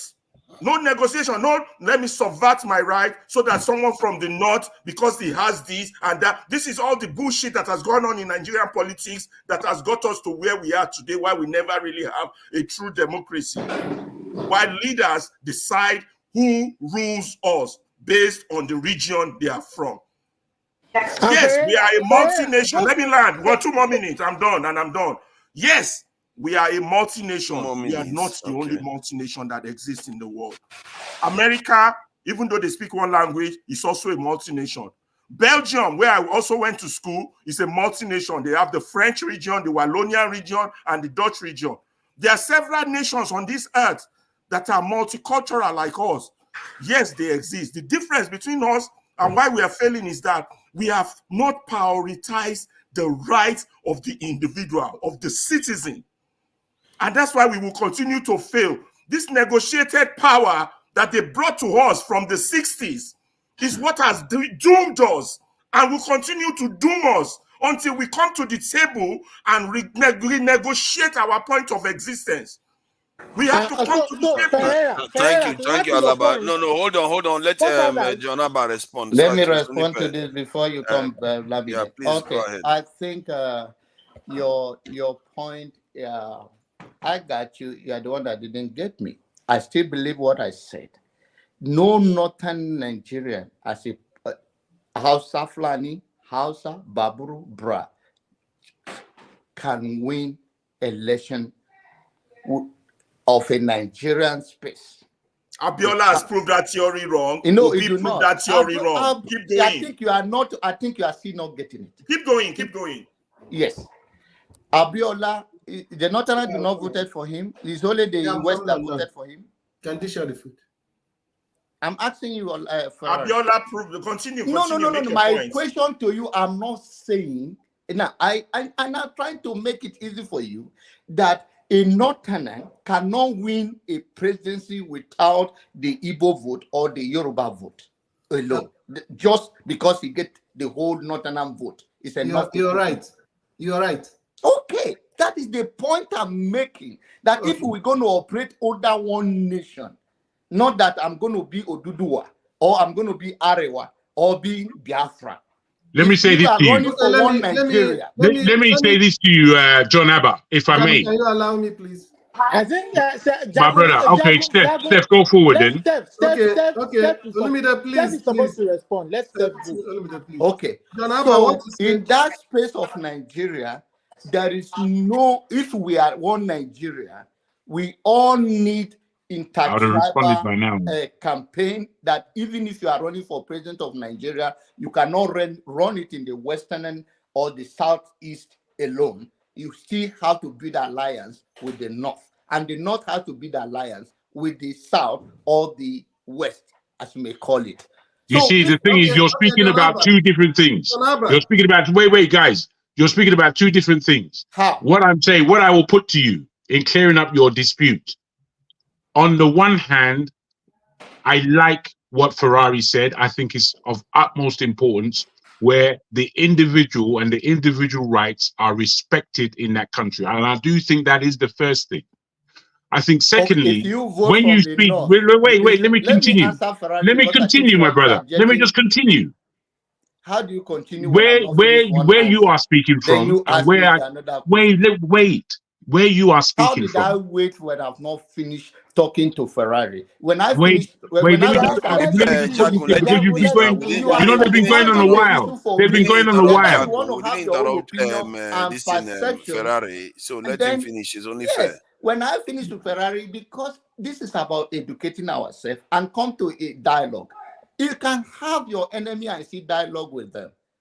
So the point I'm making is that oftentimes we classify this. I don't know where you are seeing it, but I'm repeating it one more time and I'm done with Ferrari. Okay, go on, because I So, understand what you're saying. yes, Northern need a Westerner. A Westerner need a Northerner or a Southerner in Nigerian political atmosphere. If you are whether and with the issue of Muslim ticket, I'm not talking about it.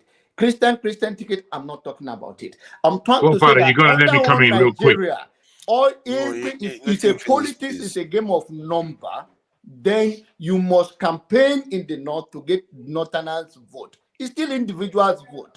You have to campaign in the east to get the eastern vote. It's still individuals vote. I'm not talking the block vote. You still have to campaign in the west. Whichever way you draw your winning strategy, it is one Nigeria. No tribe in Nigeria is big enough to have the block of vote without the voting of other tribes that will singly But you win know the you are election. saying the Can same I thing. can I come You are in? saying Can the I come same in, thing. Paul Father? No, Can I but come in now, Paul Father? let I was trying emphasis to be come in that before. word, negotiated I power. should be So coming that in was now. the controversy. Okay, Jago, please go so that Thank Steph you. can say what he wants to say too. Thank you. Now, all I want to put to you in finishing what I was saying earlier, that Ferreira, he spoke about the individual and the individual rights, which I totally agree with. You're speaking from the point of view of ideas. In a space of called Nigeria, ideas need to rank high, not necessarily the the groups that these ideas may emanate from. So if an idea is coming out of the Igbo space and it's a good idea for Nigeria and it spreads, then that's great for the people. But that doesn't take away what is an Igbo nation, what is a Yoruba nation, what is a Hausa nation. And these nations are founded over hundreds and hundreds of thousands of years. So in that, you can't take that away because of 60 years of so-called European democracy and all the policy that we've had over our existence as a country. What it is that the people of that country are very, very, very important. The people as groups and tribes, if you want to use that term. These people are what constitute being Nigerian. So it's the ideas and not necessarily the groups. Because as a Yoruba man and as a one nation and whatever, that really is something that is up to those people within their own discussions about how they are, how they feel as a nation, how they feel as a nation within Nigeria. I think these are discussions that will always go on and you can't stop them. But what's important is that the individual is allowed that authority to go forward and make his mark, make his vote. And as he does such, that needs to be respected. The ideas, therefore, that the political classes come with to satisfy a nation going forward, that's a different agenda. So we need to see these things clearly in terms of how we're answering these things, if I may. Thank you, Jagon. I think where we are getting it differently is the notions that you don't need. I think you guys are the one making it an issue of you don't need a Northern to win a Nigerian election. No, we're not saying that. I'm not saying No, that. Hopefully, okay. that's not what And you I got from said what if I we said. are even Peter Obi, You know, you said you won't repeat yourself, or no, I mean even Peter Obi, I think he campaigned in the north. He chose the deputy, the vice president from Kaduna. So it's all political strategies of how to reach out to the broader Nigerians. So the notion that I'm taking individual power to vote out of it, that is the main argument here. I don't see that. That's not what I say. Yes, do you vote as a tribe? You don't vote as a tribe. But if Exactly. there is a tribe that you need to reach out to, it's necessary in politics. And when we talk about tribes, sometimes it's not about dialect. Church can be a tribe.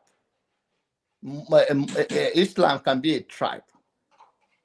So that, from that angle, we all can argue how Nigerian vote can be credible, and what will we do to improve the system so that there will be a free and fair election, which is there is nowhere in the world.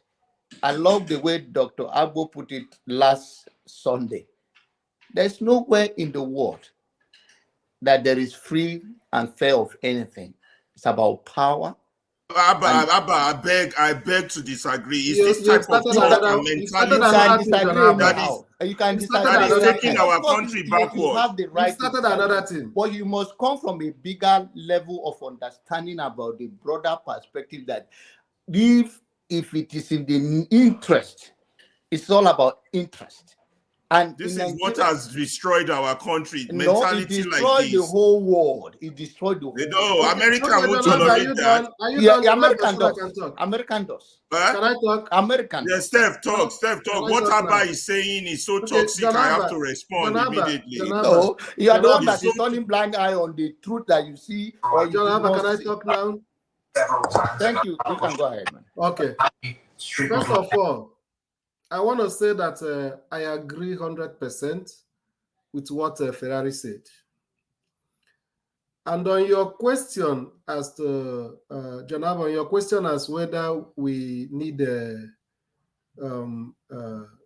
numbers to win an election, yes, of course we need the numbers. But the area I disagree with you is on my understanding of that phrase you used, negotiated power. Negotiated power is the reason why our leaders don't believe that they owe the people anything. That is the reason. What is going to save us as a country is to get to that level where the people are empowered, or the people empower themselves, so that the leaders not only will know, but it will actually be that they actually derive their power from the people and not from those elite that negotiate that now presently negotiates power. My question to you before you go further is that, are we there now? Yeah, no, I'm coming. That's what I'm saying, that any suggestion that promotes that we should continue. You are jumping to another thing. Are we there now? That's what I'm saying. Let me throw the question back at you. Abba, where are we now? Maybe the question you're writing it. You tell us, where are we now? That we are not there yet. No, let me answer. We're not there yet. You tell us, where are we going? Where are we? And where did we start from? You tell us. Where we are now is where the so-called political class are negotiating power on the behalf of the people. That's where we are presently. Okay. And how do we get there? Can I talk? And that's where we have been since independence. And how do we move it from there? What I'm saying is that for us to move forward as a nation, we have to do away with that system. Then I said there should be a pushback locally from the grassroots movement, from your constituency, and that is how politics grassroots movement. Grassroots movement that should negotiate power on their behalf. Hold on. It's only fair that me and Olumide were allowed to chip in on this debate. Yes, so chip in, man. You haven't said it. Okay, Olumide, let's allow Steph say something because he says he hasn't said anything. Because Janaba keep on interrupting me. Okay, let nobody interrupt Steph. Let Steph finish what he's saying. Nobody interrupt Steph. Okay, Steph, please go ahead. Look at what I'm saying is that if we can ensure and channel all our energy, mobilization and everything to make sure that there is free and fair election, that the votes of the people must count. We nearly got it wrong the last time. But when the politicians observed that there still appear to be loopholes, they now, because during the last election, some politicians have that fear that what is appearing to happen could actually hold water. And that's the reason why in my own state, one mighty man in my local government was edged out because he could not bring all his political war chest because of he feared that the storm that is coming, his war chest is not going to withstand it. Do you understand?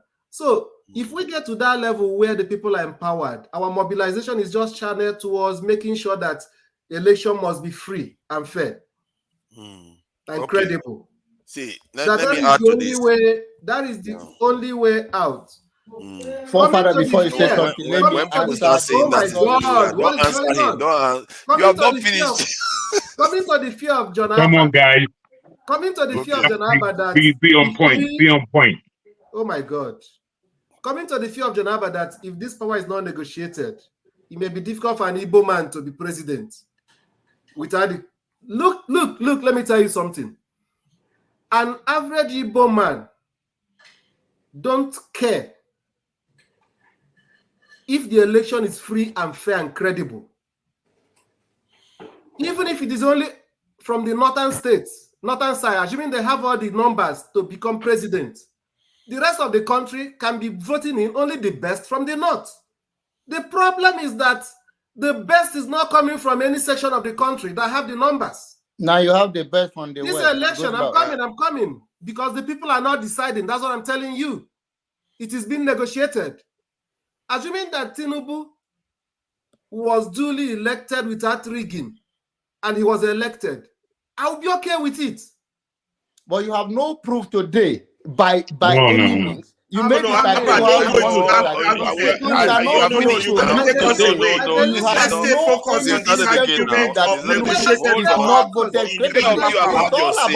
you have had your say now. Let other people have their say. Three of you have had your say. I still believe that if you do free and fair election, and all the candidates come from the Western Nigeria. I think we are all for free and fair election. I think possible. We've got that. Can I just add my own too now? You've all added your own. Okay, Olumide go before I go. It's only fair I go last. Go ahead, Olumide. I agree with you that democracy is a game of numbers, but only if those who you agreeing with? Power, if those who are in power will allow those numbers count. You understand?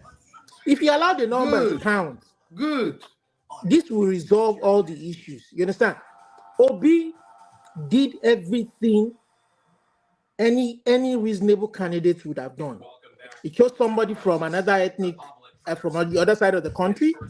He campaigned in the south, he campaigned in the north. He won some states in the north, and he lost some states in the north. He won some states and then all of a sudden, when he was getting to that point where some people felt uncomfortable, they turned off the beavers. And we didn't have the true results today. If people in the north want to sway their people to vote a certain way, that is fine. In the south, if they want to sway their people to vote a certain way, that is fine. But allow the people's vote count. And when you tell me that, I would have been tempted to say that the South is more sophisticated in choosing their own, in voting their candidates than the North. But I wouldn't agree with that, because the Northern elite, especially the people who are thinking in a certain way, like you just talked about now, that power should be negotiated, think that they can speak for the whole North and not allow the people's vote to count. That's correct. You hit the point, the hammer on the nail. So allow people's vote to count. See, at the core of it, that is what they are arguing about to an extent. I think what Jonaba is saying and what Ferrari is saying is not so dissimilar. It's just that it appears they are coming out. Let me explain why I think so. Even when the people's votes count, Mr. Olumide, Jesus Christ, don't worry, I've muted it. even when the people's vote counts, it still doesn't mean there is no form of negotiation that goes on. Because if you look at, like, in the case of the US now, when Joe Biden was about to become the candidate the last time, it took the African American vote to get him there. And it took some kind of backdoor dealing, because in politics and in society, populations tend to rely on certain key individuals within their populations. And if those key individuals tell them, no, I don't like this guy, that the population tend to follow the word of that person, depending on the nature, the level of trust they have on that person. So often you always find, even in open democracies where you have somebody that is very influential in those areas, they come and endorse a candidate. That's the whole point of endorsement that you hear about. Forefathers is different from the term Hold negotiated on now. power as used by John Abba. It's just a name. It's just a name. You have your what own you are referring to. power. Hold on. Can I finish different now? from negotiated power. Let me finish. Hold on now, please. What you are referring to negotiated power is why some people think they have the right to rule. To speak for a particular region and rig the election because they tell you that is what our people What want. is the difference between rigging an election and speak for the particular people? Is it the same thing? Let me offer the reason why that it comes across as if the way you are reading it, Steph and Jonah Ferrari, is because you are actually referring to the point that Olumide is alluding to, that whether the people's vote actually count. Come on, hold on now. Jesus Christ, how am I supposed to get it? See, what the Olumide got to the crux of the matter, whether the people's vote actually count. When Jonaba talks, it appears to Ferrari and Steph that he's saying that the people's vote shouldn't count because it's negotiated. But in reality, no. There's a At form one of that point, going on. forefathers, at one point, John Abba said, the people, we haven't gotten there yet. He said the whole country hasn't gotten there. Plainly, we've not gotten to the level of being a free and fair election where people's vote will count. What are we talking about here? Listen to me. I think you guys are. He said we have not gotten there yet, and I said, so where are we? And where are we going? I think that's the way I perceive it. That's not what he was saying. No, you're perceiving it wrong, to your forefather. local government and your state government, we have a better Nigerian collectively. Your passion, you are just being critics at all necessary. No, yes, okay. there is Let me no tackle reason you. for what is the difference? Who said there should not be free and fair election? Who said that? Listen, do we? It's what he said. Okay. He said we haven't gotten there yet. Yes. Let me tell you. Have you gotten there? Have you gotten there? Olamide, have you gotten there? No, what is democracy in itself? We are not shedding light on this debate. Democracy. Okay. Let's find out what John Abba is specifically saying. Whether we have not gotten there. Now, John Abba, elaborate. What do you mean? Have we gotten there? Gotten to where precisely? Okay. Now,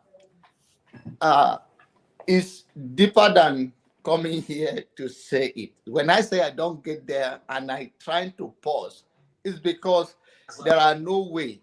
People going here. They don't throw people off. Go Lamide is supposed to. I don't know why it's not in the shop today. Have you closed early? Okay. At least he took his medicine today. No, okay, he's doing well. The point is that, do you admit that the election, to address the issue that we have not gotten there, I asked a question. The last election, do you admit that it's free and fair? Yes or no? That's what I say. We not got there yet. No. Okay. Capital no. Okay. So that's what he was referring to. He wasn't saying that individual votes cannot count. No. We have not gotten there yet. How do we get there? Push back. So you're all in agreement. Push back from the grassroots and Ferrari says yes, but no. Obi, I disagree with him. Ferrari, what do you disagree with? Let me tell you what I disagree with. You know what? This guy's campaign. Let's hear what Ferrari. Let me tell you what I disagree with. The term negotiated power did not just start from the last election. The negotiated power in 1963. The negotiated power when Ize Uguku failed It was successful in the north, but it failed in the south. So they negotiated power and they gave it to Nrosi. The counter coup, Muritala Muhammad's coup, also failed. They negotiated power and gave it to Gowon. That led to the civil war. After the civil war, they negotiated power when the Middle Belt, when the Dinka took out Muritala. You understand? When Dinka took out Muritala, they negotiated power, gave it to Obasanjo. Go into Nigerian history. They negotiated read it out, power, bro. Spell it out. Spell it out, they brother. negotiated power, gave it to Shagari. Then they took Shagari out. They negotiated power, gave it to Buhari. Then the fifth angle took over from Buhari, and we are up. And then 1999, they negotiated power and gave it to Obasanjo. Correct. Right on. Now, absolutely. negotiation of power continues up till today, and it has led Nigeria down the drain. It's now a shalanga, a shithole country. I think nobody listen. That's 40 years what ago, is saying that we are not that's there. what he's saying. That's what he's saying. Listen, 40 years ago, Fela would tell you that democracy is what we are practicing called democracy. This negotiated power is a demonstration of grace, because that's not what is different from what you said, and I said that we are not there yet. No. I think there was a good breakdown. When are we now? The last Let's talk about we are not there yet. Listen. Let's talk about that we're not there yet. The last election, the elite, some people that think like you, do they want us to be there? You can do they want power to belong to the people? The war fired up. My they don't want power to belong to have saying. He likes to interrupt somebody. He doesn't let somebody make their point. I don't like that. You have been making points for how many minutes? No. Guys, you mustn't get into this. What am I saying? What am I saying? Very quickly. Don't have no, Ferrari. Hold on a moment. Hold on a moment, if I may, co-father. I'll talk to you guys later. My question, you are not answering. You can be talking all Nigerian. Guys, wait a minute. I don't see what is so confusing about what he's saying. One at a time, it's confusing to me. Nothing confusing is your own reasoning. I agree with where Ferrari is coming from, and I also agree with where he's coming from. Listen, that's why in your 1999, the man would not let you talk. I don't understand what is because. Okay, have a good evening. I see you next time. I see you later. Let me talk. I say, are we there yet? You're not answering. They agree with you. They said they are not there yet. Okay, that is my point. So what are you arguing with me for? What do you mean? Are we there yet? What does that even mean? Are we supposed to take 100 years to get to know how to rule ourselves? Are we having a free and fair election now? How can we have a free and fair election when the Constitution, what do we do about the 1999 Constitution gives power to the state? Am I the one that wrote the Constitution? Am I the one that wrote the Constitution? Citizens, not the citizens. So therefore, if a madman gets to be a head of state, it runs the country down. Your so-called negotiated power. Ferrari, to an extent, you are conflating somebody making a statement for him saying that's how it should be. I don't think that's what. I do not say this is how it should be. I say we are not there yet. The only reason we are not there is because people think like you. Our leaders think like you. No, that's why we're not there. No. If we have an independent thinker, people who think for the future and for the country, we will be there people have today. Ideology. The nation, the citizens turn the direction. I made the my citizens point. Don't. Citizens that don't have citizenship rights, they don't. Stop lying. They're not going to have it. The Constitution has not given them continue like this. rights. Lagos boy. Are we going to continue like this? We will for the next 100 years unless things change. Unless power belongs to the people. I thought you are a man of ideology. How do we change it? That's what we're saying. We need to bring the system down. Once the system comes down. How do you bring the system down? Basically, what we are doing, that's why Obi should have got his ass on the street. We bring this system down. We start fresh. We come back to the table and we negotiate our point of existence. No. You see what, John Abba? You were actually around when we were at a point where the conversation was going pretty deep. And we were somewhat, not necessarily in agreement, but we were going in the similar direction. Myself, Forefather, I believe Steph was online. You came online and you were listening for a while. And I think you heard how the conversation was going. As you came in, to be frank, some level of fracas began between yourself and Ferreira mainly. I stepped in and Steph stepped in as well, and then Forefather and Olumide closed. But I think that whole time was sword fencing. That's what I call sword fencing, because it's kind of unnecessary in terms of where we were, because we are actually now at the point of where we were about an hour and a half ago. So Yeah, I would because put that forward. there was a lot of great points that was made by Steph and followed on by Ferrari. There were a lot of good points that was made today. They were. For once, I might actually go back and watch the video, because this argument has moved that thing out of my mind a little bit. Because I think there were a lot of strong points that were made. But see, Ferrari, it's not everybody that says everything that you just jump at against, because sometimes you hear them clearly, they are not against your point. I don't think John Abba is against your point. For me, I even believe in a more advanced democratic system that gives every individual's power to control stuff. But what John Abba was saying was basically spelling out the reality of politics. And sometimes we forget that even in the West it exists. We always think that politics is just individually based. The rigging of the election happens even before the election in the West.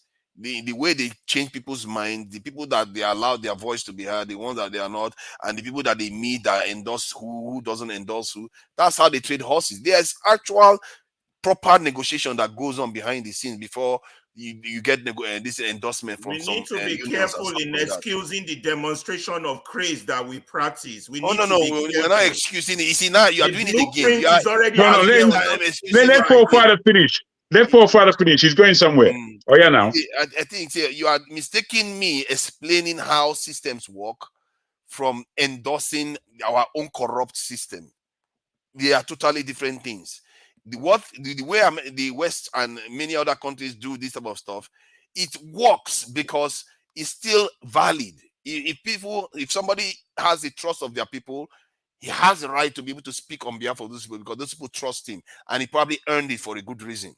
It's not because he was violating the rights of their people. It's when somebody comes in, he doesn't have the trust. The people hate him, and this person go and negotiate for the people, and the people that he's negotiating with go and usurp the power of the people and oppress the people. That's what's going on in Nigeria. It's a different scenario. The oppression is the problem in it, but the dynamics in terms of people negotiating power and talking to people, it's not new. It happens in the West, it happens in the UK, it's happening in America all the time.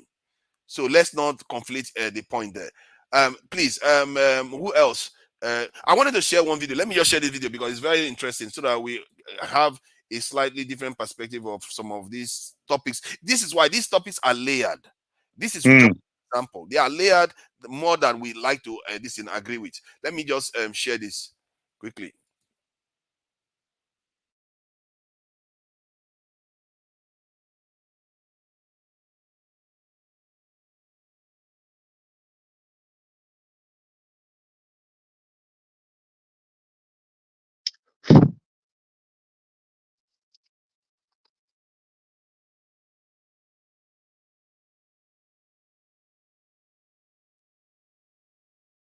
I'm sure there's supposed to be volume. We haven't heard anything. There's no volume. Oh, sorry about that. Let me do that again. I think I did it wrong. Sometimes this thing, it does happen, because you have to tick about 3 different buttons to get the volume to work. Let me confirm whether it works again. Sorry about that. Thank you for highlighting it that there was no sound. Is there sound now? There is. Prosecutor got off message at Yale, thinks he's going to run this up the flagpole, make a name for himself, maybe get elected some 2-bit congressman from nowhere, with the result that China or Russia can suddenly start having at our expense all the advantages we enjoy here. No, I tell you, no, sir. Corruption charges. Corruption? Corruption is government intrusion into market efficiencies in the form of regulation. That's Milton Friedman. He got a goddamn Nobel Prize. We have laws against it precisely so we can get away with it. Corruption is our protection. Corruption keeps us safe and warm. Corruption is why you and I are prancing around in here instead of fighting over scraps of meat out in the street. Corruption is why we win. Those are statements from the song hymn sheet of the devil. So these are the reason why he's saying that, because you heard where he started from, why China and Russia should enjoy the benefits that they are enjoying. The story was about how they are influencing other countries, and this guy was saying they wanted to try people in America that are doing all this thing. Then this guy was telling him, this is why we win. You can't stop these things. We did it for a reason. And the idea that this is why sometimes the way we understand corruption in Nigeria is different. We almost attach it to sacredness, something that is the reason why nations function, is the reason why the nations succeed. It's just a tool of control. If you truly want to free your nation, put your nation first, like the way a mother puts their child first. It's very simple logic. Everything, no matter how you hear it, because all this new language, we're hearing it new. Anything anybody try to contract for you, as long as it doesn't suit your people, reject it. Period. Because if it's your child, you're going to reject it. That is how you are supposed to think in this world, because that same natural, sacred instinct that has already been built into us by the Creator Himself remains the same. It transcends democracy, monarch, dictatorship, and all kinds of systems. That is what he's trying to say there. He's trying to say that when they put that corruption in place, it's to suit them, not to suit the world. They didn't do all those things to suit anybody. And this is, we even touched on the previous argument we were having about trading horses and all the rest. We trade horses to kill our own, destroy our own ourselves. But the horses they trade there is to benefit their own people. They are fulfilling the sacred mandate of creation itself, where you benefit your own people, your children, your own people, your heritage. But we do it for the wrong reasons. We do it in such a way that it perverts all what that represents. That is why everything we do seems to fail, because everything we do seems to be perverted. This is why you have so many systems in the world. No matter how they construct it, many of them are performing better than us. The democracy you have in Singapore is not the same as the one you have in the West. The one you have in France is not even the same as the one you have in the UK. But yet they are all performing well because they follow that simple rule. We are the ones that are confused. We think that this corruption tag they put on it is a new thing that was just invented. No, the true thing you have to focus on is your people. That's why when I came online, I said it's always the people you have to focus on, because you are going to miss a lot of things. They are going to confuse you. They're going to tell you everything because they themselves, they understand, they see deeper. If you go through the comments, I said one of them even said it in the comments that this video reveals some of the things their forefathers did for them. Not for us. Their forefathers, Igbo man is saying it, that what their forefathers did for them so they can have the life that they have now. So I think we should, when we have a discussion, we should be open to new ways of looking at things, because given where we are right now, if we think we know anything, seriously, we are doubling down on serious failure. Please, I speak the truth. I think you've had some of the conversations already, and at the top of it was about, tiny country like Singapore exported 300 something billion, while we are still struggling to export 50 billion US dollars, and Singapore is less than 6 million. We are 200 million, and you can see that the conversation we had earlier on is reflecting what Nigeria is about. We even when we should agree with each other, we don't see it. And is that even the problem? I think in the end, we still need to act. And I think we are getting fed up of doing a lot of talking. We actually need to start acting to try to benefit this and better our countries. So I don't know what you think about the conversation so far. Please go ahead. All right, thank you. So first of all, I think Steph and John Abbott were coming from the same place, but from different angles.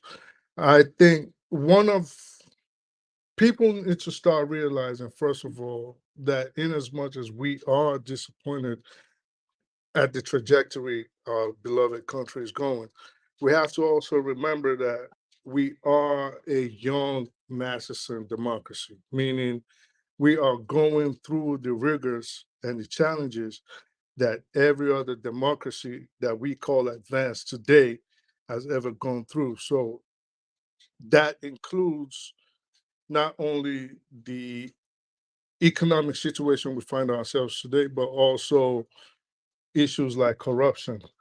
And if anybody thinks for 1 second that corruption does not exist, even in the United States today, because I can speak for the United States style democracy, then it's either they are just being disingenuous or they do not understand what goes on in the way the United States runs a society. Let me go by saying back in the days, and this is where I agree with John Abba, that we are not there yet. And I think maybe that's what people were not getting. We are not there yet. We are going to get there eventually. Right here in the United States, we used to have things called cooping gangs. And these cooping gangs would, this was in the 19th century, up until the early 20th century. They would snatch people off the streets.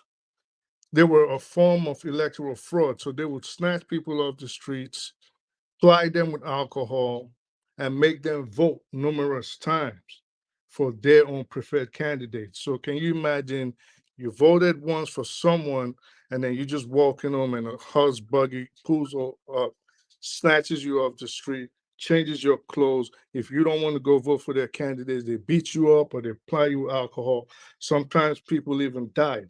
And if you know the noted poet, the celebrated poet, Edgar Allan Poe.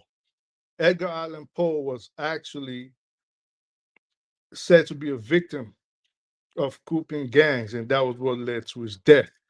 So I think we should be, in as much as I would love us to say, well, we should be patient. Yeah, I do understand the frustration, because if you have someone else's problem, then you can learn from their problem and not make the same mistakes. But what we're going through is just, it is necessary, and I think it is unavoidable. Also, I think I have a problem with, for example, what Olumide said, where he said when we have to choose representatives for something, the right thing to do, you choose from this tribe and choose from that tribe, or choose from this religion and choose from this religion.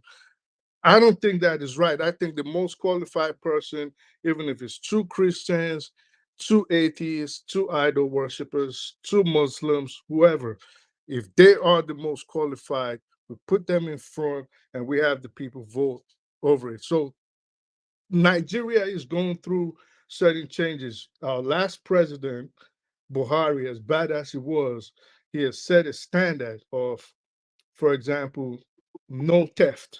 So we cannot justifiably attribute personal theft of government monies to him. That is good. Now, this present government has set another standard of, well, two Muslims or people of the same faith can vie for the post and we can vote them in.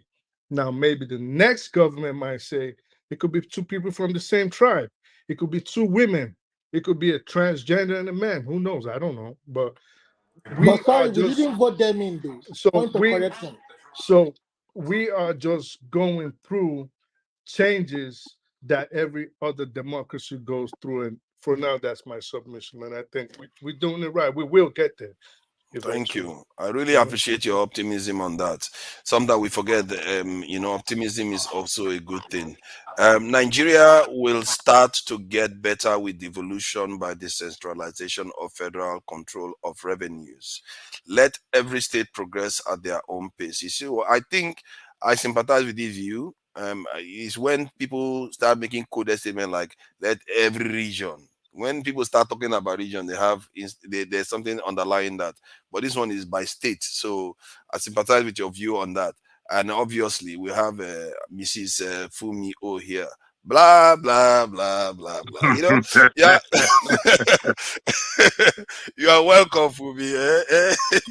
Your I first, speak, I speak, I first time speak I the saw her truth. name is blah blah blah blah Forefathers, blah. Eh? forefathers, Yeah. forefathers.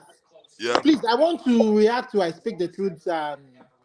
What he just said. See, what I think the speech you just made kind of shows that you don't really understand the Nigerian political landscape when you compare it to US.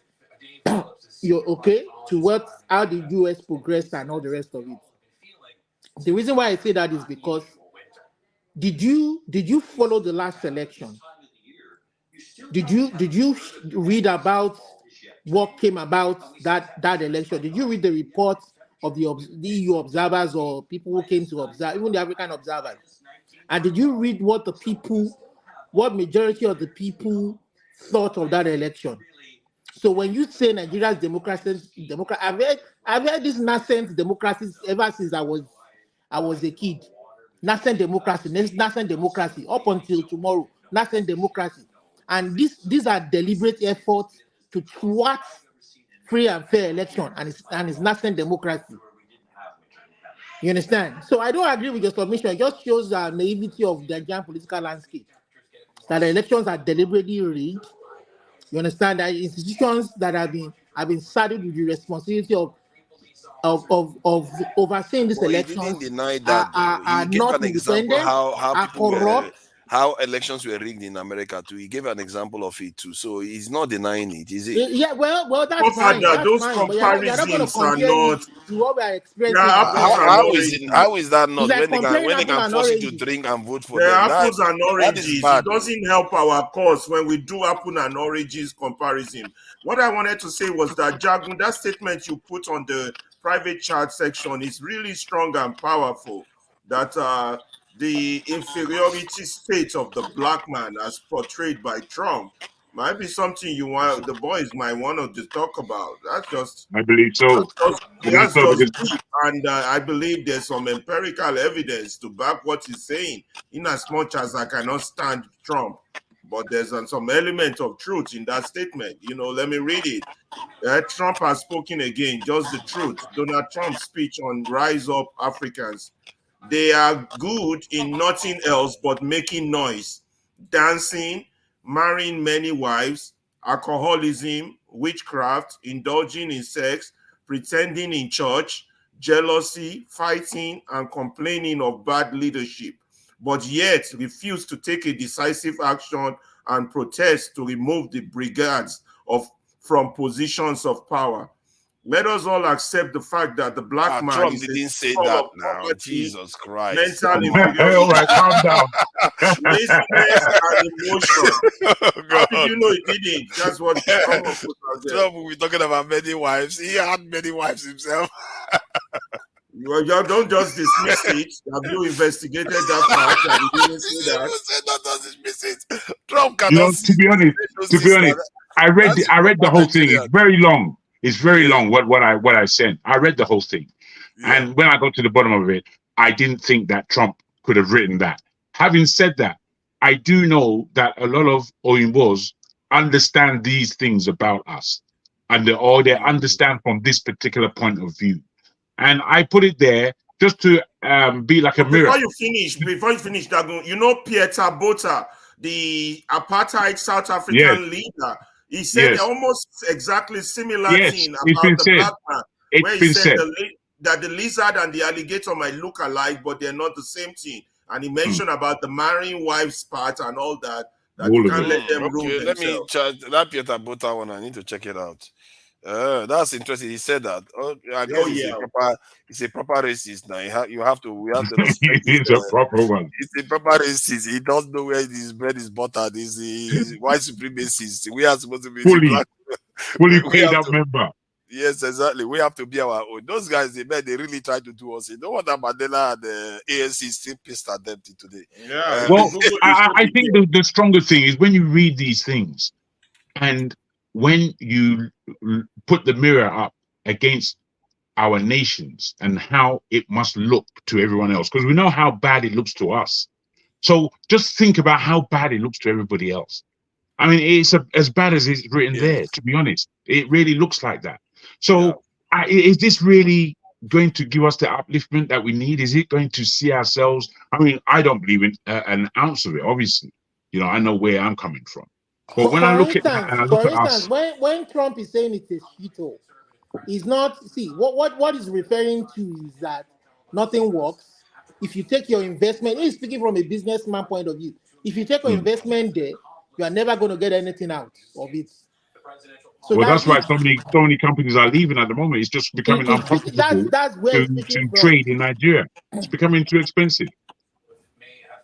So these are real matters, man. And for me, one, as somebody who's coming from a business point of view myself, it seems to be a one-on-one scenario to make Nigeria work. It's not rocket science. To make Nigeria work economically is not rocket science at all, because the people are there. There's enough of education. There's enough energy going on to employ people. So that gives a lot of a turnaround. I think there are a lot of us in the diaspora that can go, I think a good 200,000 individuals from the diaspora can go home tomorrow, and in a fair state of affairs, they'll make themselves millionaires within no time.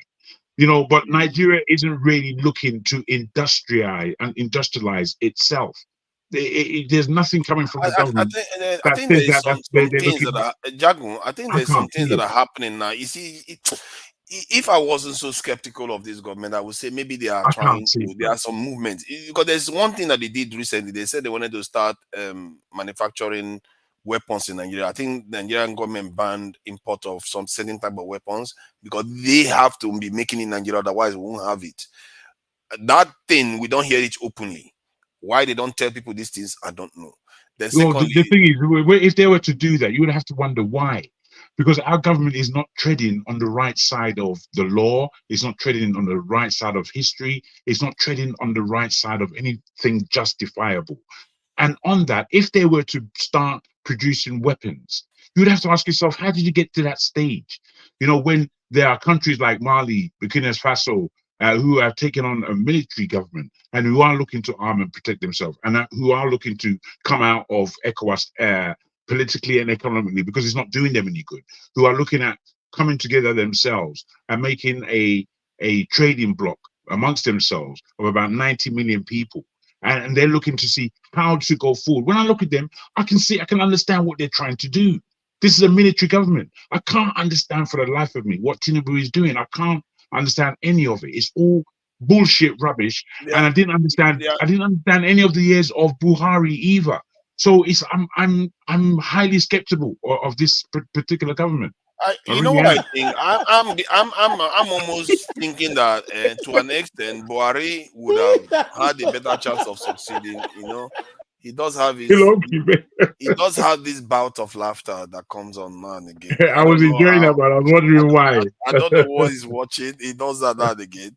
I think Buhari, when he came into office, that was the nicest way I think Jago put. Oh God.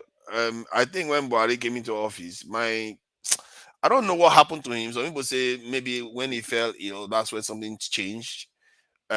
Because there was a mood of anti-corruption that was happening in the country when he came into office. I think within that many months, he became ill, disappeared for quite a long time, then came back, everything changed, and he wasn't doing the country very well. And the environment was very hostile to him. He didn't have, the oil price was bad. Everything was bad for him. And the thing about Buhari is a very, very interesting character, because we all say his government is corrupt and everything, but nobody can pin anything on him personally in terms of the money he's gotten from it. I don't know how he does that. And in the North, they trust him. I don't understand that too. I don't fully understand it. If you think they trust Peter Obi, just that's as much they feel strongly about Buhari. They feel like he doesn't, whenever he says yes, he means yes. Whenever he says no, he means no. So it tells you that what is required in Nigeria is deeper. How did somebody that is considered not corrupted still able to run a government that is corrupt, undermined, insecure? Well, you see, where if I could just give you a quick synopsis on Buhari, where Buhari is and where he gets a lot of his respect from isn't necessarily earned antecedents from him. When he came to power during those 90s, late 80s, early 90s, it was Adi Agbon that was the power behind that thing, fully. He was the power behind that thing. My man was in front. The thing is, you have to understand that he was deposed by Babangida, and easily deposed. Easily. So you have to understand what will individuals have. Now, given that, or what structures individuals can make, given that, when he came in the second time, you can see he partnered fully with the oligarchy, the northern oligarchy. Fully, they were peppering him, pestering him, showing him what to do, and he behaved accordingly. And that was his partner. And that is Buhari, the end of it.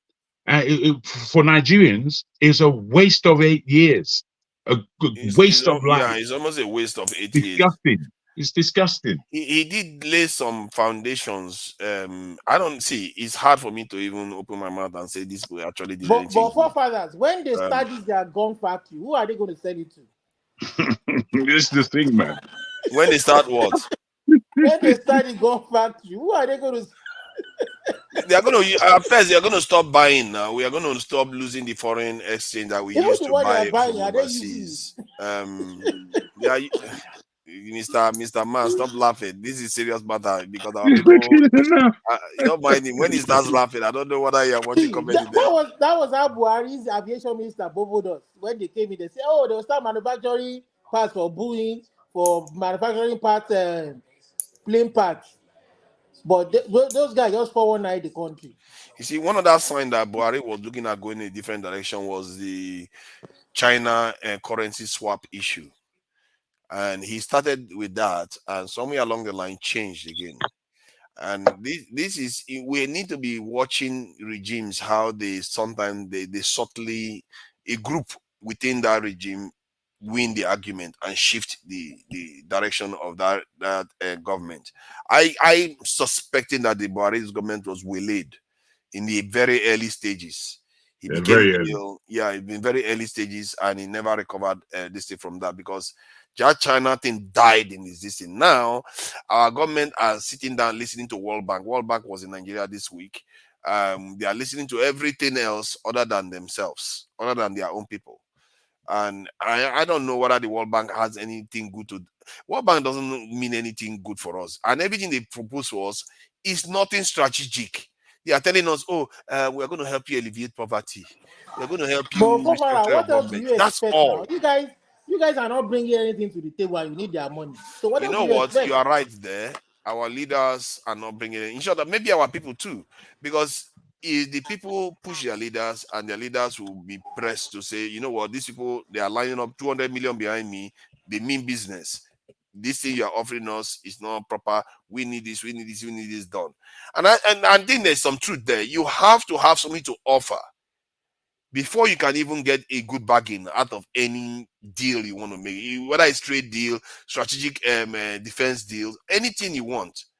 Nobody will give you anything for free in this world. And our people, to be fair, if we don't even have the consciousness for it, so why would our leaders have it alone? The leaders, even if the leader had it and went to Yoruba people and said, this is what we want, the leaders, the Yoruba people will undermine them easily.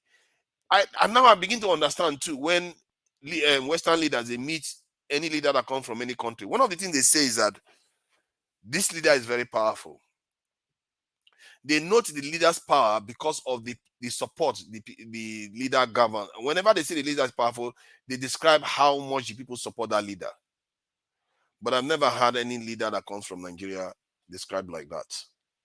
I've never had most Nigerian African leaders come to this to the West and described as being powerful leaders. I've had Mugabe described like that. You see, when your people are behind you, they consider you powerful because you now control the will of all those people. And they know if you say go left, your people will go left.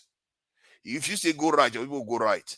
And this is what we're talking about this horse trading. Those things happen because the people trust that leader. And that's how the West look at us too. When we go there, if our leaders are not trusted by their people, our leaders are easy to compromise. Our leaders are easy to our leaders will agree to anything they offer. This is why they come here. They come out here and talk about poverty alleviation. And yeah, when they go to India, they tell them that, oh, you know what? Do you want a nuclear submarine? Do you want this? Do you want that? They are telling them, and there's poverty in India. Oh. They are telling them all those things because we don't offer anything. One other example I like to give is that most women will not like it, but if you go out with you are going out with a lady, and the lady tells you that, you know what, I don't need anything, just take me to a hotel, and that was the end of it. You're not going to treat that lady the same as the one that says, you know what, I needed to, you know, we take time to get to know each other, or go to a Sheraton hotel and let's meet my parents. It's different. The different ones depend on what they make of themselves. That's how you're going to treat them. And to an extent, that's what is happening to us. If we don't present leaders or present ourselves as being worthy, why should they give us anything? They'll say, we are just here to make sure you don't starve to death. That is right now. That's the status quo and it's been a status quo for as long as we've had independence from the majority of African states and Caribbean states. You know, and the Caribbeans, I would suggest, have done better than us under the glaze that they've been under. And there are one or two individuals that have come out of Caribbean politics that have been very strong. And I don't say that they haven't, definitely from Africa, but in the main, we're too easily collapsible. You know, from dying in the first government of DRC to what DRC is today, and we know the difficulties of DRC, but we also had a real inspiration from Lumumba, and it was cut short at a very early stage. And from there, it's just clear how we have chosen leaders. We have leaders installed so that the crime can continue.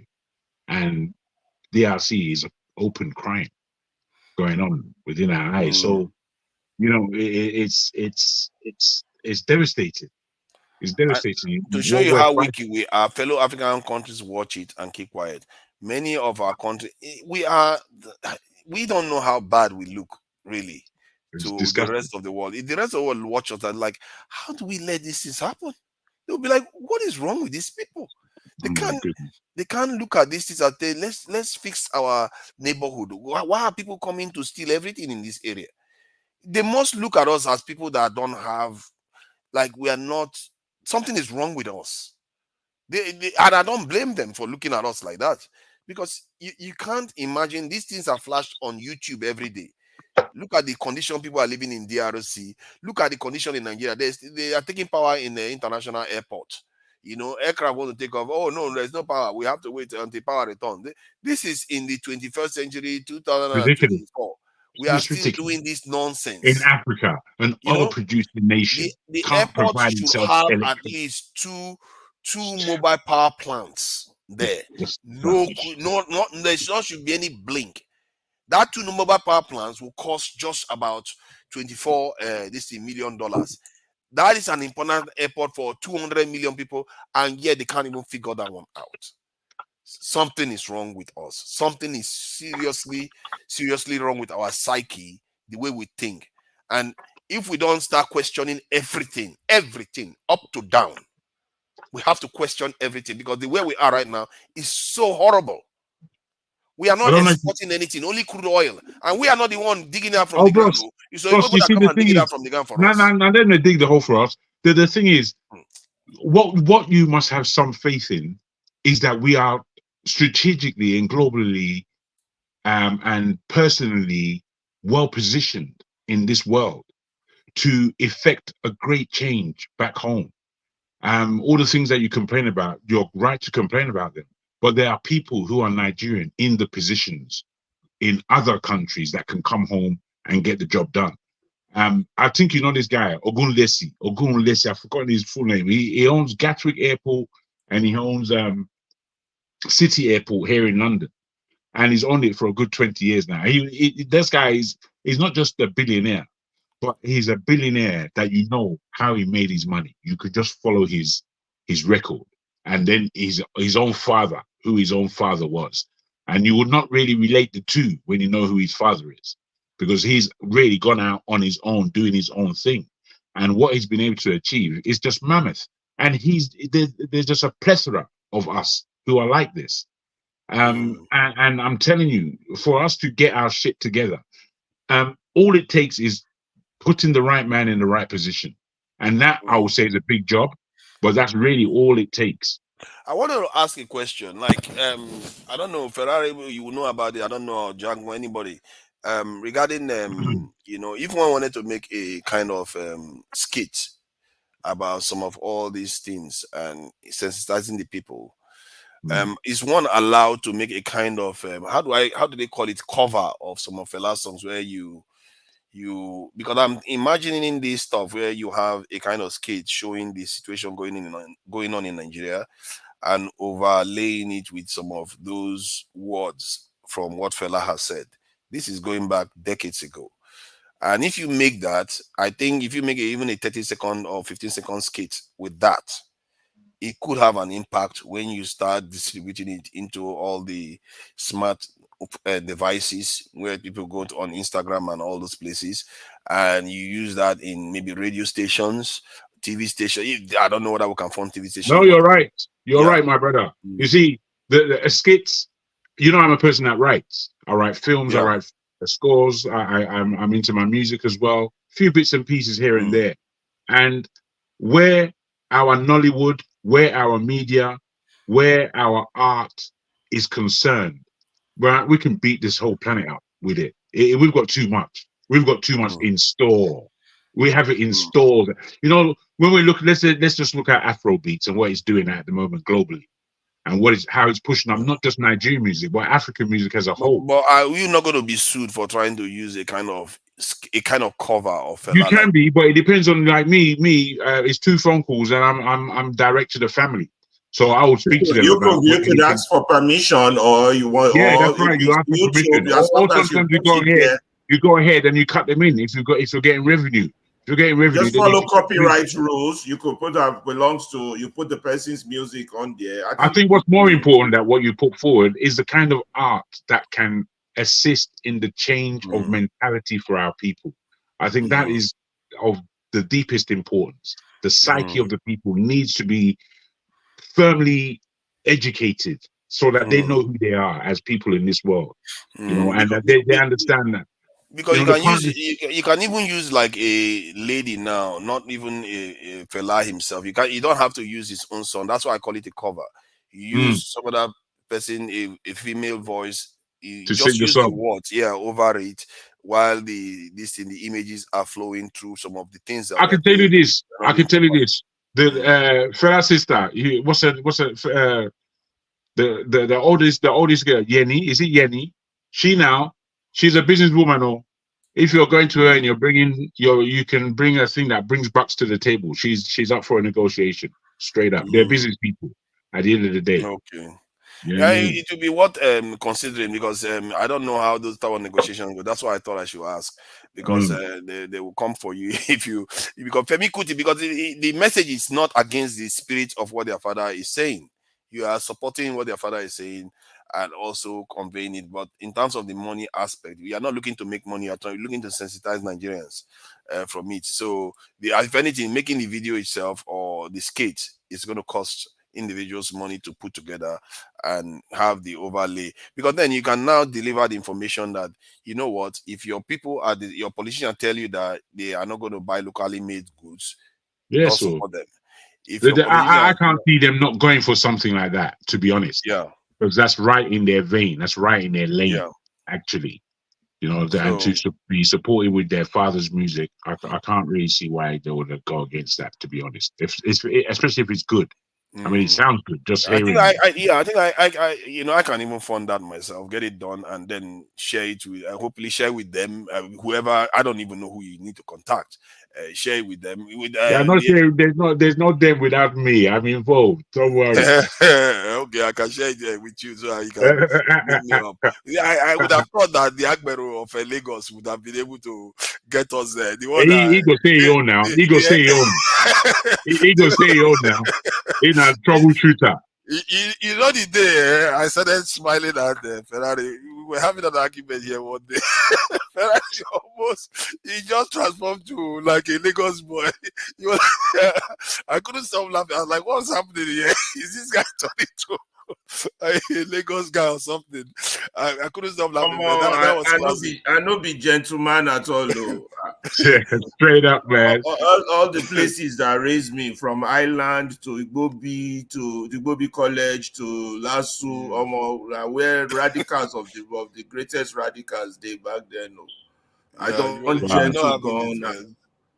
I do enjoy it. I like Lagosians, you know, because when I went to Lagos from PH, I was like, these people are too different. They will raise their voice and shout and argue with you, but it's not. They don't mean any harm. They don't mean any They, man, harm. they can shout and Oh they my believe God! who shouted the loudest. Name we know. Exactly, man. Straight. They can, my God, they shouting, man. The aggression. They will act as if they're about to kill you, but they don't mean it. It's just their way of communication. I was But so like, sometimes they mean more for Lagos, but before you know it, they don't break bottle. That for you to go cover your head. you know the difference now when you see the You know the ones that difference. don't mean it. You know the difference. Every You- conductor acts as if they want to kill everybody. You know, they will be shouting at everybody, get out of the way, and all the rest of it. I do enjoy that aspect of Lagos. We are going to lose all those things, obviously, when development comes along. All those, if I there don't was a way think to so. capture it, I it would think be that good. shit is deep, mate. I think it's deep in the. It just depends. You know, me, I think a lot about the organization of Lagos as a state because for me, it's a beautiful place geographically, but we've made it into such a dump. It's so awful. You know, we've got a couple of outlays of lush existence, if you like, but greatly the greater Lagos, it doesn't mean much, and it could be the greatest city in the world, to be honest. And Lagos has the potential, to be fair. it has the potential, you know. Be like Miami if it was done right. It has so much, you know. Lagos, it can you can put Little England in there. Wait, let me just speak on this from a point of view of the history of what that Lagos is. You can put Little England in there. You can put Little Portugal in there to speak about our history in such a way that there are already these edifices in Nigeria, in Lagos, that support English architecture, Portuguese architecture. One thing. Now, the whole of Makoko, that whole area, me, I come from a riverine area in my dad, where I'm an Ilaje man on my dad's side of the family, and I'm a swimmer. We all learn to swim from early as an Ilaje for somebody. When I come across a Nigerian, like I come across enough Lagosians and they can't swim. And I'm thinking, why can't you swim? You're a Lagosian, man. Water will go around you. You should be able to swim. Anyway, in saying that, the way they live in Ilaje, going into riverine areas, we live on stalks on the water. And when you look at it, it's beautiful because it's still natural. There is palm trees all over the place. There's rice being grown. There's all kinds of things in the area. And we live largely in marshes that all the water is clean, drinkable water. You understand? We are one of the oil producing states We have been that is given a not lot. spoiled. We have been given a lot. If you So start that painting whole all the Makoko bounties we have in would just Nigeria, be one beautiful on the river team of people who are living together nicely. And then when I look at from Yaba to that whole stretch across there to Surulere to coming around to what do they call that place where the national stadium is? That's my dad's area of Lagos. Hey, Igomu. When you come to Igomu and all those areas and you're coming up, that whole space is supposed to be beautified garden city, mate. All the way to Festac. It's supposed to be beautified garden. And then as you're going from now Ikeja, come down into past Mushi, in past Solomu, past all those areas. I think we've lost some things in Ikeja though. In Ikeja Junction, they used to play Fela song all the time. And now Allen Avenue. they Allen completely Avenue. removed that. At the main Ikeja Junction, they used to play it raw, and I used to enjoy that as part. It almost became an identification of that location. Whenever you go there, you had this Fela song booming out from the center of that. But that has been removed now. And I even remember I hear that Computer Village too has been uprooted. And I don't. when we are removing these things, we are developing. We have to think about Resettle. preserving Resettlement. some of that spirit of that. It must still be there, and it's all about if you're because in creating Lagos anew, everybody is going to have to be resettled almost. There are some places that should remain as they are, but the majority of the places, they need real restructuring. They're just awful. They can't live like this. It's not. I speak the truth. Have you been to Lagos or PH or anywhere in Nigeria? Yeah, you're muted. Speak. You're muted. Of course. Oh, you've been to Lagos? Of Oh, course. that's good. What parts of Nigeria have you been to? I lived in Lagos before. You lived in Lagos. How did you manage to preserve this your accent? Shere, did he get to it? Did he penetrate it? How did that not get through it? Yeah, I So it's lived only there. Lagos you lived in. You didn't live in any, go to any other part of No, Nigeria? but I've been around the country. My parents have taken me around to the north, mostly the Midwest, the Mid-Belt, and the North. So I've been to those places. Okay. You didn't go anywhere to the South region? No, probably passing through, but Okay. All right. At least you've been to Lagos. If you have been in Lagos, you understand Nigeria to an extent. I understand Nigeria a lot, bro. A lot. Like, I guarantee you more than you will probably imagine. Like really, like inside how Nigeria runs. I understand it a lot, but whatever. I like listening to people just say whatever they want to say. It's like cool, whatever. Don't worry now. You're gonna get your chance to tell us what you know about Nigeria, more than Nigerians. But it's all good. But if you want to say something about what we just said so far about Lagos, your experiences in Lagos, and have you been out and been back to Lagos to observe the changes as occurred? Yeah, that's quite a funny thing that is. Yeah. But I don't listen. It's less about living there. If you will, most of the people that live in Nigeria today do not even have an idea how the country is run. They have no idea. They don't even. A lot of people living in Nigeria are just living to survive. When you listen to people, usually, you can tell who understands what goes on in Nigeria and who doesn't, who has all these idealistic imaginations, and all this idealistic thoughts. Oh, it should be like this. I hope it is like this. I wish it could be like this. But then again, you can listen to certain people. I'd say one of them is right here, John Abba, and then even KJ to a large extent, even though he's a propagandist, like a big one. But to a large extent, KJ does understand how Nigeria works. Also, Steph. So Steph, I don't know how much. I think it's just more inclination of maybe. I guess maybe he's just very intelligent, right?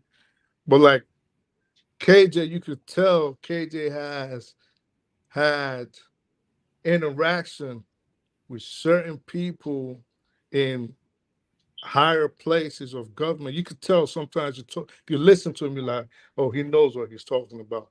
So the thing is, while it is fair, like we have all these idealistic approaches. I listen to a lot of things and I'm like, a lot of people are not getting it. It's not gonna work. Nigeria is way deeper than a lot of people I think realize. And that's why I just like listening to people and see where they're coming from. And sometimes I just try to put my input in. That's it. It's a Can very you deep share some of country. these deep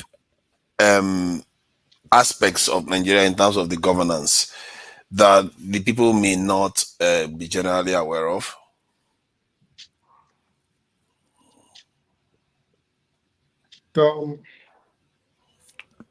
I'd say let me say it like this. I just say the way the country's run.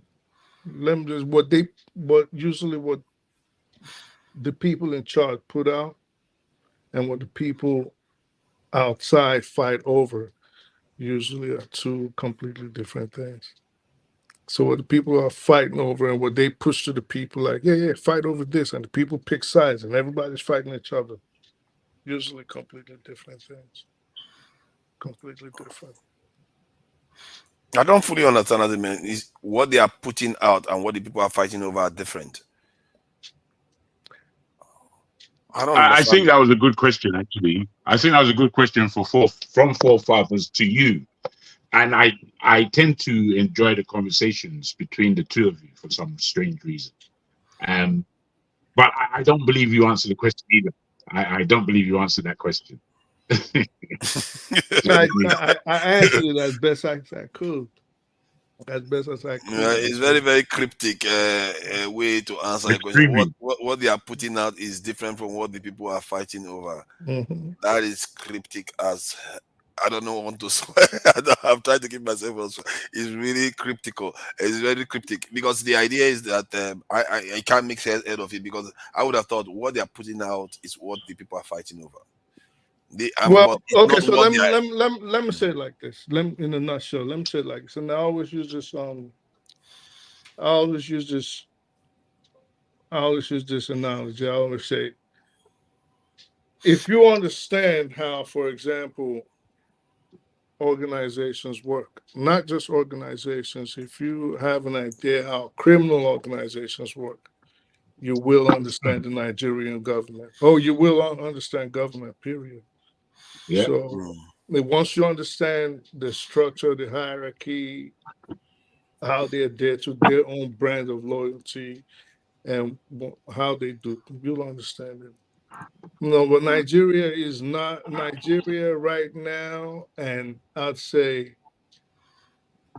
in the last, I'll say it like this, and a lot of people might disagree with me. Nigeria really has had only one selfless leader, maybe two, if we're going to count OBJ, maybe two in the democratic dispensation. And who's the other one? You tell me. Under normal circumstances, I would say GEJ, but no, GEJ faltered towards the end. The other selfless leader, I would say, came with the desire to change things in Nigeria with Buhari. But then he gets there and he realizes it's no longer 1984, it's no longer 1985. These people are now have amassed so much power, so much money that if he had continued with what he really wanted to do, they would have took him out. Which is, you have to always ask yourself, when he started his presidency, why did he disappear for a long time, and why were Yeah, certain I've always been people curious about that, and and why people didn't question that strongly enough. and why were certain people so confident that he was gone? So it's a deep country, man. That's interesting. That's quite an interesting point there. And the idea that I always thought that the trust that they had for about Buhari in the north is just as strong as the one they have with Peter Obi in the south. And the fact that in the end he didn't manifest any not much change, but you can also tell from Buhari's personality that he doesn't seem he ran for office 3 times. Clearly, that's ambition. But when he got into office, he wasn't keen on remaining there. You can tell he wasn't keen on remaining there. Because, like I said, you leave something for 30 some odd years, and then you think it's still the same. You have to remember this guy was a general in the army, so he was used to sitting with the Armed Forces Ruling Council, and whatever he said, go. Whatever he says, whatever Akilu says, whatever Dongo Yaro and Babangida and Abacha and Mama Vasta and the rest of them, whatever they said went. So they put it to him. This is what we want to do. And he does it. But now he comes in a democratic dispensation. And then they say he wants to do certain things. They say, hey, this is not according to the Constitution. You really can't do it like this. So he had to adhere, which was very impressive because he actually proved himself to be someone that loved to learn and a Democrat. He wasn't the best president by any measure. I'm not saying that. I'm just saying he showed that he was willing to adhere to democratic principles and not violate people's rights if he could. So that was why most times, if he felt it wasn't a situation where the security of the country was going to come under attack, he would not get involved. There's local politics going on. That was why his own party almost got destroyed. He was just falling back, looking at them. They'll say, "Oh, go use your influence, use your federal influence," and he wouldn't say anything. He'd just be like, "Listen, let democracy take its place," And which is why I always ask people when they say, "Oh, his government was corrupt," I say, "Well, but him personally, could you actually say he personally enriched himself?" You cannot justifiably and honestly say that. So that's why I said, well, this is just basically steps that we have to go through. They're laying the foundation down. We're gonna be all right. It's just a little bit more. We just gotta struggle through it. My problem is that for us to be all right, I need to see something strategic change. And you can say local weapons manufacturing could be a strategic change, but I don't think it's sufficient. And my fear now is that these our leaders have kind of hooked themselves completely, hook, line, and sinker, everything with the West. And I don't see the West offering them anything different from what they've given them in the last 60 years. That means we are going to carry on in the path we are. It's going to improve for a while. And when the Chinese and the West settle their differences, they will come for us and they'll come and take the rest. That is my concern, that this our leadership, because one of the things you notice when they were doing the analysis, this is not the leaders, so this is fellow Nigerians doing analysis on TV. They come on TV, they do analysis about ECOWAS, that Mali, Burkina Faso, and Niger decide to pull out of ECOWAS. You know what the argument against what ECOWAS did in terms of sanction was? That you don't want ECOWAS nations to go in the hands of the Russians or the Chinese and the other people, that you have to bring them back into the... So the argument is come back to the arms of the West, not come back to the hands of us so we control everything. Their own is come back to the hands of the West. You see the Ghanaian president openly begging on talking to the American Secretary of State that Burkina Faso is now a client state of Russia and all the rest. What they don't understand is the reason why the West, the Asian countries are doing well right now is because the West and the Russians had a competition. You have to invite competition there. That is the only time your value increases. Now they need you more, then they will offer you more. It was because the reason why China has this relationship with the US. I will see you guys later. I gotta go. Yeah, thank you for joining us, Ferrari. I really appreciate your contributions. Thank you, and hope we see you sometime soon again. Tomorrow or today, as they say. All right. So, like when the approach is, let's not rough the boat. But if you look at China now, the reason why China is doing well today is because America wanted to compete with Soviet Union, so they went and formed an alliance with China. The same thing. The reason why Japan is doing so well today, because they need Japan to counter China and Taiwan. Whenever they are helping you so that you are strong to compete with their enemies.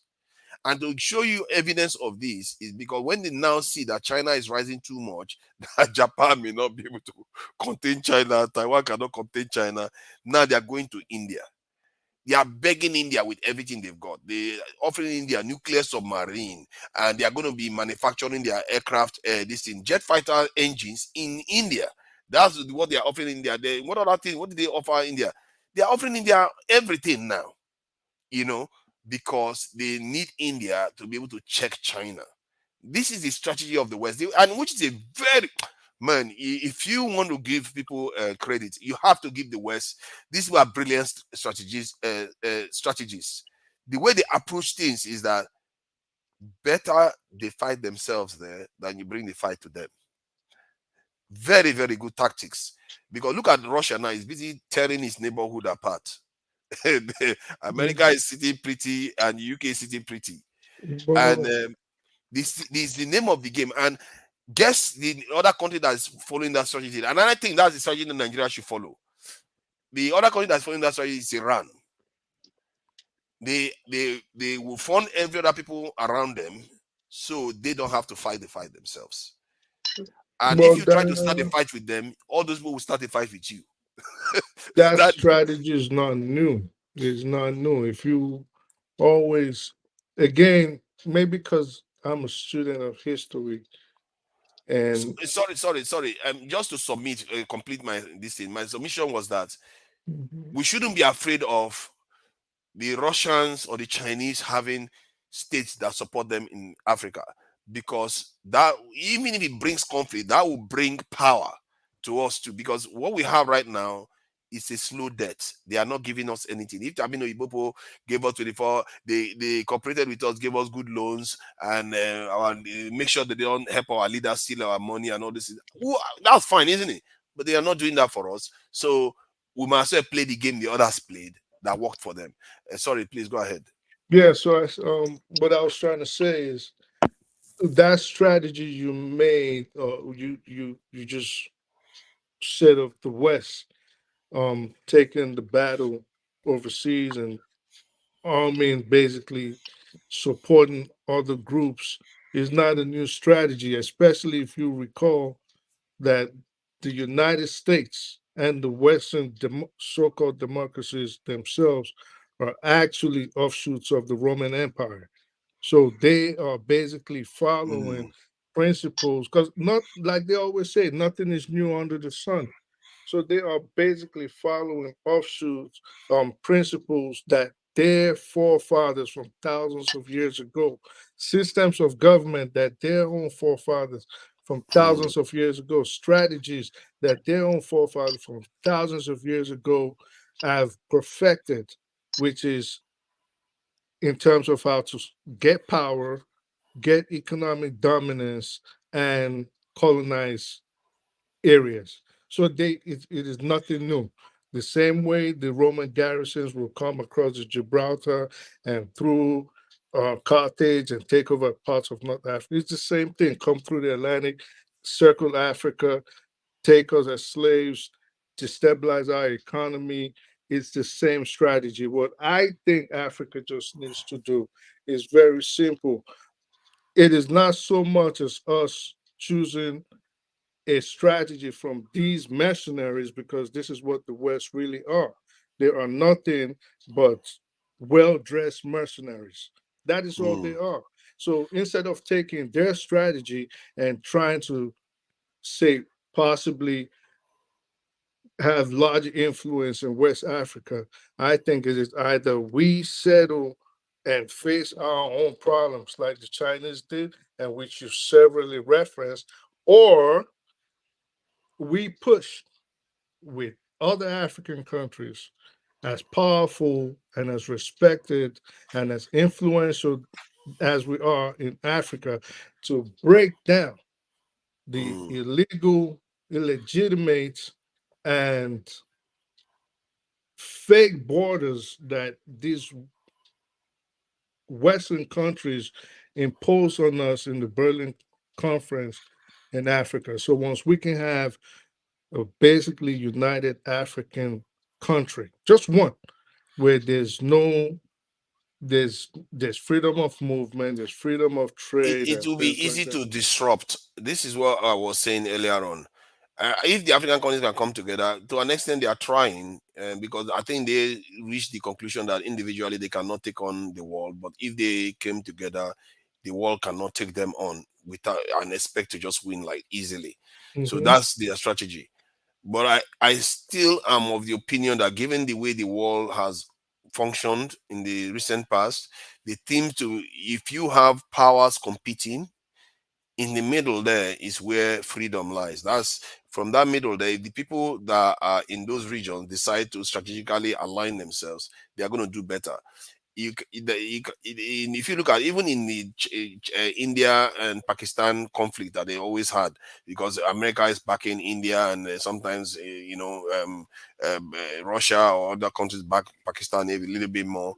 But then again, they are all the flip side. Those two countries, they actually flip side between America. They flip all the time. But guess what they got from it? They're all nuclear powers now. You can say Pakistan is a backwater state, destabilized and all the rest. But you are not going to say they are going to be enslaved tomorrow. You're not going to say they are going to be exterminated from that land tomorrow. Because to exterminate them, you have to face a nuclear power. So that is the difference between them and us. They can have problems, and believe you me, they will recover. Nobody, because it's their country, they will recover. If you look at what happened in the election recently, it tells you it's their country. Their votes count in their country. Nobody, you can try to influence them, but you can't bully them as much as they can bully us. They come here, they tell our leaders what to do, and our leaders don't have a choice. And our leaders just follow them like house boys. They look. I saw the World Bank official, even her, when she came here. I'm telling you, when they come here, when I look at them, when I see them in Nigeria, they seem nervous. They appear nervous, but we don't even see it. Our leaders are there, like, no. I've seen the British defense attaché, this official came to Nigeria, was asking our leaders, tell us what you want and everything. And I can tell he is nervous. But our leaders don't even know their power. They just sit there, oh, please, we can have training, we can have trucks for removing landmines. That's what you're asking for. Because we don't have the most intelligent people at the helm of affairs. So Right. you have to look at it like this. If someone wants to ask you, what is the doctrine of the last 10 governments in Nigeria? You can't say, is it Zero. one? No doctrine. Exactly. So there's no doctrine.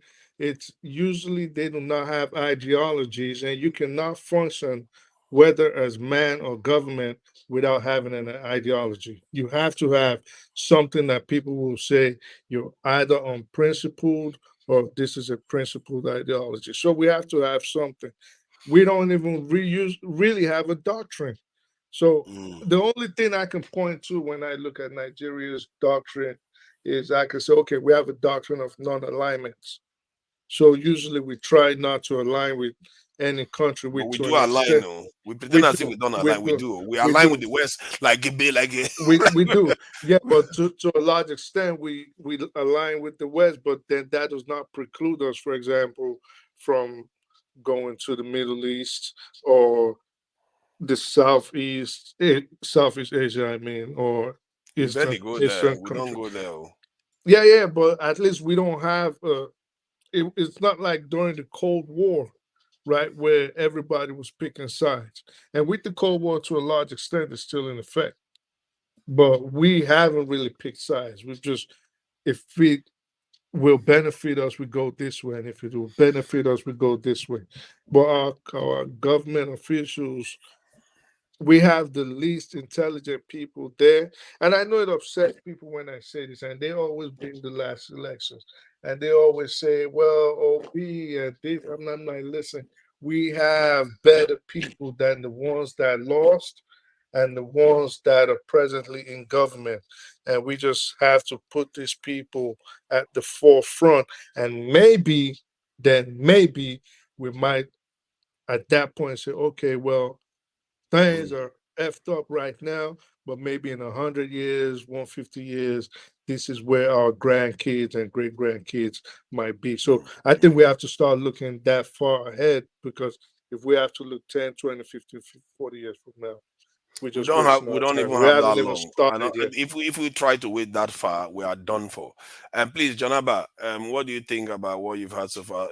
Sorry, we sometimes we forgot, we get carried away when we are talking about these things. Yeah, the idea is that regarding ECOWAS now, kind of fragmenting, and you heard about what's happening with Senegal. The guy just decided to postpone an election. That's a democracy of doing that. And I don't see Tinubu coming out to complain about it.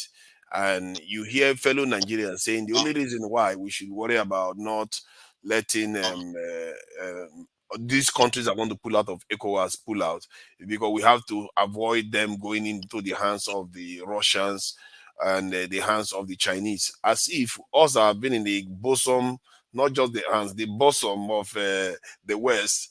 We are not under sanction. Look at the state of Nigeria. So please, what do you think about such a comment, the way we approach these things?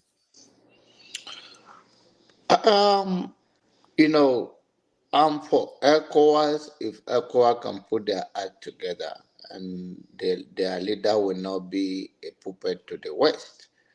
But the problem is that you have a collective force that can be manipulated of how many countries together that that the West can just take advantage. So if it will not work for them like that, I don't have a problem with them going separate ways or find another alliance instead of just. I don't care about bidding. Everybody need to bid alliance. That's how you get your power, whether with the Chinese, whether with Iran, whether with Russia. Everybody, you need it to sustain, especially over the years. Are we how much do we benefit from the West? Are they tired? And that's what I always say, that no slave, no oppressor, let me not even use slave master, no oppressor willingly will let go of the person they are oppressing. The people have to rise up to it. And you will rise by grassroots movement that people are fed up, they are between the rock and the hard place. And at that time, blood will flow on the street. They will not stop. Then, but for you to believe that power will be relinquished based on whatever you are thinking, whether it's a Western power, whether it's a Nigerian people you call cabal or whatever you want to call, it never happens. But this is where we are. And unfortunately, I hope as we make comment and argue our differences, that one day it fall in the right place and we can take it from there. But I don't have a problem of even ECOWAS go separate way and rebuild again. Because what they are right now, they are just a puppet to the West. One person will be the chairman of the ECOWAS and then sell ECOWAS to anybody that approaches them. Oh, we are going to war here, we are not going, because it's easy for them to manipulate since they cannot man up. So I believe in everybody building their own alliance, build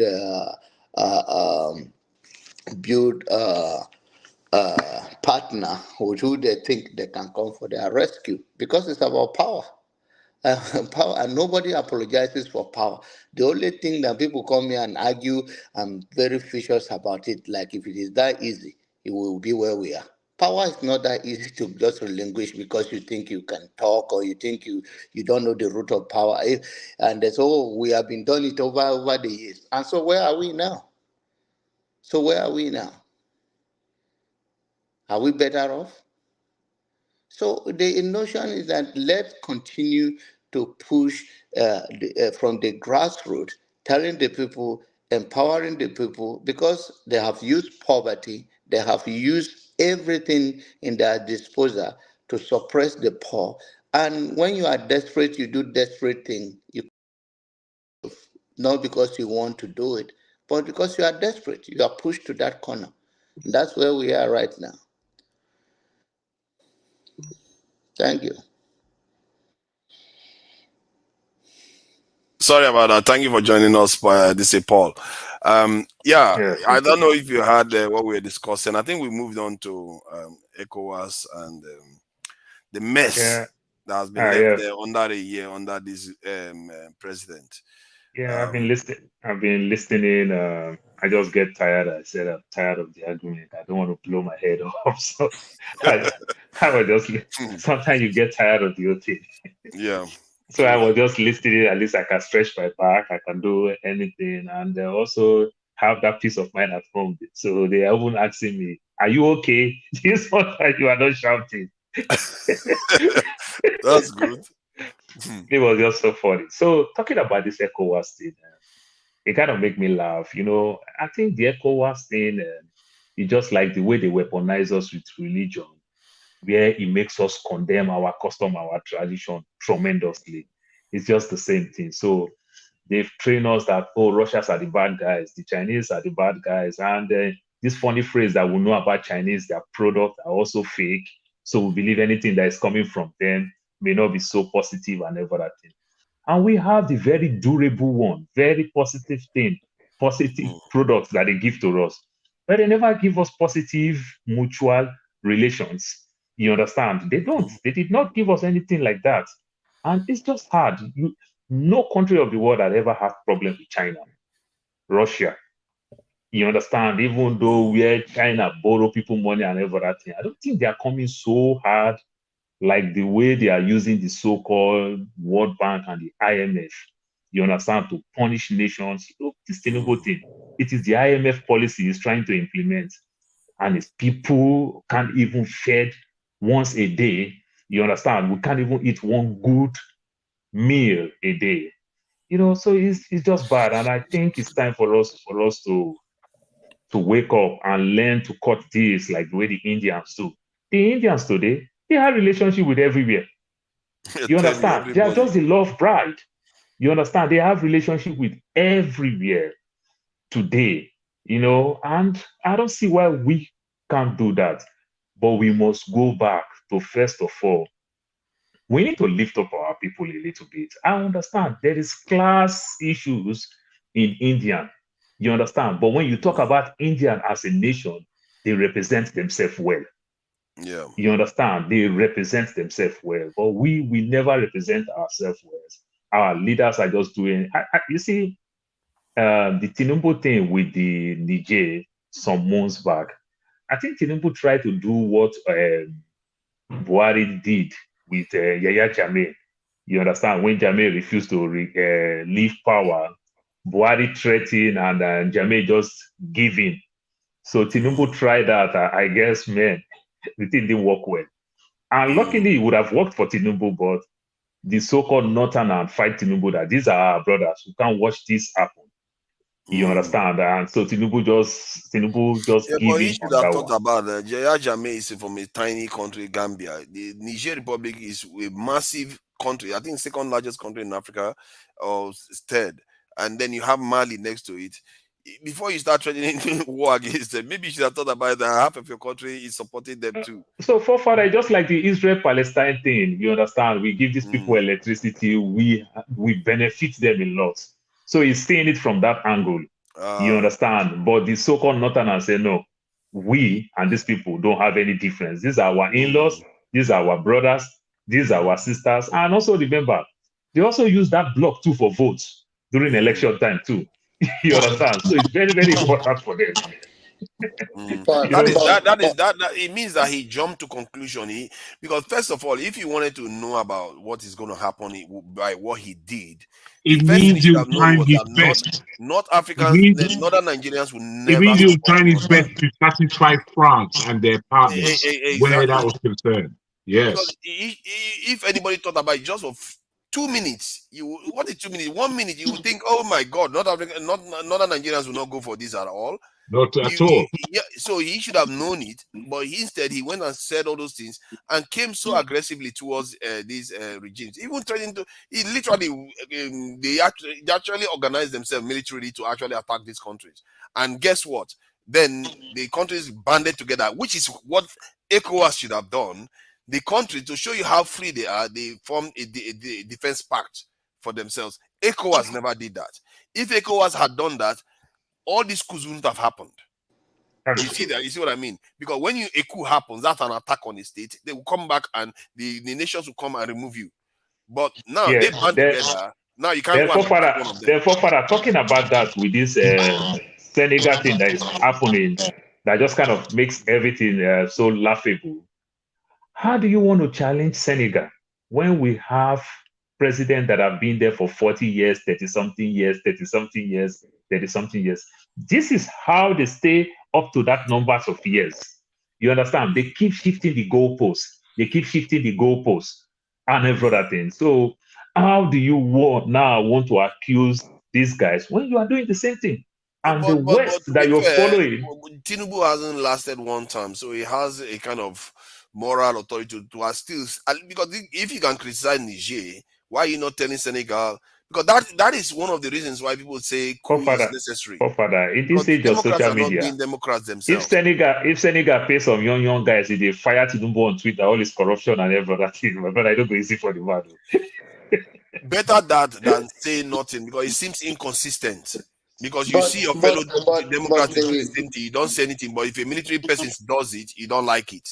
No, It's inconsistent. but the northern the Niger pushback. Another thing is that let's be honest about the economical impact. It's only the neighboring countries, only in Niger, that Nigerian Naira is spent on the street. So, Unbelievable. eh? And we gave that. I say unbelievable, and we gave that up now. So,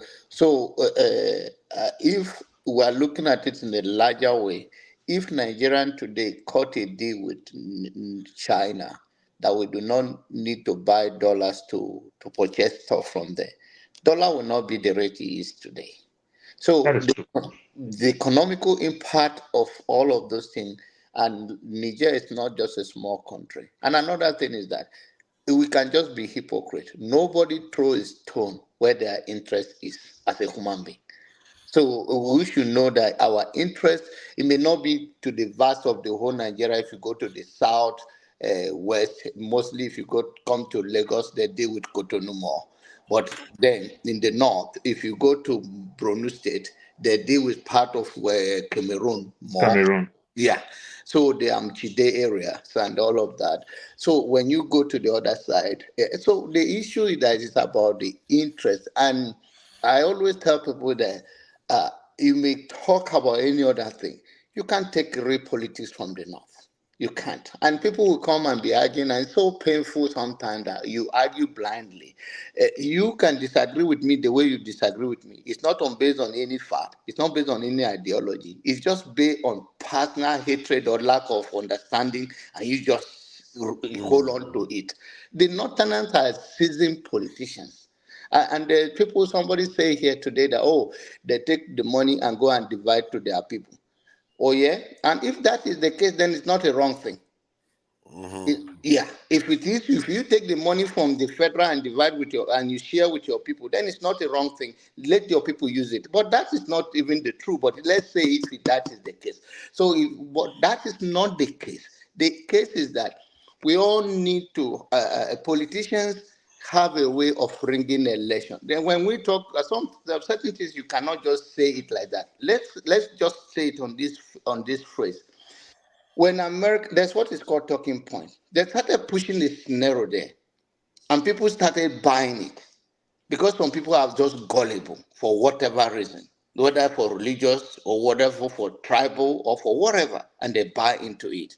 And before you know it, the society started propagating it, and it started going, and it become a stay in the community. It's a ring of election because you already deceived the mind of the people with false lie, and you know the society is gullible. You sell it to them, just like they have sold Christianity to us or Islam to us, and you think that's the way of life. It's the same way in politics. Politicians, they don't care. They just want to win anywhere in the world. So if there's a way, like the last time Joe Biden was the bottom of the election before James introduced him to the black community that this is the person we're going to trust, and that is how it goes. It's still the same way. It doesn't matter, but these are influencers in the community. So when we talk about, there's nothing wrong in having influence. End of the day, motive matters. And if collectively society rise up to say enough is enough, which I'm not saying it anytime soon because of this argument, even here, we that are in diaspora, we say things like, the last time, so I must know your name. You don't have to know my name. I don't have to know my name because even in America, if you employ people here, there's the right for them to put their nickname and not to use their full name. If wherever the form I feel that I put my original name, use it to go with the government. But I can choose to say this is my nickname. I want it to be even on my badge. But this is where we are in the society, that everything is about sentiment. Everything is about I know more than you. No, there's nobody that knows more than, and nobody knows everything. So, see, Janaba, you said something I find quite interesting, that Niger Republic is one of the countries that they spend the Naira on the street. Yes. And it touched on the idea I've always had that West Africa is supposed to be our sphere of influence. Yes. Because we make up majority of the population of the region, really. And the fact that we've now, in a way, this Tinubu came in, and in terms of safeguarding that, he's even made it worse. I was thinking that it wasn't even good enough, because we're supposed to be moving to more integrated trading, where Nigeria's companies will be making a lot more headway in those countries. Instead, it's the French, instead it's the British and the Americans that are governing those countries. Like in Ghana, it's mostly America that is in charge of Ghana. Yes. They practically own their international airport. The main terminal of international airport is left for Americans to use for their operations in Ghana. And Nigeria sits there, not doing anything at all. Exactly. We just remain fallow. Yeah. Like we don't exist. And that thing is I'm sorry. Cotonou exists on even the school in Cotonou. Go and find out. They are owned by Nigeria. But the government are very smart. They put a system in place that makes sure that they regulate things well. They don't have anything. They only have a little cutting, and they have the seaport that work for them. And we cannot even negotiate where we can trade with our Naira. I don't even want to say. Jonaba, the West African region, sorry, 1 minute, sorry, please. The West African region is 500 million people, and Nigeria has over 220 million of 500 million people, and we can't control that market. Yeah. You understand? Do you know Asari Dokubo own a university in Cotonou? A lot of people, not only. And how funny it is, and it's fighting for Niger Delta region. Just imagine if we still control our Naira very well. You understand? It is still good. You understand? It's still good. But we are the ones sabotaging it now. We go on sabotaging our own country and ourselves, and not letting our country progress. There are simple things. They're like, sorry, I speak the truth, because it's not even like only Oyibo people that help us sabotage ourselves. But there are simple things we could have done ourselves, like supporting our own locally manufactured goods, making it a big thing. Because when we forget that when we manufacture, we will sell it to all those markets too. Nigeria is a big market on its own. We can sell it in West Africa. You know, with the influence that we've got in West Africa and ECOWAS, we can sell it into Cameroon. Cameroon, even is not in West Africa, but we have a big influence in Cameroon too. We can sell it in Cameroon. But we don't even think like that. How can we not? In short, how do we even get there to start thinking that, you know what, we have a big market around us, we should start capitalizing on it? Because if we make stuff, we can sell it there. It's not only in Nigeria we can sell it. It's the easiest way to feed your friends. The hard Olumide is here, so okay. You know, it's not Olumide's fault this time. For once, it's not his fault. Where is the audio coming from? The original Italian. I think I speak the truth. Yeah, Jasmine. I speak the truth is you. There's audio coming through somewhere. And it's not me, man. It's not me. No, it's not Jagun. It's not Jagun. It's not Olumide. All the usual suspects are all clean this time. So, but that said, anyway, I really wish we start making it a conscious.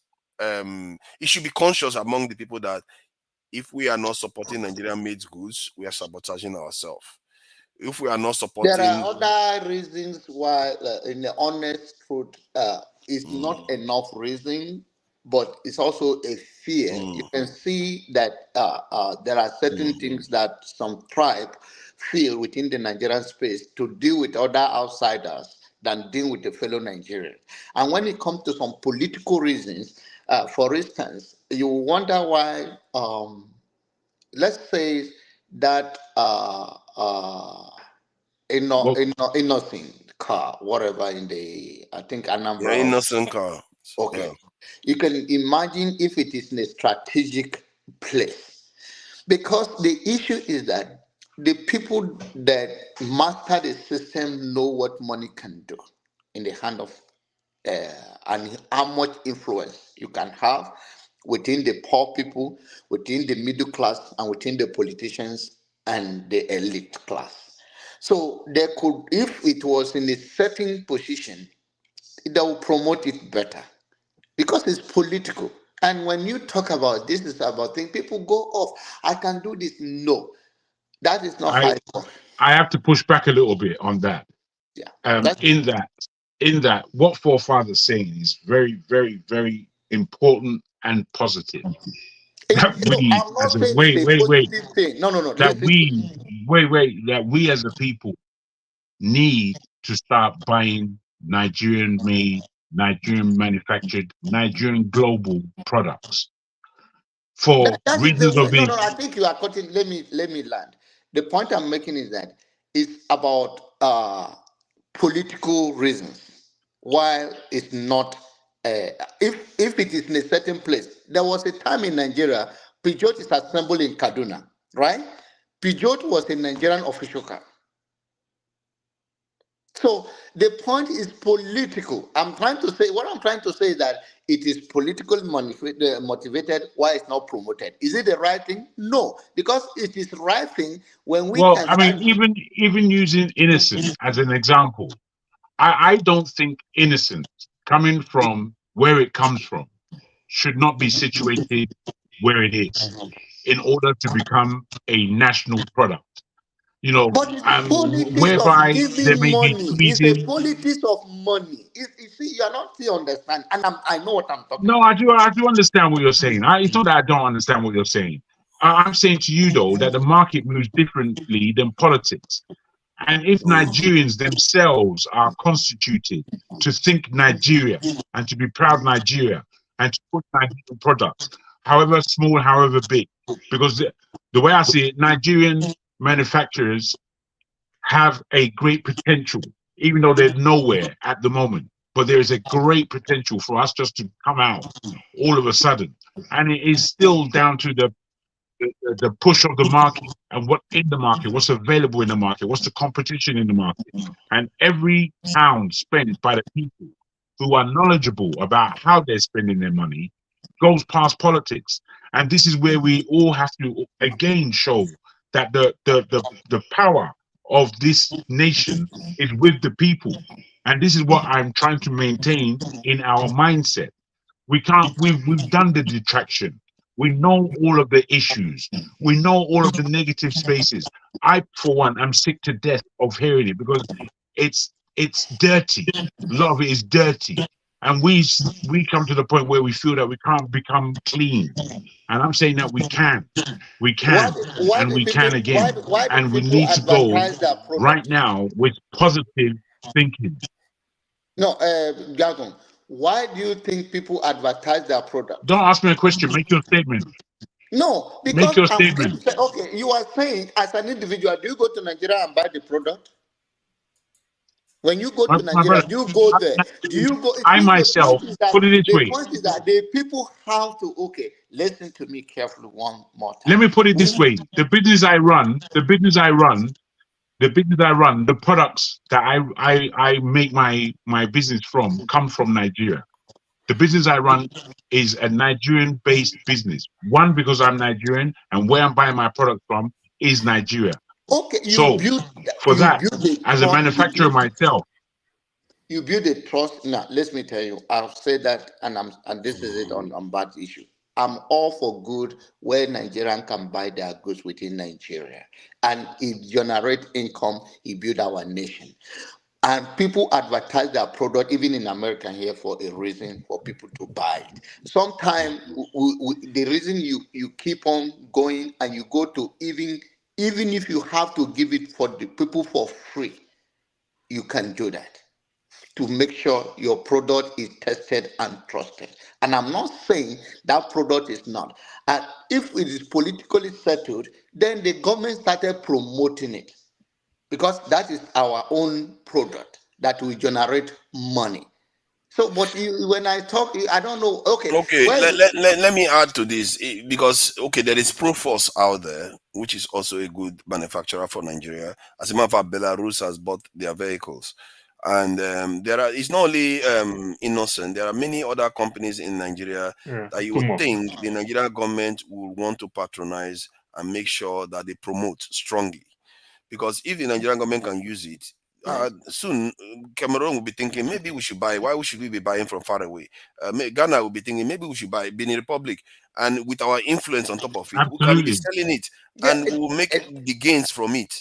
So I get the Forefa- idea fore- that there's fore- politics in it, but there's also another layer of Absolutely. self-sabotage in it. the politics in it. I don't think this politics is 100%. I don't even think this Mm, politics is 50%. Sometimes some people may have good business concepts, but they also don't have the marketing skills. Because one thing with we that's Nigerians, what I when it totally. comes to pay for ad, you understand, it's just hard on us. We're ready to scatter the internet to go look for something that will just pay for one professional, for a consultant, just to have a section of 30 minutes, 1 hour, 2 hours. We don't like it's just not part of us. You understand? mm, So, for example, how do I want to put it? You see the Nations Cup coming. Did you see? No, see, just even put it in our boys, their jersey. You understand? Just put an ad on this platform and everything. Buy section and everything. Some small, the Idabasi, the Kukaton meal, something like that. You know, some small events here and there that is going on. Did you put yourself out there? You must put yourself out but there I'm because not because sure. See, to be forefather, fair, to hold on, them, I'm no, not sure just that let me is land. the key, though. Forefather, just let me land with this thing. What I'm saying is that oftentimes when we talk about innocence, you discover that you see it like good percentage, his fellow Igbo brothers market from a place of we are being oppressed. Oftentimes, it just look like, oh, they don't want to patronize us because it's an Igbo man. You understand? You and I will talk about innocence. That's not marketing. That's like we are just ranting, we are just blaming the government. But it's different from marketing, where you show these cars, where you show rough roads that this cars is driving, things that you do. You sponsor an event and every other thing. National news. For example, every Nigerians these days, the Ojinika Okpe, every one of us want to listen Ojinika Okpe. You understand? Put an advert in Ojinika Okpe section. What's trending? You just things like that. So from his own end too, he's also not spending money on this good product that he has. You understand? He's also not spending I'm money. not He has that a good product. impressed with that Jinika stuff. I've always wanted to comment on that lady because Good. I don't want to Father, be go and mean. look the views when she upload. And You that understand? This tells that is you. what drives me. That's the kind of stuff that bothers me a lot because what that lady, the kind of ideal woman she's creating for Nigerians is not good for me. Because the way she looks is not how 90% of most of our people can look. Because she wears wigs, done plastic surgery, and all that stuff. She's not looking like your typical fellow Nigerians, and that is whom a lot of people are looking up to. I find that problematic. But that's a side point. But I take your point about advertisement, and when they mention innocent, it seems to come from this oppressed, kind of marginalized kind of way of looking at it. But it's not only that. There is even That's true. other companies out there that is from the southwest and south, even the north. They are not promoting anybody. Nigerian government don't like to. In short, Nigerians. I'm saying Nigerian government. Nigerians, the middle class and the elites, don't like to use Nigerian stuff. I quite agree with you.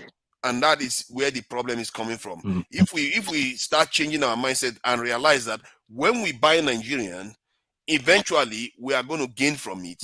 Maybe our mindset is going to start changing. And I think that is Then why forefather, that has done when you so much said so, damage. forefather, when you said so, growing up You as a young interrupted me boy. like 3 times, Paul. Like, can I finally say something? Okay, you guys. Right. There's a saying in the United States. I don't know if anybody here have heard it before. It says, "Good dope sell itself," meaning if you have a good product, you do not need to advertise it. Don't even go there. If you have a Don't good, even go there before you that's kick true. your teeth in. No, That, I'm not trying to. I'm that not is trying to story, denigrate man. anybody. But No, if it's you, not a story, but if you, it's still far away if you from sell, a if normal you, person. if you have a good product, you don't need to advertise nothing. You've never seen. Most of us have probably never seen a Rolls Royce ad or Rolex or Lamborghini advertising and saying, "Come buy our stuff." You don't, because they do quality stuff. And if you really want it, you're gonna go out there and go get it. So, in as much as I hear all this talk of marketing and we got to show nationalism through buying a product, if your stuff is good, even if it's in the depths of hell, people are going to go there, take the money, seek it out, buy it, and drive it out of hell into heaven. Whilst I agree with you, all you're talking about really are different philosophies in terms of marketing. There are those in this world who market strictly to the elite, and you hardly find an advertisement about them. But there are those who play in the large middle ground, like the Rolls Royces of this world, like the Rolexes of this world, who do an awful lot of advertising. And it's because they come from the point of view, make sure that you're always out there regardless. As if there's a space, put an advert there. Always be advertising. There is that philosophy also. So when we speak about these things, we're speaking about them from the Nigerian point of view. A company like Innocent, they're not necessarily manufacturers. They're, as a company, they are more assembly. They're more an assembly line rather than manufacturers. But however, this assembly line, the whole ideal and the idea of African made should be pushed through. It should be supported. The country, they should actually be making special cars for government use in terms of limousines and protective cars. There should be a company like Innocent should be putting that together for our country, and then following from that, the masses, taxi cabs, whatever the car may be, where you're buying these particular products and boosting the economy, and then you're pushing it out to the rest of Africa. It's a serious mindset that we're trying to change here. This is why I say sometimes instead of go go on. ahead, finish. Yeah. Regarding Then the innocent. I speak the truth. Go further, please. Okay, I go speak the ahead. truth. I love what you said, but when you talk about these big products, they are not doing mass production like that. They've already made name for themselves, and that's their concept. Adidas, if Adidas make headway in America, it's bigger than the whole of Western Europe market. Adidas is still struggling in American market. They push, they even invest with Kanye back in the days and everything. But Adidas still today cannot take American market. It's like that. So what do you expect Adidas to do? They still need to do more hard and everything. America still don't believe in Adidas. If your product is good, I can name tons of other smaller companies that do not advertise. Krispy Kreme, for example. Zara does not advertise. Spanx. There's tons of companies.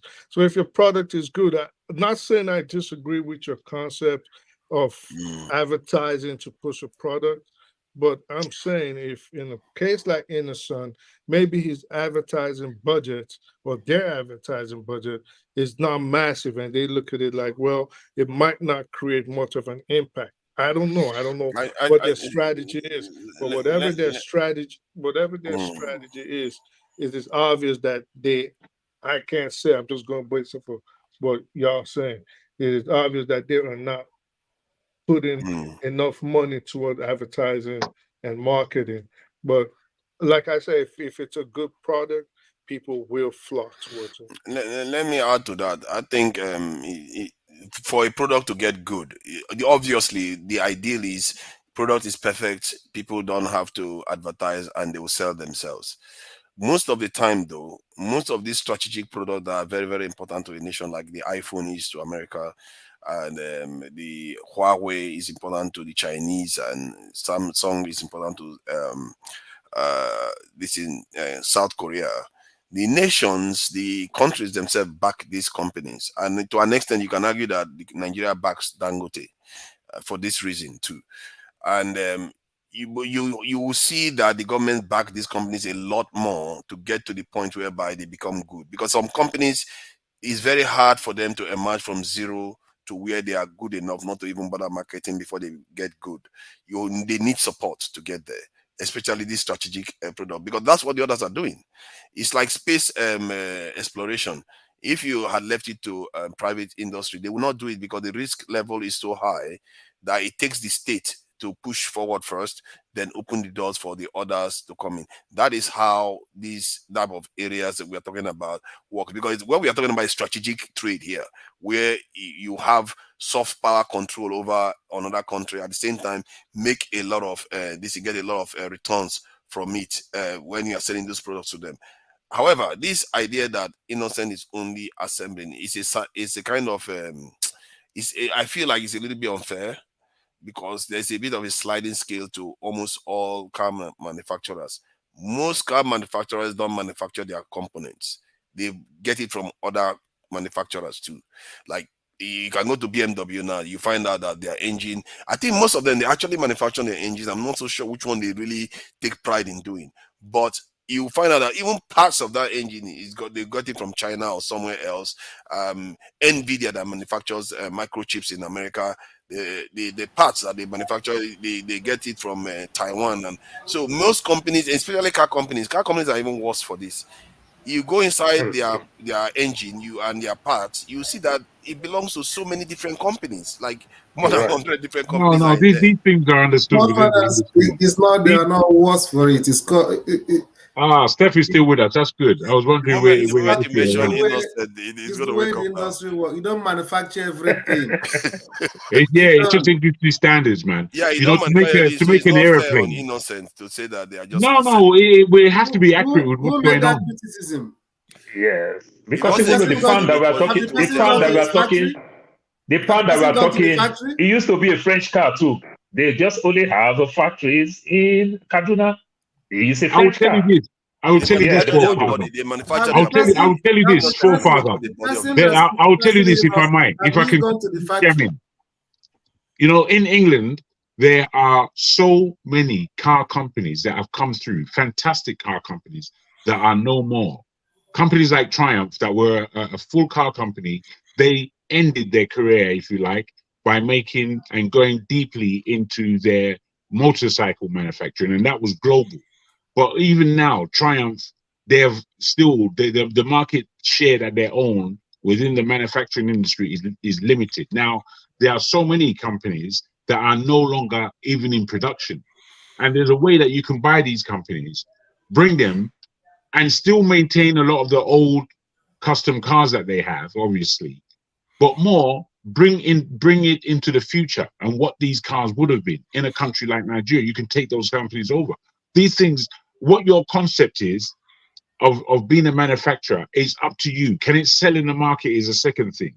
But for a country like Nigeria that has begun on this trajectory, a company like Innocent needs the support, because it will show the whole country that things can be done from an African point of view. And I think that's what's important there.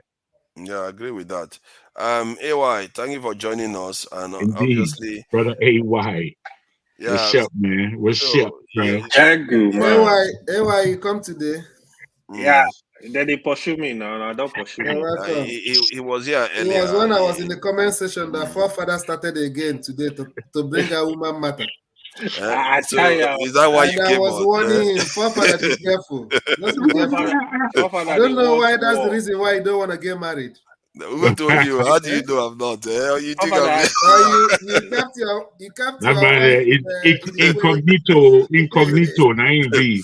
You don't know whether I'm married now. Nobody knows. Okay, is that why you're not living with He's your laughing. woman? He's laughing there. Anyway, please go ahead.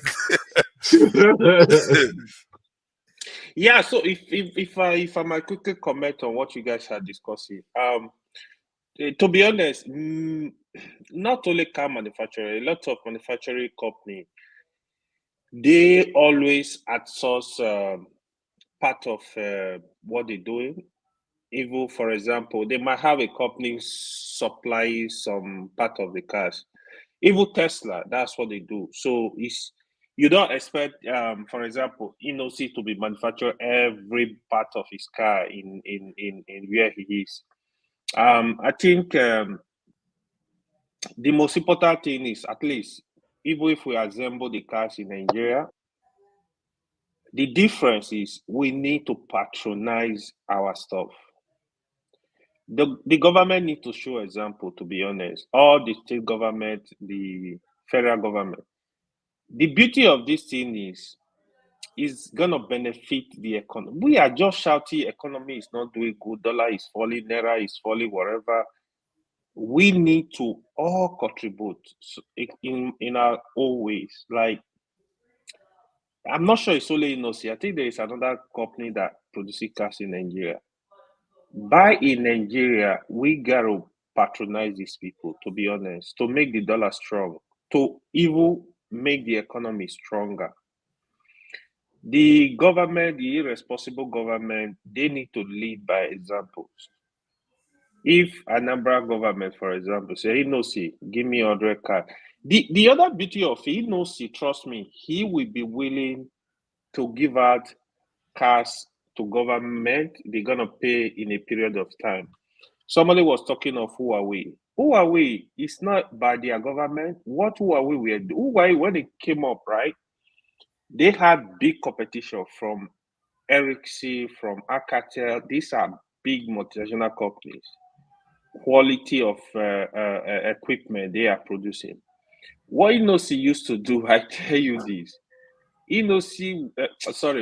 Huawei, they will give Globalcom equipment. Is first of all, it's cheaper. Second of all, they give a very long time to make the payment. So that was how they were competing with Ericsson in Nigeria. Of course, Ericsson, you know, this is a very expensive company. That was how they were able to start fighting them, like break it to the market. You gotta compete. Inosi on its own, another car manufacturer. Somebody rightly said they gotta do advert. You can't sit down and wait for the government to do everything for you. Today, social media is everywhere. I know they do advert here and there. You usually see Cubana chief priest advertising some cars, but not Inosi. You know, yeah, they have to also do some work, be out there with the government all over the country, you know. Yeah. But if Nigeria, to be honest, if everybody wants the economy to be good, to get better, the dollar, the Naira to improve, no shortcut to it. All this what the government are doing, like you're using money to subsidize all this nonsense, it's just waste of time.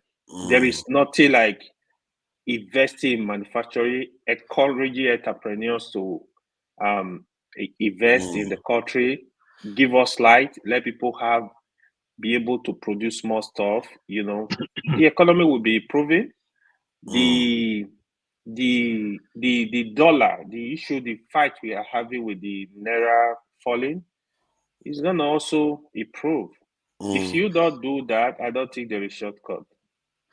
What about your uncle bringing the money, Godwin Emefiele? What about him bringing the Yeah, of course, that is part of it. It's not. I think the government, what I've known so far, I think they try to recover money from the former humanitarian minister.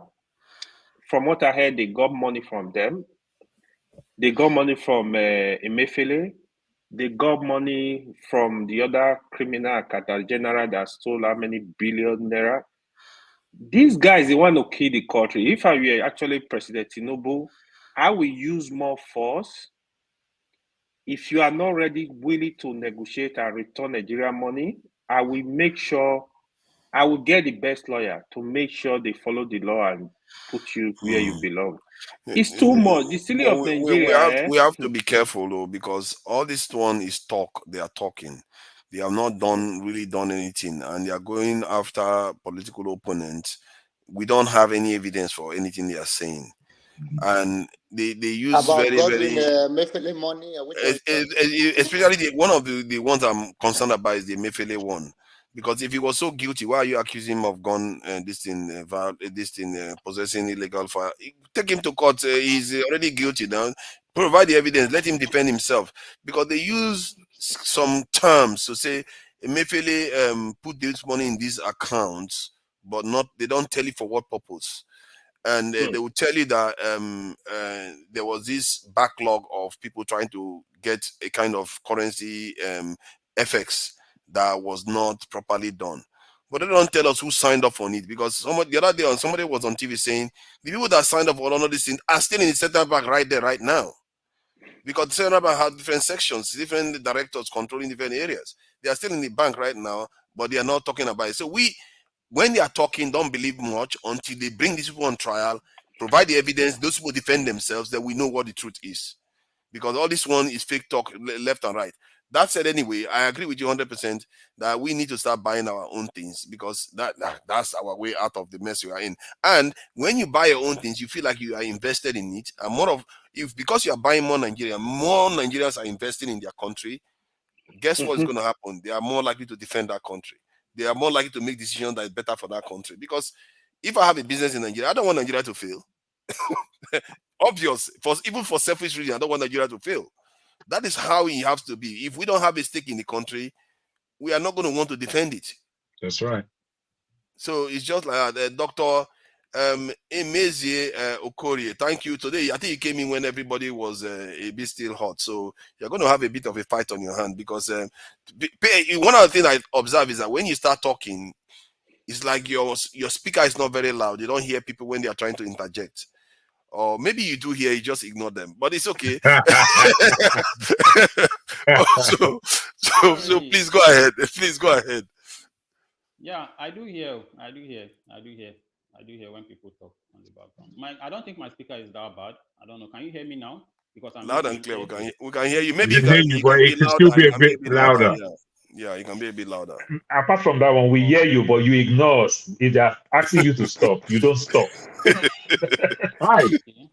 Don't worry. Today I'm going to adhere to the guidelines, So anytime. Okay. Yeah. Can you turn your mic up a bit? Your mic is a bit low today. Can you hear me now? We can hear you. It's just that we're hoping that it was louder, but we can hear you. Go ahead. Wow. Okay. So my take about what you guys are talking about maybe investing or maybe buying made in Nigeria is something that is straightforward. The economy cannot improve if we keep on importing goods, if we keep on buying things abroad. That's right. So buying in Nigeria is something that should be encouraged, and if not only individuals, I think it should start with the government, So from the presidency down to the state government, down to the local government, everybody should try as much as possible to buy made in Nigeria. So that will help to boost the economy. But that one is aside, So what I want to draw our attention is about what I saw on the news yesterday. So I don't know, maybe I'm fast more on the news than what is it called, Dr. Damages. I heard something about the dollars, like the CBN is trying to ask people to, once you send back money home, that those money will be given in Naira, not in dollars, So they are trying to abolish like when you send Western Union money or when you send money to Nigeria to domiciliary accounts, that those money will not be withdrawn in dollars, rather it will be paid in Naira. So I really want to know, like we that are outside Nigeria, what will be the impact? What do we think that law will impact on Nigerian economy that is already on the downturn? So I want to understand, like from there, then I will now give my own view. So I want us to like discuss it a little bit, like we send like that law of we like people diaspora sending money to Nigeria, and their money will be withdrawn in Naira, which will be at the official rate, instead of you giving them, because they said as of yesterday that nobody will now be getting money in dollars. All money sent back home will be given in Naira. So I want us to. Yeah, Janaba probably wants to say something about that.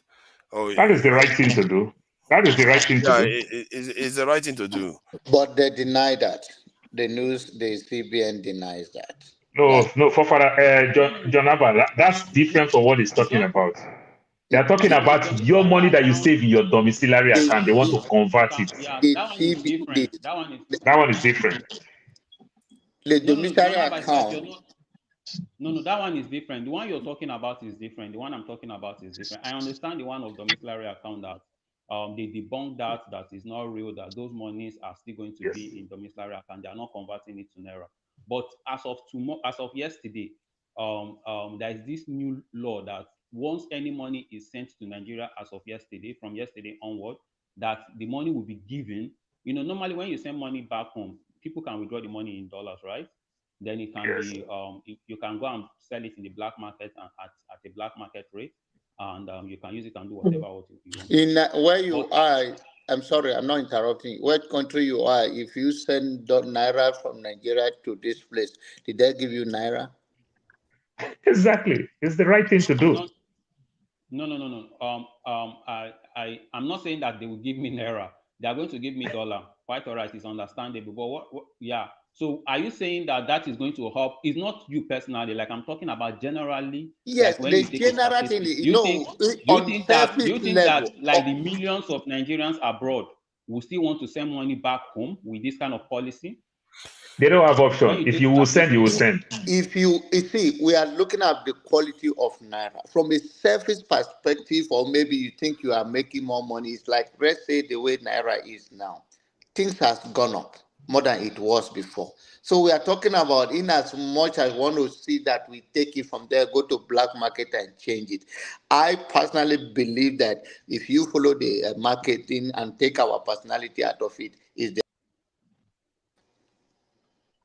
100% is the right thing to do. Don't feed the cancer. The black market is the cancer. Don't feed the cancer. It's the right thing to do. Let's tell ourselves the truth. When I send money to the UK, they receive pound. They don't receive dollar. You understand? When I send money to the Europe zone, they receive the euro. They don't receive dollar, even when I send the money from dollar. Why will I send dollar to Nigeria and they'll receive dollar? And guess what? There's a whole lot of shenanigans going on.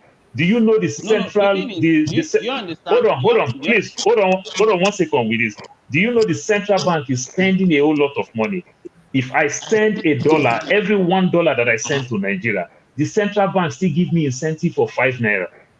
They still dash you extra 5 naira for every $1, just to encourage you to even send more. And then we take this money. Then when we take this money.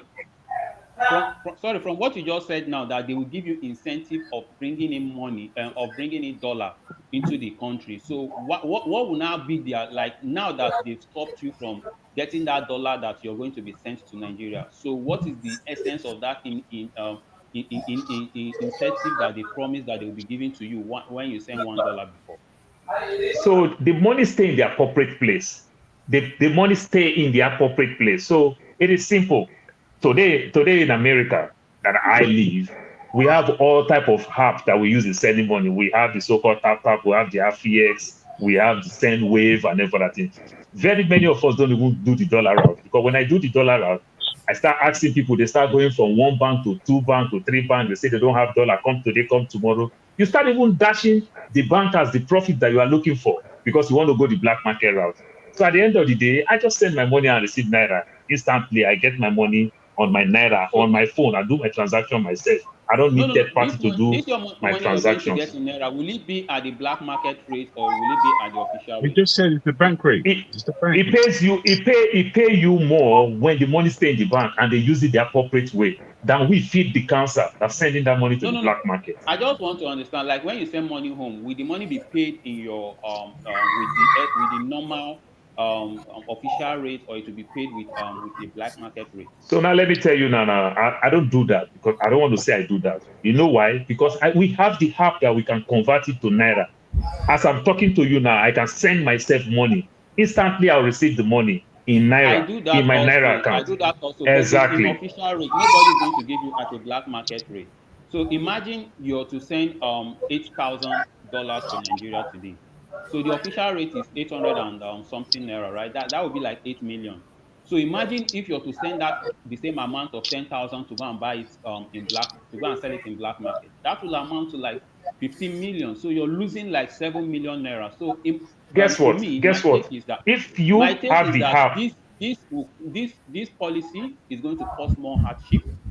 It's going to cause more dollar hoarding, because a lot of people will hold back. That is true. People will hold back. So Statistically, from my own point of view, as somebody that is making my money, and I'm trying to use it to invest on things that will yield profit. So if there is a backlash, if there is a downfall on the economy, it's not the responsibility of the people outside Nigeria to make it, to reverse the economy. The government should look inward into themselves and understand and make policies. What we are talking about is not even the dollar, whatever that is the problem of what is making the naira to rise. They should look inwardly and they should make policies. There is a very big disparity between the rich and the poor. So if you understand, when you look at developed countries, you ask yourself, what is the disparity between the rich and the poor? You find out that the gap is not that much. There's even distribution of resources and income. So that, in a way, is going to make the economy to grow.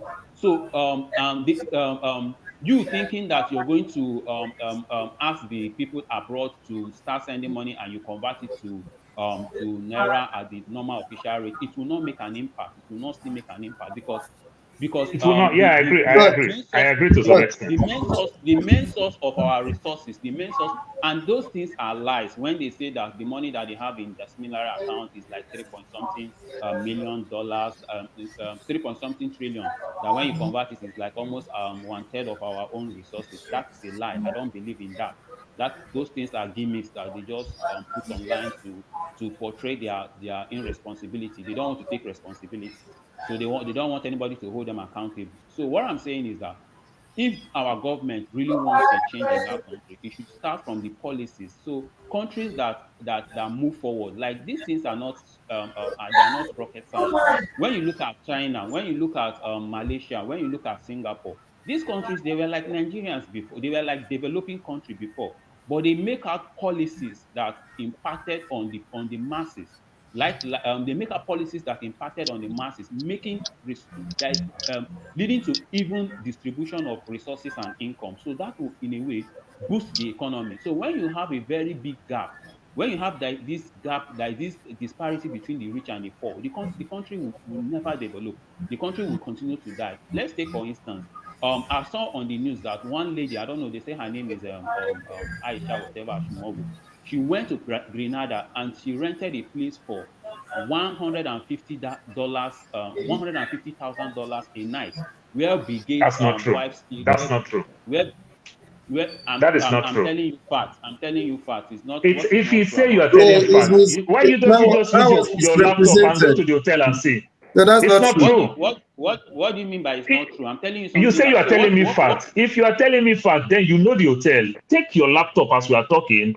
Go and go and book that same place and see the price yourself. Don't let people read for you. Something you can check online. I'm going to Singapore. I just booked my reservation from here in America. You understand? You can do that yourself. I'm talking about Grenada. So Grenada, that hotel in Grenada, you go find out how much is that hotel in Grenada. There is nothing like that. That's not true. I've told you what I know, which is 150,000 a night. So you tell me what is it wasn't up That's not true. It wasn't up to the night. It was misrepresented on the social media. That's not true. So you tell me what? Okay, I want to correct myself now. Right now. So you tell me what is the booking? What is the daily pay? They're saying you go find it out yourself. I'm telling you, you go find it out. I listened to somebody else, and this person went online and checked. You're talking about. I'm telling you something. You use the word fact, and you can't back your fact. And you don't even know the hotel name. You don't even know the resort. You don't even know anything, and you call it fact. If I tell you that it's 500 per night or 200 per night, to be on the safe side, just Google what's the most expensive hotel that is the per night in Grenada. Yes. How much per night is the most expensive rate of hotel in Grenada? Yeah. You tell me. So what is the most expensive? I say no. Let's not go back and forth. Let's not go back and forth like this, please. Yeah. The thing is that I've stated my own fact, and I'm trying to make my own point. That's not a fact. That's a speculation. That's not fact. Don't call it fact. There is no how a hotel. Do you understand? Except you don't know about resorts. I've worked in resorts. I work in resorts. I know how much resort costs. If you don't know, ask questions. We Go have resorts that you can even pay, like that's what we call private islands, villa private island. Those resorts, they cost $1 million a night for you to spend a night. They have underwater villa, they have all those resorts. That's where Ronaldo and maybe this place was nothing like that, my brother. So you are talking about where you book. You are talking about where you book a section of a place. Wait. Grenada is an island nation. It's an island country.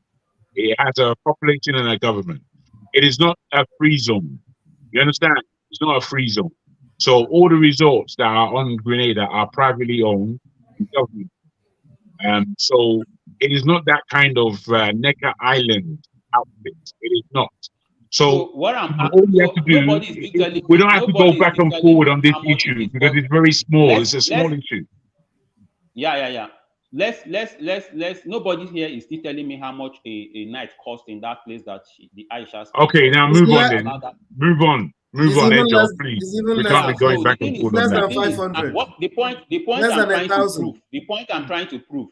Allow me to make my point. The point I'm trying to prove, because if we continue with this mentality, Nigeria is not going to move forward. People will continue dying. The country is going to the poverty rate will continue escalating. You find out that as of today, the poverty rate in Nigeria is we have up to 45% of people are living at the poverty line, which is almost 90 million Nigerians. They are under the poverty line as we speak. Yes, so if we continue this ideology of trying to side the government, trying to not point out when things are going bad, the country will continue to go. What you're saying is true. And people will continue dying. So what I'm trying to say is that let me go back to what I was trying to say about the Aisha of a lady. So she went to Grenada. She spent millions of dollars just to celebrate her birthday, right? If you didn't see me, I saw it myself, and I have evidence for that. If you want, you can go and check. But let me ask you, Doc. Wait, allow me. Let me ask you: is there anything wrong in Aisha going to wherever to celebrate her birthday? She's a private citizen. There's 1 million. There's 1 million and 10 things wrong with that. But allow me finish. She's a private citizen. She can spend her money anyhow she wants. It doesn't matter. Is she stealing your government money? I don't know about that. Probably she is. But if she's not, because why should you put the blame on her? Money we are made from her own. If those money were clean money, she wouldn't spend it like that. I'm putting it. Doctor, if those money your money loss. No. So no, this is not a joking matter. I'm serious about it. We are all talking about how we can boost the economy, right? We are all talking about how we can boost the economy. If you don't you have to read far and wide for you to understand how country develops. And did she break any law? I'm not definitely because when Flavor was performing, the lady was spending she was giving $100. And that money, I was counting it. It was even more than $10,000 that she just spent instantly. Wait, let me ask you a question, Steph. Is that against the law? You understand? Is she a private citizen? No, I'm not saying it's against the law, but what I'm talking about, channeling the necessary resources to development of what is needed in Is it her duty to reallocate resources? Is it her job to reallocate resources? The Grenada that you went in spending this money. What you're doing is not right. We're just saying that we don't do this properly. What is the poverty?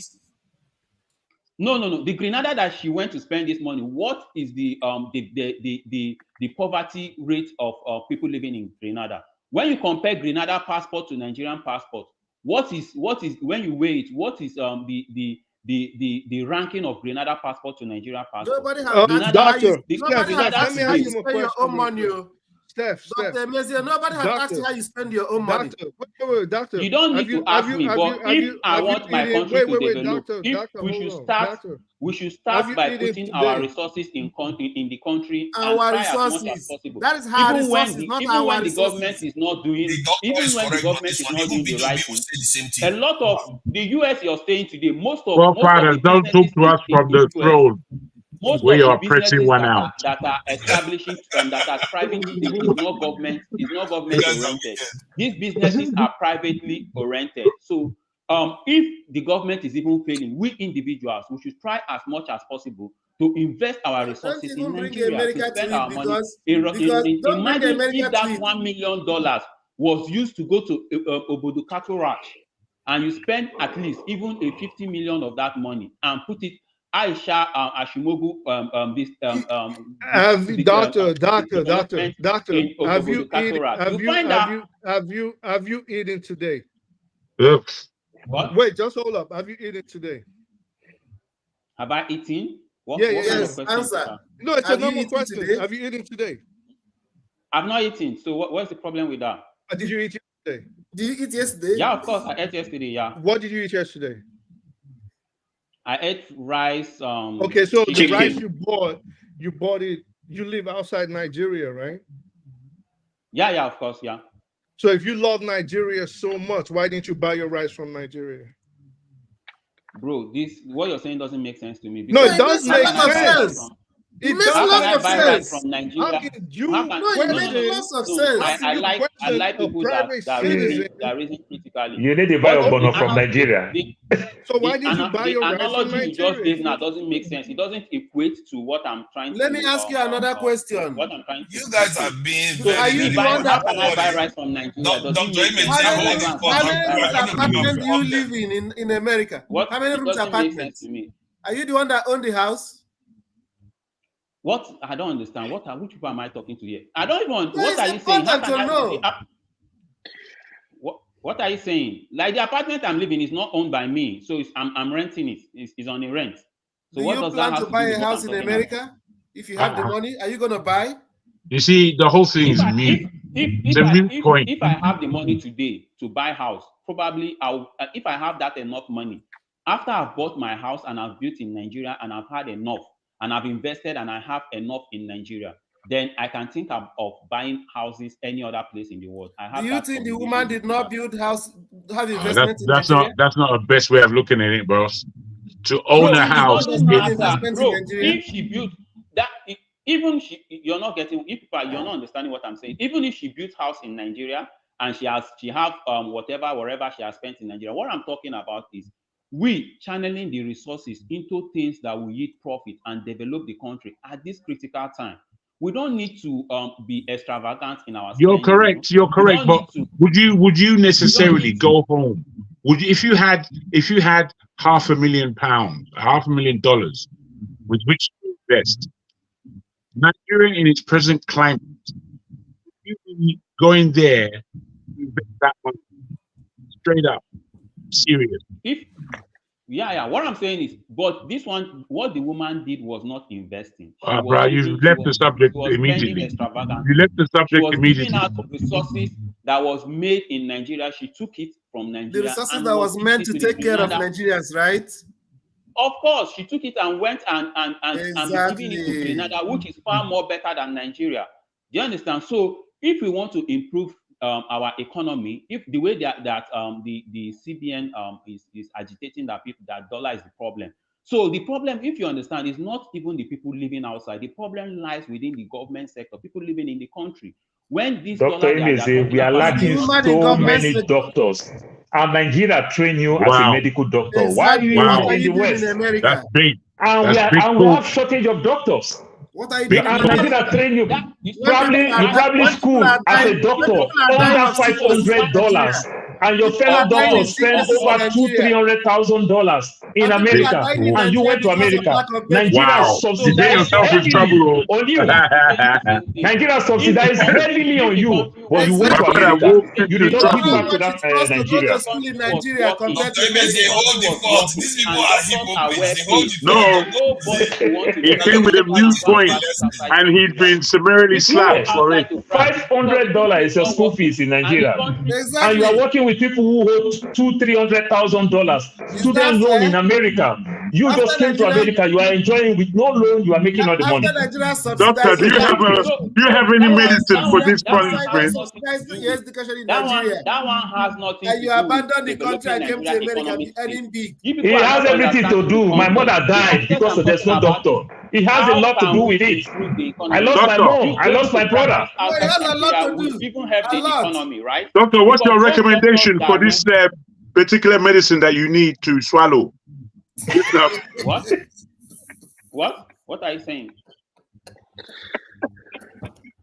My brother, they give you from everywhere. Oh, I don't know which medicine you go take. Oh, my brother. Don't mind them. They don't finish you there. Oh, my brother. My goodness. You walked into a hell of doo-doos. Eh? My brother. The line where you project for yourself, oh, it was full of traps. So, all kind of snare. No.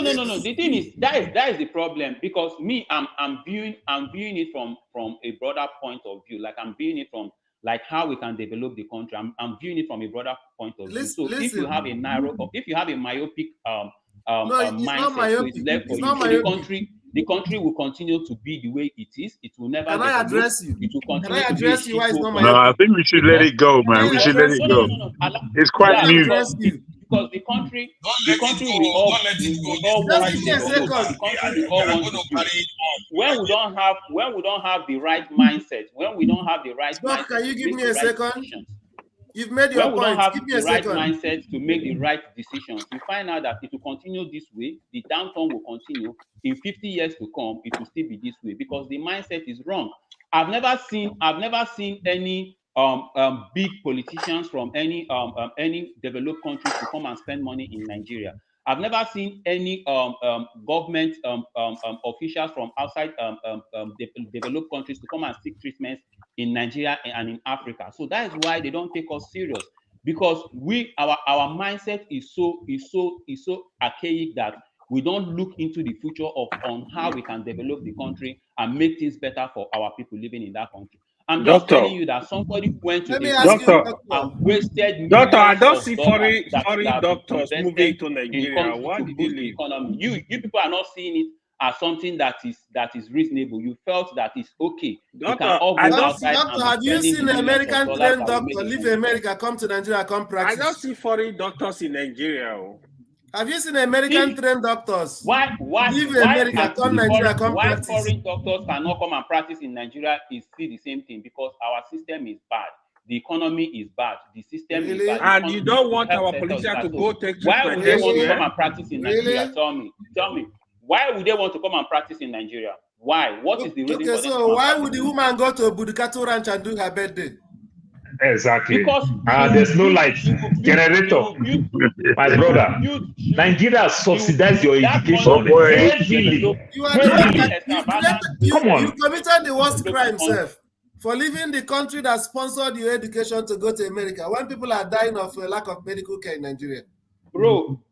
Bro, I didn't study in Nigeria. Nigeria didn't pay a dime about my study. So that one, forget about it. Were you born in Nigeria?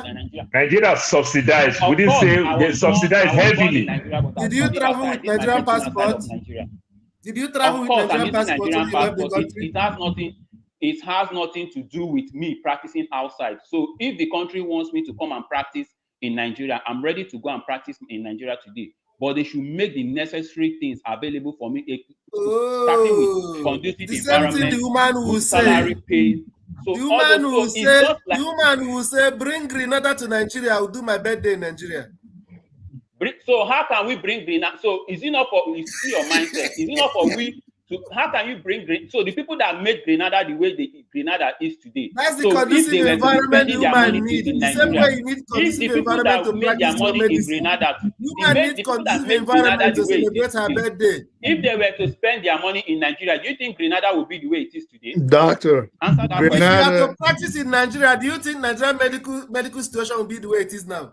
Doctor, there's nothing wrong. Your president already said it. We don't have problems with Nigerian medical. What is it called? We don't have. He already said it that we don't have shortage. Is the president complaining that the woman went to Grenada to do birthday? So the Nigerian doctors, the doctors we have in Nigeria is okay. Doctor. So what I'm saying, Grenada is nowhere. close to Nigeria in terms Absolutely. of development. Thank you Nowhere. very much. So Grenada is nowhere close to Nigeria in terms of what? What indexes are you using to make this every statement? index you want to say in terms of development, infrastructure, the economy, Grenada is nowhere close to Nigeria. Nowhere So what close. is the human capital index of Grenada compared to Nigeria?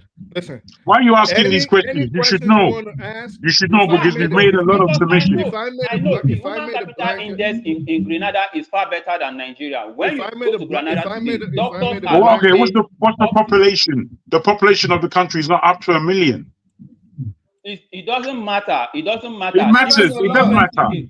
Oh, these things matter, my friend. My That friend. is not how you assess the No, human no, capital no, no, index. no. Even the more If you want, you can go and move to Comparing, Grenada. it's like comparing a household that's made of 2 people with a household that's made of 50 people. The more you're empowered How do you do such to comparison? generate more resources and funds. Do you know that Nigeria is the 7th richest country in the world? Do I know?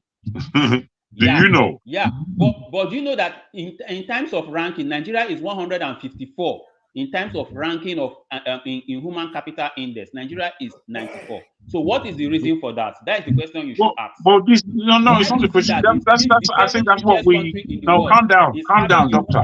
Doctor. We're all on the same side.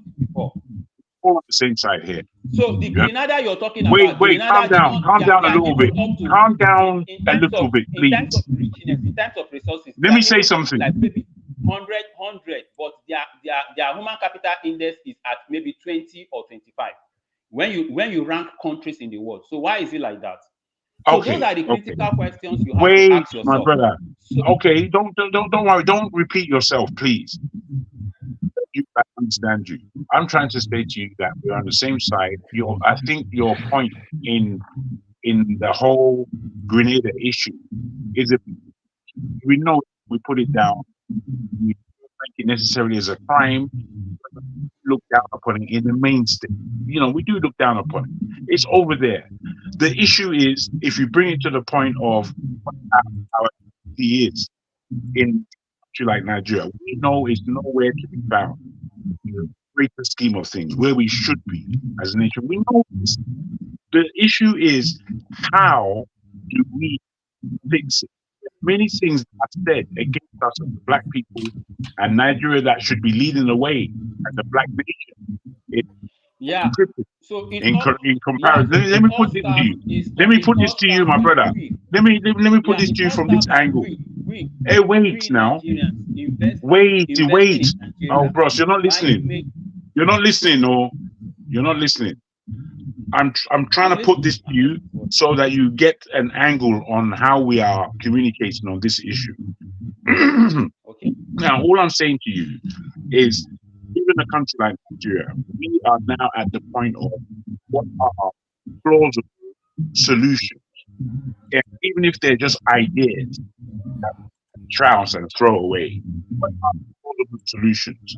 If we were to come, my aspect is to come at the country at this point of knowing that the present government can lead.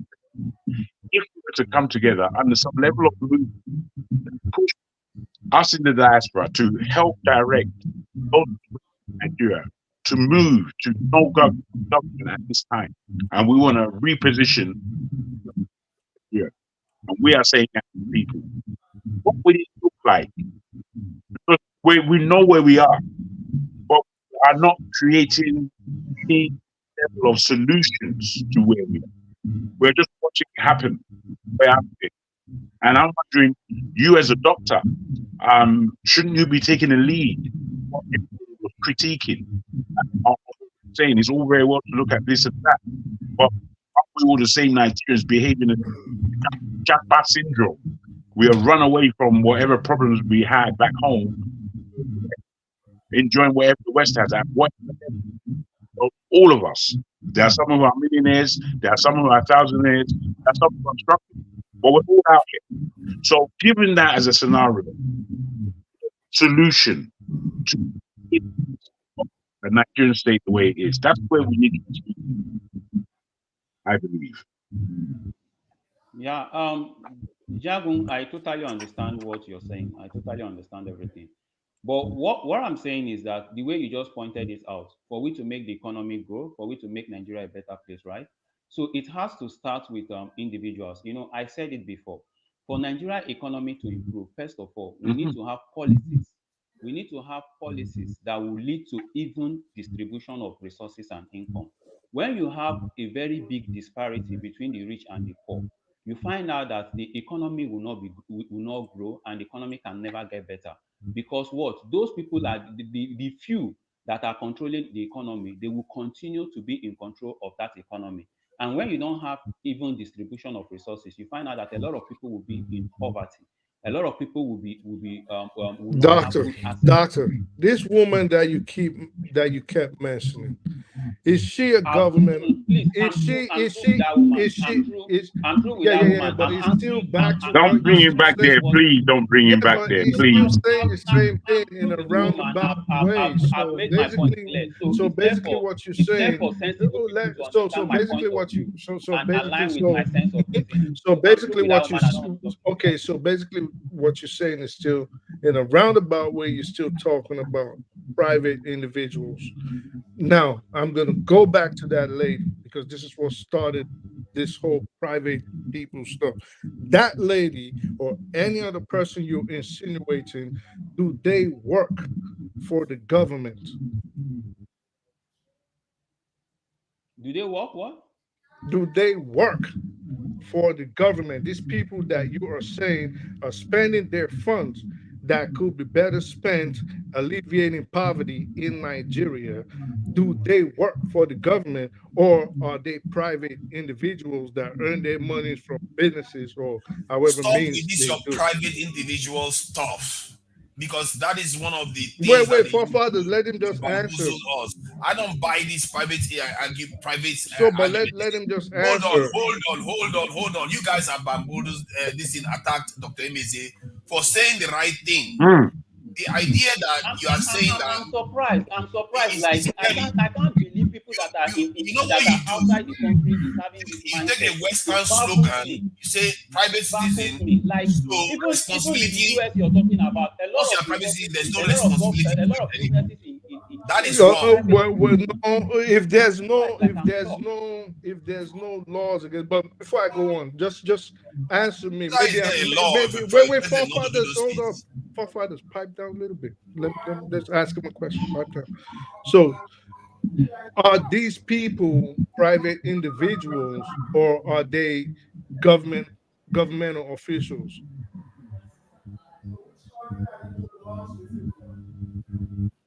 Doctor, Everybody's aware they are private are individuals.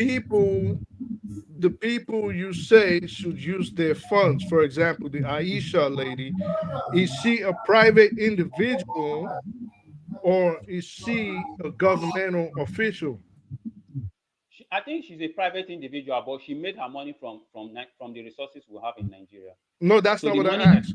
if you read about He her, answered the No, question. he did not answer, Yeah. forefathers. He said she was a private Forefathers, individual. I will, Hear the answer and hear his comments. forefathers, I will politely ask that you do not No, she's But a I destroy heard private the this answer. How individual. can you conversation. say you Her didn't money So answer it let when me I heard ask the a, answer? in Nigeria. let me ask a question and don't give us all kinds I of heard the answers. answer.